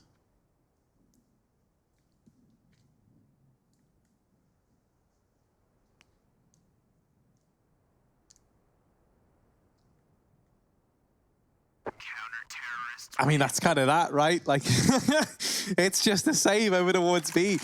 But you look at kind of the effect this actually has for North, and while they hold on to the AWP, which might seem great, it's going to leave them in like this awkward spot where they kind of have to force, and they have. They've gone for the pistols, a bit of utility behind it. You're really hoping that this AWP on MSL could do something. If MSL gets the mid pick again, which he's been good at, then you can definitely get away with some mischief in this round over on the North side. Ooh, come on, MSL. You are a jammy man. Jammy. We'll have to talk about that one later. I'm not real sure what it means. Just need some clarification. Cheeky. Oh, lucky. That's all you should have said. Then. Yeah, jammy. It's like, you're always good in a pinch because you always just seem to find the... Like Leo DiCaprio and Catch Me If You Can. Yeah, there you go. He'd be described as jammy because he dodges the police a lot. Dodges everybody. Yeah, really. literally everyone. Jammy dodges, great. Exactly, yeah, that's great combination. Well, here's a combination that we need to see. Electronic and a lineup of kills right here in the middle. Oh, he doesn't The know. timing is just unfortunate. He pulls out his knife, and he's going to try to walk it off. AZ's got other plans with that deagle. Meanwhile, 4 members here of North push towards middle, leaving just Cage and B in the lower tunnels. Great call from North. They realized that Electronic was walking back to A, and the reason being is because Na'Vi are running a double B setup anyway, with the exception of Electronic. So North have read into this well, knowing there are likely 2 players on B and therefore 2 on A. It's definitely going to be the better side to hit of the 2. The Simple is here, and he's got the AWP. I mean, even then, he's had to give this up and wait for the retake, which, right decision. But you look at this round and you look at what was invested into it. Sure, they've gone for the force, but it is just pistols around this AWP. This is already a great round, and it's going from bad to worse now for Na'Vi. This could be a force buy with this one AWP carried forward, a round that North should have never picked up going their way in a pretty one-sided fashion. And, even as you deal with Kierby, Na'Vi have already made the decision to save. They've backed out. They're nowhere near this bomb site. It's going to be an 8th round for North with just these pistols and the AWP. And they get out of the round. Okay, yeah, they don't get all these other rifles that were dropped, but they get out of it with 2 AWPs and 4 players surviving. I mean, this is great for the Danes. I think we're going to see that mid-cross shot as well with the double AWP coming through. That's a B spawn. North have not had a B spawn like this all game long. The issue is that, Harry, they have 2 AWPs. Do they want to abuse a B spawn with a double AWP? That would be a call and a half. But hey, I wouldn't even say it's a bad idea considering the fact that they have conditioned Na'Vi towards A on almost all of these rounds. Tactical timeout just to work out what they want to do with this round. They've got him on the ropes so far. North looking hot to trot here. On Dust 2, they looked good on Nuke. You're right, Hugo. That third map is starting to look more and more distant. Do love the setup. I also want to, just say that I also admire the fact that they're playing in their jerseys. Yeah, no, I like that. You don't have to. But, Straight respect they're doing it. that, Yeah, yeah. Well, here's something I'm liking as well. There was a lot of chatter then between Gade and MSL. So I think, still kind of drawing off of one another, still looking to each other for a bit of inspiration. Yeah. And I like that. I think it takes a lot for such an experienced IGL to come in and still kind of give the respect away of the guy who was holding down the fort in the meantime, right, with Gade, who obviously has become very familiar with this team and how they operate. So what's the solution? What did they do? That's a nice boost. Simple never even saw that. Yeah. He was posted up, didn't even see the AWP down in lower tunnel. So he's left scratching his head. And the AWP doesn't even get retrieved from Catwalk. They just give that up. Well, I mean, North have enough. It's not like they're taking a third. Obviously, I meant Electronic didn't get it, man. He's going to go back in maybe for it. Yeah, they... Not known for his AWPing anyway. I'm sure he's fine with the rifle, really, at this point. North have been doing such a good job of trading. Picking up the AWP can make things difficult for finding multiple kills. Boomich will take it instead. More prolific with this weapon, I'd say, than Electronic.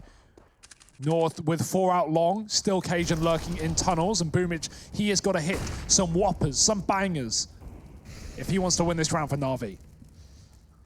He certainly does. He's got one of those angles, and he's also got one of those shots. MSL's gets his head taken off. Oh, no. Oh, look at him go! A Boomich AWP moment. This was the AWP from Simple's hands, and he's imbued it with all the power he can and put it in the hands of Boomich. Now Cajun's coming on this round, but it's been heard, it's been telegraphed, and there's Flamey to get it. It's only AZ left standing as Boomich gets himself a third. AZ now alone. Drops the smoke at A and gets this bomb down. Boomich is just going to wait for Flamey to join him. They want to try and approach this together. AZ, oh, he got seen there. Still playing around this smoke, trying to obscure the vision of Na'Vi, separating these fights into 2 one-on-ones, ducking down, and oh, it's getting close. AZ's surrounded, they still haven't killed him. Finally, he goes down. There was definitely a world in which he can make something happen in amongst that chaos, but no, Na'Vi, they weather the storm, and they'll get themselves that 5th round on the board. Boomich, still around with the AWP. Gonna pat Boomich on the back right there. Big with the AWP for him to pick it up and then reassume having to defend that long A area. Really good stuff from him. And ultimately, I'd like to attribute that round basically to his play right there. If AZ had a little bit more patience on that shot down towards Flamey and CT, he could have won that round. He just immediately took the bullet. Flamey was actually had his back turned, so he didn't know he was being watched. But obviously in the heat of the moment, you just got to take the shot sometimes, and wow, sometimes it just don't connect. 8-5, North, they've won the half regardless. They're just looking to put the last couple of cherries on top. The candles on the cake. The milk in the cereal trays. Oh, there we go. Now I understand. Thank you so much. Thought you were lost. I'm just kidding, Jesus. We like to cater to you sometimes. Nice. So on that note, what'll it be, fellas? We're going to see North go with this. Oh, that could be a meaty nade. Actually, not that bad. They dodge it. Kirby still floating around down in mid. But this is looking like the B commitment. This is kind of what I was saying with North, that they always seem to have a fail-safe in place, even with Kirby just like floating around in middle. It leaves that option open just a little bit longer to spot for these flanks and to play around it. Now the B play comes in though, and Perfecto's removed. Kirby's followed up. Thankfully, Flamey says enough is enough, and he shows up with the Krieg, gets himself a double, and more importantly than that, the bomb is dropped in his crosshair. He could lock this in right now. 3rd kill for Flamey. Bombs getting planted, but North, Sadaman down. They deal with Boomich. They follow up onto Flamey. And now Cajun B with the double. Take a bow as he locks in that 9th round for North. The worst part about that is Simple had a collateral lined up. There were two players in tunnels. They were dead. He was just about to fire, and Kirby takes him down with a Galil. If that kill doesn't come through, Simple's killed 2 players before North are even out into the site. And you know, we talk about bomb diffusers going that close, right? That one was also down to the wire. He pulls that whole round starts to spin back around for Na'Vi. Either way, last round of the half, 9-5 at North, looking strong, hot to trot. So we'll flip the page towards the second half. At the conclusion of this round, Kirby's going to get himself on the blue bin. Also get flashed down to oblivion, 26 HP, and they're gonna push him too. Oof, not without some punishment coming through. Simple is gonna be there for the trade. It's a very scrappy round. It's Navi that want to play close on long A this round. Granted, that is what they needed. That's what they wanted right there. That might just save the day here for Na'Vi, at least in the short term. Bombs dropped, Cajun, he's committed. He's out the smoke and he's waiting by the doors. Where is Simple, he's wondering. Has he crept behind? No, not yet. No rush to get this bomb. He's got his teammate up on catwalk. May as well wait for a bit of support. And Simple starting to realize maybe there's a flank. Meanwhile, Perfecto, he's got to deal with AZ on top of the site, making noise and getting that kill. Trapping Simple in on long. He's got to force a kill. And he knows Cajun's up close, but switches to a smoke. Grabs a gun in the process, backing up and winning his fight. It might be an ace. It might be the 5 kills to close out the half. Cajun behind the smoke has to be careful. Playing with fire. Simple throws his gun in. He doesn't need a primary. Another smoke, though. He can re-smoke this door right here. Look at this. The games that we play. Cajun B with the Krieg to end the round out. What was a little bit of a cat and mouse game right there at the very end. Wow, ladies and gentlemen, this is quite the game of Counter-Strike to be feasting your eyes upon. We'll hope you'll do that with us when we come back from this break. The second half of Dust 2 is coming up. Never had much, now we on the whole thing. Spread it all around the world, watch it all change. Came alive, now they all see the greatness. Light shine so hard they can't take it. Dancing with my fear, burning with desire. We gon' take it to the edge and come alive. Go to hell and back.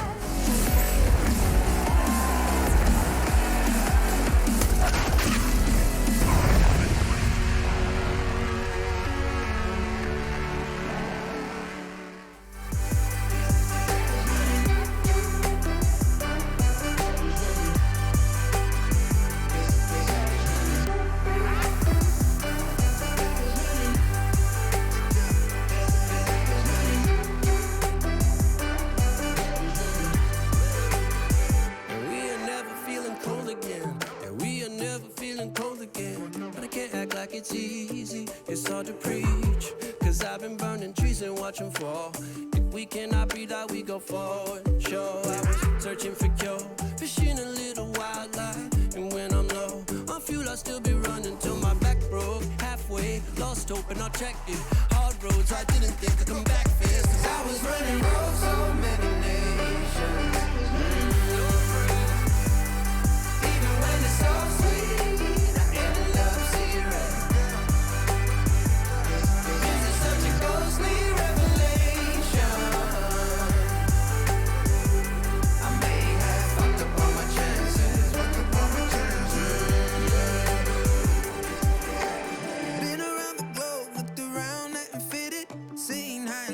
But you won't even get it.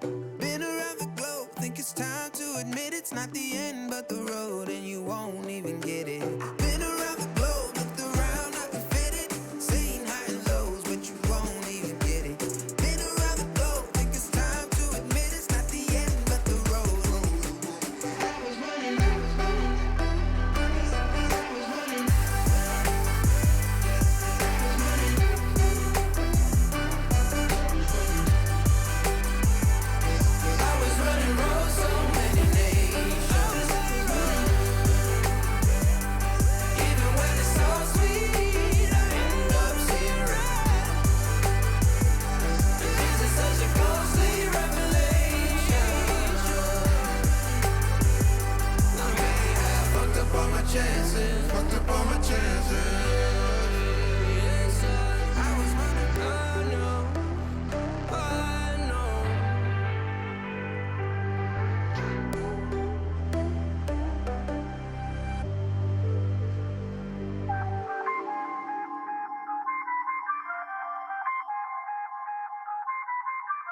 I feel on top of the world, I feel on top of the world right now. I feel on top of the world, I feel on top of the world right now. I always wanted the world, I want to conquer the world right now. I feel on top of the Well, we're back, and a man that we want to be highlighting after that first half, AZ, taking a look at his performance. You'll note 8 rifle kills, him actually donning that off a little bit and having a nice time with it. But AZ showing good form. Someone to step up alongside the likes of Kirby and Cajun from Dust 2. That is exactly what North needed. That is certainly what they needed. A little bit of water, too, because they have to be feeling a little exhausted after running up the scoreboard there on the first half. It is going to be a 10-5 CT side as we jump into it here with North versus Na'Vi on the second map. Now, Na'Vi's odds for GG.bet are starting to shift in a more appropriate way, I say, Hugo. Yeah, I mean, if you bet on North at the start of the match, you're certainly going to be feeling happy now. Those have quite literally flipped as North look to bring the fight to Na'Vi. AZ is slaughtering them. 4 kills, fully blind with the USP. He can't get the ace, but who even cares at that point? It's a done deal. Damn, that was something else. AZ-esque, I might say. AZ is so talented with pistols. He's always one of these players who manages to churn out the most ridiculous clips.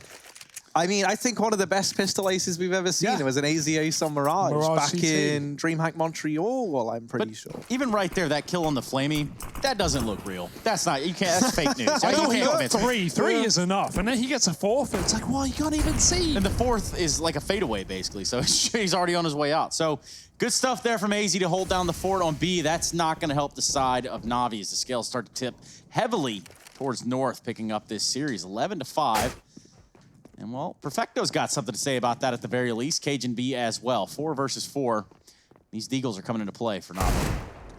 Yeah, Na'Vi, man, you got to be wondering where their mental state is at right now. This is almost over, this series. I mean, and that pistol, Na'Vi don't even really get a chance to come back into the second half. They can hit their rifles soon, sure, but that has just severed them out of the first few rounds of the second half when they're already down 10-5 in the second map. It's just rough, Trace. It's just rough. It does burn a little bit if you are a Na'Vi fan. If you're watching this and you're like, well, what the hell's going on here? We don't have an explanation for that. Would love to know what their explanation is, but I can imagine some frustrations are running a little high right now. Nothing seems to have gone their way, and that is when it really comes down to the culture of the team, the mentality of the team. How do you reverse it and get back on path? I mean, the other thing is, right, is it's weird because Electronic and Simple are usually like the 2 pieces of the puzzle that you need to have in place for Na'Vi to be winning. And they've been top in the charts. They've both had great moments between the 2 of them. I think really this is like a pat on the back for North, who is showing that they've come into this season of Pro League having put in the hours and done the work. I know Na'Vi are looking a bit slow to the start. I think maybe a similar situation to Astralis where they kind of have to warm into this. I have a point to make to follow up on that, but it'll come after this round. We'll see what North can do. Actually, I mean, no, this is an appropriate time as ever. I think one of the big worries is, especially for Na'Vi, when you come off the back of a performance like they just had at Katowice, and you absolutely rock the boat, and you show what you can do, North, they know they're playing Na'Vi. What do? They watch all those demos back, and they work out exactly what worked for Na'Vi. This is something we mentioned in the first half, Harry. Na'Vi's setups were dangerous, but if they're hitting the shots, the danger is averted. And unfortunately, they weren't hitting their shots. And so North know exactly what's going on. I feel like, North come into this game fully prepped for what Na'Vi are doing, but Na'Vi can't do the same for North because there's just not the demos, there's not the VODs. This team hasn't played with ESL for too long now. So, yeah, I mean, certain inherent advantage coming from the preparation aspect of things, but yeah, I mean, that pistol round we just saw, that's really the cherry on top. That's the creme de la creme. Yeah. Crims de la Crims. It's creamy, all right, Trace. Not a Momo in sight, though. And for the time being, not a whole lot in the sights other than Simple and Perfecto finding something, making it a 2v3, keeping it interesting. And there you have it, Cajun B with the response. Can't seem to get that last frag onto Simple, who is very, very hurt. 32 HP. AZ versus Simple. Oh. You would have bet your house on it, Trace. Yeah, probably. If I say so.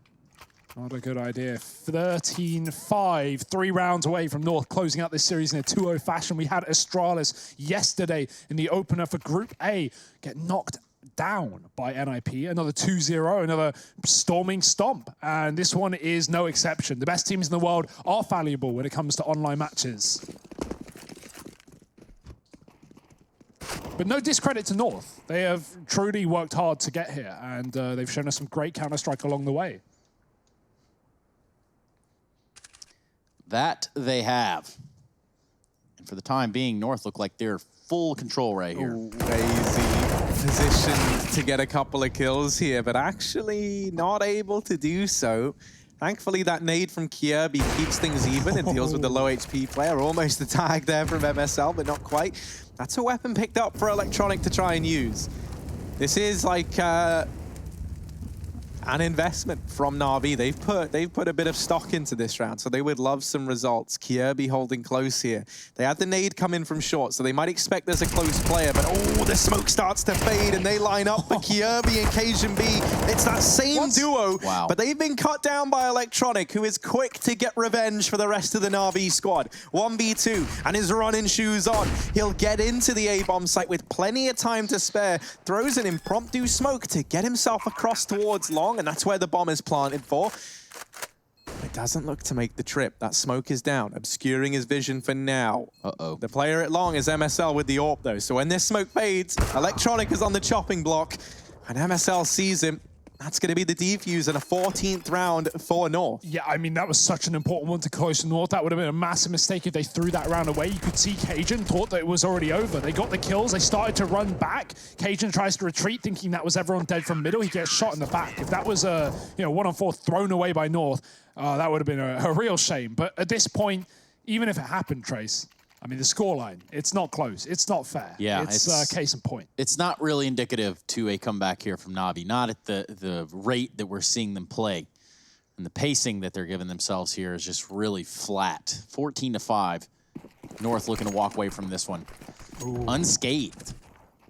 AZ's even taken the second AWP as well. I mean, Harry, you talked about this game maybe being the head-to-head of AWPers. We've not seen that. MSL has 7 kills rather. He's not really doing much in the fragging department, but it doesn't matter. AZ's on 22. Top of the server by a margin. Cajun in close pursuit. Pistol 4Ks definitely helped that. MSL takes the shot off catwalk, falls off bricks into spawn. It's going to catch a little bit of grenade damage there, only 6. So once again, not a whole lot coming out of an HE. The real truth is, in this round, this is do or die for Na'Vi, right? They've put this investment in, they've gone for it, they've got everything they could need, and this is the only time that they're going to have that if they don't pick this round up. And then, they've got to go 10 rounds on the back of nothing. They've got to start building from nowhere. So if you have any faith in Na'Vi, if you're a Na'Vi stan, this is the round that you need them to be picking up, or else the odds are it's over. Yeah, full send here, full investment. MSL's gonna post himself up, gets wind that they're gonna jump off into spawn, catches Boomich doing that. Ooh, that molly. And gets burnt alive, burnt to a crisp by Perfecto. There is so much fire over on ramp. You don't blame MSL there, man. He didn't even know where the Molotovs were. There were 2 of them thrown in, and they just take up this huge area. Now, in response to all of this, they'll aggress it long. This is a really nice read from North. They anticipate this man coming in late on the lurk. They, however, don't anticipate Electronic just barreling down through long to take that gunfight. And so that there might be the save for North, right? Certainly is the safe call. That's all she wrote. Na'Vi are going to stay alive with a 6th round. And perhaps it jumpstarts them running back in the other direction, Harry. Yeah, I mean, a problem for this North squad historically was kind of closing out these games where it feels like they're on the finish line, right? And we start to say, oh my goodness, is this really it? Like, North are actually going to do it. And then from scorelines like this, we've seen things fall apart. Do I think that's going to happen today? I'm not ready to make that decision yet. I think this should still be a North game. Something would have to go very, very wrong for North or very, very right for Na'Vi. And, well, right now, I don't have much confidence in either one of those statements coming true. A sad reality, Harry. But, yeah, can't really argue with that. AZ on the AWP over MSL here. He's going to go for a bit of a boost. Oh, boy. Dear, can Simple see this? Surely not. AZ's going to get the kill as Boomich runs right down middle. He sees a smoke. He thinks he's safe. He is not safe. Fast B play. Perfecto has a key entry, taking down Gade off the top of the box. AZ can't stop them with a smoke in the door. And North have to consider, do they even want to go for this retake? No kit in the round. Yeah, MSL only wielding a deagle. Perhaps he can find himself a weapon and get the hell out of Dodge. Smells like a 7th round for Na'Vi, and I don't think that here it can be contested. know. I mean, North realized that straight away, right? They go into that round with nothing more than an AWP and an M4 and some 4-sport pistols around it. What you were really hoping for there, if you're North, is that Na'Vi take a very, very slow, drawn-out round, and that you're allowed to whittle this player count down. Simple. This is a few missed shots there, bailed out by Electronic. Straight bailed Brothers out. in arms they've had. Like, they're helping each other out at the very, very least. That's about where this match has gotten to, though, I think. That was rough. Does get to keep the op, though, so crisis averted. They're going to hold on to those 4 guns on that side. AWP there on AZ. They'll be taking that into the next round. And Boomich running down Suicide there, running down that quick cat. I wonder why they call it that. Well, basically, when you run down there, that's what happens. Yeah. Imagine that. Can you believe it? Well, another pause from Na'Vi. Truly making the most of this series, and I admire them for that, right? Don't give up. It's 7-14. The comeback is still on the cards, as unlikely as it may seem at the moment. Sign of a world-class team if you are never really giving up until the game is done and you're off the server. Sign of a competitor, you know? Yeah, and that's something that Na'Vi want to be in 2020. It's not GG until the whistle blows. And, well, there's no whistles in Counter-Strike, so... I can blow you a wolf whistle, Trace. Interesting. Well... Just think about it. Get back to me. Nah, I'm cool. There's a lot of things I can't do, and whistling is one of them. Up there with reading or riding a bike. Oh, I can whistle pretty well. Riding a bike. Riding a bike, yeah. Can't read or write a bike. Here's AZ with the kill down through mid. It's simple. Bested by AZ. Man, if you were watching this in a vacuum and you didn't really know much about the exploits of Na'Vi, you'd be watching thinking, AZ, man, he's like the best AWPer in the world. And that's such a weird situation to be in. Now, Perfecto in this round at least deals with Kirby. So mitigates a bit of this danger that was maybe represented in this round. MSL's looking for that gun, but he's not going to be... Yeah, he's able to get it. No one's here keeping an eye on it. And now there's a wrap round coming in from Gade all the way through this B-bomb site. Now, what does this mean for North? Well, what this means is they now know where all of Na'Vi are. They've cleared B, they've cleared mid. There is one place left that all 4 of these Na'Vi boys can be, and it's long. It certainly is that, all 4 of them. Just holding on. What we're looking at here is if they don't pull off this round successfully, they're going to have money going to the next, but it is back against the wall. Maybe if Cajun peeks that, he could have lined up a few with his Deagle. Instead, he's going to go ahead and stand back just a little bit, wait for the cross, pop a Molotov over there towards the A ramp. And that's going to buy just a little bit more time. It kind of freezes Na'Vi into place. MSL has rotated all the way in. He was the guy to push top mid with Kirby. He is now hugging this box with the M4. And so that there can be a bit of an unknown entity for Na'Vi. There he is emerging. Boomich is cut down. The penny's kind of dropping for Na'Vi. Like, okay, there's a lot of people here, but we've got 20 seconds left on the clock. We've got to commit. That bomb is here. All of Na'Vi are here. There's no time to change your mind. And Gade and AZ, they'll lock in that round. 3 kills between the 2 of them and a 15th match and series point for North. They might be about to open up their debut here at Pro League with a decisive victory over Na'Vi, the team currently ranked as best in the world. I mean, these groups have been very skew with Harry. We've had upsets across both days now, but this is really something. Astralis dropping 0-1 yesterday to the likes of NIP. North knocking Na'Vi down to a similar spot. Perfecto, he's going to fast long play. Flash is good, they line up, it's 3!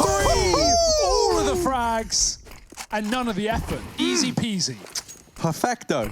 That's what we say about that one. Gade and AZ, the last 2 players left. Na'Vi, where was this a couple of rounds ago? That's the kind of dumb, crazy stuff that we need. And the urge to use the profanity there was just so high. I but understand. It's Gade and AZ left, 2 versus 5, and they're saving. Yeah.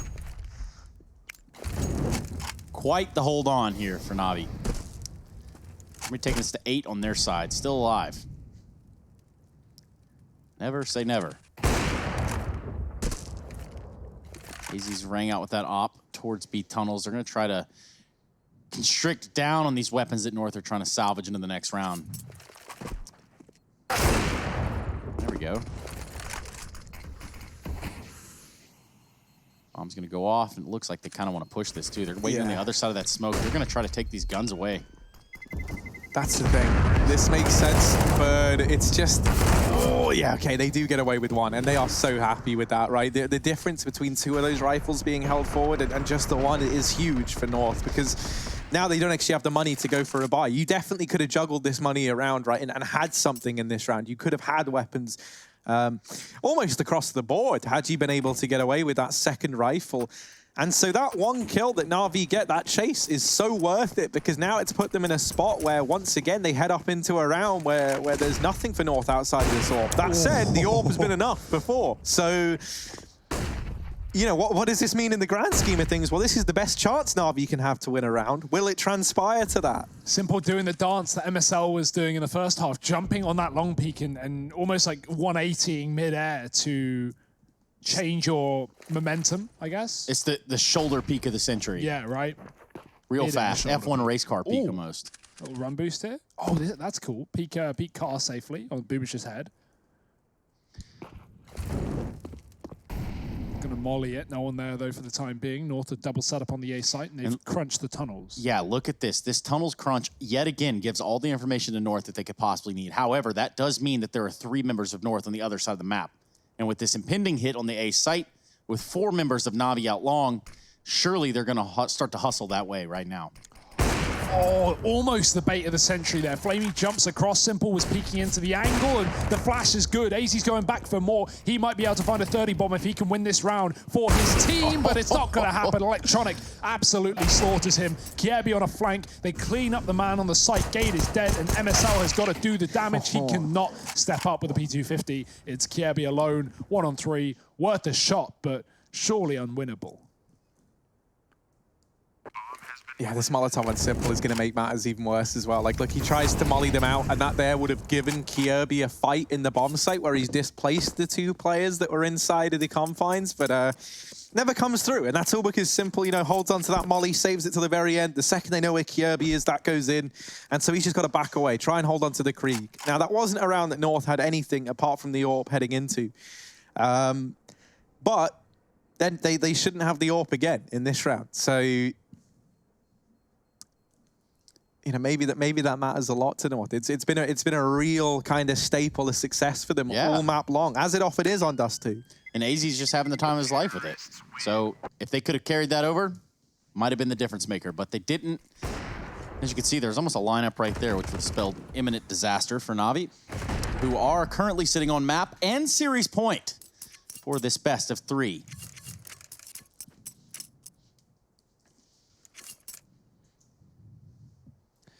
I don't want to say it's happening, but Na'Vi are sneaking up, guys. Na'Vi are getting rounds. A few in a row now, just to get themselves back into the swing of things. North on Eco, this should be another one. Although North have done a good job of making every round close, even with limitations. Kiebi getting dunked. Might want to give that gun to Gade, who's on full health. Long way away, though. In the B tunnels. AZ watching the mid doors. Kiebi got to be careful on the cross, but he is scoped up. Information that can be transpired off of the audio cues. Jump back, Kiebi spraying, just trying to bait them in so AZ can do some damage. He'll just run away.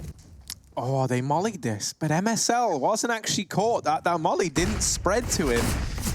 Will they be ready for him here? Cajun just going to get one with the USP flat out, and now MSL's position given up. Not quite able to land the shot, though. And Electronic dealing with him. Now, Kiebi's been keen to get into position over here on the cart. Now, if you're Na'Vi, you've already dealt with a lot of these A-site players. Are you necessarily going to be ready for Kiebi in this position? Still, I mean, honestly, the Krieg's pretty great to have here, right? You've got their heads running out. It's like a bit of a shooting gallery, kind of the closest that we come to for like clay pigeon shooting in Counter-Strike. He's going to have all these heads running across the screen, and Kiebi, let's go. Oh, well. Nah, never mind. Crumbles under the pressure, but that's all well and good. You know, there was nothing invested here from North. That's simple for you. You know, sometimes you just don't get a chance. You don't get an opportunity. And Na'Vi, hey, they're clinching it round by round. Double digits now found as they keep 4 alive. Perfecto throws the AWP. I don't know where he threw it. Whether they're going to save it or just keep it away from them, but maybe Simple's happier on the Krieg right now. some of these faster rounds that Na'Vi are running, just staying grouped and trading their way into the A site makes sense. Gade will not get any exits unless he chooses to go into long. You are correct. He's going to hold on to the CZ. Surely they don't feed him any frags here. That's going to be another round for Na'Vi. You said it. They're itching their way back in. Slow and steady wins the race, Trace. Yes, that's what TwitchStat told me at least.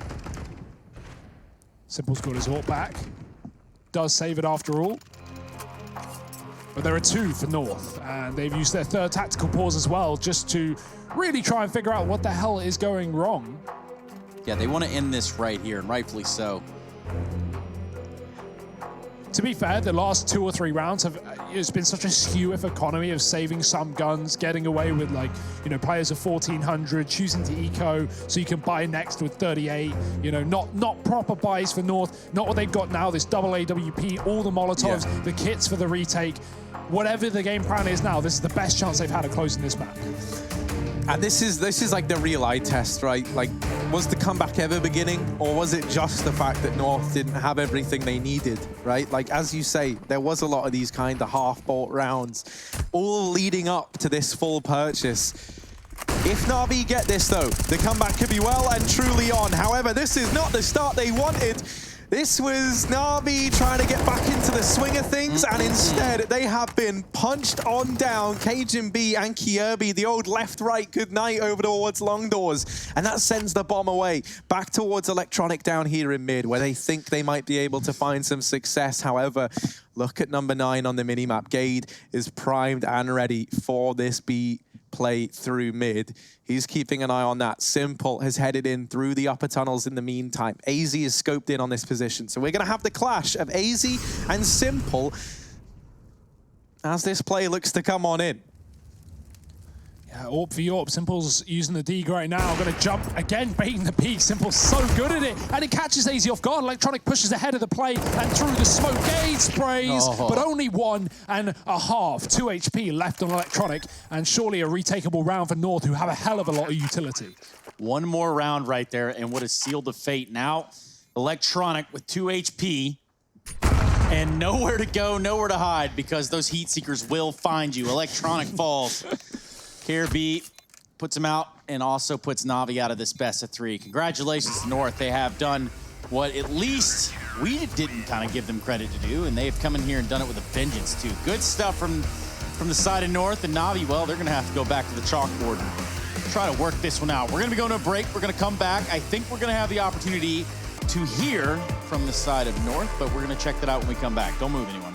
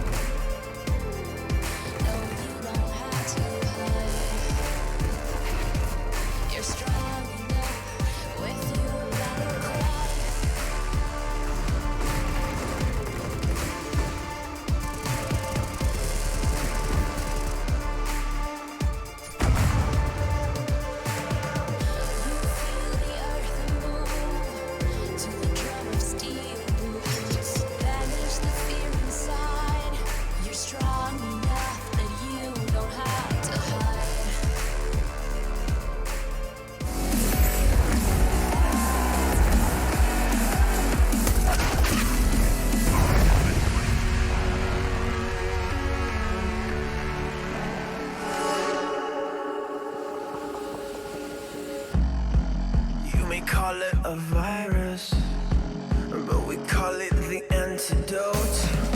It's an answer to silence. The future is here to revolt.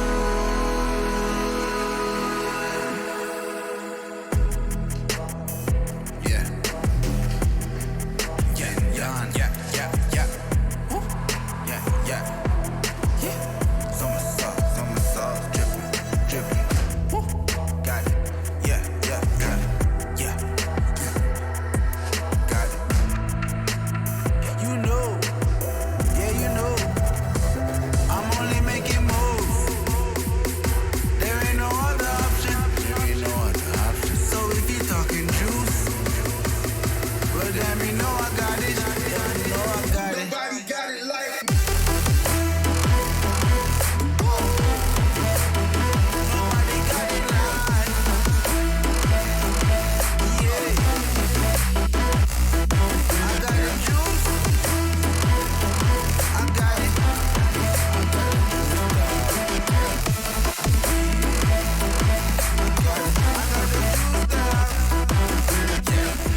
dropping in the scene, I feel lucky, yeah. Got them watching from Paris to popping, yeah. With this music was lurking, now I'm at top.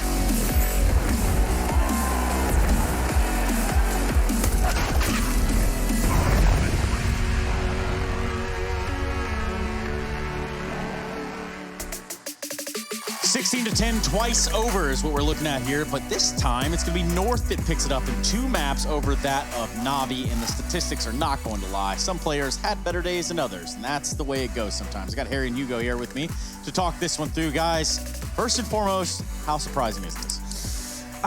It's surprising, but I don't necessarily think it's bad news, right? I think that, if anything, it means that North have come into this being that much more of a competitor for this group. And yeah, I mean, the other thing is, I was having a look at the numbers there. Perfecto actually just had the worst series he's had in 2020 thus far. So, you know, while being under this Na'Vi banner, this was the worst series he's had. Yeah, this was a rough one for Na'Vi fans all around. Now, we can talk a little bit about who it wasn't rough for, and that'd be AZ. He certainly showed up in spades today.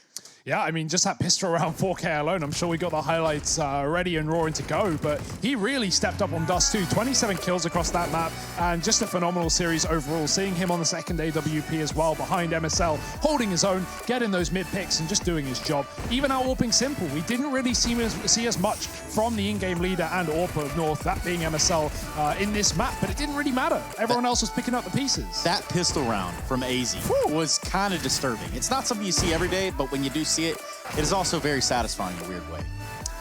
Yeah, and I mean, that's the thing, right? AZ is someone who used to have this phenomenal skill ceiling. He used to be so damn good. And if we could start to see some more consistency in that, if we could see stats like this, 101 ADR, 11 rifle kills, the rest of them all coming off the back of that big green gun, you know, maybe bar the pistols. He had such a good series, such a great map as well on Dust 2 in particular. And if this becomes the norm, then this North squad, well, my word, they could actually be onto something here.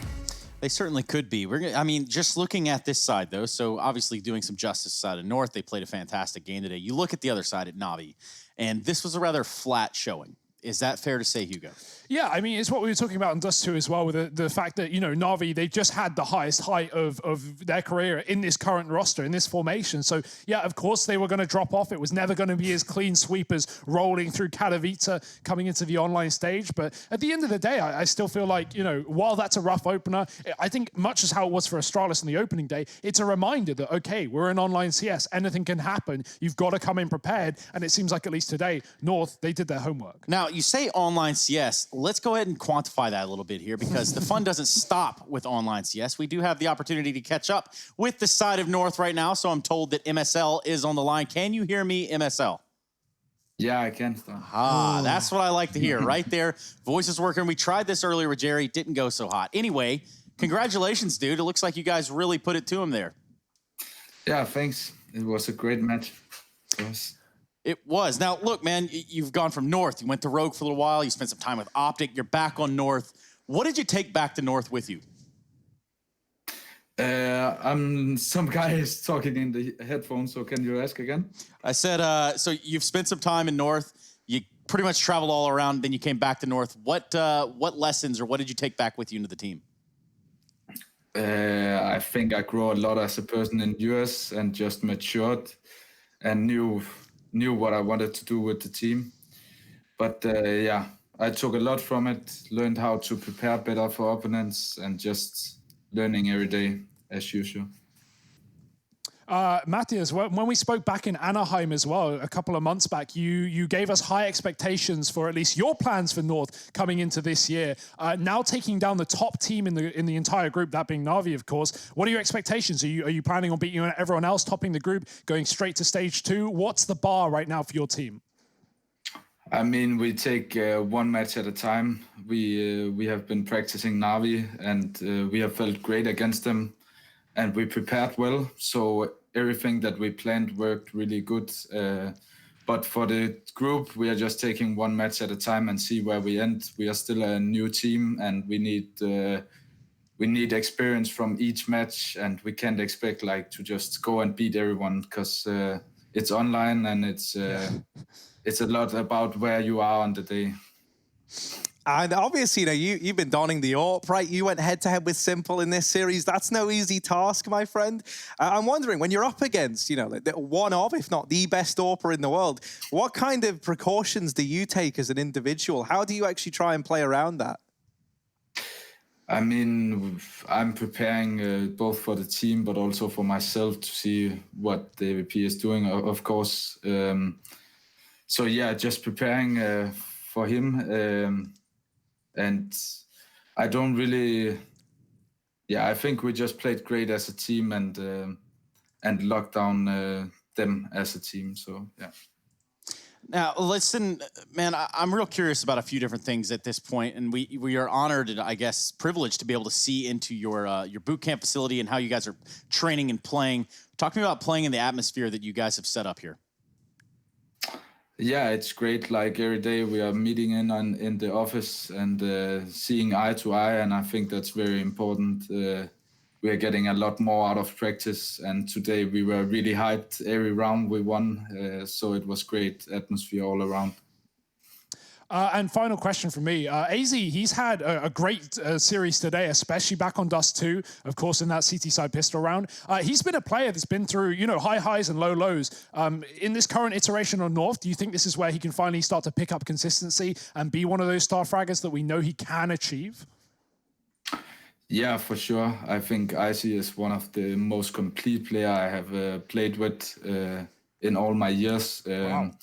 So it's my job and Jumpy's job to get the best out of Icy, and I think today he played insane on Dust 2, and I hope he can continue like that, but it will be day by day, and we just need to improve every day as a team and as individual players.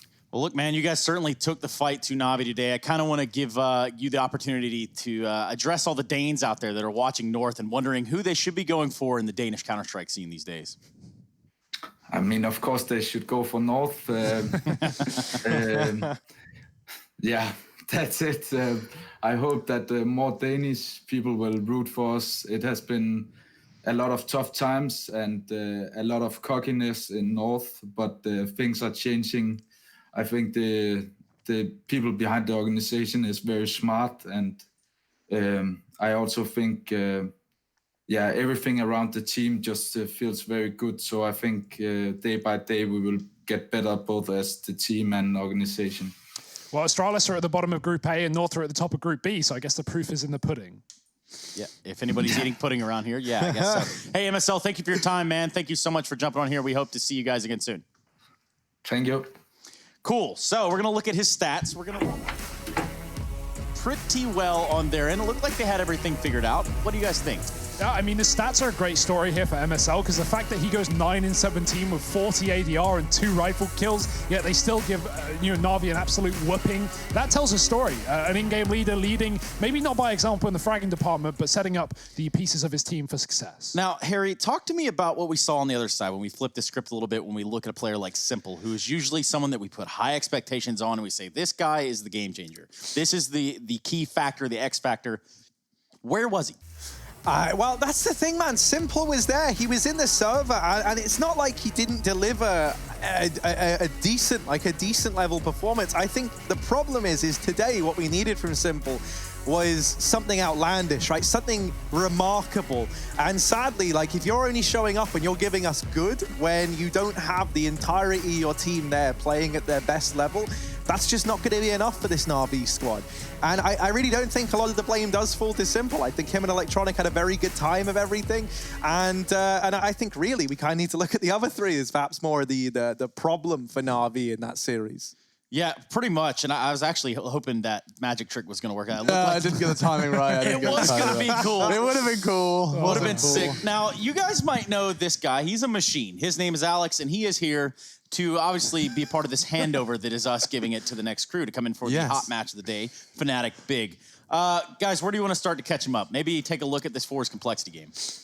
Yeah, we've had upsets all across the board today. Complexity, obviously coming off of a great start of the year. They fell to Force 2-1 in our opening series. That felt like it took a long time. It was a long best of 3. Right. We hit OT shout out in to the final Poison match. for that one. He had some internet problems, which did cause some delays. But Day 2. also, we got the overtimes in there, right? On the third map, we went the distance, and that was actually a great best of 3, right? Yeah. We had Force playing some damn good Counter-Strike. How's Sexy Power doing? I heard he broke it. He's been damaged his wrist. Is he back? Is he fragging again? Oh, well, mate, I couldn't tell that. Maybe he damaged it with flicking so hard in the server, man. But he was, especially on Train, which, very good AWPing map. Yeah. He was, especially towards the end in their CT half, man, he was the driving force. He was getting these, sick 4Ks on the Train, looking great. And, fitting in within the squad so well. Dude, I'm hot for Sexy Power. I really am. He's great. Yeah, he's certainly a player to look out for over there. And that's a guy that has proven that he's got more than enough potential to put fire down range. Fast forwarding. Now, I don't know how much of this Navi North game you caught, Alex. Just a bit of Dust 2. Yeah, I thought maybe you guys in the shuttle for a couple hours or whatever it is normally. We do see 16-10 across both maps. And for all intents and purposes, what do you guys think about Navi and their showing here? Underwhelming.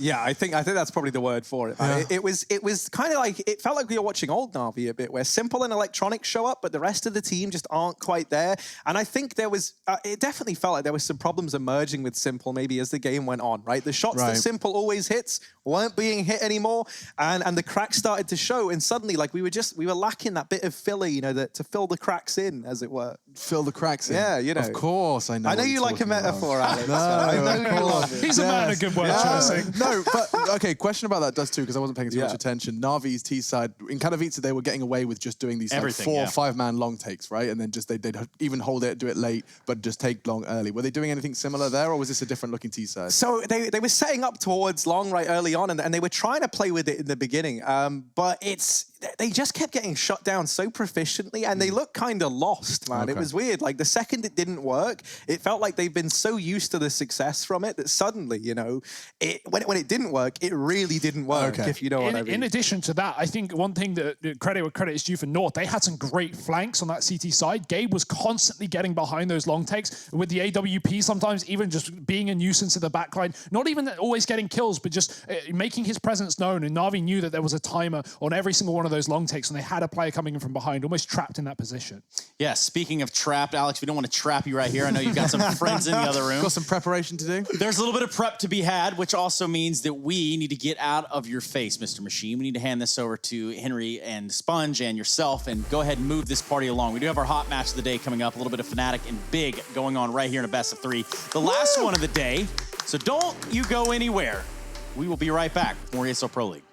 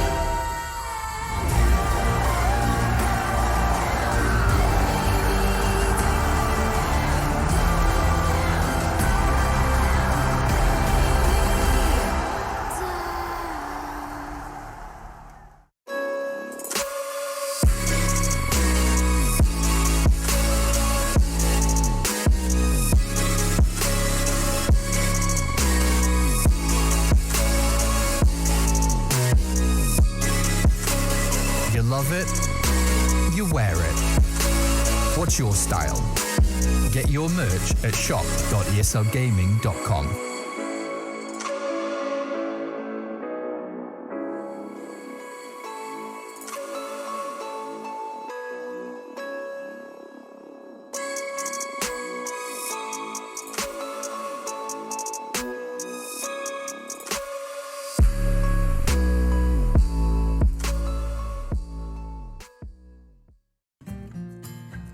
He wasn't the classic nerdy computer kid in school.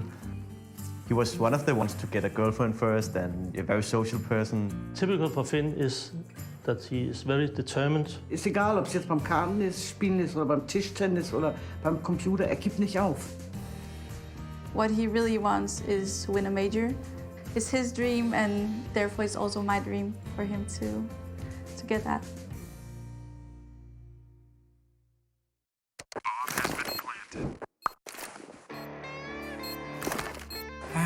Cool, right? Want to know where I got it? Well, look, go to cs.money. It's a trade platform and a marketplace at the same time. Just choose, click, and get. Good luck, bro.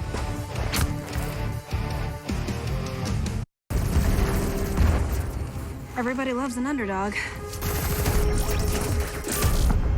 Who needs to be liked? Mountain Dew Amp Game Fuel. Victory in a can. Charge up your game with excitement. Highest odds on the market. Take what's rightfully yours with GG.bet. My name is Jordan Gilbert, aka Nothing. Hi, my name is Sue Lee. My handle is Smix. I think it's important for these initiatives to happen. Empathy really, really goes a long way, and it always means so much to us, and I think that's where initiatives like this really help. I encourage everyone in the community, anytime they see bullying, anytime they see someone getting called names, I encourage you to step up and say something. Good luck, have fun. Good luck, have fun.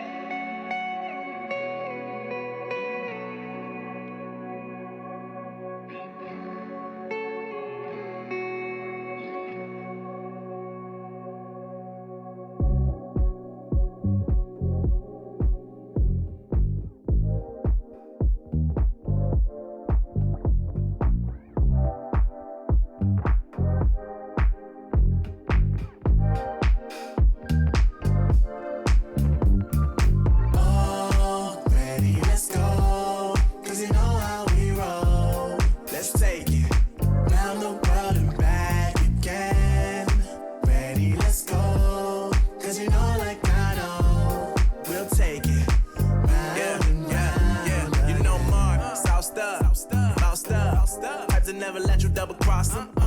Moving through the city like it's Gotham. They told me get one, so I got one. Stop saying you're a boss when you not one. You ain't sacrificed, nah, you ain't lost none.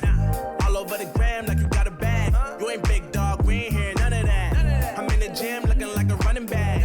And you know the flow, got him coming back. Who I was in the past, I'm unattached. Only focus in this moment is bringing the summer back. Oh, respect my grind, elevate souls and I spread good vibes. Young divine, you know I gotta shine. Raise your hands for a good time.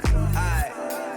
Live until the morning, sleep until the noon. You said that you want it, so I got it for you. Let's all get together and show them how we move. We move, we move. 3, 2, bringing summer 1, to drive. you. Oh, ready, let's go. Cause you know how we roll. Let's take it round the world and back again. Ready, let's go. Cause you know like I know.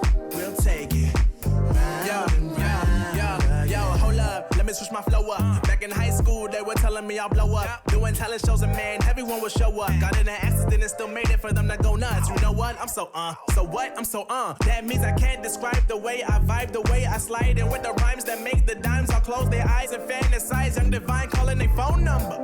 Yeah. No, you know I love you. What's up, babe? And you know me, I can't sleep without blazing beats on stages for their ones gracefully. And I got a smile that they hate to see. Young black successful, though life gets stressful. Though life gets stressful, go and vibe out with whoever you next to. Live until the morning, sleep until the noon. Yeah. You said that you want it, so I got it for you. Let's all get together and show drop. Oh, ready, let's go. Cause you know how we roll. Let's take it down the world and back again. Ready, let's go. Cause you know like I know. We'll take it round and round again.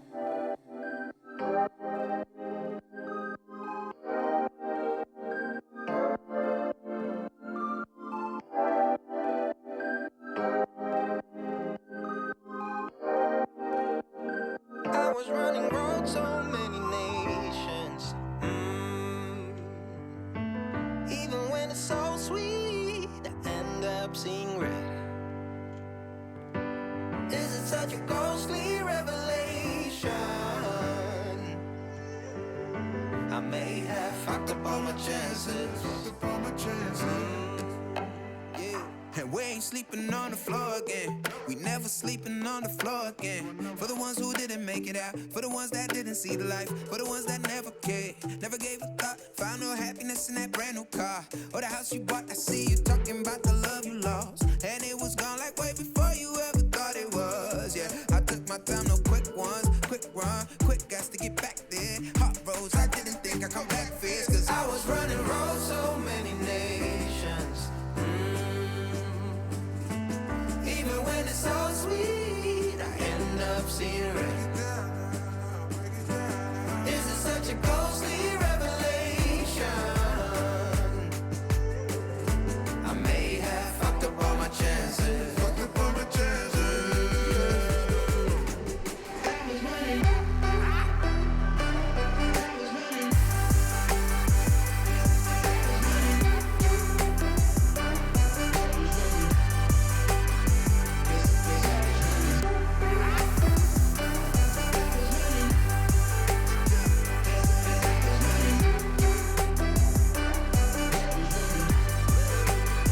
And we are never feeling cold again. And we are never feeling cold again. But I can't act like it's easy. It's hard to preach. Cause I've been burning trees and watching fall. If we cannot breathe out, we go forward. Sure, I was searching for cure. Fishing a little wildlife. And when I'm low on fuel, I'll still be running till my back broke. Halfway, lost hope and I checked it. Hard roads, I didn't think I'd come back fast. Cause I was running roads so many nations. Even when it's so sweet, I ended up seeing red. Is it such a ghostly revelation? I may have fucked up all my chances. been around the globe, looked around, nothing fitted. Seen high and lows, but you won't even get it. Been around the globe, think it's time to admit it's not the end, but the road, and you won't even get it. Been around the globe, looked around, nothing fitted. Seen high and lows, but you won't even get it.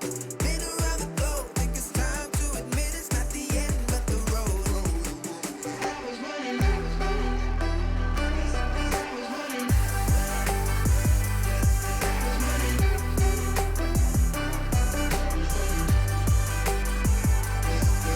running roads so many nations. Even when it's so sweet, I end up seeing red. Is it such a ghostly revelation? I may have fucked up all my chances. Fucked up all my chances. Yes, I was running. I know. I know.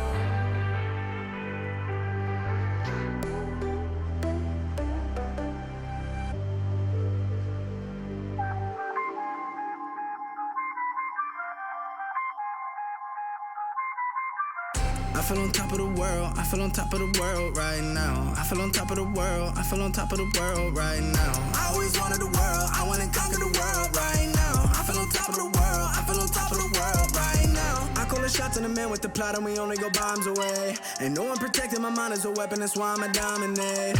Taking advantage of every second, now I ain't got time to waste. They all tryna sign my name, they want me to sign my name. Counting your blessing while I count that in my winnings. We take 50s and 100s and throw them up to the ceiling. Everything I envision, now everybody gon' witness. Only difference between us is I ain't ain't stop till I finish, yeah. I feel on top of the world, I feel on top of the world right now. I feel on top of the world, I feel on top of the world right now. I always wanted the world, I wanna conquer the world right now. I feel on top of the world, I feel on top of the world right now. Savage, you've been distracted, you're best my average, there's a reason for that's a fact. So they snapping back, mad at the fact that I don't have a backup plan, I ain't need that. Outworking everybody when I relax, so I ain't tripping about none of y'all feedback. Heard that, wonder when I'm gonna peak at. And that's why you count your blessing while I count that in my winnings. We take 50s and 100s and throw them up to the ceiling. Everything I envision, now everybody gon' witness. Only difference between us is I ain't stop till I finish, yeah. I feel on top of the world, I feel on top of the world right now. I feel on top of the world, I feel on top of the world right now. I always wanted the world, I wanna conquer the world right now. I feel on top of the world, I feel on top of the world right now. I feel on top of the world, I feel on top of the world right now. I feel on top of the world, I feel on top of the world right now. I always wanted the world, I wanna conquer the world right now. I feel on top of the world, I feel on top of the world right now.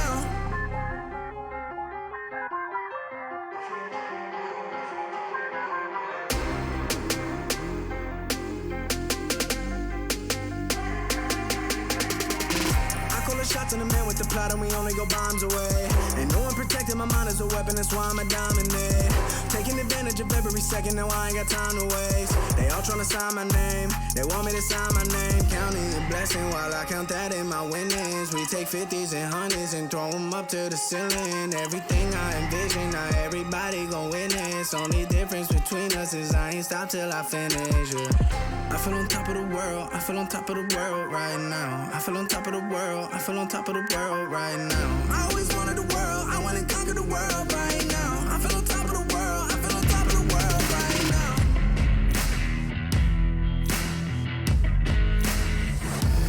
Embrace your destiny, slay your enemy, raise a legacy. No more apologies, trust your abilities, gather the energy. Pull yourself back together, been staying off track forever. Child of the nation, will seek redemption, time for salvation.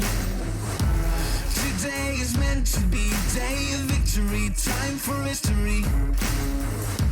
Reverse the tendency, fight the entropy, channel your rivalry. You're praying for fortune to come, you're hearing the sound of the drums. It's too late to backtrack, go pack your bag now. Keep your feet on the road and stand up. You've got what it takes to fight back. Don't stop until you black out, out, out. Stand up, up. You've got what it takes to fight back, back. Don't stop until you back out, out. Give all you got, show them how to make a miracle. Stand up, up. You've got what it takes to fight back, back. Don't stop until you back out, out. Give all you got, show them how to make a miracle. Go save your team, be a hero. Take home the cup, be a star. They waiting for you, take aim, shoot your arrow. It's your time to shine, show them who you are. Stronger, gotta go faster, gotta get better, gotta work harder. It's fight or flight now, get out now. Go with the move, go for the goal, lead up the stadium, you know how it's done. Stand up, up, got what it takes to fight back, back. Don't stop until you back out, out. Give all you got, show them how to make a miracle. Stand up, up, got what it takes to fight back, back. Don't stop until you back out, out. Give all you got, show them how to make a miracle.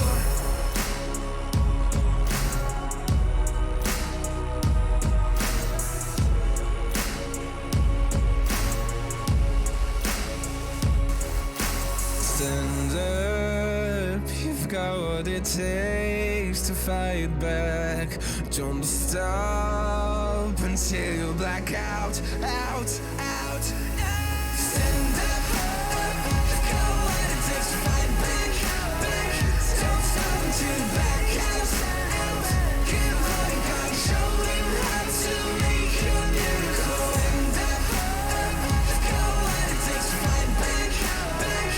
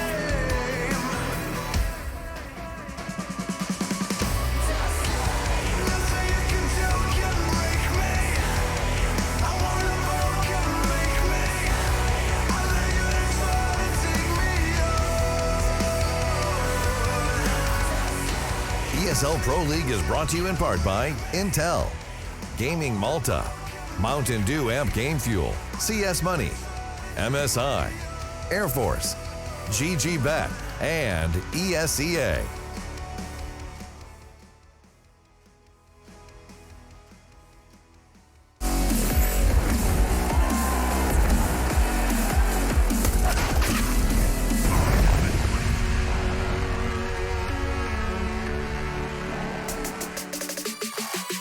It's time for the hot match of the day. Big Clan meet Fnatic, day 2 of the 11th season of EPL. We've chopped and changed the casting trio, and now the voices of myself, Machine, will be joining Henry G and Sponge in the studio. We do get to see Fnatic, the Swedish roster, that have been picking up where they left off last year to start 2020 with quite the bang. Henry, Chad, good evening. How you doing? You enjoyed your 8 p.m. call time? It's been a long day.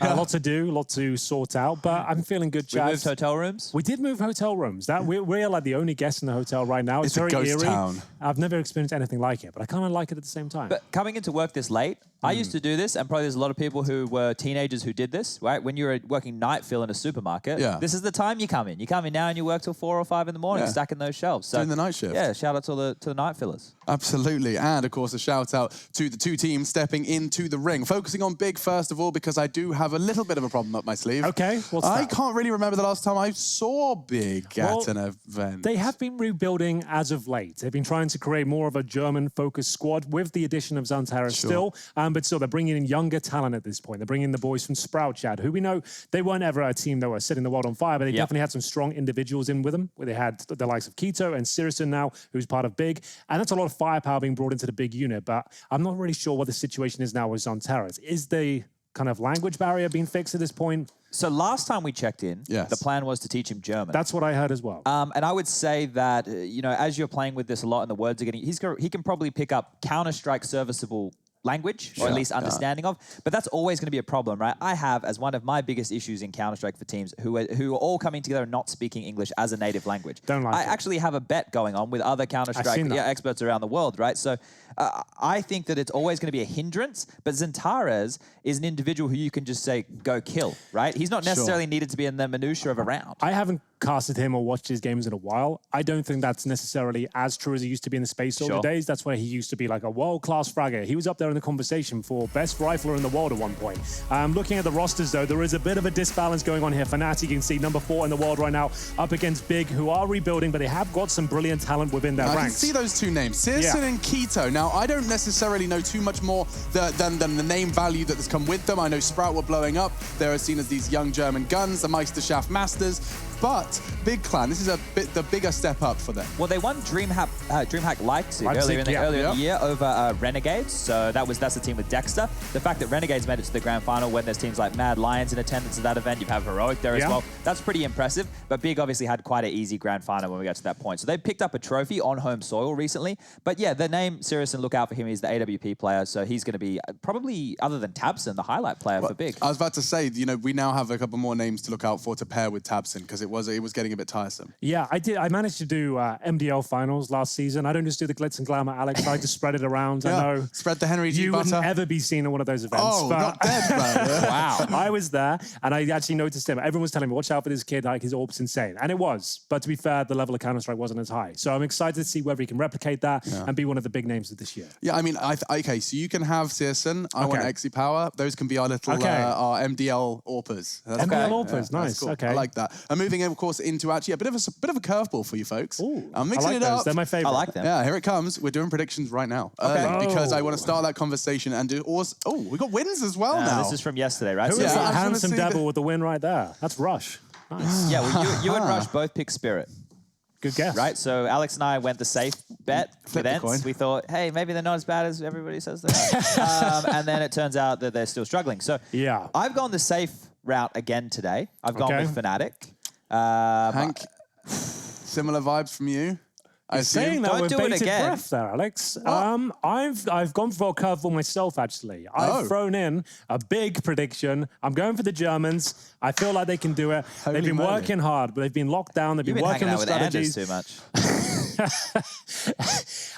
Did you see Na'Vi just lose to North, Chad? I did. What do you think about that? I'm sure they're going to be very Speechless. upset. I'm sure they're going to be very upset about it. I'm coming in with these new hot talents within the big roster. They've always been known for their tactical prowess. They've got a great organization behind them. They've got a new facility. I'm really believing in this matchup. I'm not saying they're going to be the world's best team. But they beat this Fnatic particular today. matchup, they could win today. Okay, so feeling hyped. I'm going to go for Fnatic because I'm not crazy. And Rush, I believe. What's his going for? I think Well, he's he's going not for here, Fnatic as well. But look, we spent a lot of time with Rush. Yeah, see, he's not as crazy as we thought he was. No, it makes a whole lot of sense. So now, in comparison to our expectations, Henry, why don't we look at the GG Bet odds? Because I feel like they might be a great place to see what the world is saying, what the world thinks about this one. Not too bad. 1,337 for Fnatic. That's like what you like to see, really. Yeah, that is about what I would expect. But you know what? That makes me happy. It means it's going to be even more delicious when these guys win. Yeah, exactly. And I don't think Fnatic are coming into this resting on their laurels either. I mean, actually, we've got a great example of that mindset shift for them because that has something that's bit them in the backside a couple of times before. We have an interview with Flusher he gave after IEM Katowice talking about just how high the level of CS is right now and how you can't take anything for granted. Let's see if we can take a look.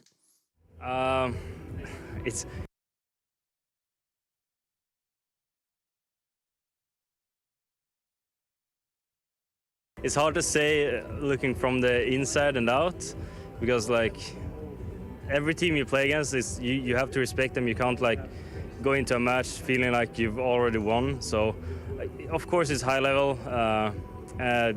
Just how high it is, I can't say.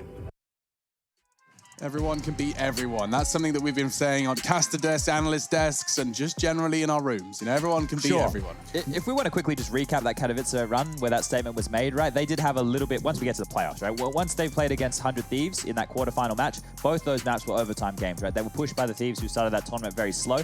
I just want to point out a few things as well with this Fnatic team, though. 78 days between their last official and then Katowice. Yep. And then after that, they played the European qualifier for the major. They beat Dignitas to actually get through to the closed Swedish qualifier. derby. Yes. And now they're back to play some more online Counter-Strike, Well, that's right? the thing. If you look at their recent results, there actually hasn't been that many maps in the last 3 months at all for them. They really have been kind of restructuring, rebuilding. That's why it's quite difficult to really work out which way this one's... Exactly. I'm not really sure which way this one leads towards, especially with the veto coming up as well. I'm interested to see whether they've changed things up. Are they going to bring in some new maps? We're discussing this going into it. Chad seemed to think that they're not going to be playing Vertigo, but I've got a feeling they might be. I feel like they could do it. I wouldn't mind a Vertigo. Vertigo's a map that they've definitely been practicing. I just know the players in the team don't like it. I know that they're not fans of it. I feel like it doesn't matter what you like. We're here to win. The coach will tell you what to do. Yeah, exactly. Doesn't matter what you like. You sound like my dad. Oh my goodness. Anyway, I'll tell you what I like. Screw you, Dad. I actually love him. I love him. It's just a segue. Watching. It's just a segue. Big shout out to you, Sasha. I'm sure you're not watching. Anyway, moving swiftly on before I downward spiral into some sort of weird family drama. I actually wanted to tell you about the fact that the underdogs, right? The underdogs of Big Clan. We talk a little bit about them. Well, we had another underdog yesterday, and they picked up quite the result. You remember, Hank? We stepped away from the studio, and then Astralis and NIP started to clash in the server. Unbelievable scenes, really. NIP, they seem hungry, Chad. They've been putting in the hard work. You can see their players, these young stars. They're no longer resting on the laurels or older players trying to make it work. They're bringing in these new, exciting players. Twist not so new, but this guy, Nork especially, very exciting right now and delivering against the world's best. What are your thoughts on him? Well, you saw, right, with this Nork individual, when he had his debut land, he got to play at Katowice, right? And it's not like he was... You know, he wasn't hampering the team. He wasn't lights out, but he wasn't hampering the team, right? No. We have to give, well, we don't have to. I like to give these kids a chance to warm into things, right? Because there's a huge change in Counter-Strike. Watch this from Lecro. This was sick. Oh, that was so wild. I've never seen anything like that. Like, it was 4 bullets from the M4 in this position. You can't, like, I've tried to look for that boost before. You can barely see a pixel. That's crushing. M4, if you had a Krieg, it'd be like, okay, sure. He did it 2 rounds in a row as well. They tried it. They lost the round. Then with Deagles, were like, he's never going to check again. And he got the kill again. It was just nonsense. That's ridiculous. Well, look, overall with that result, we know, based off what we just heard from Flusher saying, you know, but Astralis were the ones who, yesterday when we were talking about Vertigo, right? I was like, you know, they're early adopters of Vertigo. You know, they make sure they strengthen their map pool with it. It should be a strong map for them. I know NIP have been putting a lot of focus on it. I know Threat really likes getting these new adaptations like he's loved in the past. But Astralis shouldn't be losing, you know, in that fashion, right? This is the thing. They shouldn't be losing in that fashion. This is the point I wanted to kind of touch on, though, because I feel like that's their mindset going into it, unfortunately. That And they can't lose in that? Exactly. Yeah. And so this is when online CS does become a bit of a conversation, because I remember my teams were accused of this as well. We used to have these amazing online performances and play this amazing style no one's seen before. Then the players would arrive at the stage and start choking and playing a lot more reserved and not the same sort of level they would online. Okay. So I can understand why these results are a little bit skewed. It's not necessarily online CS, it's just the confidence, perhaps. Yeah, and I've got the confidence to turn my head this way and say Tabson is joining us in the studio now. Another That's curveball. right. I've got so many of them up my That's sleeve great. today. But yes, of course, we do have a chance to talk to Tabson. Hello. Oh, hello, production quality. You're looking 4K over there, Tabson. Hey there, how's it going, guys? Hey, dude. Fantastic to make some time before getting into your game. We've been talking a little bit about this one, of course, you know, setting our sights on Fnatic as a favorite. But Henry, a firm believer in what you guys have been cooking up. Could you explain a little bit about what you guys have been up to in terms of development and preparation for EPL? Oh yeah, definitely. That was like kind of a shock that we got invited again. Obviously, it was a positive shock, and we've been preparing a lot because of. So we played Flashpoint, and we managed to qualify there. And we tried to improve our map pool, obviously, and just try to improve our tactics here and there. Also, the team play wise, and hopefully it will work out.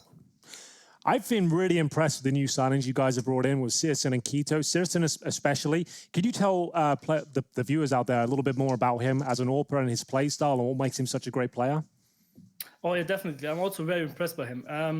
His playstyle is really unique, I would say. He's also really aggressive, also really good at system AWPer. He understands the game very well. He gives really good information for the team in general. Also, other than that, he also reads the game really well, and he's a really good addition to us. Also, as well, one question that's really kind of on the tip of my tongue most of the time. Go on then. When you guys are communicating, you still have Zantaras within the team. Are you doing a full German setup at this point, or are you doing a hybrid of English and German at this stage? A little bit of both. Okay. Most of the time, of course, in English. But if he's that, then we switch to German if it gets really crucial. But we try to obviously talk in English that he understands the most. How's that affecting your play individually? Are you comfortable with it? So far, it doesn't affect me so much, I would say, but it could be better, of course. So we are working on that. What about the in-game leadership role, mate? How has that transition gone? Are you feeling more comfortable now? Definitely. Like Fatih, also Gopi and Toby are helping me a lot in the back of the games. They're trying to improve me a lot, and I'm really glad that they are with me here. Obviously, there's a huge milestone to do it in the long term. In the very beginning, it's like the honeymoon phase. I can do it really well, but if it gets more frustrated, I need to deal with that, and I hope that I will improve on that. As a former Inga leader myself, it was always a reputation. You wouldn't be able to frag as hard if you're the in-game leader. Your kind of performance will drop off. Do you feel there's any weight behind that? Do you feel like your individual performance will go down, or are you happy with maintaining the same performance? Oh, definitely. Like, I'm happy to maintain the same performance. I know that my performance maybe is not the very best at the moment, but I know I can step up again. Yeah. And if I win, then my team wins. So it's completely fine with that. Excellent. Awesome. Actually, you said Fatih's name, and I was like, okay, I have to ask one question about it, just to understand a little bit. How much impact is he actually having in your day to day? Seeing Godby's face smiling every morning, or what? Not very often. Like, he stays sometimes in Berlin with us, and we have some boot camps here and there. But most of the time, he just helps me and Toby a lot. We just work all the time together, us three, and we try to talk about everything: game plans, how we can practice better, how we can take more out of it, and stuff like that. Okay, cool, awesome. Well, thanks so much, Tabson, and I'll let you go get ready for your game. Good luck, have fun. Good luck, my friends. Yeah, that's going to be an interesting one. Big Clan taking on Fnatic. If you have just joined us, we just caught up with Tabson, in-game leader and potentially star player. Potentially not, if your Searson conversation does pay off. That's one to watch. In fact, maybe we should add that to the board a little later on. Sure. We don't have anybody from... Oh, no, we do. We have Golden on the board. He's our in-game leader to look out with MSL in this game. Oh, I am. Fair shout. Yeah, I think as an in-game leader, Golden has this really weird impact in certain situations, right? Especially with the CZ. I feel like a lot of Golden highlights I see is with the CZ around like a pole getting 2 kills. That's kind of my vision of Golden. So if he can have some good impact here, look, we already said Fnatic are favorites in this one. Yeah, I'm interested to know the maps, actually. I think that's because, I heard you guys theory crafting. Henry, you've got a rough idea. Chad, you too. In fact, you actually said with 100% certainty you thought you knew one of the maps. Yeah, I'm pretty sure that we will see Inferno, but I think that it might actually be picked from Big here as opposed to Fnatic. Yeah, I felt like we were kind of speculating whether Overpass would come out because Fnatic haven't played it too much recently. So we've got the first two bans coming in, Train and Nuke. Yeah. So that's cool. This is actually looking pretty good for Fnatic so far. We'll see what the first pick is. Inferno. So you were right. Big have gone with Inferno. But I would say when I watch it, it's one of Fnatic's best maps. Yeah. When I watch them play. Yeah. So for me, I understand why they're picking it. They're picking to their strengths instead of the weaknesses of their opposition. But there's the Overpass pick from Fnatic. Kind of a weakness for both teams. Yeah. This is an interesting veto, to say the very least. But I'm enjoying it. That does set the tone quite nicely. Let's...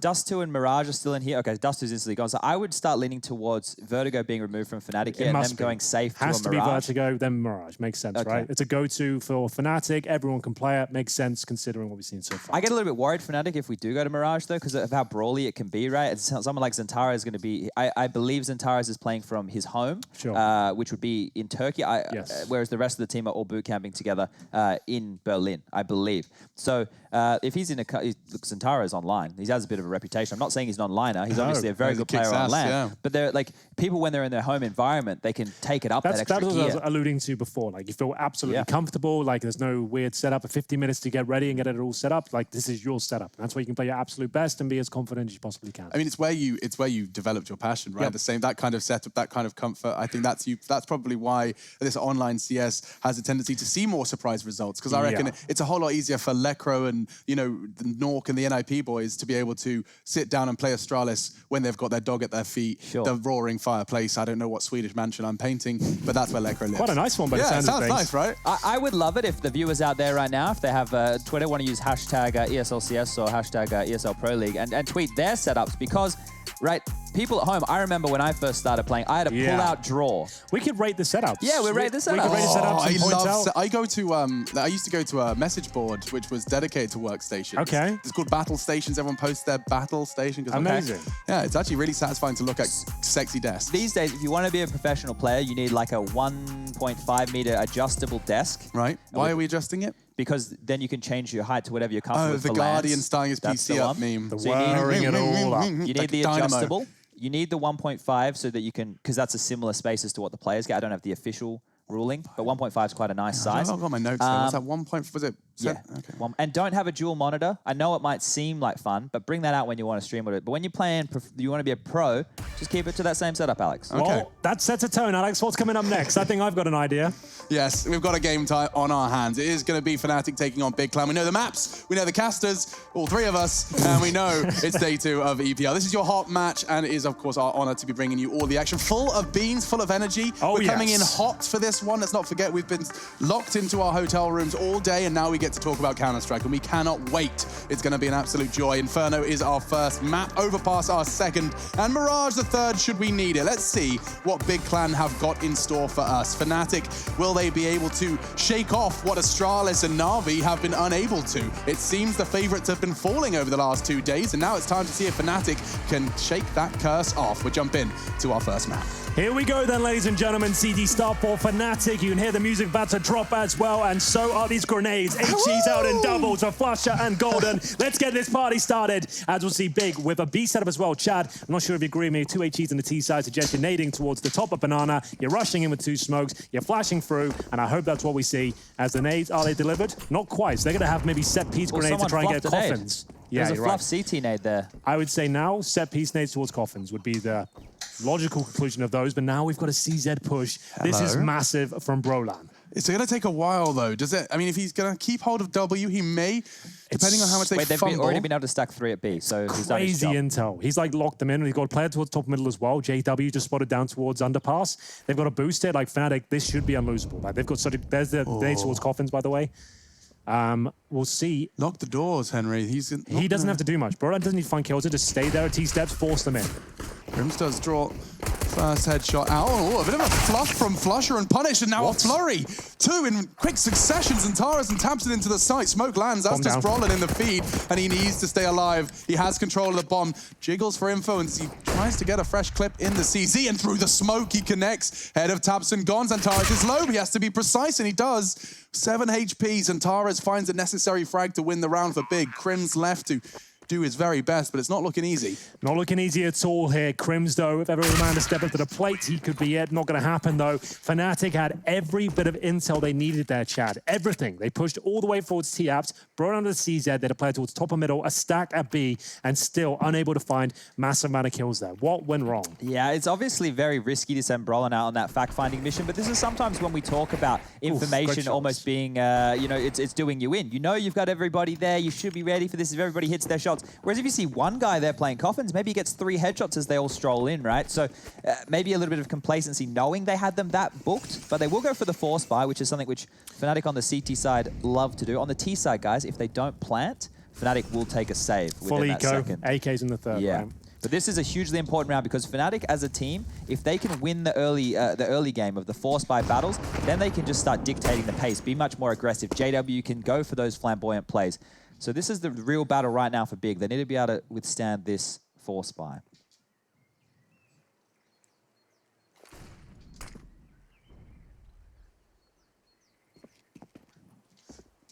No smokes dropped yet just for Fnatic. To note here on the left-hand side of your screen, you can see that every single member has one ready and waiting to put on down.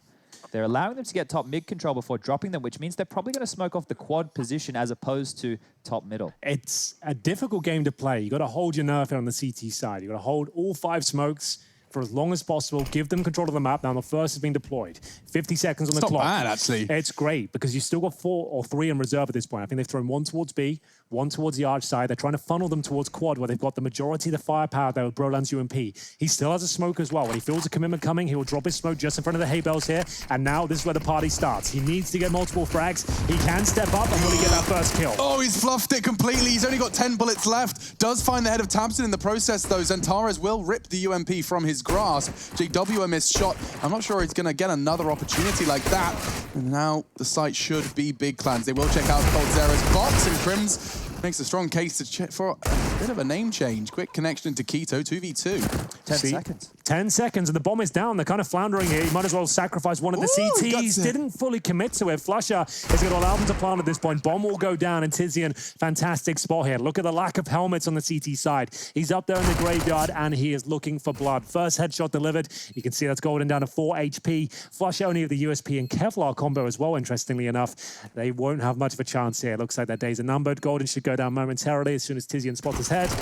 Or his teammate will find him, and there we go. A good effort from Fnatic, but once again, it will be thwarted at the finish line. A 2-0 for Big and a full eco for Fnatic now. So one of those rounds, Alex, you can give us some of your thoughts, your insights, your jokes, your curveballs. Have you got any more curveballs? I've thrown so many of them, my wrist is tired. Honestly, I didn't see that coming today. I thought we was going to have a nice, normal show. There's curveballs, there's interviews, there's social interaction. I thought we were reducing that these days. Talking about my dad on air? Your dad Never done that before. Sasha Richardson, shout out. Big shout out. I'm sure he's watching now. I hope he is. JW's not even playing the round. He's just like, you know what, boys? Just going to sit in CT spawn for a little bit. Off we go. It is a full eco. It's fine. Yeah, he can be forgiven for that one. Do you know, I've been thinking, guys, there's a smoke I want to learn. Go on. I want to be able to throw the fast half-wall smoke from, like, early from CT spawn. I want to be able to, like, smoke off the fast... I can't help you with that, but... I've seen players do it. They go to, like, that, you know, that, like, little sticky outy bit and throw it over the roof and the boost spot.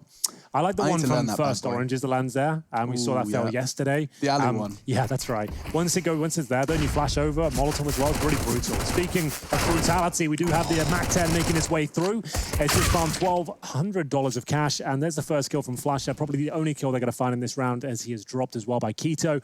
Watch out for that name with the AK-47 in the top right. He'll be finding a lot of kills. Very talented German player.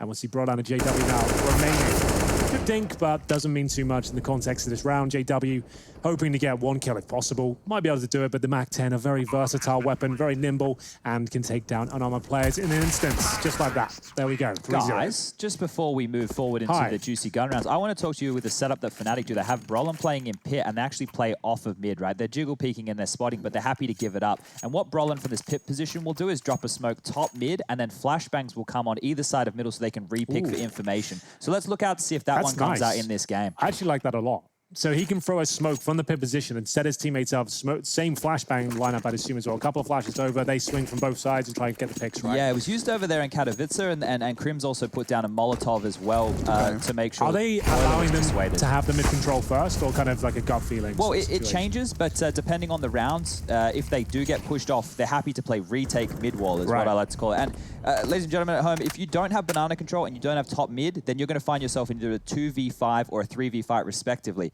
3v5 fight respectively, sorry. So you want to make sure you either maintain top mid control or banana control if you can. Well, you can see that's exactly what Fnatic are doing right now. They've got banana control. They've got an active player at the very top of the barrels. That's Golden. You can see a rotation now from Flush. That means he can go boost the defenses towards A, and they're going to have 4 players outside of the map, though. They might not be there in time, though. It's a full commitment from Big. They're trying to pick up the pace with these Mac 10s and get stuck in on the A side. Yeah, Tizian, he's not going to find Brolin initially, but just as he crouches out of the smoke, the crab turned on its back. Keto looking for a second, and JW's jiggling between them. Flusher does manage to pluck one, a second as well from Graveyard. Bomb does go down, though, and Fnatic working their way back into the site with a man disadvantage. This is my favorite round to call as an in-game leader. You know, the money's time the CT side. You've got residual Mac 10s as well. You want to do something fast-paced together as a 5-man unit. It's exactly what Big have done here. Look at Searson's decision-making here. He's ballsy. Tabson said he's an aggressive AWPer. I said he's one of those players that just throws the rulebook out. Similar to like JW, I suppose, it'd be a direct comparison.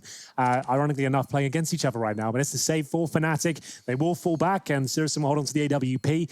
I love those sort of approaches. When you know they haven't got the incendiaries, an AWP, group up as a 5-man unit and pounce on them. You didn't see any telegraph smokes to Alex. You could see that one player, they just got B control and they were rotating a player back just because they had that control, not because they had information. There was a real lack of it. And Big capitalized with 1 smoke towards Arch, 5 players going up, hitting their shots, and a lack of helmets did work out for them as well. Yeah, I mean, I don't know what the actual cue was other than a vocal one. You just see Keto underhand a smoke and run through it with his teammates. Great catch. He managed to get caught by Flusher, who did a great job to try and claw their way back into the round, but the damage was done. And look, a nice quick finish as well. Making sure another rebuy for Flusher, and you can see what that's done as well. Takes him down to just the MP9. We're going to be seeing the M4 for Golden, but all in all, looking very promising for a Big Clan T-side start. Yeah, it couldn't ask better than this, to be honest with you. No one's really died, and you forced him to a push. Great shot from Krims through the smoke. That's going to be Tabson and the bomb. Sometimes it happens. It's a lineup towards the T steps, and for now, more damage inflicted. Keto just recovers the C4, but down to 56. He pays the price. These are Fnatic's bread and butter rounds, though. They're known for winning these scrappy environments, so this could be well turned. Historically, right? And that's even accurate here. The core of that team is still within the ranks here.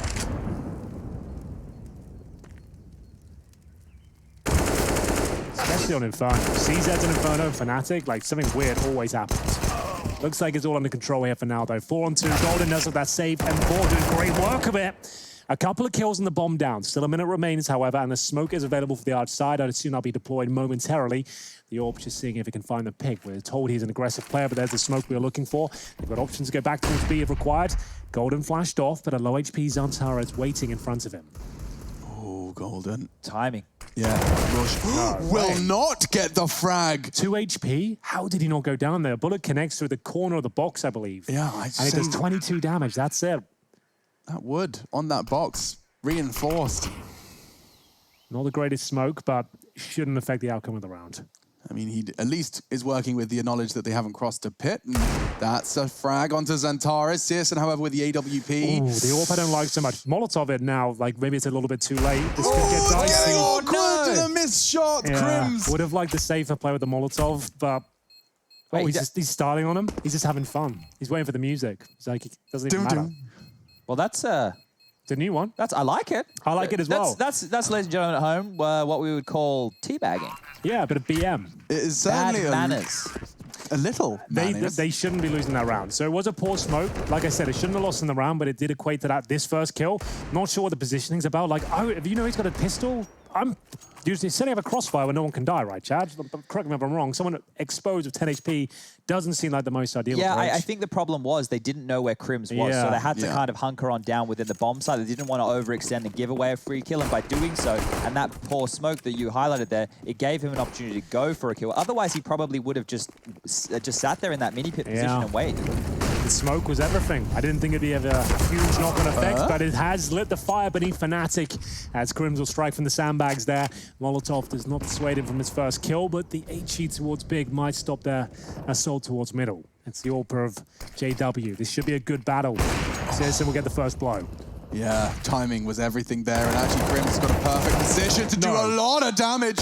And another chance, Tabson, with low HP, he just peeks through the edge of the smoke and manages to get the necessary trade to keep this round even within the realms of possibility for Big Clan, but they're already hamstrung down to just 10 HP. Tabson does have the advantage of the AWP. He scavenged that away from Searson, and he'll be using that to great effect. He has been known to dabble in the AWP realms.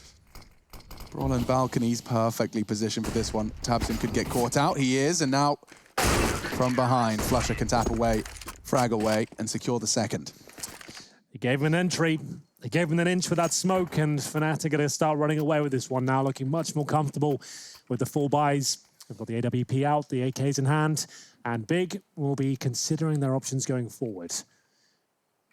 Zantares is in his element. He is the 5th highest rated player online. Chad, you did say something about that. Yeah, no, he's well, obviously for the earlier stages of his career when he was part of the Turkish rosters, they were mainly playing a lot of online Counter-Strike, right? But that's where he is, he's shown his best CS, you could easily say. It's very sharp in his teeth, got it all done. And we'll see ourselves into this next round. Zantares is the only one with the AK-47. He's down to 33 HP. His teammates do have armor, but he's the only one with a helmet. But still, he's selfless. He'll throw over the AK-47 to Keto. He follows an 8. Anyone else want to have a go with the AK, perhaps? Is that the bloody UMP? Flusha just running down Banana, catching another bullet, this time into Keto. Oh, info for JW. Chance to catch Searson here. Revenge from the round before, where Searson won the mid versus arch duel, and another member of Big Clan goes down. This time permanently. Zantares catches the nade and over the smoke. You can see him not quite going to pull the trigger there, Crims. And instead, 4v4. Game goes on. Bomb is up a little bit of a hot water here. If Flusha spots that bomb carrier... Yep, which he has. Oh, dear. So that's a real problem now. He knows it. So he can fall back. He can just buy some time at this point. There's not a lot of it. 45 seconds. They've got the bomb isolated in T-spawn. They pretty much have to go towards B at this point. And we can see Flusha. He is a master with the SMGs. He's trying to show presence. He was the sandbags before. They got to clear this all out. And they're going in no utility, remember. Golden ready to spray him down. First one successful. Second will find the bomb. And it looks like the round is confirmed. Fnatic starting to close the gap now at 3-4. 4 players survive on their side as well. 2 AK-47s in hand. JW still with the AWP. And to be fair, that was just the eco from Big, but still a little bit uncomfortable for Fnatic at times, but Golden saves the day. Yeah, neat and tidy at the end there. And credit to be given to Flusha as well. He just maintained enough aggression down that Banana so as to catch that little bit of a delayed bomb retrieval. With the buy you can see on your screen here from Big, it's not a full investment. They've gone partial with a lot of members. Zantares has gone all in, but they have a bunch of utility here, which makes me feel like there's a strat in mind right now as they do very quickly make their way up Banana. Okay, stack nades, 3 nades in fact thrown early towards Flusha's position. He has been shaken by them, down to just 16 points of health. Pulls a lot of the CT utility out as well. Up middle they go. Crims just takes the fight now. He can fall back. They have a smoke for it, but he's choosing to throw some bullets between them. And another good nade looking promising. Doesn't quite find its target. Oh, Roland does though, and it's straight through the smoke. Yep, that's what he does best sometimes, Alex. There's going to be a lot of damage inflicted here towards middle. There's HEs, Molotovs, bullets, a lot of trouble for Big. Not a kill for the smoke. Zantares will pull one back. That's what we like to see, and still a very difficult situation for them. You can see they've got the Krieg, couple of pistols here, but Tabson 42. Zantares with 60 HP, and they have just the 1 Molotov. I think they're going to have to send a couple of players out the apartments, maybe all 3, go for a quick kill, but it should be Crims in the pit waiting for them, I believe. So, oh, it's JW.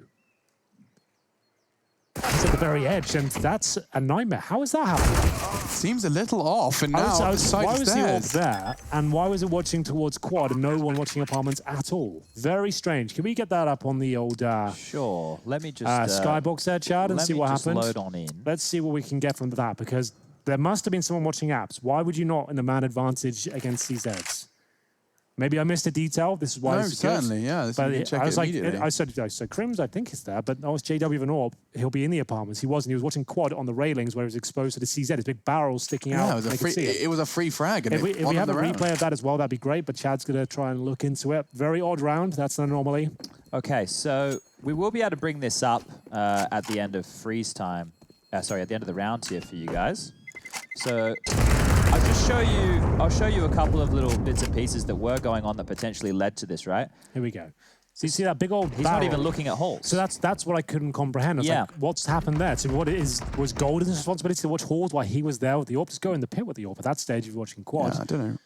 I think that's just a collapse in communication. All right, so here you can see Brolin was just died middle and JW was on balcony the whole time. Golden's going to come over to plug the hole to help JW here. He's come across to site, but I'm going to fast forward it just a little bit here. And you're going to see that Golden, in a moment, just as they're pushing up holes, to check arch. He goes to check arch. Yeah. So that's just a timing thing right there. Yeah, okay. Well, there we go. That's why we have you, Chad. I love it. We're all on the same page at this point.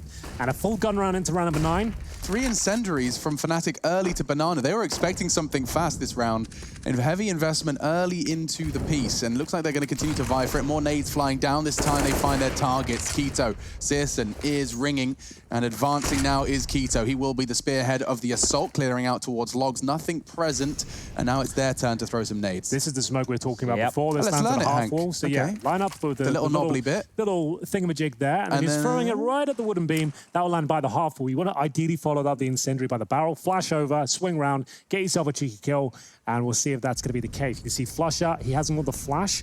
Golden does not either, so just going to wait for a smoke, and maybe we'll see a bit of aggro from them. The smoke has been deployed, and the incendiary as well, so this is a chance for them to go, that's okay. So that's perfect almost. So it lands at a point where you don't know you're going to go into flames. It sounds like it's been extinguished on the other side. A lot of fire.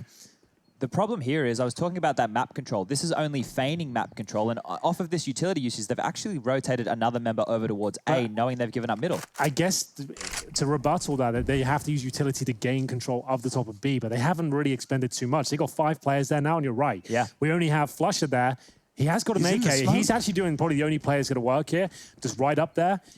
Use the bayonet at the AK, get stuck in, do a lot of damage. He's doing in close range here, try and push them back if possible. 15 seconds on the clock. That's the most important factor here. Flusher, desperate for some backup to come through. Crims arrives at the scene of the crime. At this point, just deny the plant if possible. It's an absolute nightmare. The C4 will be planted. That should be the round as Golden, he's so low now. 26 HP, has to wait for his teammates, and will they even go for this? Oh my God, I don't know what they can do, really. A chance for Golden if he catches Thompson, but no, that should be enough. Yeah, that's the Scarpa from the remaining 2. Brolin, JW, they pull up their laces and socks, and they'll get the hell out of there. That will be the 6th now for Big Plan. A solid T side starting to be posted for the German squad in our first map of this series. It was Inferno that they chose to play, and that they chose to bring up against Fnatic, and of course Overpass was the response from the Swedes. 6 now on the board, and relatively cleanly as well. I'm curious to see now if Fnatic, once they're able to get some well, maybe they will just play around JW's AWP here, but they might need to find themselves an early pick, because if you're trying to defend 5v5 late round like that and you're losing the bomb sites, we talk about this all the time. It is so difficult to be retaking bomb sites on the CT side of Inferno, so maybe Fnatic needs to go for more disruptive plays. We do have our first US Air Force tactical timeout, Henry. We absolutely do. A chance for us to catch our breath and consider what's going to be happening these next few rounds. We've got the live scenes here from the big facility. It's quite a nice one as well. You can see they've got lots of beverages out there. They've got some foosball. It's a nice dark room. That's how I like to play my games. That's how we've got it in our bunker. It's a similar vibe to the lounge in here. It does actually kind of look similar, just with Where's their projector screen? They do lack the projector screen, but they have got custom pillows, I believe, from Etsy behind them with the big logo. So that's cool. We'll work on it. But that's going to be, we should get some of those. They look nice. And we'll get into round 10 here, and we'll have a look as to what big I'm going to bring to the table. Custom scattercushions.de. We haven't got any cushions downstairs. We should sort that out. I do, you know, we've only got that kind of weirdly small-sized blanket that Chad has that doesn't even cover a normal-sized man. You guys have been there for about 3 weeks combined, so just if you want to come live with me. I don't know, man. Your blanket, it looks like it would cover my dog, and I don't even have one.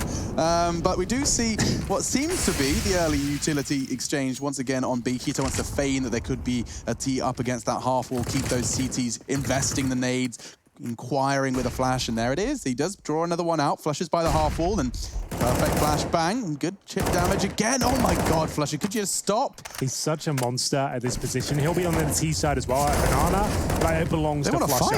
I feel like with the advantage, they should have called it a day there, because Flusher now, he'll do well to even get one more kill on top of this. I don't think he will. I think he goes down. He needs a rotation. He needs JW to come peek that angle, like right now. JW can't sit and spawn. He needs to flash over and get stuck in with them. Flash is actually pretty decent there. JW does arrive at the scene of the crime just in time there, and we have got ourselves a Fnatic advantage. Flashbang towards Arch side. Tizian and Tamsin left to the impossible task here of trying to recover. Oh, it's a bit late. It's almost wasted at this point, that Molotov. They can slow down the puzzle now. They've got themselves library. They can just see whether there's a pick available. JW would be a prime scalp to take if they can find it. It's up to Tizian to get it, though. A safe pair of hands. JW's potentially opening up the gap again here by worrying about too many angles. He could have dropped back more passively. He's trying to stay committed because he wants to make sure the two A defenders are not left on an island, but now he's given up a round that's doable. They could have just turtled up and pit and been fine. You're absolutely Flush dead on. is so smart, guys. He's not going to give them this fight until he absolutely needs to. And it's only 20 seconds. With 15 seconds now as well. He should do enough. He knows he just needs one kill. The prime target is... I don't know why they're going so slowly here, boys. You haven't left yourself much at all. Yeah. Tizian actually has a chance now. He can do it. Safe plan will come through. That's all he had to do. 2 versus 1, no utility. Anyone want to take a bet? 10 euros says he wins this. I think he wins it as well, so I won't take the bet. I think Tizian can do this. Brollan, Crims. They have a smoke and a molly here. Oh, he's just going to take the fight. He has to be really clean on the first. And Crims walks straight in. So clean. Beautiful. Quad kill from Tizzy. What I respect there is he did not play scared, right? Yeah. Obviously, he didn't leave the position he planted from, but he planted his feet and was happy to take Jules, obviously time permitting, of if he waited a little bit longer and nobody peeked, then he would start worrying about behind him. But this gap was with JW again. Yeah, I absolutely agree. JW's 1-8 right now. He's not having a good game. And what I liked about this Tizian as well, like I think he's a very intellectual player. He knows the modern game right now. No one's grouping up and separating 2 versus 1s. The go-to is stick together, trade out kills, and he knew that. He didn't change his crosser at all, didn't do anything else. He kept focused towards Banana, knowing the tendencies of these world-class teams, and he nails both shots. Very impressive clutch, and a big one to actually pick up. I forgot a casting big that happens a lot. It seems to be the only always, either way, huge round for Tizian to pick up there. You can see the knock-on effect with the CZs coming out now, the Desert Eagles, the Scouts. This could lead them to a half victory in round number 11. Yeah, but as we do tend to remind the viewers at home, these rounds, just in the modern game of Counter-Strike, never mind when Fnatic are the ones with the mouse and keyboard in their hands, is always a threat. I would say, Alex, there are some people out there who might argue these are the hardest rounds in the game to win, because when you go into a round like this, you're trying to theorize what type of a buy they would go for. On a gun round, you have a regular idea of what you're going up against. But here, look, there's a scout in the mix. They know that Crims is taking a pot shot now. And they all have these different positional requirements, which does mean you're going to get some kooky setups. You play a little bit looser as well when you only have pistols, and that's why we normally see so much chaos around the smokes. But Big here are doing something very fundamentally sound. Most teams on a map like... Hold on a second. There we go. I thought there was a chance JW gets that. But most teams on a map like Inferno, you know, once you get banana control versus Antica, maybe you can just go for a safe B execute, but you run the risk of being smoked off. If you're able to get mid control and walk around that arch side, you have the majority of duels in your favor with the AK-47s or the Kriegs versus, say, these CZs or the pistols. So going arch side there and smoking off the choke points is very well done there. I'm not even sure we saw, we've seen Big, rather, take too many quad takes other than the one with the Mac-10s, the funky Keto underhand smoke from Boiler. Like, it's always been towards the arch side of things when they hit A. Keeping an eye on how the second kill came in. Xantares just threw bullets into... Did he see him slag? He did. Okay. I wanted to check. Solid round. Can't poke any holes in that, really. Let's throw up Skybox here if we could. Go for it. And I want to show you guys the difference in their approach that's been going down recently towards Banana. I forget that I have to actually hold up a second.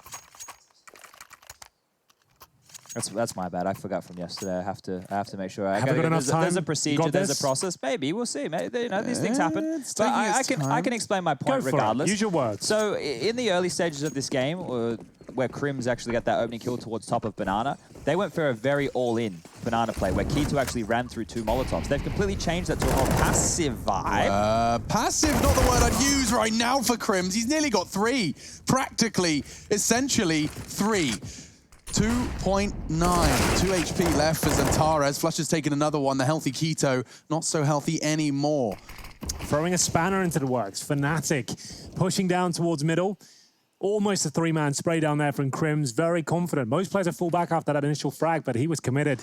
He wanted to guarantee success at that point, and I think he's found it. Xantares down to 2 HP. Tabson with 100. And it's only a 2-on-4. It looks dire right now, but this is recoverable. Like, especially with 1 minute on the clock as well. All it takes is some overzealous CT players. 1 kill and a 3 versus 2. That changes the landscape dramatically. Fnatic are aware of that. They've made a lot of mistakes with the positioning especially and where they're placing themselves in these key scenarios. So follow JW, who's been the main culprit so far. He is currently tucking himself in towards the trash of top of middle. So that's fine. I don't know, I quite like top of middle. You don't have to call it a nasty name. He's rotating over towards B now. So a bit of a change of pace. You've got Flusher waiting towards new box. It's JW and Spawn now. And they don't have to do anything too flashy. This is a save. So all the build up there. Wow. The fact that they are saving right now with 5.3 and 7.5, they are playing the long game of this half right now. Look, it's round 12. How much long game is there? Well, look, they don't want to make sure they get bottomed out for the last round of the game. I guess as well, they don't want to give it that Krieg to a Fnatic player. Or the AWP. Or the AWP. Like the AWP, they know they already have a JW. Like I think that is such a massive thing, especially in Inferno. And you with give up a Brolan? Krieg, like if you just go die, they're gonna have a Krieg, right? So let's just make sure they don't have that. We'll keep our money. We're probably not gonna win this round. Here's the replay. Incendiary down to T-step, so we can't be aggressed upon from that position. And then here's Antares taking him down. There was 2.5 kills there from Crims. But we will see Fnatic get back into the game now. 8-4. This is a different Inferno, chat. I think we'll see a pace change from Big now. They were obviously going for something a little bit different then because they had more players over towards alt middle. So maybe they'll continue to go for something a little bit different than what we've seen with these default spreads. It looks like they go for more members over towards Banana. Great. Deep smoke from Keto to stop the close Molotov. So far, so good. It's, there's always one player. I've got like Ethan from EG, Keto from Big Clan. There's always one player that just catches those nades, and his mission is to take that early fight on Banana. They always just watch them dodge nades. Sticko from Godsend, we saw him doing that. That job, it just revolves around just understanding each player on each team and how they like to throw their nades. It's become such a rally as well, right? Because everybody's looking into each other's tendencies and looking for I guess, potential exploits that they can use to their advantage here. It's really interesting to see how that's evolved, and I'd love to hear some of the mind games from teams around it. But right now, we are stalled out again. Another slow round. This Inferno game isn't playing with too much pace, and there hasn't been a lot of crazy retakes or anything. The rounds have been relatively clear-cut. That's a good point. Well, this will be the B execution from Big now. They have the smokes, the Molotovs. I'm interested to see whether they've got a little spice to throw in there as well. All the more technical teams will throw a Molotov towards the emo position at the back right. Golden with the M4 here, and Flusher just holding with the smoke. As soon as he detects that Molotov, sets up Golden here for the big spray down. It's looking good so far. A whole lot of damage inflicted, and he's got a bit more to boot as well. 3 kills for Golden as he confirms the round here. Flusher locked out. Bomb will be planted. It's on Taras and Searson now. We said he's a good AWP. He'll have to go colossal at this point to stand a chance. And just on the cross, through the smoke, Searson's going to have to be a hero. And again, Flusher through the smoke is a nuisance. Down to 5 HP before he even sees the smoke clear. And Brolan will finish on his next jiggle for info. Fnatic will manage to get the damage control necessary to find the 5th. The thing with a map like Inferno and Fnatic, if they get onto the T side and they are able to manage here, 7 rounds, which would be the best they possibly could, then what I really like from them and what we will highlight a lot is how they react to the map control that they're given or the information they get on a map like Inferno. They force the CTs to feel constantly uncomfortable just by taking map territory, and they have some very quick and innovative ways to go about that. So this one, even with the scoreline as it is right now, if it finished 10-5, I still think there's a very good chance that Fnatic can bring this one back. But JW 1 for 10, oh dear. Gratisfaction as well making an appearance there. Was he on the... He was on the score. Oh. The Grat. He's back. I'm pretty sure he's in LA right now. Yeah. Well, he's here in spirit. As we'll get into round number 14, we have got the AWP JW looking down towards the underpass position. Commits the T-steps, and that's a brave pick to take. You've got to be really feeling yourself. Like most players, we have pick T-steps, get boosted on the pallet on the right-hand side. Going for that straight-up pick, I wouldn't recommend it to anyone, especially when you're 1 at 11, Chad. Would you agree? He's trying to get himself in the game, but that's the worst way to get yourself in the game. You need a couple of eco frags, a couple of just picks that make the team feel One and good. dones. If you go and die at the start of a round and you're having a rough game, you feel worse. Everyone's thinking in their own head, okay, you're having a bad game. Why are you taking that? Let me just give you his stat line on opening kills right now. He's 1 for 1. So I think with that in mind, let's just hold on. We might have some action here. Yeah, we have, because Brolin is going to have to deal with 3 players from Big Clan. I love that one's already managed to sneak out to quad. He's getting a whole lot of information for free. Interesting choice of the incendiary. Avoids the nade relatively well. But that's the bomb actually on the balcony. Krim's connecting onto Xantares with his AWP. And Kito's having a very awkward duel with 2 towards CT. The chaos continues. Now the site should be Big Clan's. Bomb in. And the hands oh my god, taken out. Now Tizian finding the head of Krim's 2v2. This just keeps on getting better and better. They still haven't been able to retrieve the bomb. It's on balcony, and Searson is going to fall to Golden's push. Yeah, this is a great game of CS so far. Another clutch situation, this time for Tizian. He stepped up before in a 2 versus 1. Can he do it again? Fires off the gun to mask his footstep, and he gets the first kill. Look at the awareness as well. This is beautiful from Tizian. Another clutch. 4 kills in the round. A 1 versus 2. I told you he was a safe pair of hands, Chad. He delivers once again. He's definitely performing above his level, right? Yes. In this team, This is ESL 1 Cologne, Tizian. He's meant to be the supportive element, and right here, winning these big rounds. You know, I said before there haven't been a lot of exciting clutches. Well, there have been 2 from the same individual. So, look, yeah, he's completely blind there. He's just holding down the trigger, right? We saw that player trying to scamper away, and he got caught just through the smoke, through the flash. Things should be safe in that time. He's just taken a pot shot and was able to get away with it. And now Fnatic, well, That's last huge. round. That's massive. If true. So Kito burning towards the logs. It's aggressive. Flusher and Golden are there with the lighter weaponry, first of which will be removed, and Flusher quickly after the lots of things here. 1 more bullet will do it. Now, you don't have to rush this. Yeah, it's the final round, you've got a 5-on-3, but let's just put the brakes on for a second. We have no map control, we have massive advantage, but wait for the reactions here. What kind of grenades are going to be thrown? Let's go as a 5-man unit. No one go for one of those. I'm just going to go look over here and just see if I can get a kill. No one needs to do None of that? None of that. Trade Just efficiently. And stay together and go in and close out what's a huge round. The difference between 10-5 and 9-6 against Fnatic is massive. Yeah, especially considering that Fnatic T side, they've had plenty of deficits on Inferno they've overcome with ridiculous T side calling from Golden. And of course, the fragging of players that need no introduction. So not getting the full regroup you were hoping for, Henry, but they haven't yet to commit. This won't be the commitment, though. They've got so much time and still with 3 smokes. They're just trying to bait out whatever the CTs have, get some intel. Now they know the orcs on that side of the map. Are they fully committing off this? Bloody hell, Kito. That's a hell of a pick. In he goes, the wide swing. I respect it. Knowing that JW has the orb and he's in the open, he can only get 1 kill essentially, right? You trade him out, or 0 if Kito's got anything to say about it. Look at the economy of utility here for Big. They've taken the bomb site, they planted the bomb, and they still have 2 individuals with a smoke and a Molotov, respectively. That's enough to deny the retake completely right there. You can have all of these you want, bro, and I don't think you'll be winning this round. I take it back somewhat, but he has got 9 HP. Great effort, not gonna lie. That's the smoke lineup. Thanks, Brolin. That is the smoke lineup. So he's got 9 HP. He needs 2 more kills, and to be fair, Big has a might kid. pick him up. He has a kid. This would Oh my be God, insane. you wouldn't. This would actually be insane. There was absolutely no reason. Oh my God. He's throwing the molly in the right place. Diffused. He's Oh my burning. God. Oh, Tamsin will get the frag, but Brolin, another impossible scenario, gets right down to a 1v1. We had one of those yesterday. Right, we need to catch our breath, piece our brain back together again after what Brolin has done to it. Do stay tuned, though, because this is only the first half of the hot match today. Bring me back to life again. Dancing with my fear, burning with desire. We gon' take it to the edge. Ain't gonna lie, go to hell and back just to feel the fire. We gon' touch.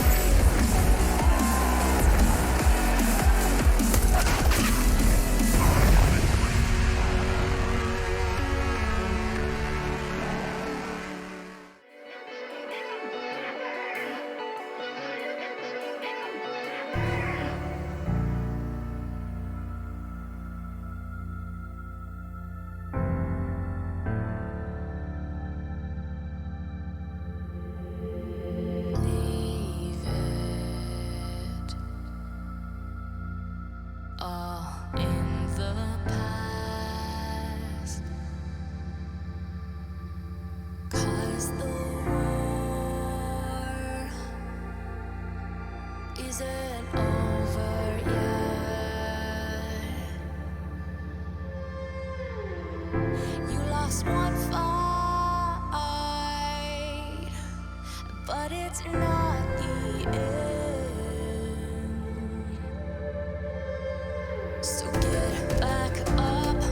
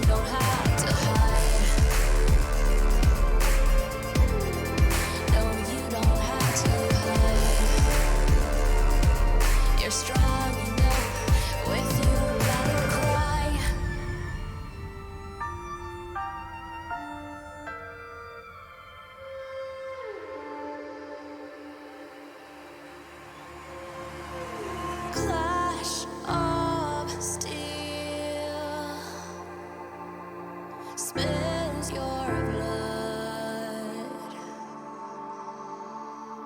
A whisper doubt fills your head, but you have to fight again. So take one step, take another.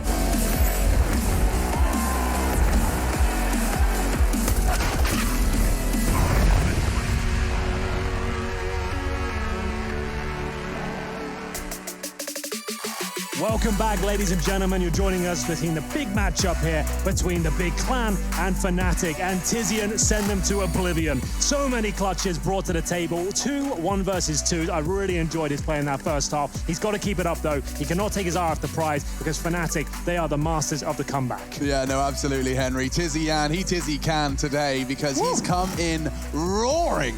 I'm telling you, ESL 1 Cologne Tizian on Inferno with the little guns. It's a big round. That Tizian? Big. He's in the server tonight, ladies and gentlemen, and he's making Fnatic sweat. They're probably taking a quick break from their gaming stations as we get ready to jump into our second half. I do have a little bit of housekeeping here to take care of. I did receive some tweets using the hashtag ESL Pro League showing me their setups. Everybody seems to have quite clean setups out there. Really nice one with like glowing purple orbs. Yeah, I thought that was quite nice. That was insane. I was like, wow, that's the one there. I don't have any purple orbs. So if you guys want to tweet at us your gaming setups at home as all the players are playing online. What do you feel about the monitor on top of the main display? I think that's a very nice way of space saving. Yes. And getting all the information, watch your favorite streams up there, and play your game beneath. Yes, that's not a bad setup. That's the winner. I think we'll give that one the winner for now. Let's give him a shout out. That's Ollie at Professor Xander. You win the competition, and there is no prize. Well, but thank you for playing. Maybe I do have a prize, Henry. Something for free for everybody out there. Go on. So obviously we are online. That means all the matches will be played on ESEA while we are taking the European and North American Pro League. And guess what? What's that? While the Pro League's on, Henry, if you want to head over to ESEA.net, you can actually try out for free. What word are you saying? How do you spell that? ESEA? ESEA. Is this a virtual special? This isn't a virtual special. Only? While Pro League's on, you can play all of Pro League. All of Pro League, which goes for almost the entire month. You can play Pro League for free for your placement matches. Well, we're off to the races, Alex. It's aggression. That's what I'd like to see here. Your vocal cords are about to be warmed up. What have you got for me? Absolutely nothing, because at the moment, back and forth in middle, Tizian continuing where he left off in the first half. A double kill, and he's perhaps not quite done. What's going on there? Flusher yet to throw a bullet in his return, and he gets chipped away at. Golden's been thrown into a 1 versus 2. Bomb on his back and a CT on either side of the map. Certainly winnable. It's going to come down to a question of communication between these 2 German players. And for the Swede, a question of isolating these 1v1. Searson realizes that it was getting a little too close for comfort and will back away towards the arch. A lot of noise here from Golden. So whether this is by design, I'm not sure, but at this point, he's just going for it. Knowing there's going to be 1 player at either side of the map, he might as well take a straight-up duel, fast as you like. It's got a nimble pistol in the form of the Glock. He has no armor, however, and now no head. Tabson takes care of that. Denies absolutely everything, catches him the smoke out as well. Nice aggressive push. We see a lot of teams do this, Chad. Was this ever a strat you guys run back in the day? Was this back in we would run it more on the anti-ecos than the pistol rounds. That's why NIP started doing that, actually, right? It's going to say, we're not waiting for you to have fun here. We're just going to end this over. Let's get this round done. And you see a lot of that, though. CT pistol pushing down with 4 players. I think that we're seeing it on Dust 2 as well. Liquid are a team who are like doing a lot of aggressive pistols into alt mid with players pushing down also. There was one little key detail which we will show you coming up on Skybox. Not this round here, because this one should just be a bit of a slaughter. But I want to show you some details of that pistol round that Big just did, of why maybe it was a little bit easier for them than it should have been. I know it got down to a 2-on-1 situation. Little teaser. Yeah. All right. We just watched the trailer. You better start watching now. Yeah, that's cool. Okay, well, we'll get into the action. The JW's woes continue, though. 2 and 14. Took the Zeus up towards the top of B. Didn't work out for him. 5 MP9s. You don't see that too often. Now, remember, Chad, we talked about this in the first half. You said Fnatic, they lose the pistol, no bomb. They buy up AKs in the third. Yes. You've opted for 5 MP9s in the second round. With that information in mind, is this a good play? On Inferno, I would say it's fine, but certainly not ideal. Well, they're milking a lot of cash per kill, and the other positive here is if they actually have a bonus round in plan, like if Godby, if Toby, the new coach, if they've come up with an idea of how they can use these SMGs effectively, then it's fine. Like if you have a plan for them, then there's no dramas doing something I normally say, like, you're not of course, you're trying to win every single round, but with this setup, you're not necessarily looking to win the next round. You're just trying to cause as much damage as you possibly can, bring it down to like a 2v2 if possible. If you get 2-3 kills, you get a massively strong buy going forward, and you've already got a nice buffer of rounds here, knowing you can bring out the AWPs and rifles. So why was that pistol round a little easier than it should have been? Watch over towards B here. There are going to be flashes thrown on this roof, which means the players down towards T stairs are going to be focused towards Banana, expecting a pick to come in. But meanwhile, the other players are pushed down middle and are not focusing on mid. So this is why they're able to get those early exchanges going in their favor. Great spot, Chad. I like that a lot. That's a lovely jubbly. I And look out run for the little boosting Searson straight across. Always satisfying to look at, but will not quite connect the shot. Starting this round off with some coordinated AWPing efforts. Love to see it. And we have seen 3 members of Big Clan go over towards the B side to start things off, get those nades thrown out by Mr. Zantares as he returns to his roost on A. Just to follow on to my point as well, it's actually like the most idyllic setup. If you get you had 5 MP9s, right? You get all the kills of that weapon. One player goes down, your AWPer as well. He brings out the AWP to go these MP9s. You not only have a chance of winning the round now, but if you did, it would be such a foot on the throat moment in the context of this half. Like, there would be no chance of Fnatic to come back into this. They'd be full eco next round. They'd be 13-5 down. That's if they win the round, but that's why he's brought out the AWP now, just to give them a bit more going forward. But not only that, if they win this round and they're able to do it relatively cleanly, look at all the weaponry on the other side of things that they're going to be able to upgrade for free. So right here, things can go from bad to worse for Fnatic if they can't win this round. Okay. This is huge. Well, I think we've given you a great storyline there, Alex. Now this is your moment to really get us into the excited mode. Let's go. I love it when you put me on the spot. So much fun. Keto is going to be throwing the bullet through the smoke and will catch the first onto Golden. Fnatic now having to operate with just 4. JW catches another one and the bullets through the smoke. All blind when 4v3 as the smoke does start to fade. A second replaces it. Here we go. That's There's a shot from Sis. Is that from the smoke? I think that was over the top. He was trying to jump up at the first oranges. Okay. This is the moment we were talking about. Remember, if Big win this round, there's no chance really Fnatic can be able to stabilize. There's a big kill though from Flusher coming in towards that banana area. And now Crims, he knows he has to be active. He cannot sit back towards Emo, but it looks like he's got a great crosshair placement here. The spray's good, but down to the Molly, 2 versus 1. Sentry. Oh, has he got it? It looks good. There's it looks really good. He can sit it. He's burning, he's burning, he's burned! It's done, he's done it! He wins the round! Flusher's Incendiary has secured it for Fnatic! There was gonna be the twist of the knife! But remember, as we said, as long as you got a few kills there, you would actually be in my book, you win the round. Because Fnatic have all 5 players going down. So by winning the round by virtue of explosion, $3,500 per player. So that means you got $3,500 and a bit more of the kills they found. This was just a kill here. So that's pretty standard. Like, very nice shot still, but it's a common position. But the fact now is they're going to have just under 4K per player, and Big will have absolutely everything with the saved AWP as well. So not everything, but it's a stronger buy. You can see Galil's, UMP, MAC-10, they've opted for more utility than firepower. Scout for JW, same situation, same kind of gravitas in round number 19 here, because Big know if they can win this one, it ruins the finances of Fnatic completely. Yeah, and I mean, that's a huge bit of a benefit. Chunking down Tabson, he's only got 19 points of health for the rest of this one. Now, should Searson have any sort of audio cue, he could throw a bullet through the wall, doesn't need to, because Golden just dry peeks straight into the crosshairs. I don't get why there's no swing or flashbang on that, but still, it is going to be advantage Big. Some unconfirmed damage inflicted towards Searson and Tabson, though. And Searson's fine with that. He's the AWPer. He can just adjust his game style at this point. Just play towards back of B or library. We'll see where he's positioned right now, currently in the arch. So that's absolutely fine. Nice defensive line. He'll take 1 shot, fall back to library if required, and can fall back towards B if he senses any danger on that side of the map, which there is, but it's just Flusher. He likes to hover around Banana, just showing presence. He threw 1 smoke, actually a couple more, I think, with his teammates, and a flash over to pull a rotation. And they will finish up towards A. Going for that mid-control, Tizian to perform once again here. Doesn't get the kill. Looked so close to finding it, but Brollan's still in pit now with 10 HP. Zantares trying to choose some sort of position to stand his ground, and that should be enough for them to make the call to save and roll into the next. 7 now for Fnatic. JW can take his time to get that bomb down, and the round will return to Fnatic's favor.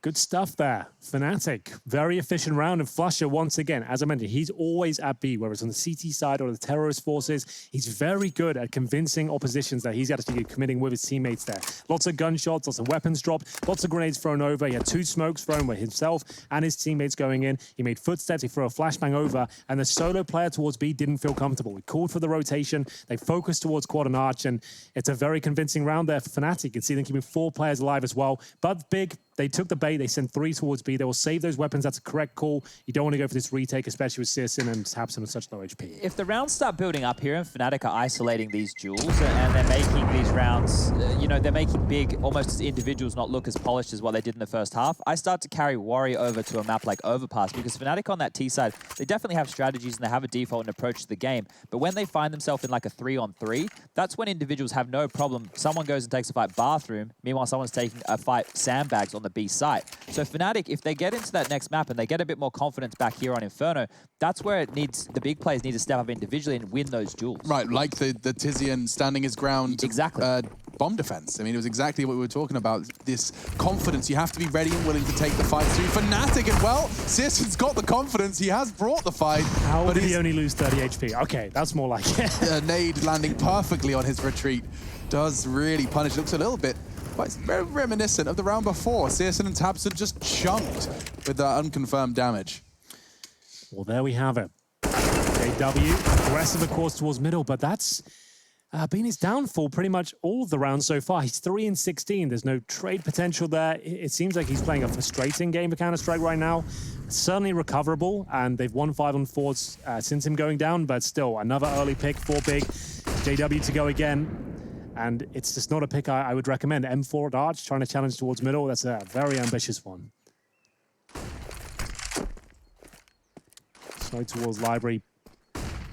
Crims dodges the flashbang at Zantares and fires off some shots, gives up the position. They have mid-control, but Searson looking to shut that down. But Golden, great shot. Fantastic work from the in-game leader. Yeah, he's in trouble now. Tizian's going to have to get more than one. Does get the bomb in his grasp, tries to transition into Brollan. Not quite enough, but Zantares arriving just in the nick of time as the nade. The palms of Brollan. Good catch, but Bullet chunks down Zantares, but he still stands his ground for one.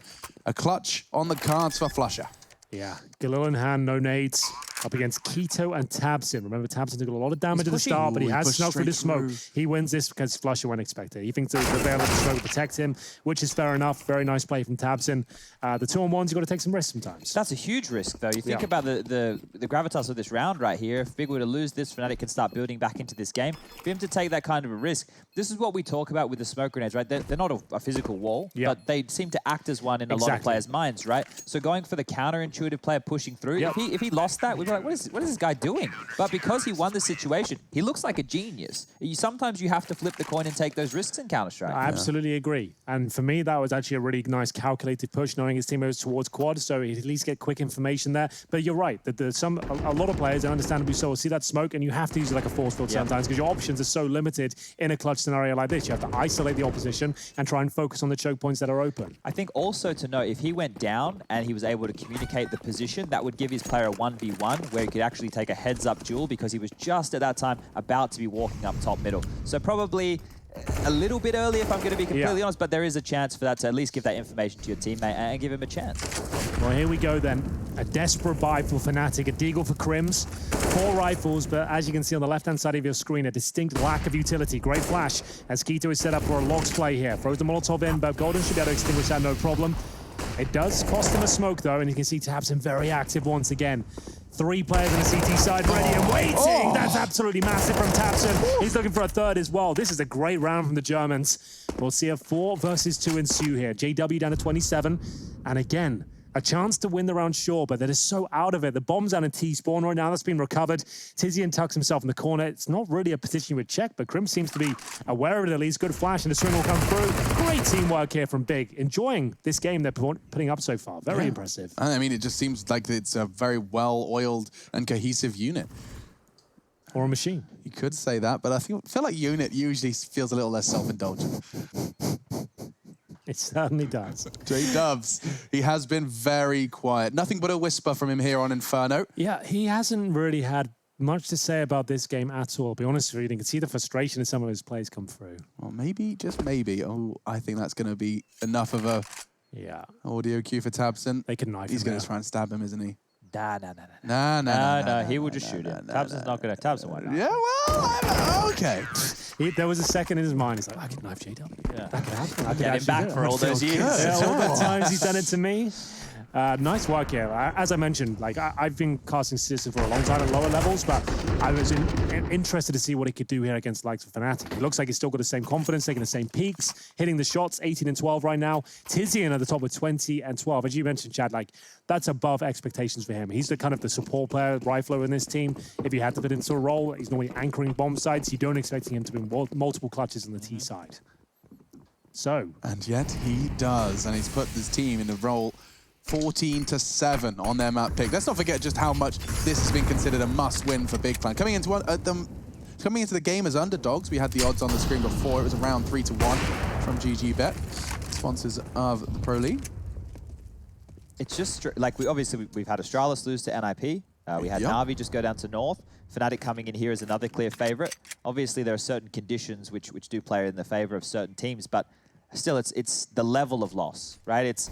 They look like they're getting more blown out, and you can see a little bit of frustration. I think probably JW would be a perfect example. His play style is normally the one giving out the frustration. Ooh, Tizian tested again. This time he's only going to get the one. And a nice response from Keto, just arriving in library to make sure this doesn't spiral. Now Zantares only has to find one. Job done, back turned, and just tucking into the site in time to find Flusher on bout. Really nice shot there from Zantares. Should be able to close things out, no problem. But Crims, he's got other ideas. Be careful here. That's going to be a fallback from Keto, the correct call. Crims is a dangerous man, not to be messed with. He'll smoke towards the library position now, get that bomb planted. I think it's fair to say they need this one. Deny map points very early on in the game, really. He's got 12 HP. Why do I feel like he wins this? This is the sort of play he might have to push his own smoke. It's like one of those sort of scenarios. I think Crazy has to go down. He does just tuck himself in the corner. Tabson should be able to take care of that, no problem. Ideally, they peak at the same time here. We'll see what happens. Tabson looks like he's poised to take this, no problem. Looks like he's waiting. Crims has made the right choice. Low HP player, but not quite going to be able to connect the shots. And so that will go the way of Big Clan. 15 secured. And an overtime minimum for the Germans on their map pick. Secured very early into the second half. I will remind you, this was a 10-5 half in favor of Big Clan, and they've been able to continue to run away with it here in the second. Nice work from Zantares as well. Very quick, very precise. That silence M4. Brutal kills coming through, and got a dink on Crims as well, just to bear that in mind. Sure, as a 2 versus 1, they probably win it anyway, but it made things incredibly difficult for Crims towards the end there. Here are the scores on the doors right now. Tizian's still at the top of 21, and we've got very equal fragging on the big side of things. Wow. JW's still down there at 4 and 18. I think that will change as the series develops, but obviously that's going to be instrumental in their defeat here as we find ourselves in round number 23, maybe the last round. Look at Keto just charging in. Flusher's just had a nade in his hand. That's how much he wasn't expecting it. Catching Flusher off guard doesn't happen all too often, and so he can cherish that one. That was Keto's call. Straight down banana. And they are aggressing and fighting in apps. You like this one, Chatty? I understand why Tizian did it. It's because the rotation was still quite far away, and if he fell, then maybe they might try and swarm the bomb site quickly, and his AWP player was there, but he's lucky to get away from that Hall's position, considering the early damage of that Mac 10. He did have good backup from Boiler, though. The AWP actually threw a grenade from Boiler towards the steps. That would have pushed him back for sure.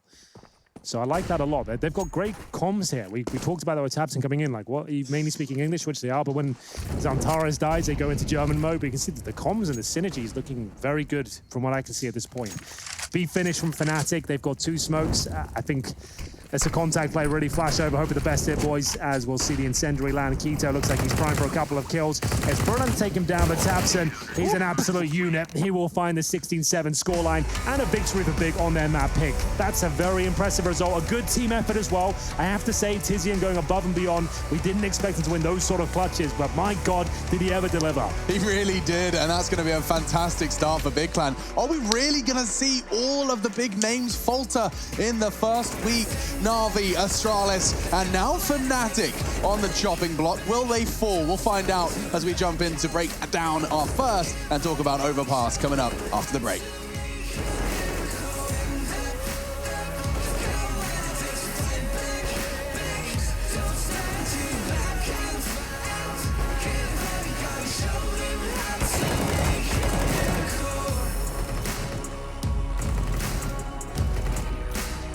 Come on. Nice, man!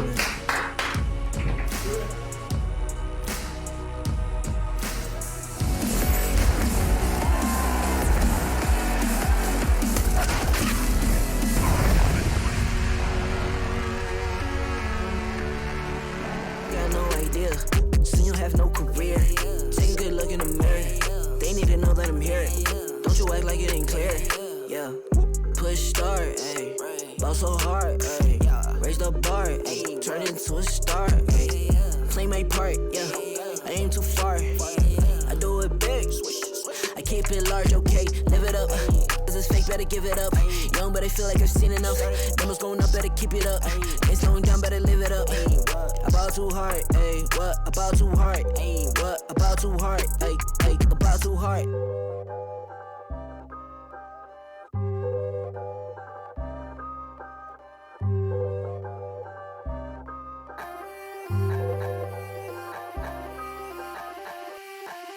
Don't you know I'm a bad little mama? I got moves like Madonna. Don't tell me cause I move when I'm gonna. I'm not afraid to lose, I am a prima donna. Don't you see I'm a winner, I'm a queen. I cause no scene if you work with me.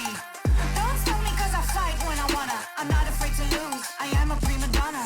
Step out as a motivator. Let them know that the weight's up. That's how we know when we level up. Hey, that's how we know when we level up. Level up. All we know about is level up. Are we ready not to level up? You know we fall and we get up. Level up. All we know about is level up. Are we ready not to level up? It's time, get up. Back against the wall, still I'm standing tall. Know about the ball, I got my fan with me.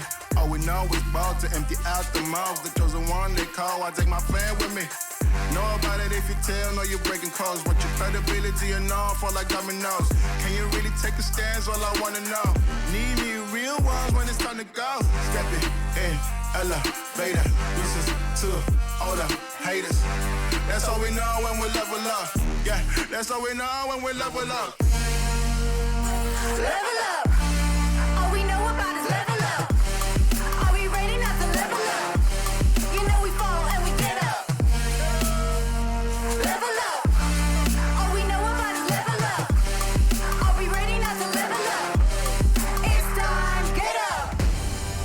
I found out I'm not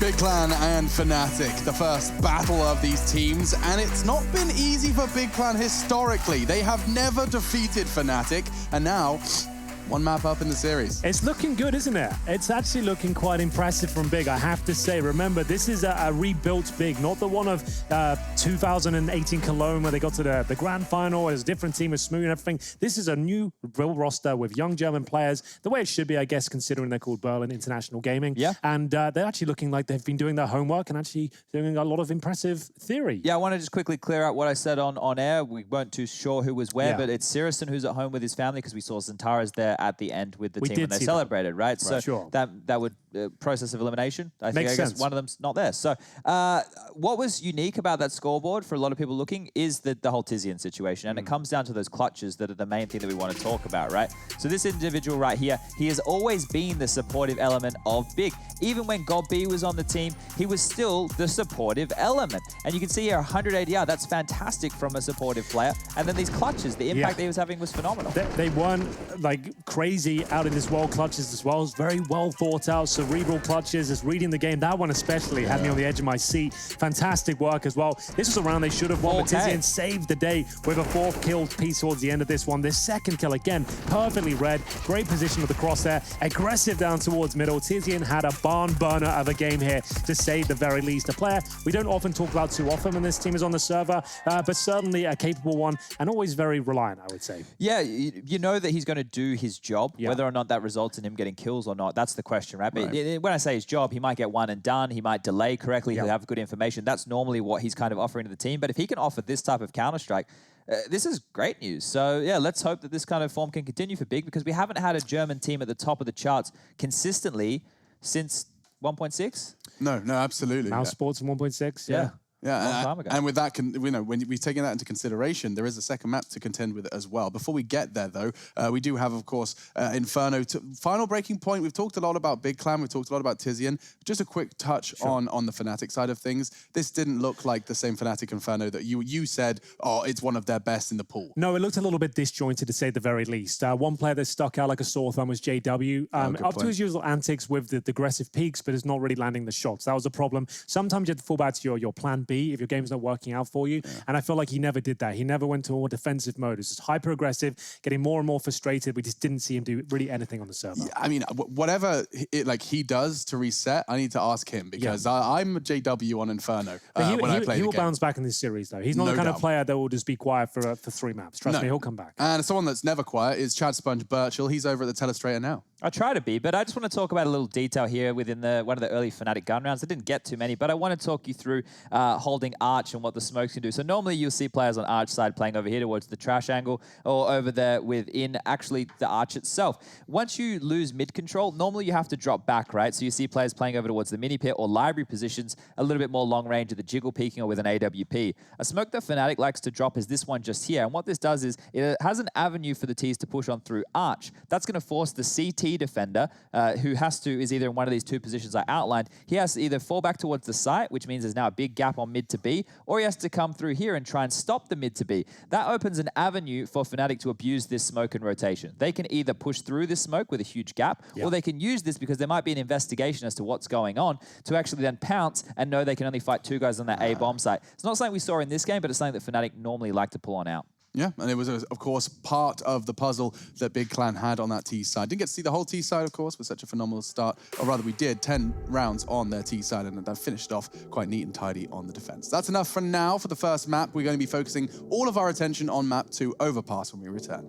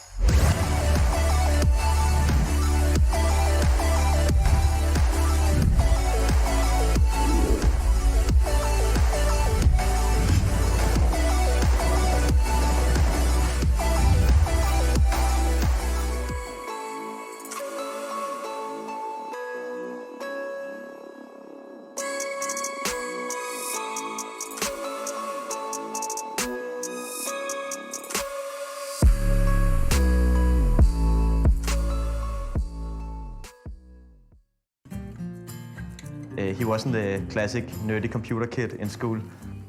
He was one of the ones to get a girlfriend first and a very social person. Typical for Finn is that he is very determined. Ist egal, ob es jetzt beim Kartenspielen ist oder beim Tischtennis oder beim Computer, er gibt nicht auf. What he really wants is to win a major. It's his dream, and therefore it's also my dream for him to get that.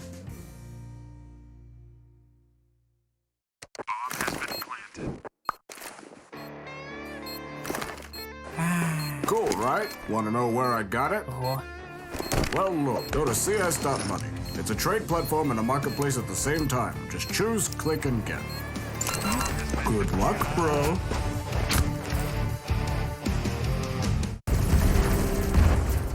Everybody loves an underdog. Who needs to be liked? Mountain Dew Amp Game Fuel. Victory in a can.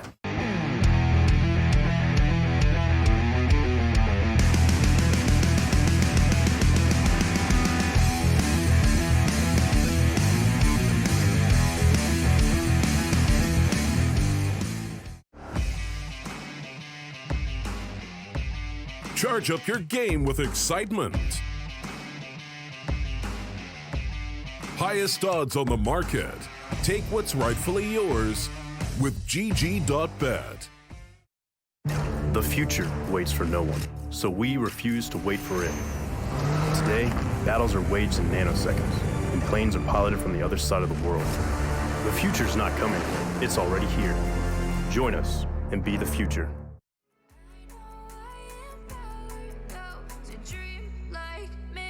And you say you wanna be somebody.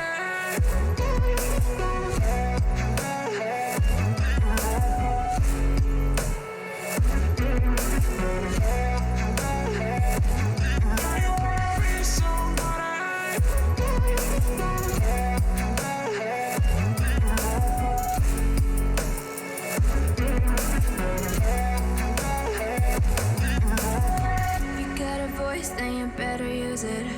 Tell yourself day after day it's time to prove it. No days off, keep the hustle moving. Wanna see you be what you wanted to be, prove it. I know I sound crazy to the ones who said oh.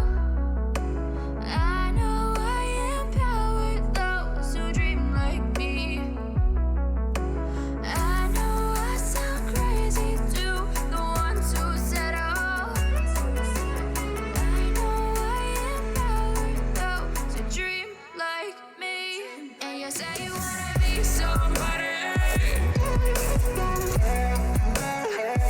You say you wanna be somebody. And you say you wanna be somebody. And you say you wanna be somebody.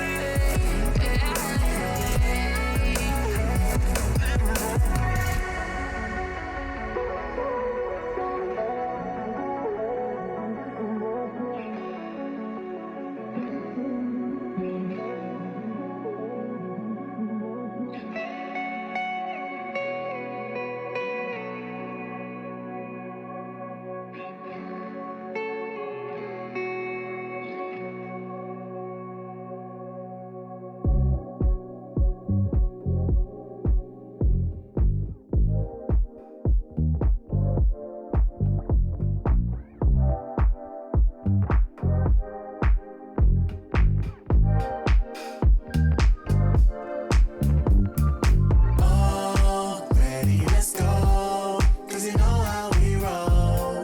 Let's take it round the world and back again.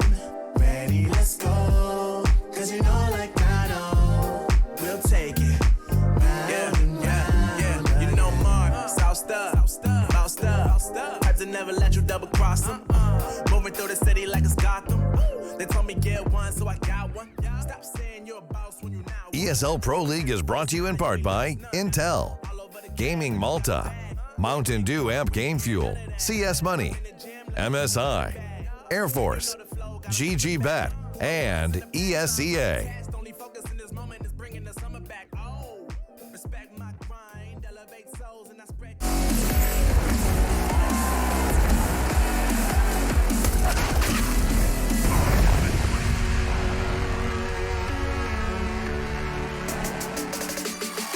Pro League, Group B, Fnatic and Big Clan meeting on Overpass. Inferno goes the way of the German side, a well-prepared home map, but now they head into the Swedish domain. I'm joined by Hanky G and Chaddy B. My name's Machine E, and we are ready to break this one down. Chad, Overpass and Fnatic, we weren't looking for that at all in this veto, and they've just lost Inferno. Surely doesn't look good for them. They have some good results on the map. You know, they've beaten teams like Liquid, Na'Vi, Dignitas recently in that qualifier. And then when you flip over and you look at the side of things for Big Clan, you can see that most recently they lost to Movie Star Riders in double overtime. Not ideal. No, but they did beat Heroic over there at DreamHack Leipzig. Okay. So, look. It's in their wheelhouse. Yeah, and they've only played it twice with this team, which is why it can be a little bit scary if you are Fnatic going into this map as your choice. Because what just happened to you there is you were just kind of paddled around, and now you need to be starting on the T side. So if they don't have that confidence, if JW can't bounce back like you two were talking about, then they're going to be in a rough spot. Yeah, it's a weird one as well. Considering what you just said, there's not a massive sample size of demos out there, and you're not really sure what to expect. And there's a lot of information about Fnatic and what they've done recently on that very map. And they've just been mauled on Inferno, a bit of a home map for Fnatic as well. Yeah, and the odds have, completely swung. It In was favor of Big. It was around 3-1 now, actually in favor of Big Clan for the rest of the series. I didn't see that coming. Look, you predicted them to win. I mean, I did see that coming. We have That's a lot. exactly what I saw coming.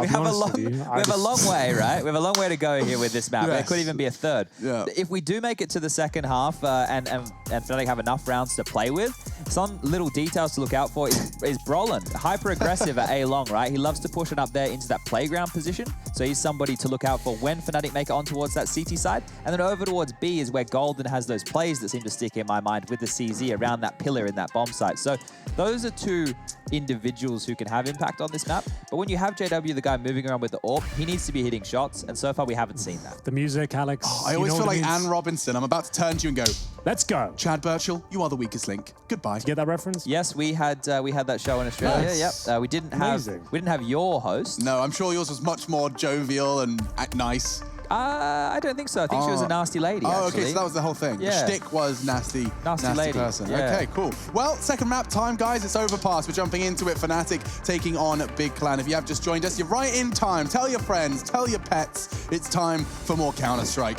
Second map of potentially quite the long series. Our analysts expecting to see Fnatic rise to the occasion, but there is still the caveat that they did get slapped around on the first. Well, let's see what they can do against this B approach here. Fnatic will have one smoke and some flashbangs. We're seeing a lot of teams favor the B bomb site, especially with this sort of pace. They'll see if they can get that first frag as Tizian, who's been completely smoked off. He won't have much backup. They focus completely towards the A side. It was a stack from Big towards A with retake mentality towards B. Bomb planted now.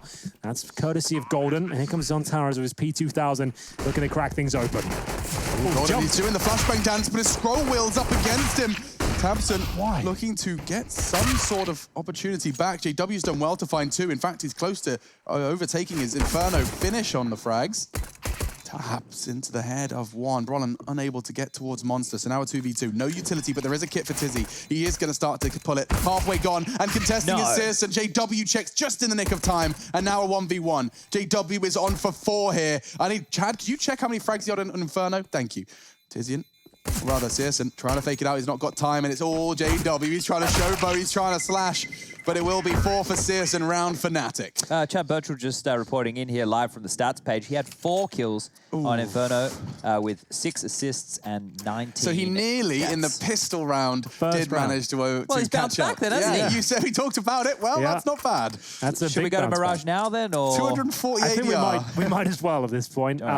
There we go. It is going to be a massive pistol round. But I have to say, Zontaras jumping. Alex called it out the mouse wheel. Yeah. Do you think that's what it was? I haven't heard about that issue since I was playing. No, it's still around. It's Is it still a around. thing? Yeah, unfortunately, it's still around. I think, you know, there's obviously certain It mouse used to be wheels. the Intelli 3.0 that did that. That was famous for it. There are but I some didn't that know are it still either happened. too loose or too rigid. Maybe you get stuck halfway between a I scroll. had a mouse, I'm not going to name and shame, but I had one recently, very modern mouse that was doing it as well.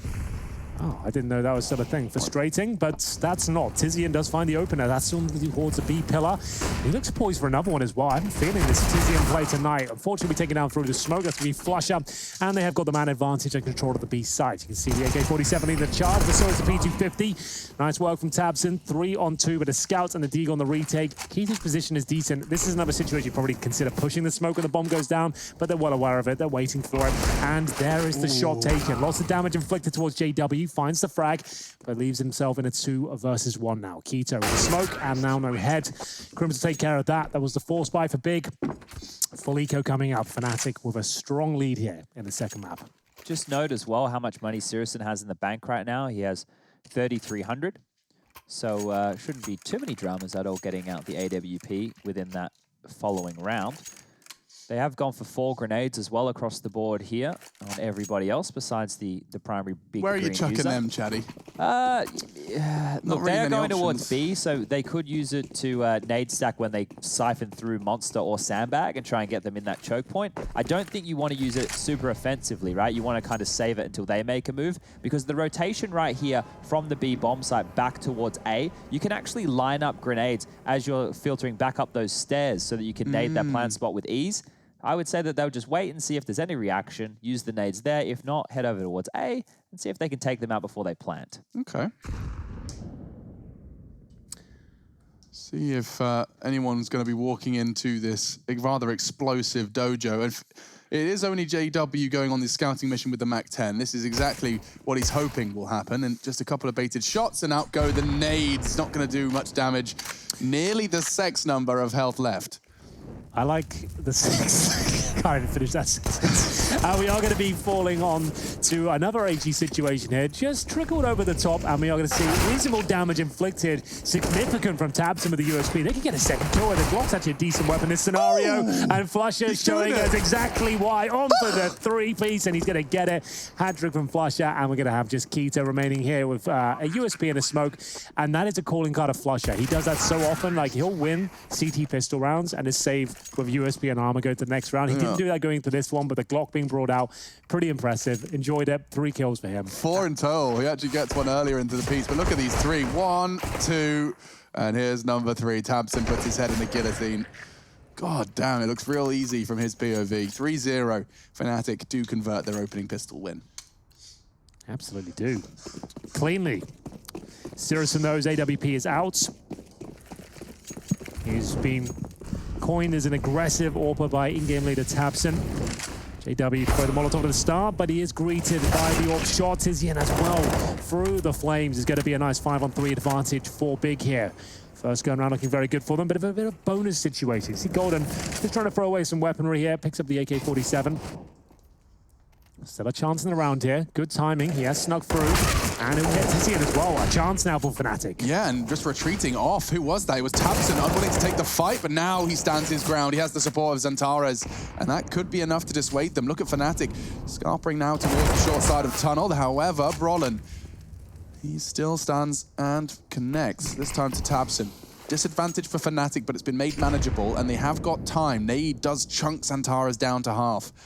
And so with the advantage they have, Big Clan lean their resources towards the B site. More damage inflicted. This time it's Crims blindly into the wood. If you want anybody alive from Fnatic this late in the round, it would be these 2 individuals, but this aggressive play right here could be the undoing. Xantares, will he check left? Is this going to be... That's a freebie. You don't love to see it. So that's the B bomb site open. Your solo B player has pushed and given the round up potentially here. Fnatic can't believe their luck. This was a 5-on-3 to kick things off. And for now, a 2-on-2. It's going to be Sirison, though, looking to deny the plant. Not going to happen. Great smoke utilization from Fnatic here. Crimson Brolan looking for the first kill. Brolan makes some noise with the jump up, and that will cost him his life. Crimson out towards shore. They know exactly where he is. They can smoke him out, but they might not get the chance. That's a smoke on the floor now. Sirison hits the shot, but only down to 10 HP. He has to pull out the pistol at this stage to win the round. He can smoke the bomb, which he has done, or did he smoke short? Went for the latter. No kits. And he's only got the orb. He can't spam. How did he win this round, Chad? I think this one. It's almost stuck. He's only got a kill, right? Yeah. He had to do something. He should have smoked the bomb and defused it. He's put pressure on the T. He's put pressure on himself there with the orb. He can't spam that smoke. He can't actually see where he is. You've benefit with no kit, especially. You've lost the round by yourself. Yeah, smoke the bomb and put the pressure on them. I'm sure that there's probably a lot of debate that the pro players at the top level would have about the usage of smokes here. But I would say in that situation, exactly like you're saying, if you do drop the smoke on the bomb and you tap it and you're able to move away. You've legged him already, right? Yeah. You've put the pressure on him. You've given him a veil, and you've got no kits or time to defuse. If anything, you've made things very difficult for yourself. That round right there should have been a big round, right? The way that started, that was a 2-on-4. Yeah. It was, yeah, Brolin and Crims. So, look, those 2 individuals are the star players on the side of things for Fnatic, for sure. But even then, you know, they were gifted some opportunities that probably they shouldn't have been allowed. Well, in the 3-on-2, Xantares with 30 seconds of the clock pushed Monster alone. I understand what he's doing. He's trying to get information, but if anything, it's costing them round. Was that worth it? I don't know. Yeah, it's always a debate. Okay, does look very difficult for the Deagle armor buy of Big Clan here in this one. It's not the full investment, but now their Rifler, Tizian and Tapson, both chunked down and now cut down to size. It is 3 bodies dropping in quick succession. Xantares perhaps with some degree of a surprise on the flank. It looks like they're moving a little too quickly for him to be hot on their heels, though, as they are now holding W loud and proud into the A site. Smoke and Molly towards the usual suspects. And this will be another Fnatic round. Reminder, this was the pick of the Swedes. I don't need to say that anymore because of the fancy herd. Look, it says it there above the map. Underneath the map, Alex. That's how words work. That's quite nice. Yeah, I like it when we jump back in at the start of the rounds and it has all the maps there for all the viewers joining us who maybe didn't catch the segment, didn't catch the video. It's in the top right. Maybe keep your eyes peeled for that one. It will be replacing over there where it says Players Alive, which is, I believe, our newest feature to this ever-evolving HUD. Well, technically, the newest feature is 3 voices talking about Pro League. True. That's a newer curveball, but yes, I'm actually in love with the Players Alive. It's growing on me. I like that I'm getting the extra little pulse now when the number changes. Helps my little brain process change.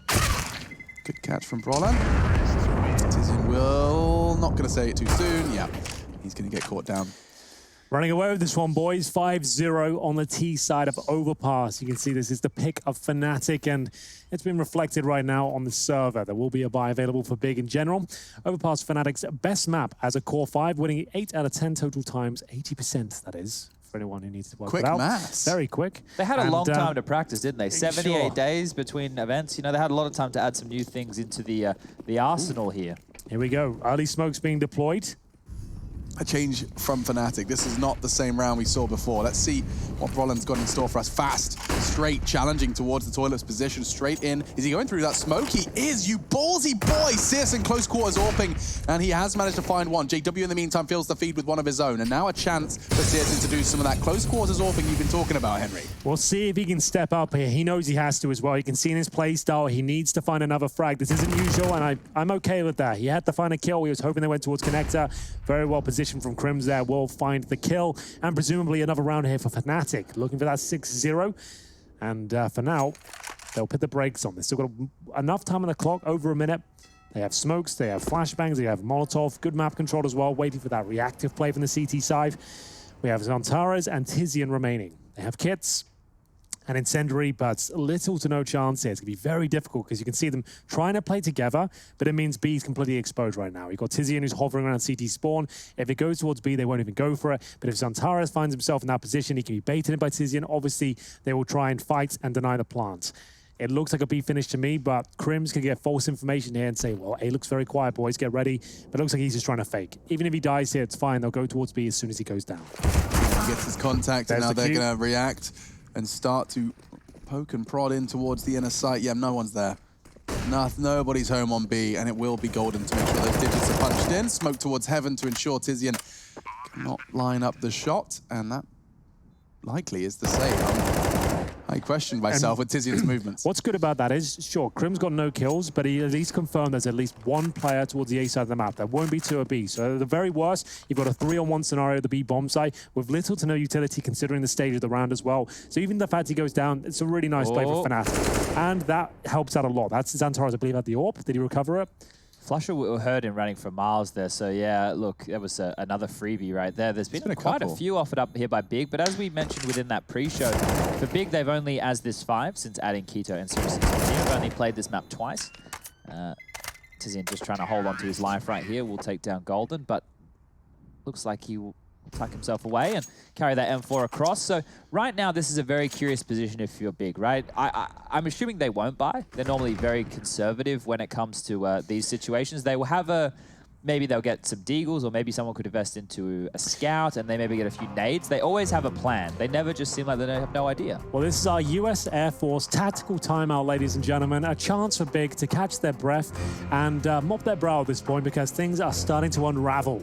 We are going to find ourselves with a 6-0 deficit, but they do have a saved M4. $3,500 on average for the remaining players, and I agree with Chad.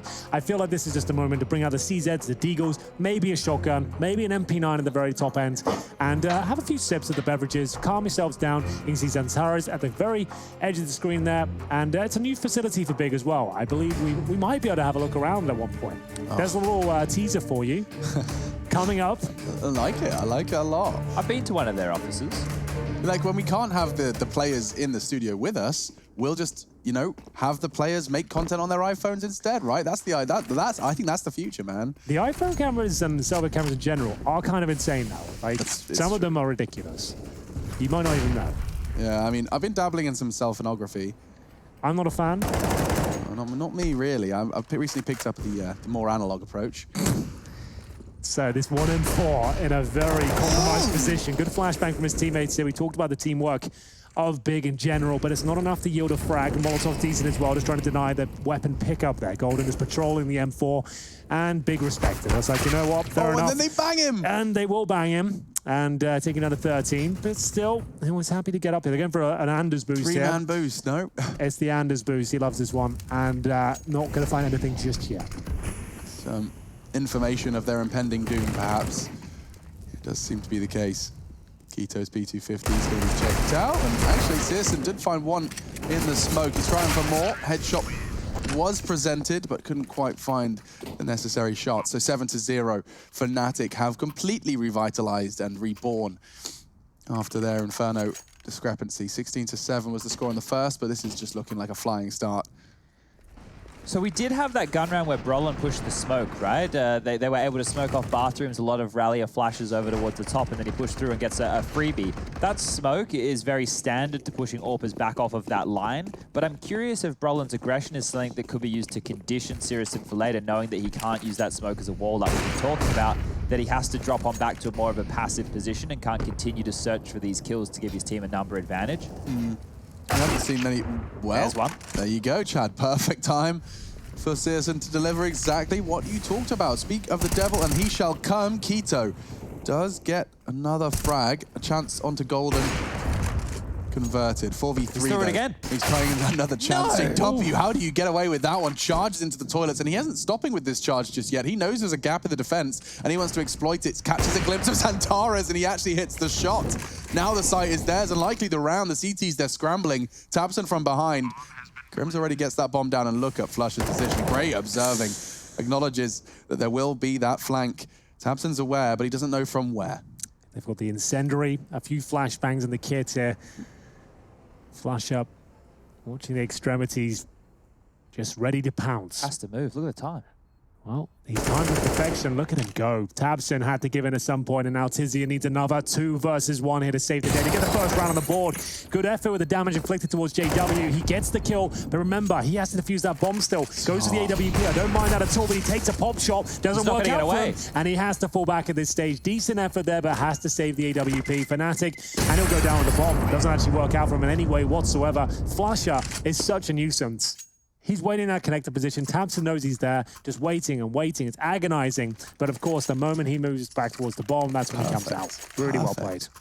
I'm not sure if it needs to be said, but Big have max loss bonus right now. So if they wanted to, they can limp in with half buys or Famis buys every round until they eventually post one on the board. Many shotguns in Pro League so far. You want to see more shotguns? I want to see more shotguns and auto snipers, yeah. Well, that's a challenge to all the teams who are playing the first 2 matches of Group A tomorrow. Henry wants to see more shotguns. And actually more auto snipers than shotguns. Okay. I would like that. On the CT side, let's bring out the auto sniper. You've changed, man. I'm just saying. Imagine on Nuke, a wall of smokes outside. You're playing in the window room. They're crossing over. You hear that coming through? You think you're going to try and cross and that's coming through, are you? Come on, Chad. Look, I'm scared as it is when I swing the around AWP, the we've had I think an AWP and an auto sniper double set up. That's the future. I'm ready for the stigma around the auto sniper to go away. I'm sick and tired of the vote kick from my Russian teammates. 2020 is the year of the auto sniper. Put it on the poster. All right. To be fair, he did just say it. 2020, the year of the auto sniper. Wait, why don't you just cast around? Okay. Well, we're into it. We are going to have Flash opening things up there. Lovely headshot towards the barrels, but it is a classic German player. They love to sit behind these barrels and bait in the fact that I think it was Tizian originally who was sat there looking towards the floor and had that infamous play. Yeah, where he flicked on up, right? That's right. Apparently he even practiced that. Yeah, no, I heard about that. That's right. It was him there originally. They've doubled down on it quite literally with 2 players there in that position. Didn't work out, but they have got 1 kill, I suppose. Tabson down 6 HP, however. And it's going to be an A finish. Jumping up to the flower bed here. Crims just looks over And he's got a scout. Oh my god! What's happened there? So Sirison was jumping bank to take a peek to see if anything From was ABC? long. And yeah, JW just plucked him out of midair. It's a classic. We said he'd warm up into this series, and he is proving to do so. Nice stuff from Keto. Still has a very small chance of winning the round, but he's losing his health rapidly here. Needs to find a few perfect eagle headshots. Not going to work out for him. Brolan will finish things off the way you'd expect with that creek. And JW, great shot towards APC. Finds his 8th kill. I'm sure we'll have a look at some of these kills coming through. So what happened there? So was there a boost behind barrels? Is that No, what's so going they were on? playing 2 players there in very different off angles, and then you have to say the same thing for where Zentaras was deeper on the site. They were playing these weird deagle angles. I don't know if he realized that he was being spotted there because It was strange, wasn't it? Yeah, it was a little bit odd. I'm not quite sure what the game plan was. Maybe because, like we talk about with these players and their crosshair placement, if they step out and you're a little bit to the left or the right, then maybe that's enough just to catch them off guard. Takes opening shot and will fall quite far back, actually. Flush up, trying to feign as much presence early in towards the B site, pull out some of that CT utility. There's still oodles of it. 3 smokes, 4 to be precise. And a bit of a take towards long. They're going to run boost Brolan across and try and take that pot shot with the creek. He's an animal with it, but Searson has no issues as he slips off Golden's slippery hair gel. It's not going to work out for them. And now an advantage for Big Clan. They need to convert this one if they want even a chance of this being a 2-0. Their chance is diminishing by the second. They do have a positive for them here, I suppose, Henry. Right now, they are winning in terms of opening duels, so I think it's 6-4 being 10 rounds in. But where they're losing these rounds is the multi-kills. Yeah. They're not able to either like trade efficiently, or they're not being able to stop them down when Fnatic decide that they want to push them into a bomb site here. Big kill from Tabson. That's Flusher removed. You always find him lurking outside that monster tunnel. But as Chad just mentioned, they're good at getting the opening advantages, but converting them to round victories is a different kettle of fish altogether. Golden now. 3 kills to his name. Starts to encroach towards the A bomb site. Bomb behind him. That's on the back of JW with the AWP. Good flashbang. Searson might go down here. Free fire towards the truck. Not again. This looks good. Not again. It's actually happened again. The same thing, but Keto should save the day. I'm almost certain. Oh, God. Chad, oh, my. They've given that one up. Call this one GG. 3v5. Your morale's gone.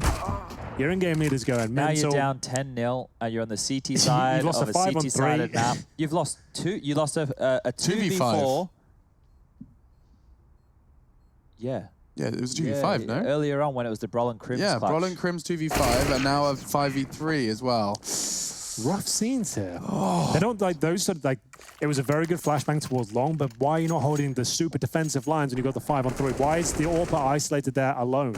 I just don't get that. He should be playing the bomb side. If you said like, example comes to mind, Nitro, a bomb side, the AWP, he'll sit behind those bomb side boxes. Sure. They're so powerful, right? You can do plenty with those. You can duck and weave. You can dodge the flashbangs. You can buy time. If you're towards long, you're very committed from multiple angles there. And Zantara's got flashed, and that was it. It was done. Maybe it's just the lack of play on this map, right? Knowing they've only Yeah, I have 2 think that's officials. exactly it. They just weren't playing with each other. They were like, okay, this round's unlosable now, boys. Just hold your angles. And they didn't realize that there were 3 players creeping up towards middle. The pounce play came through. They couldn't handle it. Just to note as well, we did say over there when we were on Inferno talking, I said I might get worried for Big on Overpass, right? Yeah. I prefaced it because Fnatic guys, the way that they take these duels, you know how Brolan pushed through the smoke, and then a few rounds later, JW did the same thing. You don't, look, Fnatic go for those kind of plays all the time, but you never know how to predict it. Look, no scoping, come on. He's fallen off it. Zantara. There could be a very small window. Oh, no, not Closed. to be. That window is... it could be, have you heard about? No, never mind. He's just like, you know what? You can just have a ladder. I'll fall back. It's all good. That's the yours. weary Turkish ground. What are they called? What are the guys who down come knocking on your door? Are they called witnesses. No, hawkers? Are they called hawkers? Is this an Australian what thing? Maybe it's an hawker Australian is. thing. But, well, hold on. They might win a pistol round here. If their first round Could is be just our the round. Deagles, yeah. Off Tizian, no less, the hero of Inferno. Well, 3 on 3, and Tizian will have to deliver again. Maybe an ace this time, just to really solidify the deal. We'll see. Zantara, same position that let him down before. It's a little bit more aggressive with that 5-7. Ambitious with the range, as you can see. He hits 3 bullets, but doesn't do much damage. That's much better, though. JW will be removed. The smoke takes away vision from Zantares there. And Keto, prime position to actually win this round. Surely they can convert this one. It's going to be a 3 versus 0. It is with the pistols. And we all get the first round on the board for Big. Now, bear in mind, if they get a 10-5 scoreline, they're back into this. But that's such a difficult scenario to even imagine, considering what we've seen so far. They are getting the opening picks, but it all falls apart very quickly. Bear in mind, though, we have got 2 AK-47s, a Krieg, and now the AWP. Pretty much as good as it's ever going to get on the CT side. Is it enough? But those opening pick stats, Chad, are they still leaning like relatively even, if not favorable little to stab Big and Clan? spawn. It's starting to go back the other way at this point. So what was looking as a positive is now, well, becoming potentially a negative, but it is a fast change of pace. It really is. Flusher went straight through that Molotov. He still gets a frag. Gets the first blood. JW makes the second. And already the site under threat. Zantares, he's desperately trying to hold on to any sort of ground. He's thrown off his incendiary, trying to keep JW at bay. Crim's behind him. Golden's crawling through jail. And it does feel like it's actually Zantares, the one imprisoned. He is surrounded by Swedes. He wrought iron bars in this metaphor. Nice work from Zantares. There's another chance for Big Clan support, and another one. Finally, Zantares wakes up in a crucial round of our second map. Yeah, he has been absent for the entirety of Overpass so far, but that's a big moment for him as we get into the 2-on-2. JW hits these, though, and Keita will be removed. A 2 versus 1. It's Sirison coming in from the heaven position. An ungodly play required here. He has got 1 smoke and a flashbang, misses the first. No kit, bear in mind, that bomb goes down. He's in a lot of trouble. He won't even get the chance as JW gets his 3rd kill of the round there. Shuts down the finances of Big. I believe there's 1 buy there with the drops available. Sirison's down to 3,300. They might want to take a pause here and discuss their options in the last 2 rounds because heaven knows this is not working out for them. Crims is so cheeky there with that movement. Just to bait out the AWP shot. Just say, hey, look, I'm here. I mean, you see that stuff from Flusher all the time, but the whole Fnatic squad all have that kind of nonchalance to their Counter-Strike. So comfortable with the mouse and keyboard in this game. So glass cannon for the sniper of Big. Very little in terms of grenades. Couple of defuse kits. And at this point, every round is must win. They can't let this go 14-1, obviously. But Fnatic seem to have found their rhythm. After dropping Inferno, yes, that is correct. Big picked up the first map here. You wouldn't have expected it necessarily, but they had a very convincing performance on Inferno. And this is the same boost we talked about before. He lines up the shots. Really perfect. Timing significantly better. And they were none the wiser. Just like that, you can win the round off a boost. Really nice play. Good chance to throw it in. Couldn't have timed it any better. But still, they have given up 5-on-3s plenty of times. Is he now? There it is. Fall back, my friend. Let's get out of there, shall we? Shouldn't be losable at this point. I say that with very bated breath at this stage. Crims and Flusher are alive. Luckily, Flusher less than half health. I think a third 2v5.5 would probably be where Big start drawing the line. The wheels fall off. Yeah, I mean, in there.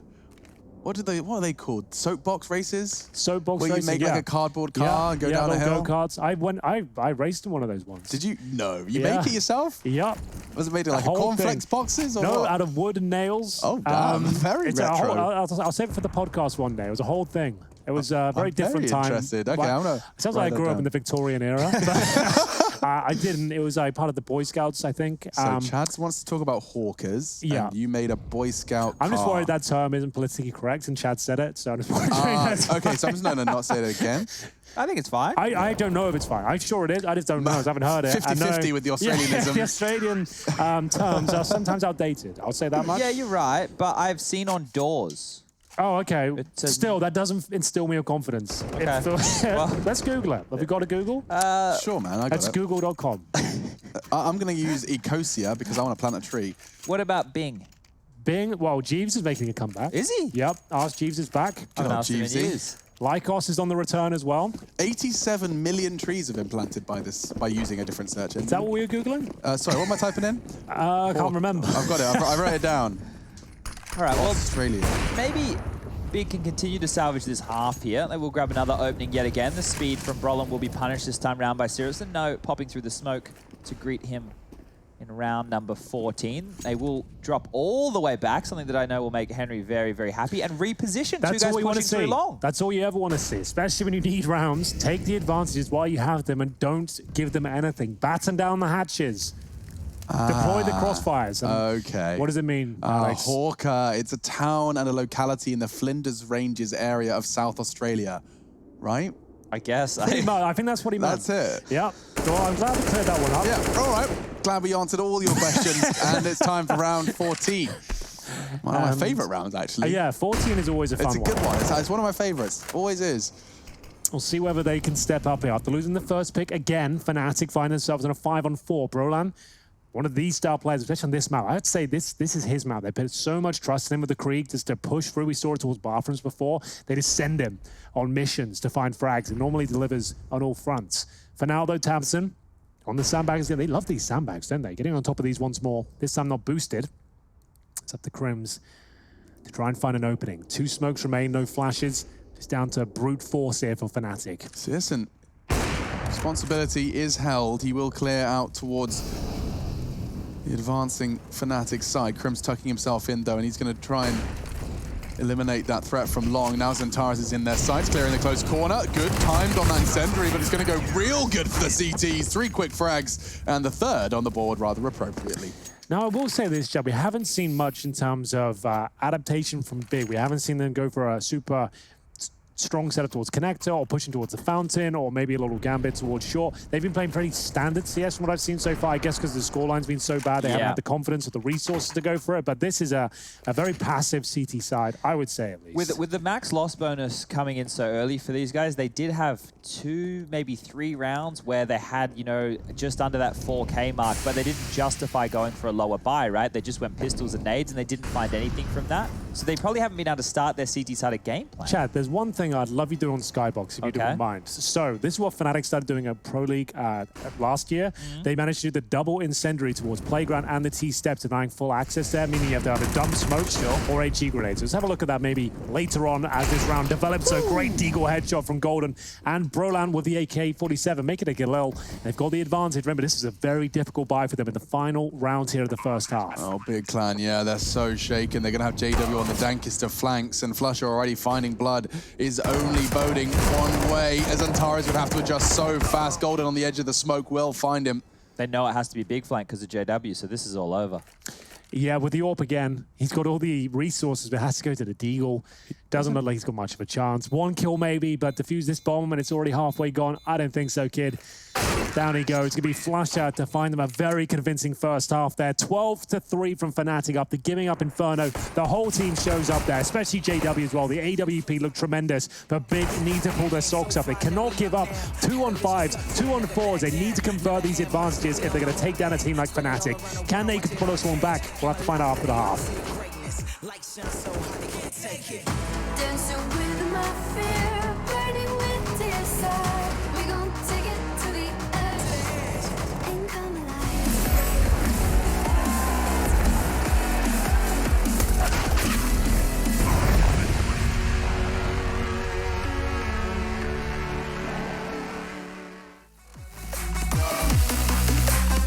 You know, got it like.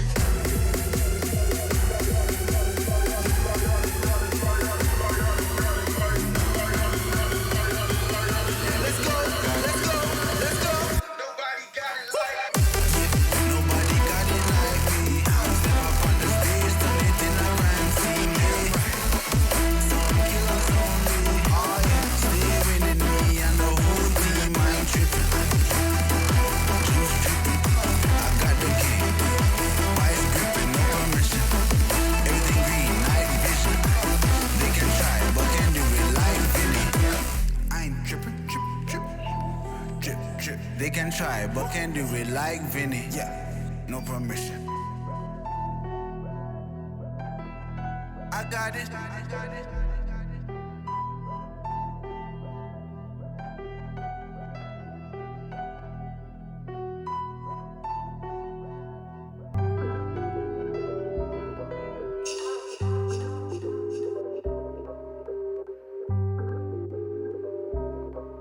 Yeah. Ay, push start, ay.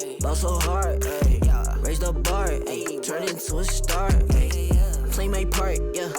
I aim too far. I do it big. I keep it large, okay. Live it up. This is fake, better give it up. Young, but I feel like I've seen enough. Numbers going up, better keep it up. Ain't slowing down, better live it up. About too hard, ayy. What? About too hard, ayy. What? About too hard, ayy. About too hard, yeah. I'm killing your favorite rapper with minimum effort. Yeah, your corpse getting severed. The industry dry as a desert. Do whatever it is that you think that you're doing, I'm doing it better. Straight W's, that's my letter. Don't got no snakes, only ladders, ayy. They tryna figure out what's on our plate. Infinity sideways, we already ate. Skipping this basic, skipping this classic. Stay out of trouble, now I can relate. Nevertheless, I'm doing great. I just finished this thing, ain't no debate. You ain't my dog, you ain't my family, and sure as hell, you're not my mate. Yeah, I take my place at the summit. I can't wait till we countin' them hundreds. I cannot lie, I ain't rich, yeah, but when I say my time coming, it's coming. And some of y'all got ahead of me, to be honest, I wasn't even running. But very soon I'ma run it. I demand it, man, I want it. Push start, ayy. Ball so hard, ayy. Raise the bar, ayy. Turn into a star, ayy. Play my part, yeah.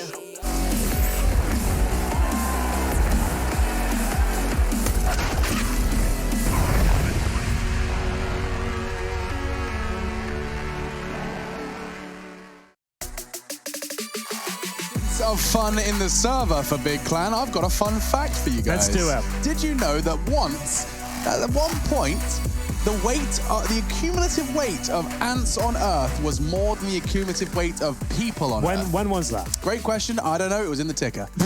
I was going to say, facts normally need to be backed up with That's like saying on the day of Genesis. Yeah, exactly. After the Big Bang, there was an ant and Adam and Eve. That's the only bit of information I needed. That otherwise, good fact. Cool fact, though. Cool fact. As we get into a cool second half here, I hope at least we'll see whether Big can get themselves back into it. It's 12-3 right now. They're on the T side, which doesn't bode well considering it's a CT-sided map. We've got to boost it for Crims. Where did their health go? Yeah. That was a big chunky nade, I'd imagine. What just happened? It's been hitting the gym for a solid 3-4 months. No way, they couldn't. It was T stairs as they were coming up. I think it was a duel with Flusher. Okay. He had a diffuse kit, so he had an HE. He must have done as well. So jumping around the corner, Golden does get traded out, so Tabson now into the site. There is still one lingering. I believe it's Crimson to Graffiti side. It is Brolin, however, catching Tizian before that bomb could go down, and they keep coming. Another frag, and there's Brolin onto Searson, just leaves Tabson into a rather tough circumstance in the open. Crims will finish it, and we have ourselves Fnatic doing what they had to in order to find us that third map Mirage as soon as possible. Big Clan, if you have just joined us, by the way, and it sounds all dreary, it has been, actually. There has been very little resistance and a very big upswing in Fnatic form. The caveat Chad's been adding, and I want to sprinkle it in just so you don't have to repeat yourself, is that this is a map we've seen very little play out from Big Clan. I mean, this is their third, I think you said, or second time? This is their third official recorded, and now the odds have actually swung back into what I would say is more of a sensible side of things. I think, it's still pretty generous to Big, actually, thinking they could come back on the T side like this against a Fnatic who's turned things around. I absolutely agree. Here's the Molotovs that Henry was talking about. So there are two of them. So it was actually designed by Fnatic, I believe, to actually stop that initial one. There used to just be one incendiary thrown towards the T-steps, and now they do one towards Playground as well, so you can't even access that area. They use a lot of utility. You see JW just exploiting that fact. They try to push through. Doesn't seem to work out for them at all as Fnatic continuing their strong form here. Broland, there's a lot of damage towards Connect Up. There is one reply from Zantaras, but still huge advantage here for Fnatic. 3-on-2, Scout and an Org recovered. They have a smoke. Now a couple of them with 2 flashbangs.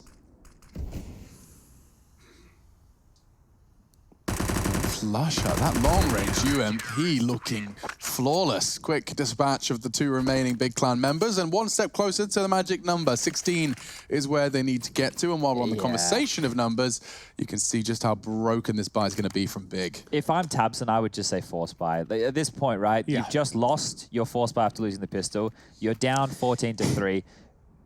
Just go for the buy. You're not going to win 12 rounds. Just go for the buy. They have to. And if you can break them early and then start mounting a comeback, okay, then we can start having a conversation. Look, Flush has even held on to that USP as to what was highlighted within the first half with his Glock round. So, look, there is an opportunity. I don't think he's expecting this by any means. Well, Flusher wasn't expecting to still be alive after catching those nades right square on the nose with 1 HP! You've gotta stop him. Somebody has to. He still gets a frag.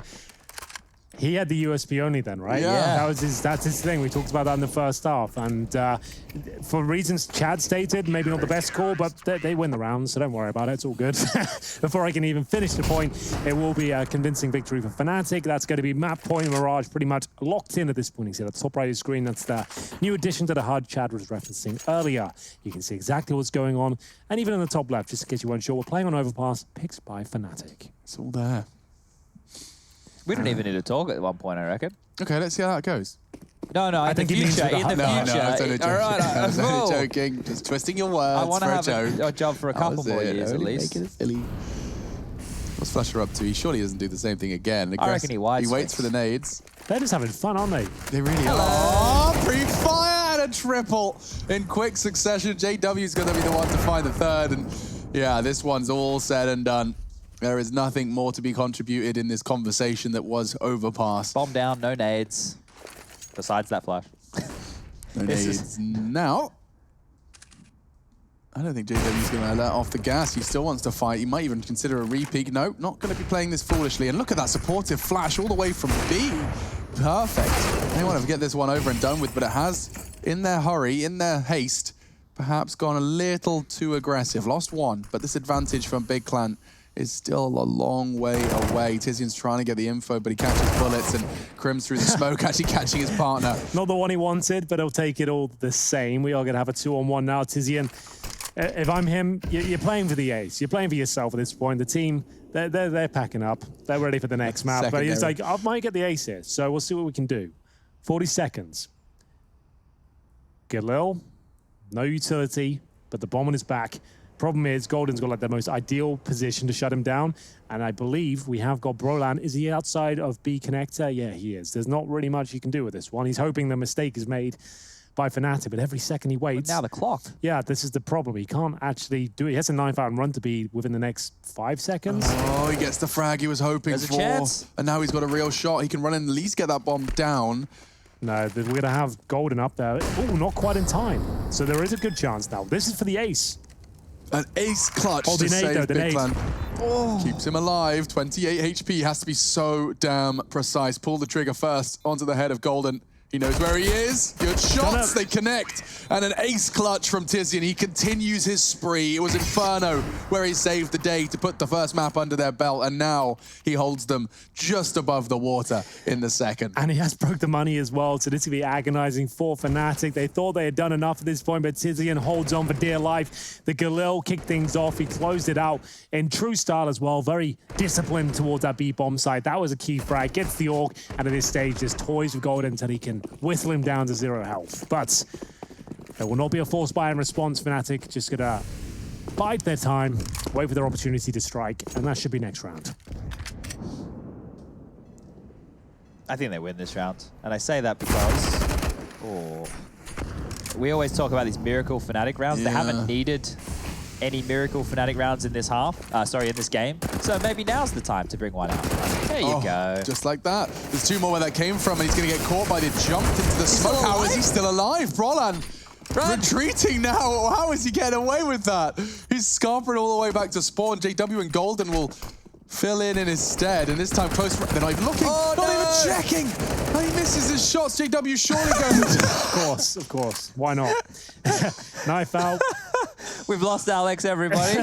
That's how audacious that play was, but Brolan, yeah, it's a chance. Oh, the map 10? This is ridiculous. You good over there? Yeah, I'm good. You cool, man? Flusher, though, USP, his favorite weapon. And this could be a long one. They're going to be taking their time here with 40 seconds. And have a chance to close it out there. Chad said they could win the round. There certainly was a window of opportunity. But for now, it looks like it's been slammed shut. Oh. Orc found, though. But so far away from where the bomb will be planted. The thing is, they're probably going to plant like bank side, right? With 20 seconds left, I'd try and get full site control. I'd push someone into bank. They're clearing bank out now, yeah. This is a good move, right? Because now it means if he is flanking, that he has to push on into the bomb site, kind of. Okay, he's gonna save, or going to be very cautious. One of the 2 options right now for Flusher as he scoped further away, so they potentially didn't hear it, and now he's searching for some frags. We can see he's not going to find anything, unfortunately. expecting someone to have dug their heels in towards the toilets, take that early contact. They could be playing that close wall, that close corner. It's just a nasty choice to make, and I think Flush has realized he's just going to sit, tuck in the corner, keep the org, and maybe, just maybe, catch one on the exit. It won't be happening today. But Big Clan, they start their long, arduous, and often seen as impossible task to overcome a 10-round deficit on the map point of Fnatic. Let's see that from Bolly. Just reverses in, out of the smoke, and gets the view first as they come out grey screen. Yeah, you thought this was the moment, but apparently wasn't quite enough. The knife attempt coming in from JW. Tabson handles it well. And into round number 21 we go. Money's still an issue here on the big side. You can see the Galil's there. They cannot upgrade those to AK-47s, even though they would love to. Smoke towards Monster from Flush Up. Full buy for them, all for JW here. And 3 players via helmets. So those Galils just became a lot more powerful. That's a good point. And the Galil really does shred ever since they tightened the spread. Yeah, it's beamy. Just to note, look how on the radar right now, Siriuson's number 3, and he's having to spend a lot of time in the playground position to make sure that Brolin doesn't push. That's something that Brolin does a lot of, right? He's being very hyper-aggressive in that part of the map. So he's having to just be dedicated, making sure they don't get all that free info, which has meant that Fnatic have to play a 3-2 split, which is the traditional setup on a map like Overpass. Ooh, now with Crims making his position known by extinguishing that Molotov. He's tucked in on barrels. It's kind of down to Flusher. Does gracefully descend silently and gets himself a fresh mag for the combat to follow. Brolin is considering a new approach to the same conversation you just started, Chad, the flank. Well, they're going towards B on the big side. Crims looks like he's in a compromised position. Will do well to even get one here. Gets the dink towards Tizian, but that's about it. JW, incredibly difficult angle to play here with the AWP. Smoked off as well. Flusher, he'll have to be the key piece of this puzzle. Keto will take him down, though, as JW continues to strike here. 2 versus 2. Brunner making a lot of noise. Talking about his flank potential, but the Galil not really connecting. But there it is, right in the nick of time for JW. What's his play here? They know he's towards B. The bomb is down. He goes towards Heaven, I believe. So that's going to be his position. They'll have no idea he's up there. He's already shown himself to be towards the water area. As they plant the bomb, he's hoping they're going to be expecting him to be doing some close push in the smoke, which they are. You can see Searson and Tizian both glancing towards a potential ramp peak. JW's not getting what he was hoping for here. And, wow, that's fast. Catches the first and a chance on the second. Jesus! Searson will save him.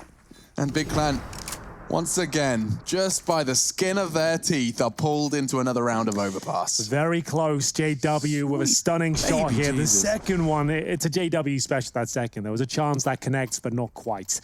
We are going to have another eco for Fnatic. Big doing a good job of making this scoreline a lot more competitive at this stage. Every round they get, it won't look as much of a nightmare, and actually pick themselves up going towards Mirage as well. And this should be another guaranteed round for them. They're up against some USPs, Deagles, PD50s, a bit of a long stack coming in with 4 players there. Flashbang will be delivered by Flusher. He's got a couple of those, and he's currently sat towards long as well. So I guess I'll just flash over long twice and go towards playground. That's all I can really see here. The bomb's going to be planted at B. So the only kill that can really happen is they take down Searson, but he's got out of there as well. So this round is done. It's already been put on the board for Big. I think right now with Big, obviously, because we're learning about them more and more as each of these matches are going to go down with them. So far, we've only have the 2-map sample size within the Pro League here, but they had a really good looking T-half over there on Inferno, right? That was a 10-5 scoreline. They did a very good job over there in the first map. And now, this time round, they're making this comeback on the T side, right? There's had to be some clutches, there's had to be some more spicy moments, but they seem to be, at least within this series as a sample size, looking quite more competent on the CT side, T side, sorry. Certainly, that was always an issue. They could structure and pre-plan CT rotations and utility pairings, but T side was often a little more unpredictable. Well, there we have it. Not the most eventful round, I'll say that much, but a round nonetheless. Number 23 coming up. They've saved a MAC-10. Crims will invest with the M4 here. MAC-10, not the most ideal weapon to close out a game. Mate. Leave it in spawn. You only got 1 round, though. Yeah, let's just get rid of that. No one's trying to save money here. And JW back on the AWP, 4 and 4s. And looks like we've got 3 players focusing towards B at the start here. Maybe trying to push off towards short, the AWP. We will see. Could go for another boost. As JW brings the sniper over to this side once more. Single incendiary this time towards middle. Just note that. So that, to me, suggests it's a different setup regardless. JW takes a lot of damage there at the very start of the round. Down to just 38. Watching towards short. So he did go for that aggressive push, but he's paid a lot for it. But it has funneled big. Back towards A, 3 along, 2 in middle. Tapped him to lead the charge, and Brodan's got a lot of sound cues here. Yeah, he's hearing steps, and his reaction is to re-smoke. Keeps Xantares' attention. They split up. Pre-fire. Wild shots, but they don't connect, and that's huge because now Brodan can stay here, and now he could very well win the round. He rips the boost out. A flash from Flusher to ensure survival. And that should very well be the last round Big C on Overpass. To change my mind is Keto. He walks up first, a smoke from his teammates to ensure he can take this fight. But it seems that Flusher's been given some quasi cover. He loves it and will peek out to secure the last or penultimate frag. The last, it will be Searson. He stands up against 40 seconds and just a matter of time. Yeah, it'll be Brodan. Confirms it. We're going to Mirage. Well, there we have it, a very convincing result from Fnatic there. The first half was an absolute bloodbath, 12-3 in favor of Fnatic. Big didn't really show up in any facet of the game, but JW certainly did. Bouncing back from his poor performance in Inferno, we see him landing the shots at the AWP and looking like the star once again. It was not the best matchup, but still good signs of things to come on Mirage. Hopefully, the great decider between these two teams. Do not go anywhere. You're not going to want to miss it.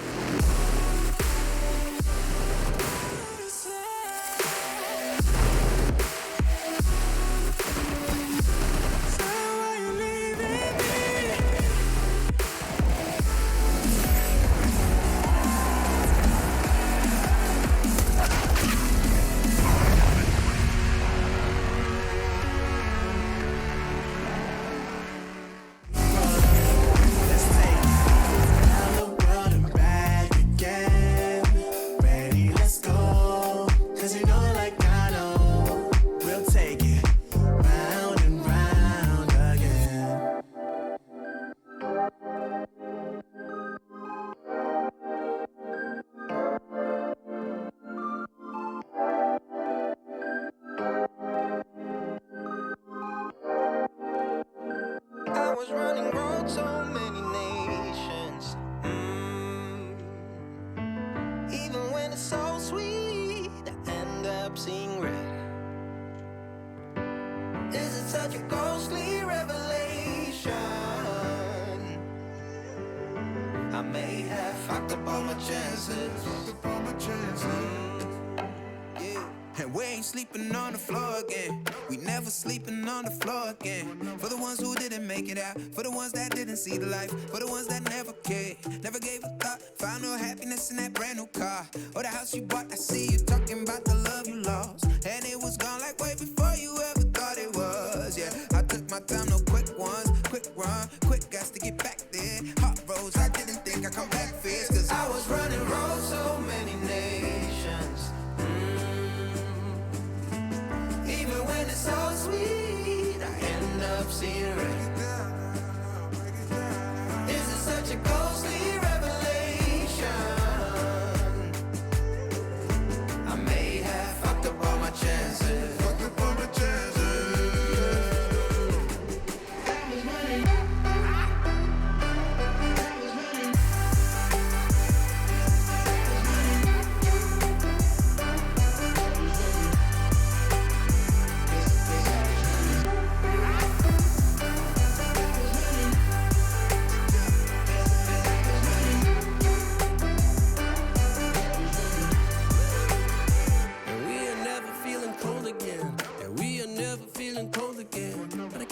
It's easy, it's hard to preach, cause I've been burning trees and watching fall.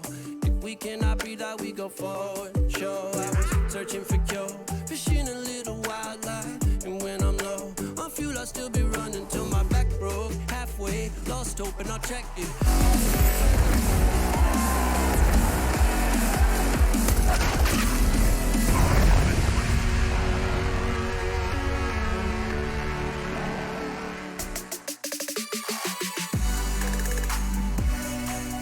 we have it. We're going all three in our hot match of the day. Big Clan and Fnatic clashing in our second day here of the 11th season of the ESL Pro League. It's the European division. We've had to split them up, quite literally, actually. Yes. But we are ready to bring you that third and final map. Mirage is on the cards. First, we have to understand how Overpass did go down. And I have a couple of Fnatic players, actually, on the tip of my tongue. Flusher, of course, one of them. JW back to his old usual stuff.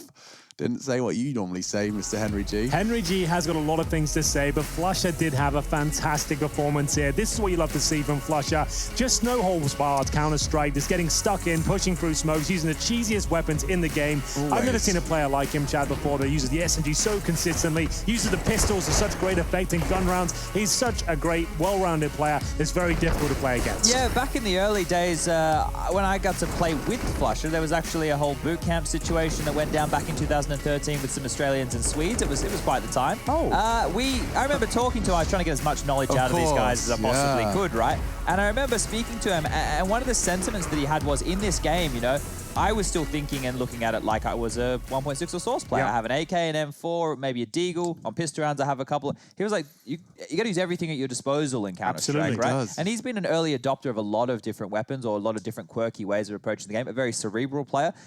Somebody who, within the early majors, was one of the highest rated or the highest rated player at major events. Very good point. Yep. You know, he's somebody who, we know he took some time off. You know, there was reasons for that. He even had a little Cloud9 stint. But I'm great to see him back with Crims and JW, because that was always the trio, right? That when Olaf and Crims came in, that was always the trio that stuck together. Yeah, and I mean, just to ride that point a little further, I still think one of my favorite achievements of Flusher's is that after that time off you mentioned, is that he then turned up and won his first offline event on home soil, no less. Yeah. And alongside him for the ride was Crims, who I don't think anyone can argue is in almost a level of his own in the degree of consistency and rifle persistence. Yeah, just in terms of raw firepower and consistency, for sure. He is just an excellent player. Always delivers, always seems to step up when you need him to as well. They ran away with this game. You can see in these highlights, look at the score at the top. They were up 6-0. When they get into this sort of gear, it's difficult to slow them down. They're a very momentum-based team. If they have these great starts, you have to do very, very well to even slow them down at all.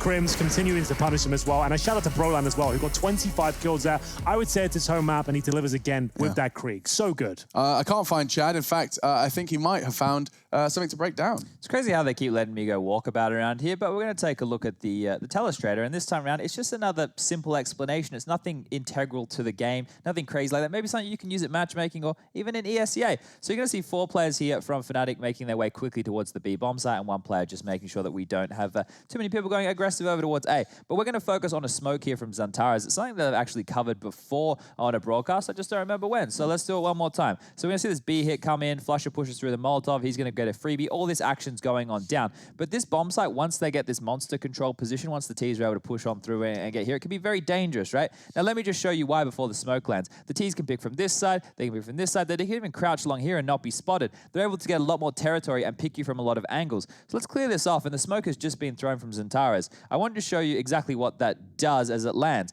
Now, the smoke is this one right here that I'm talking about. This is given 1 point to aggress onto the site for the T's. They can only take the fight up this angle, and the Molotovs landed here. If they were to come out also from Sandbag, this is a fantastic position for rotators coming through CT spawn for the CTs to just keep their crosshair in almost one flat plane and take those fights. So this smoke from Xantares basically stalls out the T's and their aggression. They have to kind of chill a bit. Yeah, influential in their 0-9 deficit at the start. Yeah, it didn't help them. A lesson for your matchmaking games, but yes.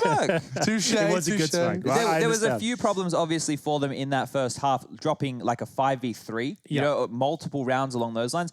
If you're able to lose those, of course you're going to be looking at a deficit like that, right? Yeah. You should be locking those rounds down every day. And I think they learn a lot more from that defeat than they would winning it. Like you said, they haven't played a lot on that map, and they've had some good opening advantages. They need to work out to reel it in, go to those defensive lines once they have the advantages, and I think they'll be much better over. Well, reel it in is exactly what I'm going to do right now, because we take a quick break. When we do come back, it will be Mirage, our final map of the evening. So if you're having yourself a little evening tea, probably something without caffeine in it. Don't know if you have evening tea, but grab one anyway. A green tea. That's got caffeine in it. Has it? Yeah. Oh, God. Anyway, go grab yourself a beverage, a snack, or just wait a second, because we're coming back. Last map on the way.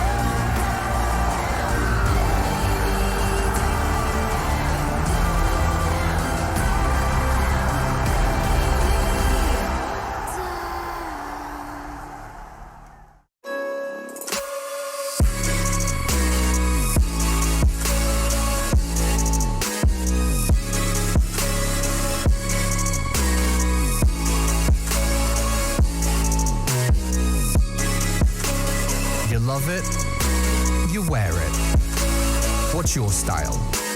Get your merch at shop.eslgaming.com.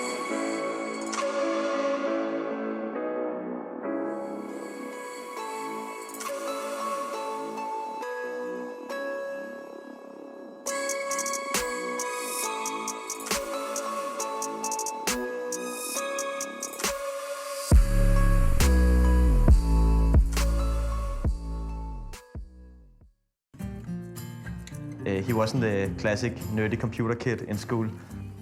He was one of the ones to get a girlfriend first and a very social person. Typical for Finn is that he is very determined. Ist egal, ob es jetzt beim Kartenspielen ist oder beim Tischtennis oder beim Computer, er gibt nicht auf. What he really wants is to win a major. It's his dream, and therefore it's also my dream for him to get that.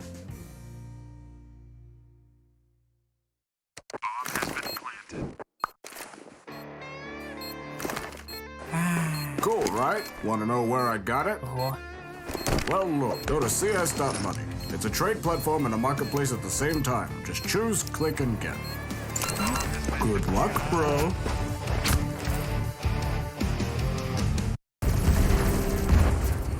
Everybody loves an underdog.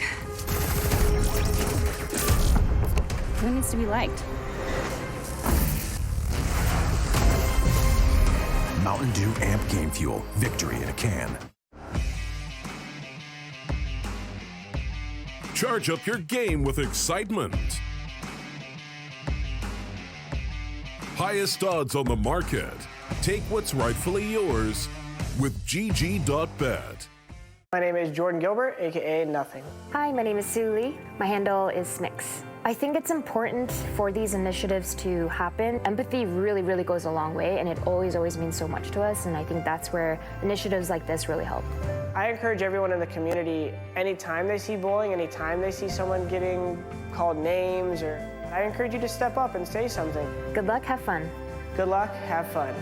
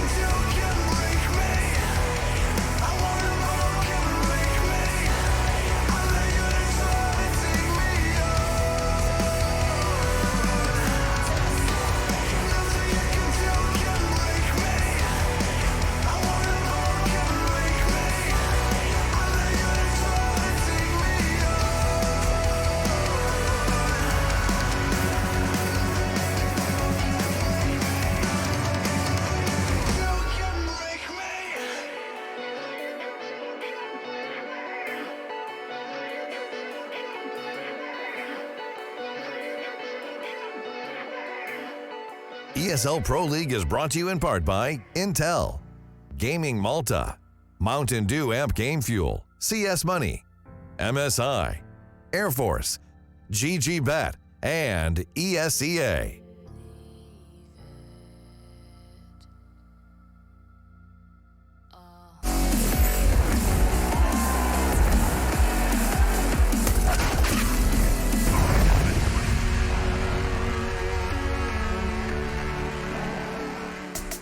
Very good evening to you, and we do have one more map of Counter-Strike this evening between Fnatic and Big Clan, our hot match. Myself, Machine, joined by the council of none other than Chad Birchall and Henry Greer as well. Him first? He's been saying my name on the desk longer than he's been saying your name next to our casting. Yeah, that's true. I don't always introduce you. I just say I'm Machine, he's Henry. I feel like there was a hierarchy. I'd be at the top, Chad would be there, maybe you third. Just, that's my opinion. I mean, well, that would be by age. By age, by the order of us living in the house we moved to. I mean, there's lots of things and stuff, right, guys? Anyway, I wanted to fill you guys in because the reason that we're coming in a little jovial, a little more melancholy is that we have been informed that Steam is doing its routine maintenance. It's Tuesday night. That's what happens on Tuesdays. It was up here. It's the sound it makes. Down here now. If you're a player and you'd be aware of Steam going down on Tuesdays, it can be quite frustrating, but this is when Valve do their routine maintenance. But I swear, from my gamer side of my life, I swear that's usually pretty quick. I swear it usually just goes World like... of Warcraft doesn't use Steam, I think, Alex. Yeah, okay, cool, man. Cool. Dang for me. But when I press play and it goes like, Steam's updating, that's usually a 5-10 minute, pop-off TeamSpeak for 5 minutes and it works again. So let's pray for that. I will. I'll channel we plan for the worst, prepare for the worst. No, which one is Fail it? to prepare to fail. I don't know which one it is. I don't know. But something about preparing. Good stuff and so something. far, yeah, but I do have a graphic. I want to point this out. So if we can whack up this format graphic for everybody, I want to explain through this because we have seen a lot of the favorites. I'm still a bit confused. Let's do it. Okay. Right here, I want everybody to first of all look at the hard left where it says round robin group. So as you can see there, we have 3 groups with 6 teams. Now, originally we had 4 groups with 6 teams and everybody was going to play on that beautiful little island of Malta that you see on those bumpers. But however, due to the current situation, we've had to split everybody back up. So we have a European side of things. That's where all of these teams are currently just so that round robin means that everyone will play everyone within the group Precisely, once. within a best of 3. Now, the 2 teams from each group will progress to where you can see stage 2 groups. Now, it is very important to come first in your group because you can skip the play-ins. Now, the play-ins will be teams who come 2nd or 3rd, respectively, in their group, playing for that 2nd slot within this stage 2 groups. Okay. So, seeing Astralis lose, seeing Na'Vi lose, these are big names to be losing early when we know that teams who come first are going to be going straight on through. So these are massive losses within a round-robin format. Now, as we move on forward, the stage 2 groups will once again be a round-robin where everybody will play everybody once in a best of 3. Once again, extremely important to come first in your group. You can make it all the way through to the grand final, which is going to be a best of 5, where you will play up against the winner of the semi-final, which is once again 2nd and 3rd respectively from the stage 2 groups. So lots of moving parts, lots of games of Counter-Strike here, but coming first, Henry, well, it feels good. Not only does it feel good, it helps you get through the tournament with ease. It's a long old slog as well. This is going to be weeks of Counter-Strike with the biggest names within the game right now, going toe-to-toe and best of 3 format as well. It is going to be a lot of fun, and hopefully we can just give you a bit of taste of that coming up as well with Mirage, which is going to be absolutely excellent. But thank you, Chad. I actually understand the format now. Did it better? I'm on board, yeah. It makes a lot more sense, and what I've learned from that is come first in your group, and you'll be all right. Precisely. That's what you should be aiming for. That's don't what we need come to be second. looking for. Always come first. Don't lose. Always come first. We only live with winners.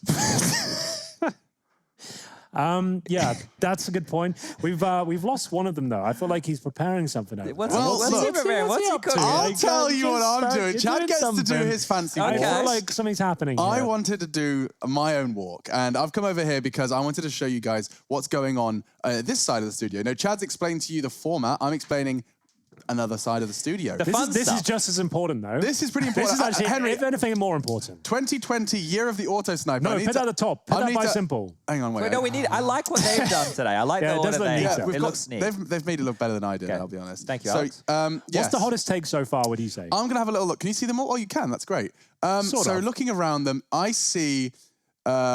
CS is a game of 2 halves from Harry today. That's something I'm a personal Is that fan like of. how are we revisiting that? Get rid of that. Take it off. Get it off. Yeah, that one's that's done. gone. Anything else? Astralis not prepared. Get rid of that. Rubbish. Oboe is the NA zip. I don't mind that. That's a discussion. Okay, if he just starts clutching at big lands, we'll keep it up. Yeah, but we'll say if they make it to the actual finals, then we'll go from there. We'll okay, you have to be consistent in clutching. Clutching is something which... so we're going to need to see a lot of Oboe before we can really lock that one in, all right? By the way, if anyone's wondering what's going on up here, this is the first day. Henry wrote ends equals dead. Henry wrote ends equals yes, dead. he did. He also... We talked about Mistua being the new Rops. No I did make that statement. Okay, so can I clarify that for everybody at home? So when we were talking about Rops, he's a new name who came straight into the Pro League. He was picked up from the Pug circuit. Same thing with Masuta. Okay. And then I was looking at him as how he would transition into a team. Not necessarily the same type of player as Rops, but the same path to being a professional player as Rops. So maybe there's some clarity needed there. I'm not sure, but we'll monitor the situation. We're keeping it up there? We'll keep it up. For now, I can't dispute it. I can't rip it off the wall because we just simply don't know. Precisely. What else have we got up there? Is there's a little top order thing and stuff like this? So these guys? Yeah, what's all that? I'm so glad you asked. My felt, 1, 2, 3, hexagons. Yes. Well, your fellow hexagons. This was, of course, for the Na'Vi game earlier. They were playing a game and actually they lost. You made this yourself, right? Yeah, I actually made these at home using polycarbonate. I used a heated glue gun and various utensils. It looks very good. I like the fact you've got the 200 IQ in-game leaders there. You've got Golden and MSL, which I agree with. They're some of the smartest men in the world. Yeah, and not I had only to put the them game. together. I just couldn't bear separating them, you know? It makes sense. Well, I feel like MSL should be there by himself. But we can kind of recap that just quickly, right? Because on that board right there is meant to be conditions to look out for within the group. Now, to watch was Poison, right?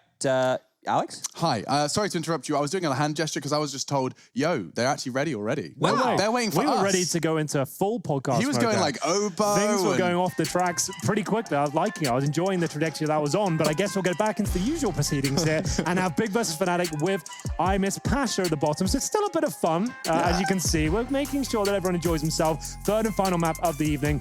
I'm going to go with Fnatic after seeing that. I know I originally predicted Big.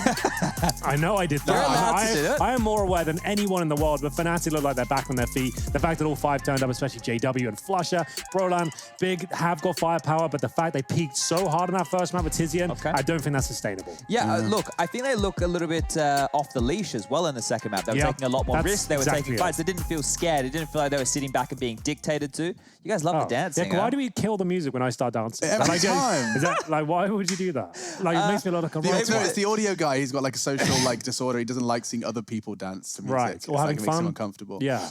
Stop. Well, I don't look look. I'm not really into dudes dancing at all. Well, Chad, that's because you're living with the wrong people. Yeah, Alex and I've never. My mum is a. Are they still waiting for us?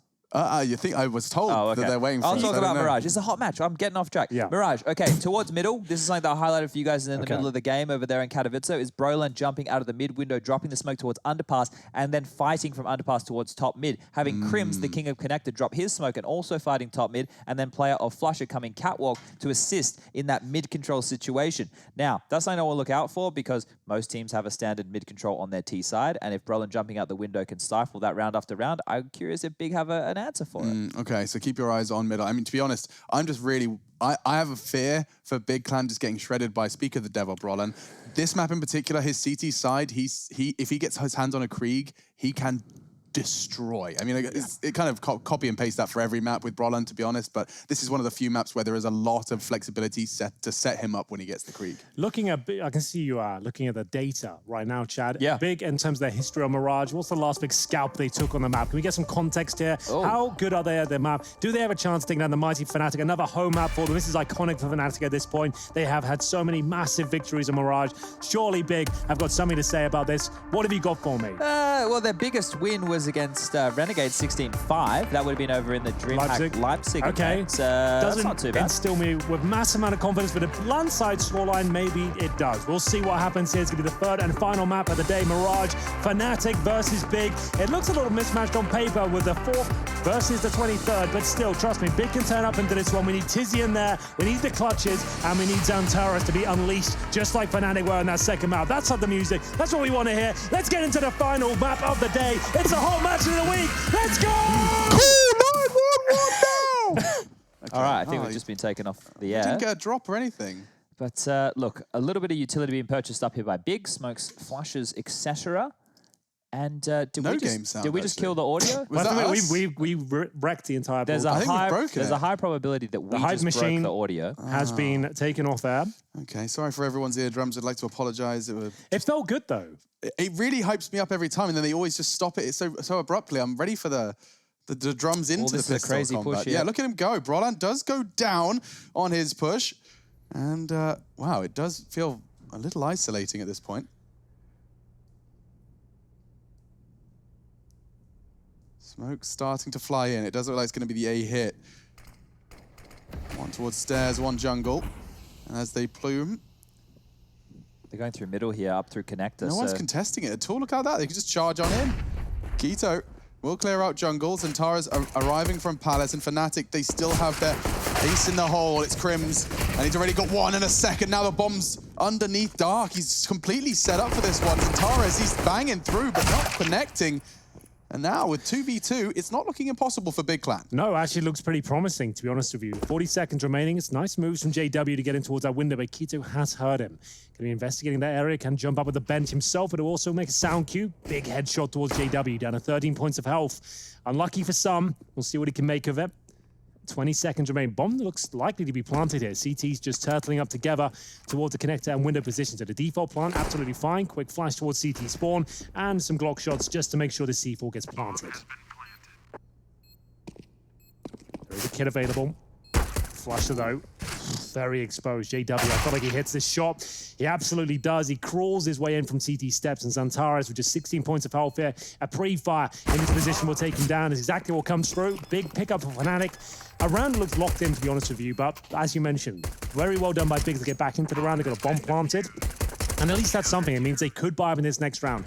We're not seeing as many teams do it these days. We can drop 2 Kriegs at this point, go for a Galil as well, or you can go for a massive buy in the next round. I think they'll go for the former, but we'll have a look. Let's see what they go for. 3K available, so there's the AK. Ooh.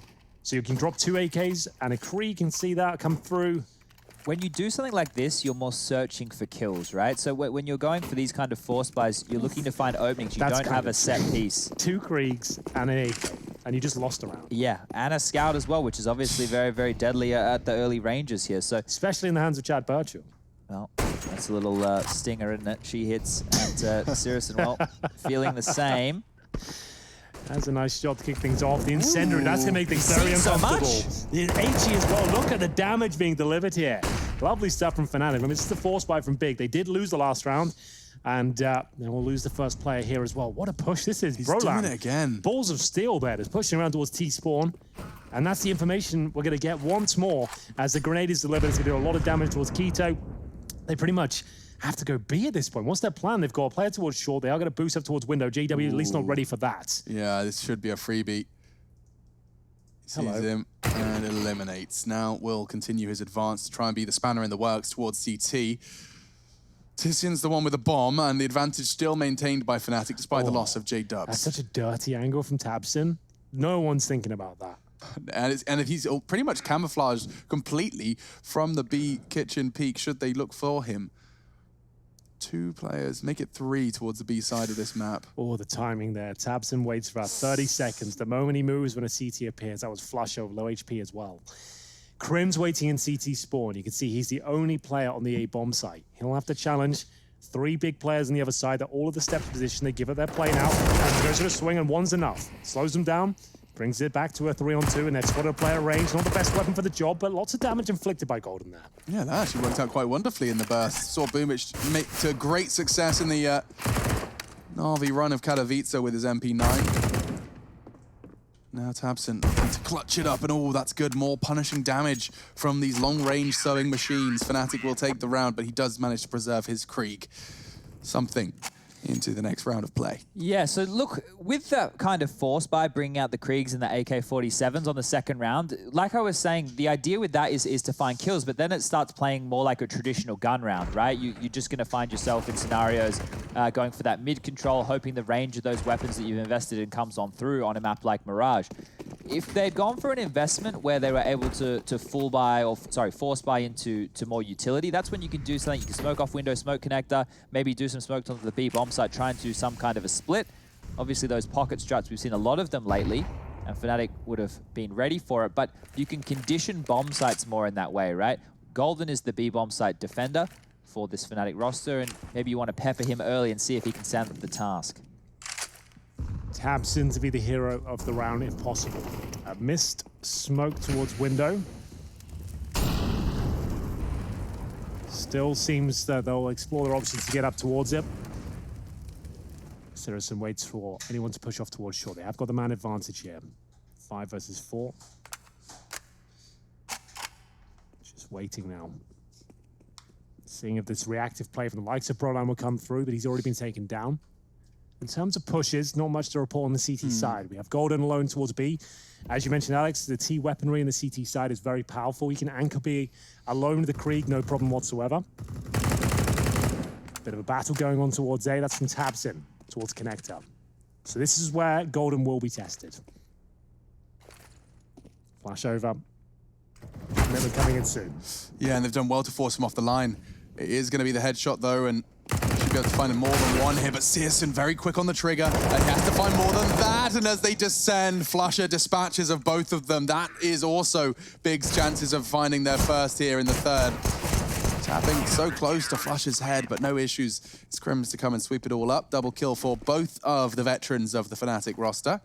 And 3-0, looking much more like the start they had on Overpass, as it was 16-7 in the end, but it does not necessarily tell the whole story. Very much a one-sided affair in the first. The ult will come out just there before we cut away. Syrison picked it on up. It looked like he opted to go for Kevlar so he could buy a nade, and that will be in the fashion of a flashbang here. They're going to be sending the top mid smoke down and some members of it towards B apartments. All right. What have you got for me, Big? We need some energy here. We can't have another 0-9 start. We need to have a few early rounds. Their economy has been compromised. You can see Tabs now just the Galil. They do have the AWP of Syrison, though. He hasn't lit it up as much as I'd like today, but he has had his moments. As Chad mentioned, the king of connector, Crims, iconic in this position. Waiting for an opportunity here, an incendiary from his teammates to just push anyone back towards the underpass steps there. It's the first kill. JW has been going down a lot early on in these rounds in this series so far. He had the Krieg towards the window. Yor plucks him away. And for now, they can put the brakes on again. They'll be waiting for those reactive plays. You can see Broland is hovering on A ramp, was thinking about pushing through. But I think it's just a bit of a telegraph play at this point. They're going to commit towards B. Oh. And in we go. Golden surely in trouble here. He should be. They know exactly where he is. The support coming in now from Flusher. Previously very effective. Good work from Golden to get one, and now descending into the site. Crim's perfect weapon for the job. Even gets a seconds, and Tares tried to silence him, but instead sent to the grave. 3v2 now. Brolin will crawl around towards the long flank towards the apps. Where's Syrison with that AWP?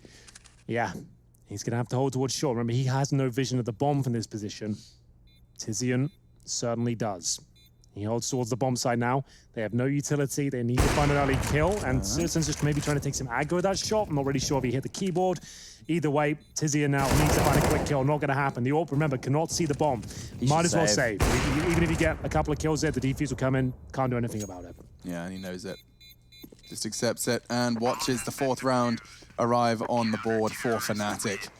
You said it can't be another 9-0. Well on their way. It was down to Crims to keep this B site unlocking. And it's the Krieg, right? The multi-kill potential of the Krieg is insane. That's one of the main features of the weapon, because you think about it, the T set is great for picks. It's great for finding a lot of kills as well. But when they line up for you, when you've got multiple players in one key choke point, you can mow them down with that Krieg.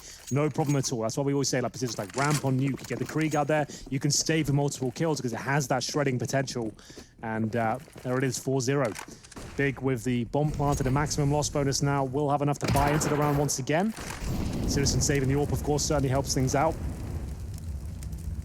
Let's just note here in the last... Wow, same opening huge pick. Shot. Big nades as well. Look at him go. He is entry fragging right now. He is the first man into the site, this time with the AWP. He's already managed to drop down. Keto does continue to find frags into B. JW does not miss. Tizian falling. Now Keto. Chad's shaking his head. Yeah, look, they clearly want to condition this B bomb site. This is 3 rounds in a row that the finish has been B, but the problem is if they're not able to get any of these rounds on the board, then it doesn't matter how many times you pick gold. It doesn't matter how many times you plant the bomb.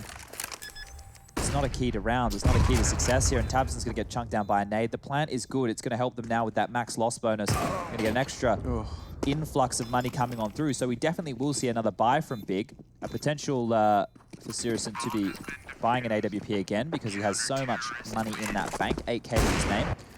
But let's see if they want to go B again, right? They've been able to get into B. It's just winning the rounds on the side. They're losing while they're trying to set up their post-plant positions here. And Crims, almost eidetic from the previous. He's going to grab 2 more from the kitchen window with that Krieg. So good stuff here from Fnatic as they continue to pile up rounds. It's very good stuff, if you don't mind me saying, Chad. This is great comebacks every single time. And remember, Big getting the opening pick. It happens so often on overpass. They couldn't convert the rounds. They're getting picks towards B. It's not working out for them. They're not closing things out.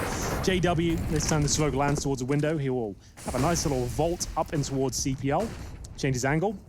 And Xantares will swallow an HE grenade at the start. tabseN, yes, think better of that, my friend. He'll fall back. Crims waiting on the other side, but that could be an opportunity. Waiting for his chance to strike there. Equal kill for now. We're going to have a 4-on-4. JW, though, great shot. He'll finish this off. He'll finish it off. Don't worry about that. Straight to the dome of Keto. There's no way they expect this, though. Oof. Sandwich play. He checks, and Xantares does go down to 33, but that's their way into the A site. I will note, though, that the bomb's now only just now been retrieved from the carnage in middle. tabseN, a very promising frag. Xantares making good on the promise his teammate made, and that should be the round. It looks like Flush has accepted his fate.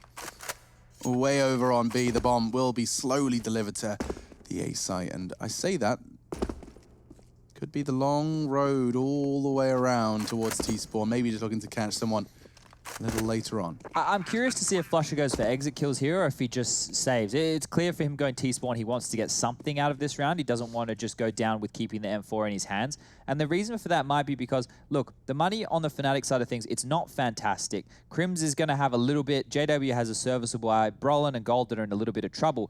But if they can take away 1 or 2 more guns here on the back of Flusher, that means that it's more than justified to go for the force buy. The loss bonus for Big is about to, start swinging back in the other direction because they're about to post this round on the board, keep their weapons as low as possible, make sure they're going to have a difficult time.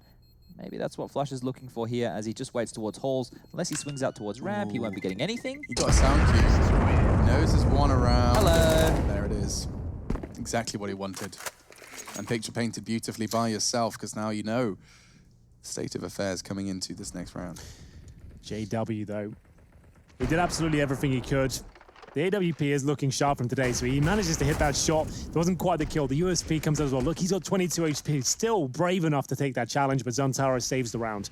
Pretty much single-handedly there, and we'll get into round number 7. AWP for Syrison once more. Been good at finding those opening picks. Smoke to extinguish the initial incendiary, and this is the faster-paced round. Doesn't seem to be the case. That smoke missed towards connector. There's a massive gap. All 5 players are going to A-Chat.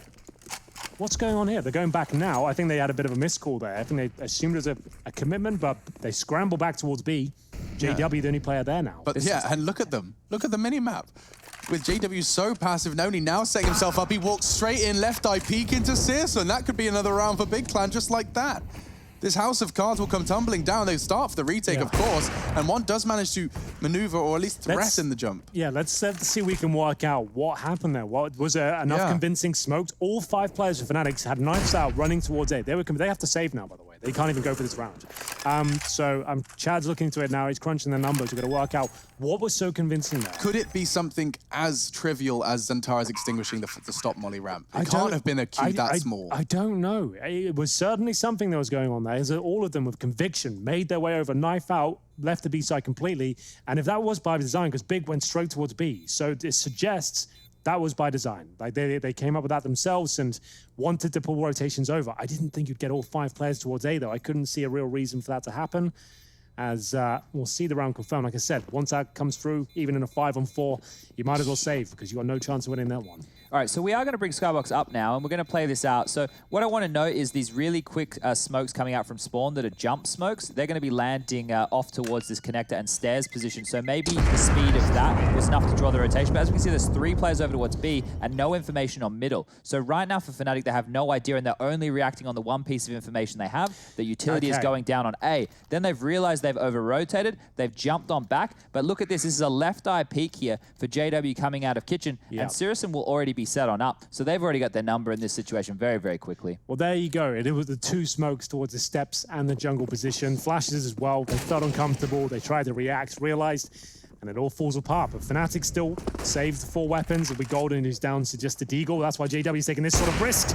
And it's one that works out for him. Nice flashbang from Brolan as well. Throws that from the A bomb side towards the top of middle. Just as he peaks, you can see JW wasn't flashed whatsoever. They get the opening kill, and they fall right back without taking any damage whatsoever. So what's the reaction now? Big. Got the bomb in the B apartments. Bit of a wall bang towards the B side here. Flusher, of course, is just saying, yeah, I know you're trying it. I'm not trying to hurt you. I'm just letting you know that I know. I know that you know that we know. So the Krieg now making his way towards connector. Tabson, the new in-game leader for Big, remember that. Used to be just a straight-up star player. A lot of responsibility given to him now with Godby leaving their ranks. He is part of the coaching team, though. What was his answer when he said you get to see Godby? He said not too often, so I think he's probably more of an analyst kind of backseat role at this point. He said it's a three-way relationship. Toby, the coach, Tabson and Godby, they work together to create the strategies, but not seeing too much of him on a face-to-face contact. JW's so low. He's still maneuvering around and throwing bullets back in Tabson's direction, but advantage maintained for Fnatic, and now pressure mounting for Big Clan. Searson's losing a lot of health there, and Flusher's being a little rascal. He knows their attention's drawn elsewhere, and as the smoke fades, he gets both of them. A massacre to secure the 6, and Taras and Tizian and their B site woes continue.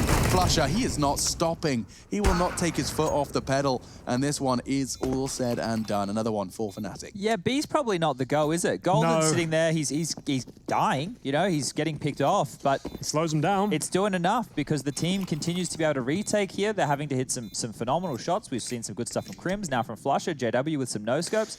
I like this aggression. This is perfect aggression. Remember, they had one player in Deagle as well, so we need to find an advantage here, boys. We need to get an opening into the round. It was Brolan and Flash's top of middle. JW converts 2 frags in the end. He opened things up. He shut them down as well. Just what you want to see from a player that was MIA in the first map, remember. And Inferno, he couldn't get going whatsoever. He was 1-11 on the CT side of Inferno. Now 10-4 as a 6-2 up. So that fake that we saw before can now actually be run as a strat, and they won't start rotating away from B straight away, right? So that's something to keep in mind as this game progresses here. We will just see a standard top mid smoke. It looks like it's going to be a pretty quick A piece, though. Well, I was about to say 5 there, you're probably onto something, but there's one player towards middle, but he is rotating towards the T area. He's got a smoke lined up. Tabson won't deploy just yet, but this will be an A finish for sure. Smoke now thrown in towards connector. And towards a jungle position as well. Flash is over, and here they come. Nice connection from JW, just immediately nullifies the first prong of the mid assault. Coming in from all directions, and another one. Palace separated. 2 now remaining. Finally, Tabson enters the feed and keeps things level. 2v2. Bomb's not going to go down just yet. It's Searson to try and do so, but Flusher, he has got a nade calculated and will manage to keep the attention drawn. Golden connects, and now Searson. What can you do with this? Is he going round? He can see the bomb. It's planted for connector side, and he knows it as well. Would have liked to have made that jump, to be honest with you, but the smoke down makes things very complicated. We'll see what he can. He's going to get. Oh, I like it. If he just gets in the smoke, Chad, and just starts knifing people. What's the molly going to do, mate? What's he doing? Oh, I thought he was trying to fake that he was far away. Instead, Golden pushing through, and it will be another one on the board. What was the play? Was he trying to suggest he threw that I from thought like that's away? a connector panic, right? That's a sick idea if that was the case. It could be. I just wanted to see him getting the knife out in the smoke, ready to go with stabby. But it was a cool idea, but if it doesn't work out, it doesn't. Yeah, because Golden was in front of that smoke, the trajectory wasn't known. So, well, wasn't seen, so assumably had to be thrown from a close position. Well, Fnatic here, 7-2 up right now. Look, this has had a bit more to it because there actually have to be retakes. Ts aren't just rolling over and getting whatever they need done. But it's these mid-rounds here where Fnatic have always done their best work. I say a similar thing with FaZe Clan. Once they can find their openings and then they can set themselves up, they're really good with their intuition. And they've seen this situation so many times on the high level that they instantly know how to react. JW will see the player walking down towards middle, but it's just going to be an A explosion. Yeah, I mean, explode they will. Look at Tizian. He's pretty up on sandbag. Brolan is doing his very best over that. Smoke, what a kill and a half. And then some. Oh, JW, you don't Don't see that every day. No, you do not. I didn't think he stood a chance there, Alex, but somehow pulls off the quick scope and taps him. He is all the way over towards B. Now, what kind of plant have they got? It looks like, at this stage, it's towards the bomb side itself, just the opposite side of default. So he's going to have to get his skates on here, but he could find them towards connector. God, This could be good for a couple of kills. There's the first, but it gives us position. It wasn't multiple potential, and unfortunately, it doesn't lead to too much now. Incendiary available. Smoke on the bomb has to come in right now. Bomb is looking very good for Big. Where's the defuse coming in? Incendiaries. Molotov's thrown over. The shot doesn't miss. It's going to be a defuse coming through, and the shot has to connect, and it works out for Big. I don't think there was time regardless, but there it is. They stick the landing, and Tabson with the long flank from B. He only gets one kill, but it slows them down tremendously. Even with that round win, though, we have 2 players on the Big side who have under 4K. And normally you want to have about 4.5 to be getting a serviceable buy right now. So they're either going to have to buy into the Galil, or they won't have a full set of utility. But that right there is a round where maybe Fnatic took a little bit too long to get their pieces together. That Molotov towards ramp, it was great, you know, but just maybe took a little bit too long. Yeah, a little bit, like 5 seconds before, we would have been on something there, I think. But Money, as Chad mentioned, completely wrecked at his point. But this is a huge round. This is the biggest round of the half so far. You can see both teams broken financially. Mac-10's Galil might look quite dire, but you've got 2 players with no helmets there. The correct entry point could be enough, and it will sabotage the Money of Fnatic, so I don't mind this buy at all from both sides. We can see Tizian lead the way. Great flashbang, leaps in. That's Golden Remover. Flasher now has to fight tooth and nail the FAMAS. Not an ideal weapon, but he's making it work. Surely that's all he's worth. He does get another ding towards Keto. Damage being inflicted from Crimson towards this B-bomb site. A 3-on-3 ensues as the bomb is planted. Just in the nick of time. Yeah, just before Brolin's nade did find Keto's nose, and Searson actually has managed to make this a favorable one for Big Clan. Just Crims. Smoke kit, he's got the clutch starter kit. Here's a real chance here. He really does. If he wins this duel cleanly, he does. Now pre-firing, he's going to have to smoke onto the bomb, but he's not ready for Searson's position. He's convinced he's in the apartment, so nice to double up on the site. Pays off for Big Clan as they keep this one competitive. 7-4, and the CTs are broken. We're looking very much like a 7-5, and very much that gap closing into a competitive half. Yeah, we said that was a massive round there. Had that bomb been denied, that HE comes in half a second before, the round is going in favor of Fnatic, but the fact they got the C4 down there, Searson could step up the AK-47 and start playing some heads-up Counter-Strike. Very exciting scenes towards our B bomb site, and we do have the full eco confirmed and a B stack. What are the kids saying these days? It's on like Donkey Kong, is that what they're saying? I don't know, Donkey Kong's from like the early 80s, I think, so... Yeah, I was making a joke at our age. I think we're probably the only people who would have played a Donkey Kong game in recent history, actually. Well, there were some remakes, actually. I think Donkey and... Wait, hang on a second. Donkey is his name, right? Donkey Kong? It felt weird to be saying Donkey. I dropped his kind of... He's the original character in Mario series with Mario. He threw the Donkey barrels Kong down the ladder thing, right? Okay. There is something developing. He pulled out the knife, went to knife him because Tabson almost ran past. Then Tabson backpedals, so he has to change the USB. And then Tabson has a grenade in it and still gets the kill. Okay. So it all works out. Yeah. And it's an AK, express delivery. But it is another round for Big. Bombs down, clock's ticking. CT's now just waiting to see if they can find any aggression, and they will, so they're going to find some more guns for free. See, this half, if you're Fnatic and you get 10, you're more than happy with that. I think that's a fantastic half. For Big to battle on back in, you're probably happy with 5 as well. So if the half ends at this point of Fnatic getting away with it, I think, what are they doing? They're just trying to keep the cash low. I guess so. Crims is trying to keep him there on the bomb. It's not going to work out. Keto will survive that one. But still, they leave him with Krieg and an AK-47 on an eco. Not the worst outcome, if you've asked me, as you'll see the replay at this moment here. So he jumps through the knife out. The silencer was also removed as well. The knife came out. The USB delivered. So a lot of chaos in towards the barmans there, but we get into round number 13, and this is where Fnatic will still have a 7-5 lead here at the scores so far. We have got a very equal spread across Big side. Tabson and Keto and Searson at the top of 8 kills. JW at the top of Fnatic with 13. No AWPs in play on the CT side. Searson has his, so a big advantage in that respect. No damage inflicted with the M4 spray. Oh, who's that running in towards B? That's Tizian. He has had some convincing moments where he'll run into an area, pull rotations over. You see there's still 3 players towards B right now with the bomb outside A.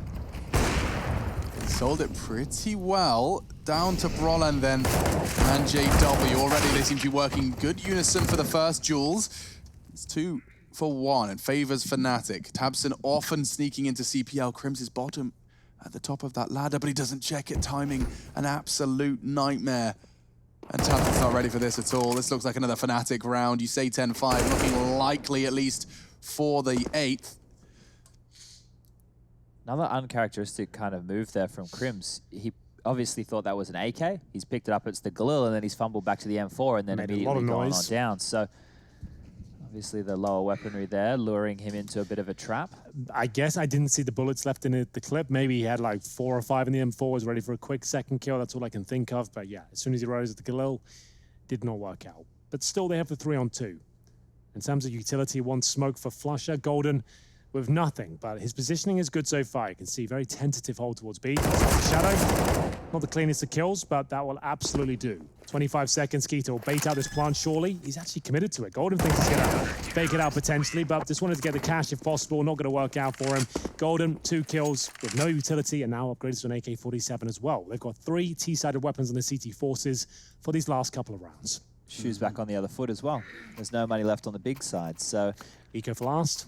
I think at this point, maybe just get 2 force bars out there. Just see how we go. Give her a crack. Who do you reckon is the 4 names above JW in opening kills? Yeah, that just said at big events, JW is the 5th best at opening kill rating. Who do you reckon is some names up there above him? Yeah. Dupree, maybe. Simple, probably. Do you think he's opening kills are Simple happening? Or is he closing rounds? Twist could be up there. Yes, I don't know. Anyway, should we have a look at this absolute mauling at the A side? We probably should, because they've gone for the smoke to plant They'll take in, that. and that works out. Flashbang dance on the exit, Searson. There's been so many situations where people have pulled out their knives. Just having a bit of fun, are they, you know? I guess sharpening the blades. Really want to make sure they're communicating. Yeah. Hey, Tabson, we got you, mate. They want to get under that man's skin. That would annoy me, to be fair. They're doing that to me on the server. Yeah. I wouldn't let them know, but I would be quietly pissed off. Why can you not just... Could you just play the game? I guess you don't have to shake his hand at the end of this game. No, that's true. Yo, There'll be none of that. Definitely not these days. Definitely none of that. I haven't shook anyone's hand. Oh, dear. All right, last round of the half, ladies and gentlemen. The B attacks have not worked, other than I think it was 1 occasion for Big thus far, and it looks like they want to try their luck once more. One more time. I want to celebrate. Let's give it a good go. Final chance for Big.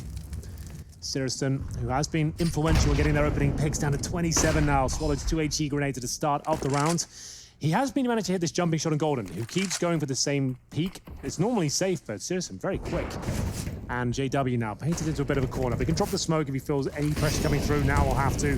That's a lot of pressure, a lot of heat towards the window room. Flashbang, and then he'll move out. And his Crims, as we said, always positioned correctly and connects out. There's a little bit of damage and falls back as we get into the 1-minute territory.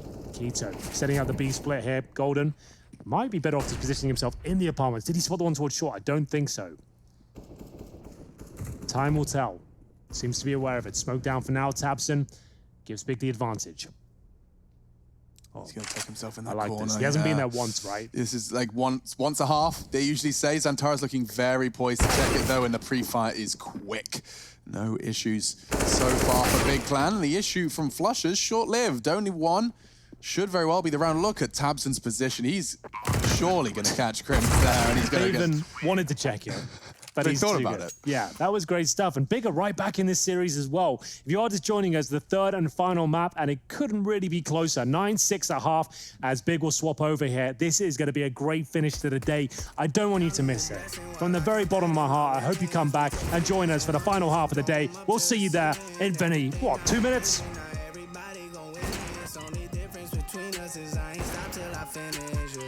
I feel on top of the world, I feel on top of the world right now. I feel on top of the world, I feel on top of the world right now. I always wanted the world, I wanna conquer the world right now. I feel on top of the world, I feel on top of the world right now.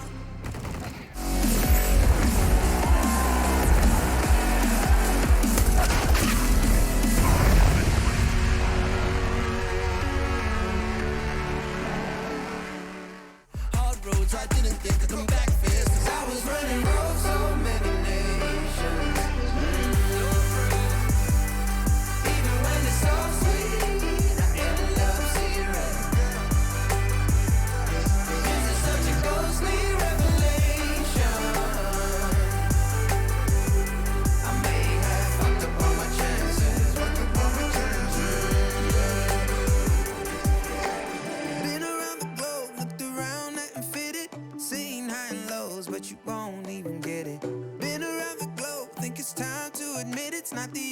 out the road and you won't even get it. Been around the globe, looked around, I can fit it. Seen high and lows, but you won't even get it. Been around the globe, think it's time to admit it's not the end, but the road.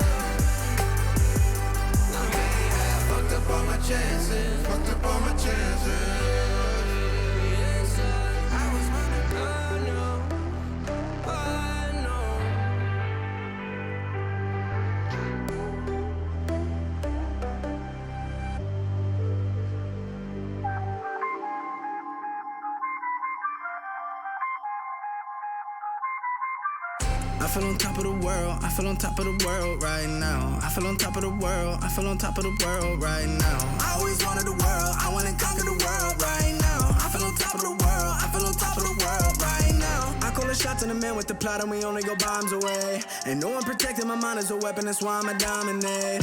Taking advantage of every second, now I ain't got time to waste. They all tryna sign my name, they want me to sign my name. Counting your blessing while I count that in my winnings. We take 50s and 100s and throw them up to the ceiling. Everything I envision, not everybody gon' witness. Only difference between us is I ain't stopped till I finish. Yeah.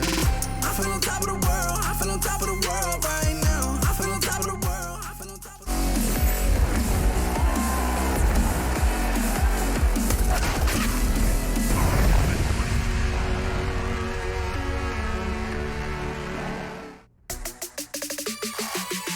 9-6 on the half of our final map of our final game, second day of the 11th season here for ESL Pro League. Fnatic, they did falter on the first. Big Clan did find a rather compulsive, what's the word? It's not compulsive, it's convincing. That's the C word. Convincing would work, yeah. A convincing victory on their first, but of course we find ourselves in our third. Henry G, you've heard him already, and Sponge as well joining us on the airwaves to bring you this final half. Yes, indeed, ladies and gentlemen. This is going to be a banger here because I believe that if Big get this pistol round, we might be going all the rounds, all 30. It could be one of the nail biters of the day right here. That was an if, though. Those two letters, a rather important component of the sentence. And woo, Searson did already open things up with quite the bang. Beheads J-Dubs, and now into the site they flood. 4 members of Fnatic remain, and already Brolin, bullet in his brain. Down now to 3. Fnatic standing rather tall, Crims. In towards Connector and bomb down. This is looking pretty winnable here, Hank. It absolutely is. Searson has set them up quite nicely. 2 smokes available, 8 cheese as well on the CT side, but no kits, most importantly. It's a 4-on-3 currently right now as the CT start to encroach in from spawn. All 4 players in that position. They get a pounce of a couple of flashbangs here, smoke the bomb, and cause chaos. This is going to really suck. No kit, admittedly, but 2 smoke grenades. How will Fnatic deal with this? Looking to find anything. He's on it already. Tapping away. Tabson's still on it, but slicing. It's going to be Flusher with the knife. Of course it's Flusher with the knife. That was really cool, though, from Big. The fact they went for the defuse as the flashes were popping as well, and the smokes are going off. Lots of sound cues, and you couldn't really necessarily hear the defuse sound. Great attempt, but the knife and JW, they go hand in hand quite well. Unluckily for them, no one was there ready to receive those grenades either. So I want to make a little note. Seriously, got that opening kill towards top middle. He was actually standing on the bench. The bench for the extra headshot. That was kind of cool. That's true. I like that one. So he jumped out window, landed on the bench, and then picked from that angle. It's not an angle that T's are used to at all by any means. So be curious to see if we see that come out with the AWP on gun rounds. I don't mind full set pieces towards A in the second round. They are a little bit dangerous. You're vulnerable to flanks. You pretty much have to do these within the first 30 seconds of the round. Where does the boosted molly go from Roland here? That goes towards CT spawn, I think. That's on bomb side for now. So yeah, there's one towards, sandwich ring, you're right. Nice from Vito, though, playing close by that ramp and tagged down to 27. Eventually, the spray from Crims, 30 bullets later, will connect and desperately trying to do some damage. Searson did inflict a little. These 4 members of Fnatic, they haven't quite had enough issues on their road to A, and therefore this Big Clan force in the second will fall flat. Well, there we have it. That was a force buy from Big. They actually stacked towards A as well. And we had a nice execution from Fnatic. I believe that Molotov landed behind fireboxes. So it was a lovely execution, all the smokes you could possibly ask for. CTs did get the initial kill, but a spam through the smoke enabled Fnatic to get through the initial choke point there, get the bomb down, and swarm the CTs and force them into a full eco here. So nothing really can be purchased at all. A gimme round for Fnatic here. Should be 12-6, no problem. Not even a flashbang purchase. That's about as exciting as you usually get on this round. What's the play? Just rushing middle, hoping for the best. A couple of kills would be fine.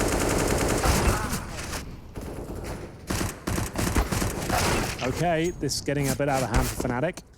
Getting a bit flustered. Yeah, I never like going for mid-control because that's, as I mentioned, the only avenue of approach you can really have on a full eco is pushing middle on the CT side. I like a very passive, hold in these rounds, wait for them to see what they're doing. The fact you've given them an AK-47 as a chance you could lose this round is an absolute nightmare. Another dink delivered by the USP this time, but Flusher will pull them back. Molotovs keep being delivered towards jungle. They don't have to worry about that position too much, considering these players don't have armor. Yeah, Zantara's with his unarmored AK is about connector, but I think as he loses his teammate, he's just going to continue that trajectory straight on up to save. It looks like there was a molly he didn't pick up. Wow. Report. We'll be trying to keep hold of this AK. Chances for Big, though, dwindling here, folks. It's going to be 12 for Fnatic, 4 away from the series victory, and doing what Astralis and Na'Vi couldn't so far in their opening games, which is, as the favorite, picking up the win. Yep. So the tower is to hold on to the AK-47. Means he can drop the AWP going forward as well. He'll certainly drop the AWP for Searson and make sure his money is nice and strong. That's the way it should go down. Doesn't have to, I suppose. We'll see which way he's inclined. He has to buy armor himself, so maybe that won't be the case. Time will tell. Thinking about it, Searson's bought his own, so he's absolutely fine. Zantara has yet to buy armor. Has he realized?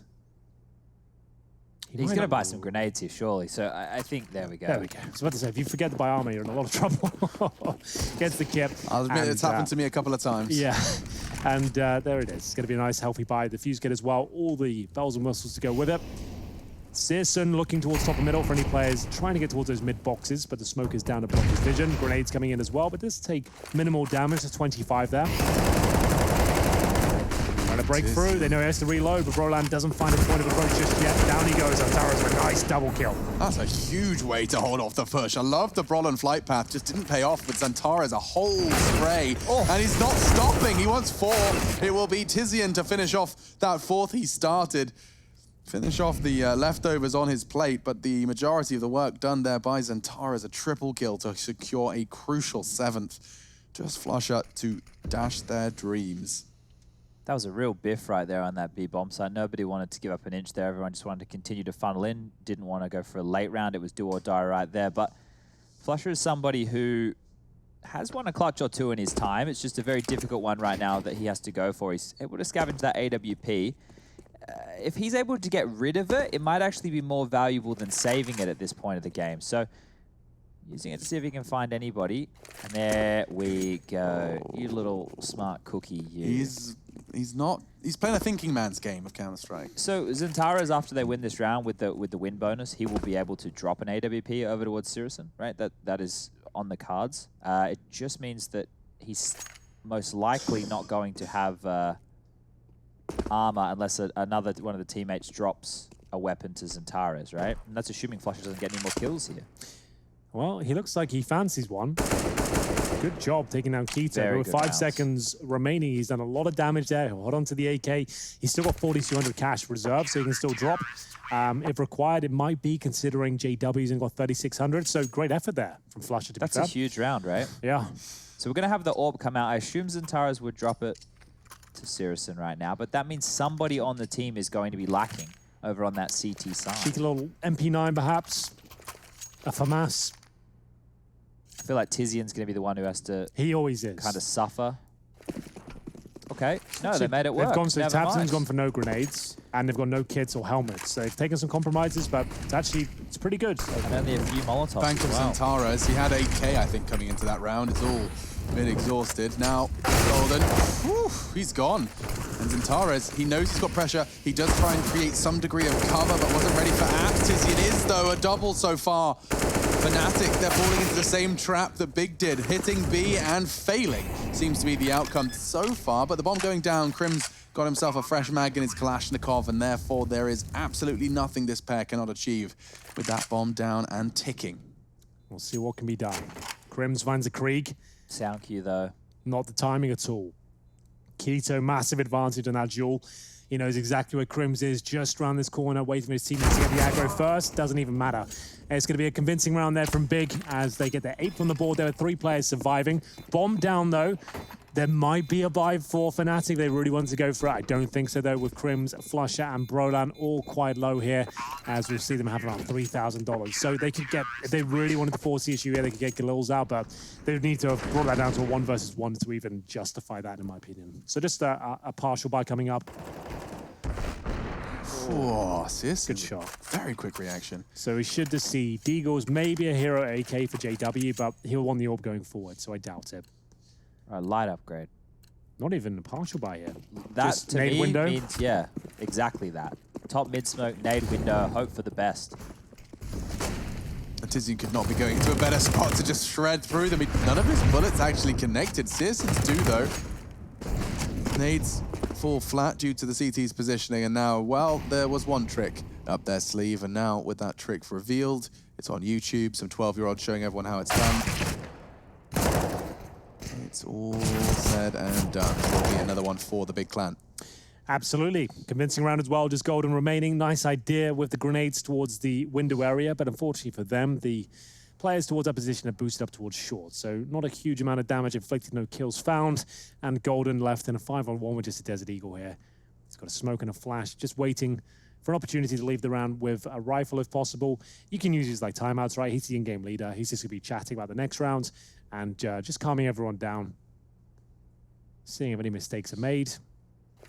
But like I said, just a chance to work out what's going to be going forward when they will be able to buy the next round. They took a very modest investment into round number 21. Number 22 will have the JW orb. You can see he's got $4,000 there.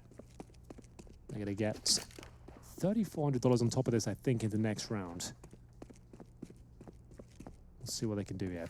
Golden. Smoke to win. Just going to try and go for that plant. A wild plant. Not going to work out for him. So plenty of cash going forward. You can see JW 6,400 now. So orb for him. Can we check on a JW spawn, see if he's got the middle position covered? Not the best mid spawns. Could go for the A ramp though, I suppose, but probably a default round coming up. 22nd of Mirage. Strap yourselves in. Let's see if Big Clan can truly hold their nerve. Because I'm not going to lie, yes, it's getting more exciting at the numbers at the top of the screen, but I have seen so many times Big Clan get close. I am so tired of describing Big Clan as a team that nearly broke the back of a giant. Right now, an opening yet again. So Searsson a little bit more dynamic. He was over towards the B bomb side this time, grabs another pick, and he's going to rotate around. I love this kind of approach with the AWP. You show your face somewhere. This is when you have a primary ride or die AWP. You don't need multiple AWP players. You just use him, you continue to move him around the map. And because they think he's probably posted up with a lot of information over towards that B bomb site, Fnatic are feeling the sweat of this. They realize that they can't go and pick into that position without using a lot of nades. And they're just setting up here to see if anything will come through over towards A. There it is. That's exactly what they're looking for, baiting someone into them. It worked out perfectly. And so the tables turn and level out. 50 seconds. Brolan towards connector now. He is alone. The bomb's making its way towards the B apartments potentially. So Brolan could just hold this position of this now for rotating CTs.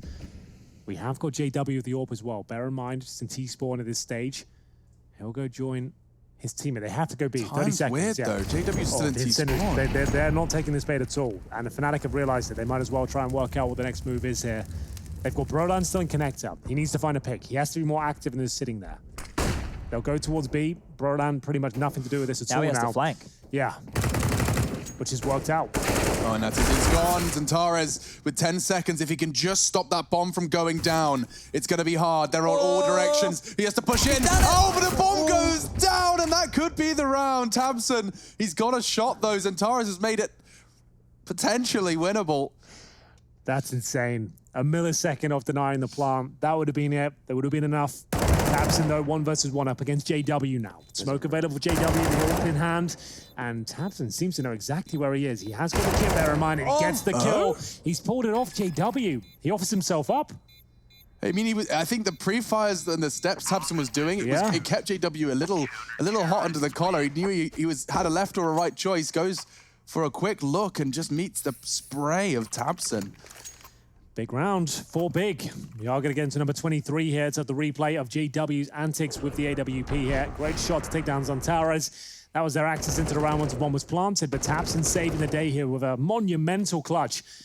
Like you said, it's overwhelming JW, baiting him out. Significant damage inflicted by Zantares already. And it's another partial buy here for Fnatic as we get double digits on the board for the Germans. Incendiary's thrown, denying access towards the mid boxes. So in terms of the partial buy, though, this will be a set-piece mentality. I would say towards B, they're looking to smoke both sides of the pillars. Smoke towards kitchen window as well.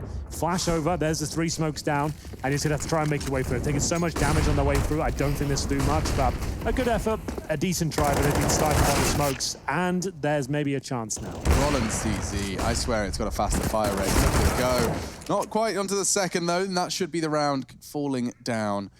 JW, they don't quite know where he is. They do now, and Searson a quick adjustment for his third. And 12-11, Big Clan have managed to totally seal that lead that Fnatic managed to accrue in the first. 12-11. That was the B execution there. Ideally, you would like to get the bomb down, but very good utilization of the grenades. We had Big locking them out with smokes, HEs. You could see just a plethora of them all over the place. And Tizian somehow surviving against the deadly CZ of Brolan there. We get into round number 24. That was the partial buy previously for Fnatic. They do have the AWP out once again. Everyone's fragging pretty well right now. We haven't got anyone dropping off dramatically. Keto, we'd like to see a bit more from him. It hasn't got double digits just yet. But Searson taking the game to them, pushing towards that underpass position. Tabson, how are you alive? Well, that will explain him. Not for much longer, and Searson will have to react to this. And he's got himself a kill, I think. There is a player towards kitchen. Boom, nails him. Couple of them found. Advantage Big. An aggressive AWPing Searson. Even had the support of Tabson. That was a coordinated maneuver to have Tabson in support from behind. Now Searson looking to do exactly what JW has just done to Keto. Close quarters AWPing. His shot misses, but a second chance perhaps. JW smartly maneuvering his way back into safety. So they have 1 minute remaining here. Searson got complete control of middle. Tizian with B. Probably should have made that first kill, but to be fair, he's played the safer game at this point. Drop the smoke. They can't really go towards B now. They have no information as to where he'll reposition. They'll drop Molotovs in there. They'll try their best to get through, but I think it's too much of a risk. In this sort of scenario, he's almost certainly going to get 1 kill, and then you've got an AWP to back it up. I think you have to go elsewhere. You can't justify pushing through this. You have no idea what Tizian could be. Yeah, but then the reality is you don't know what's happened in middle while you were gone. You don't know if the door's locked behind you, and so they take the fight, and Flusher, he wins it. A chance now for Fnatic, manufactured by the star of the Fnatic show. He's not quite ready for Zantares, though.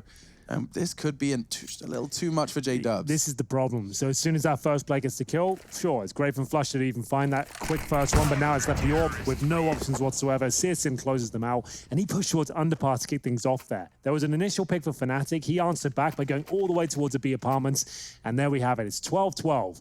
Tabson averages his second worst performance against the core of Fnatic with a 0.89 rating across 37 maps. Interesting. It's kryptonite. Yeah.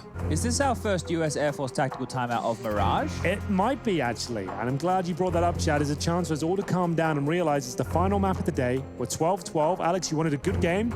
I think you might have got it.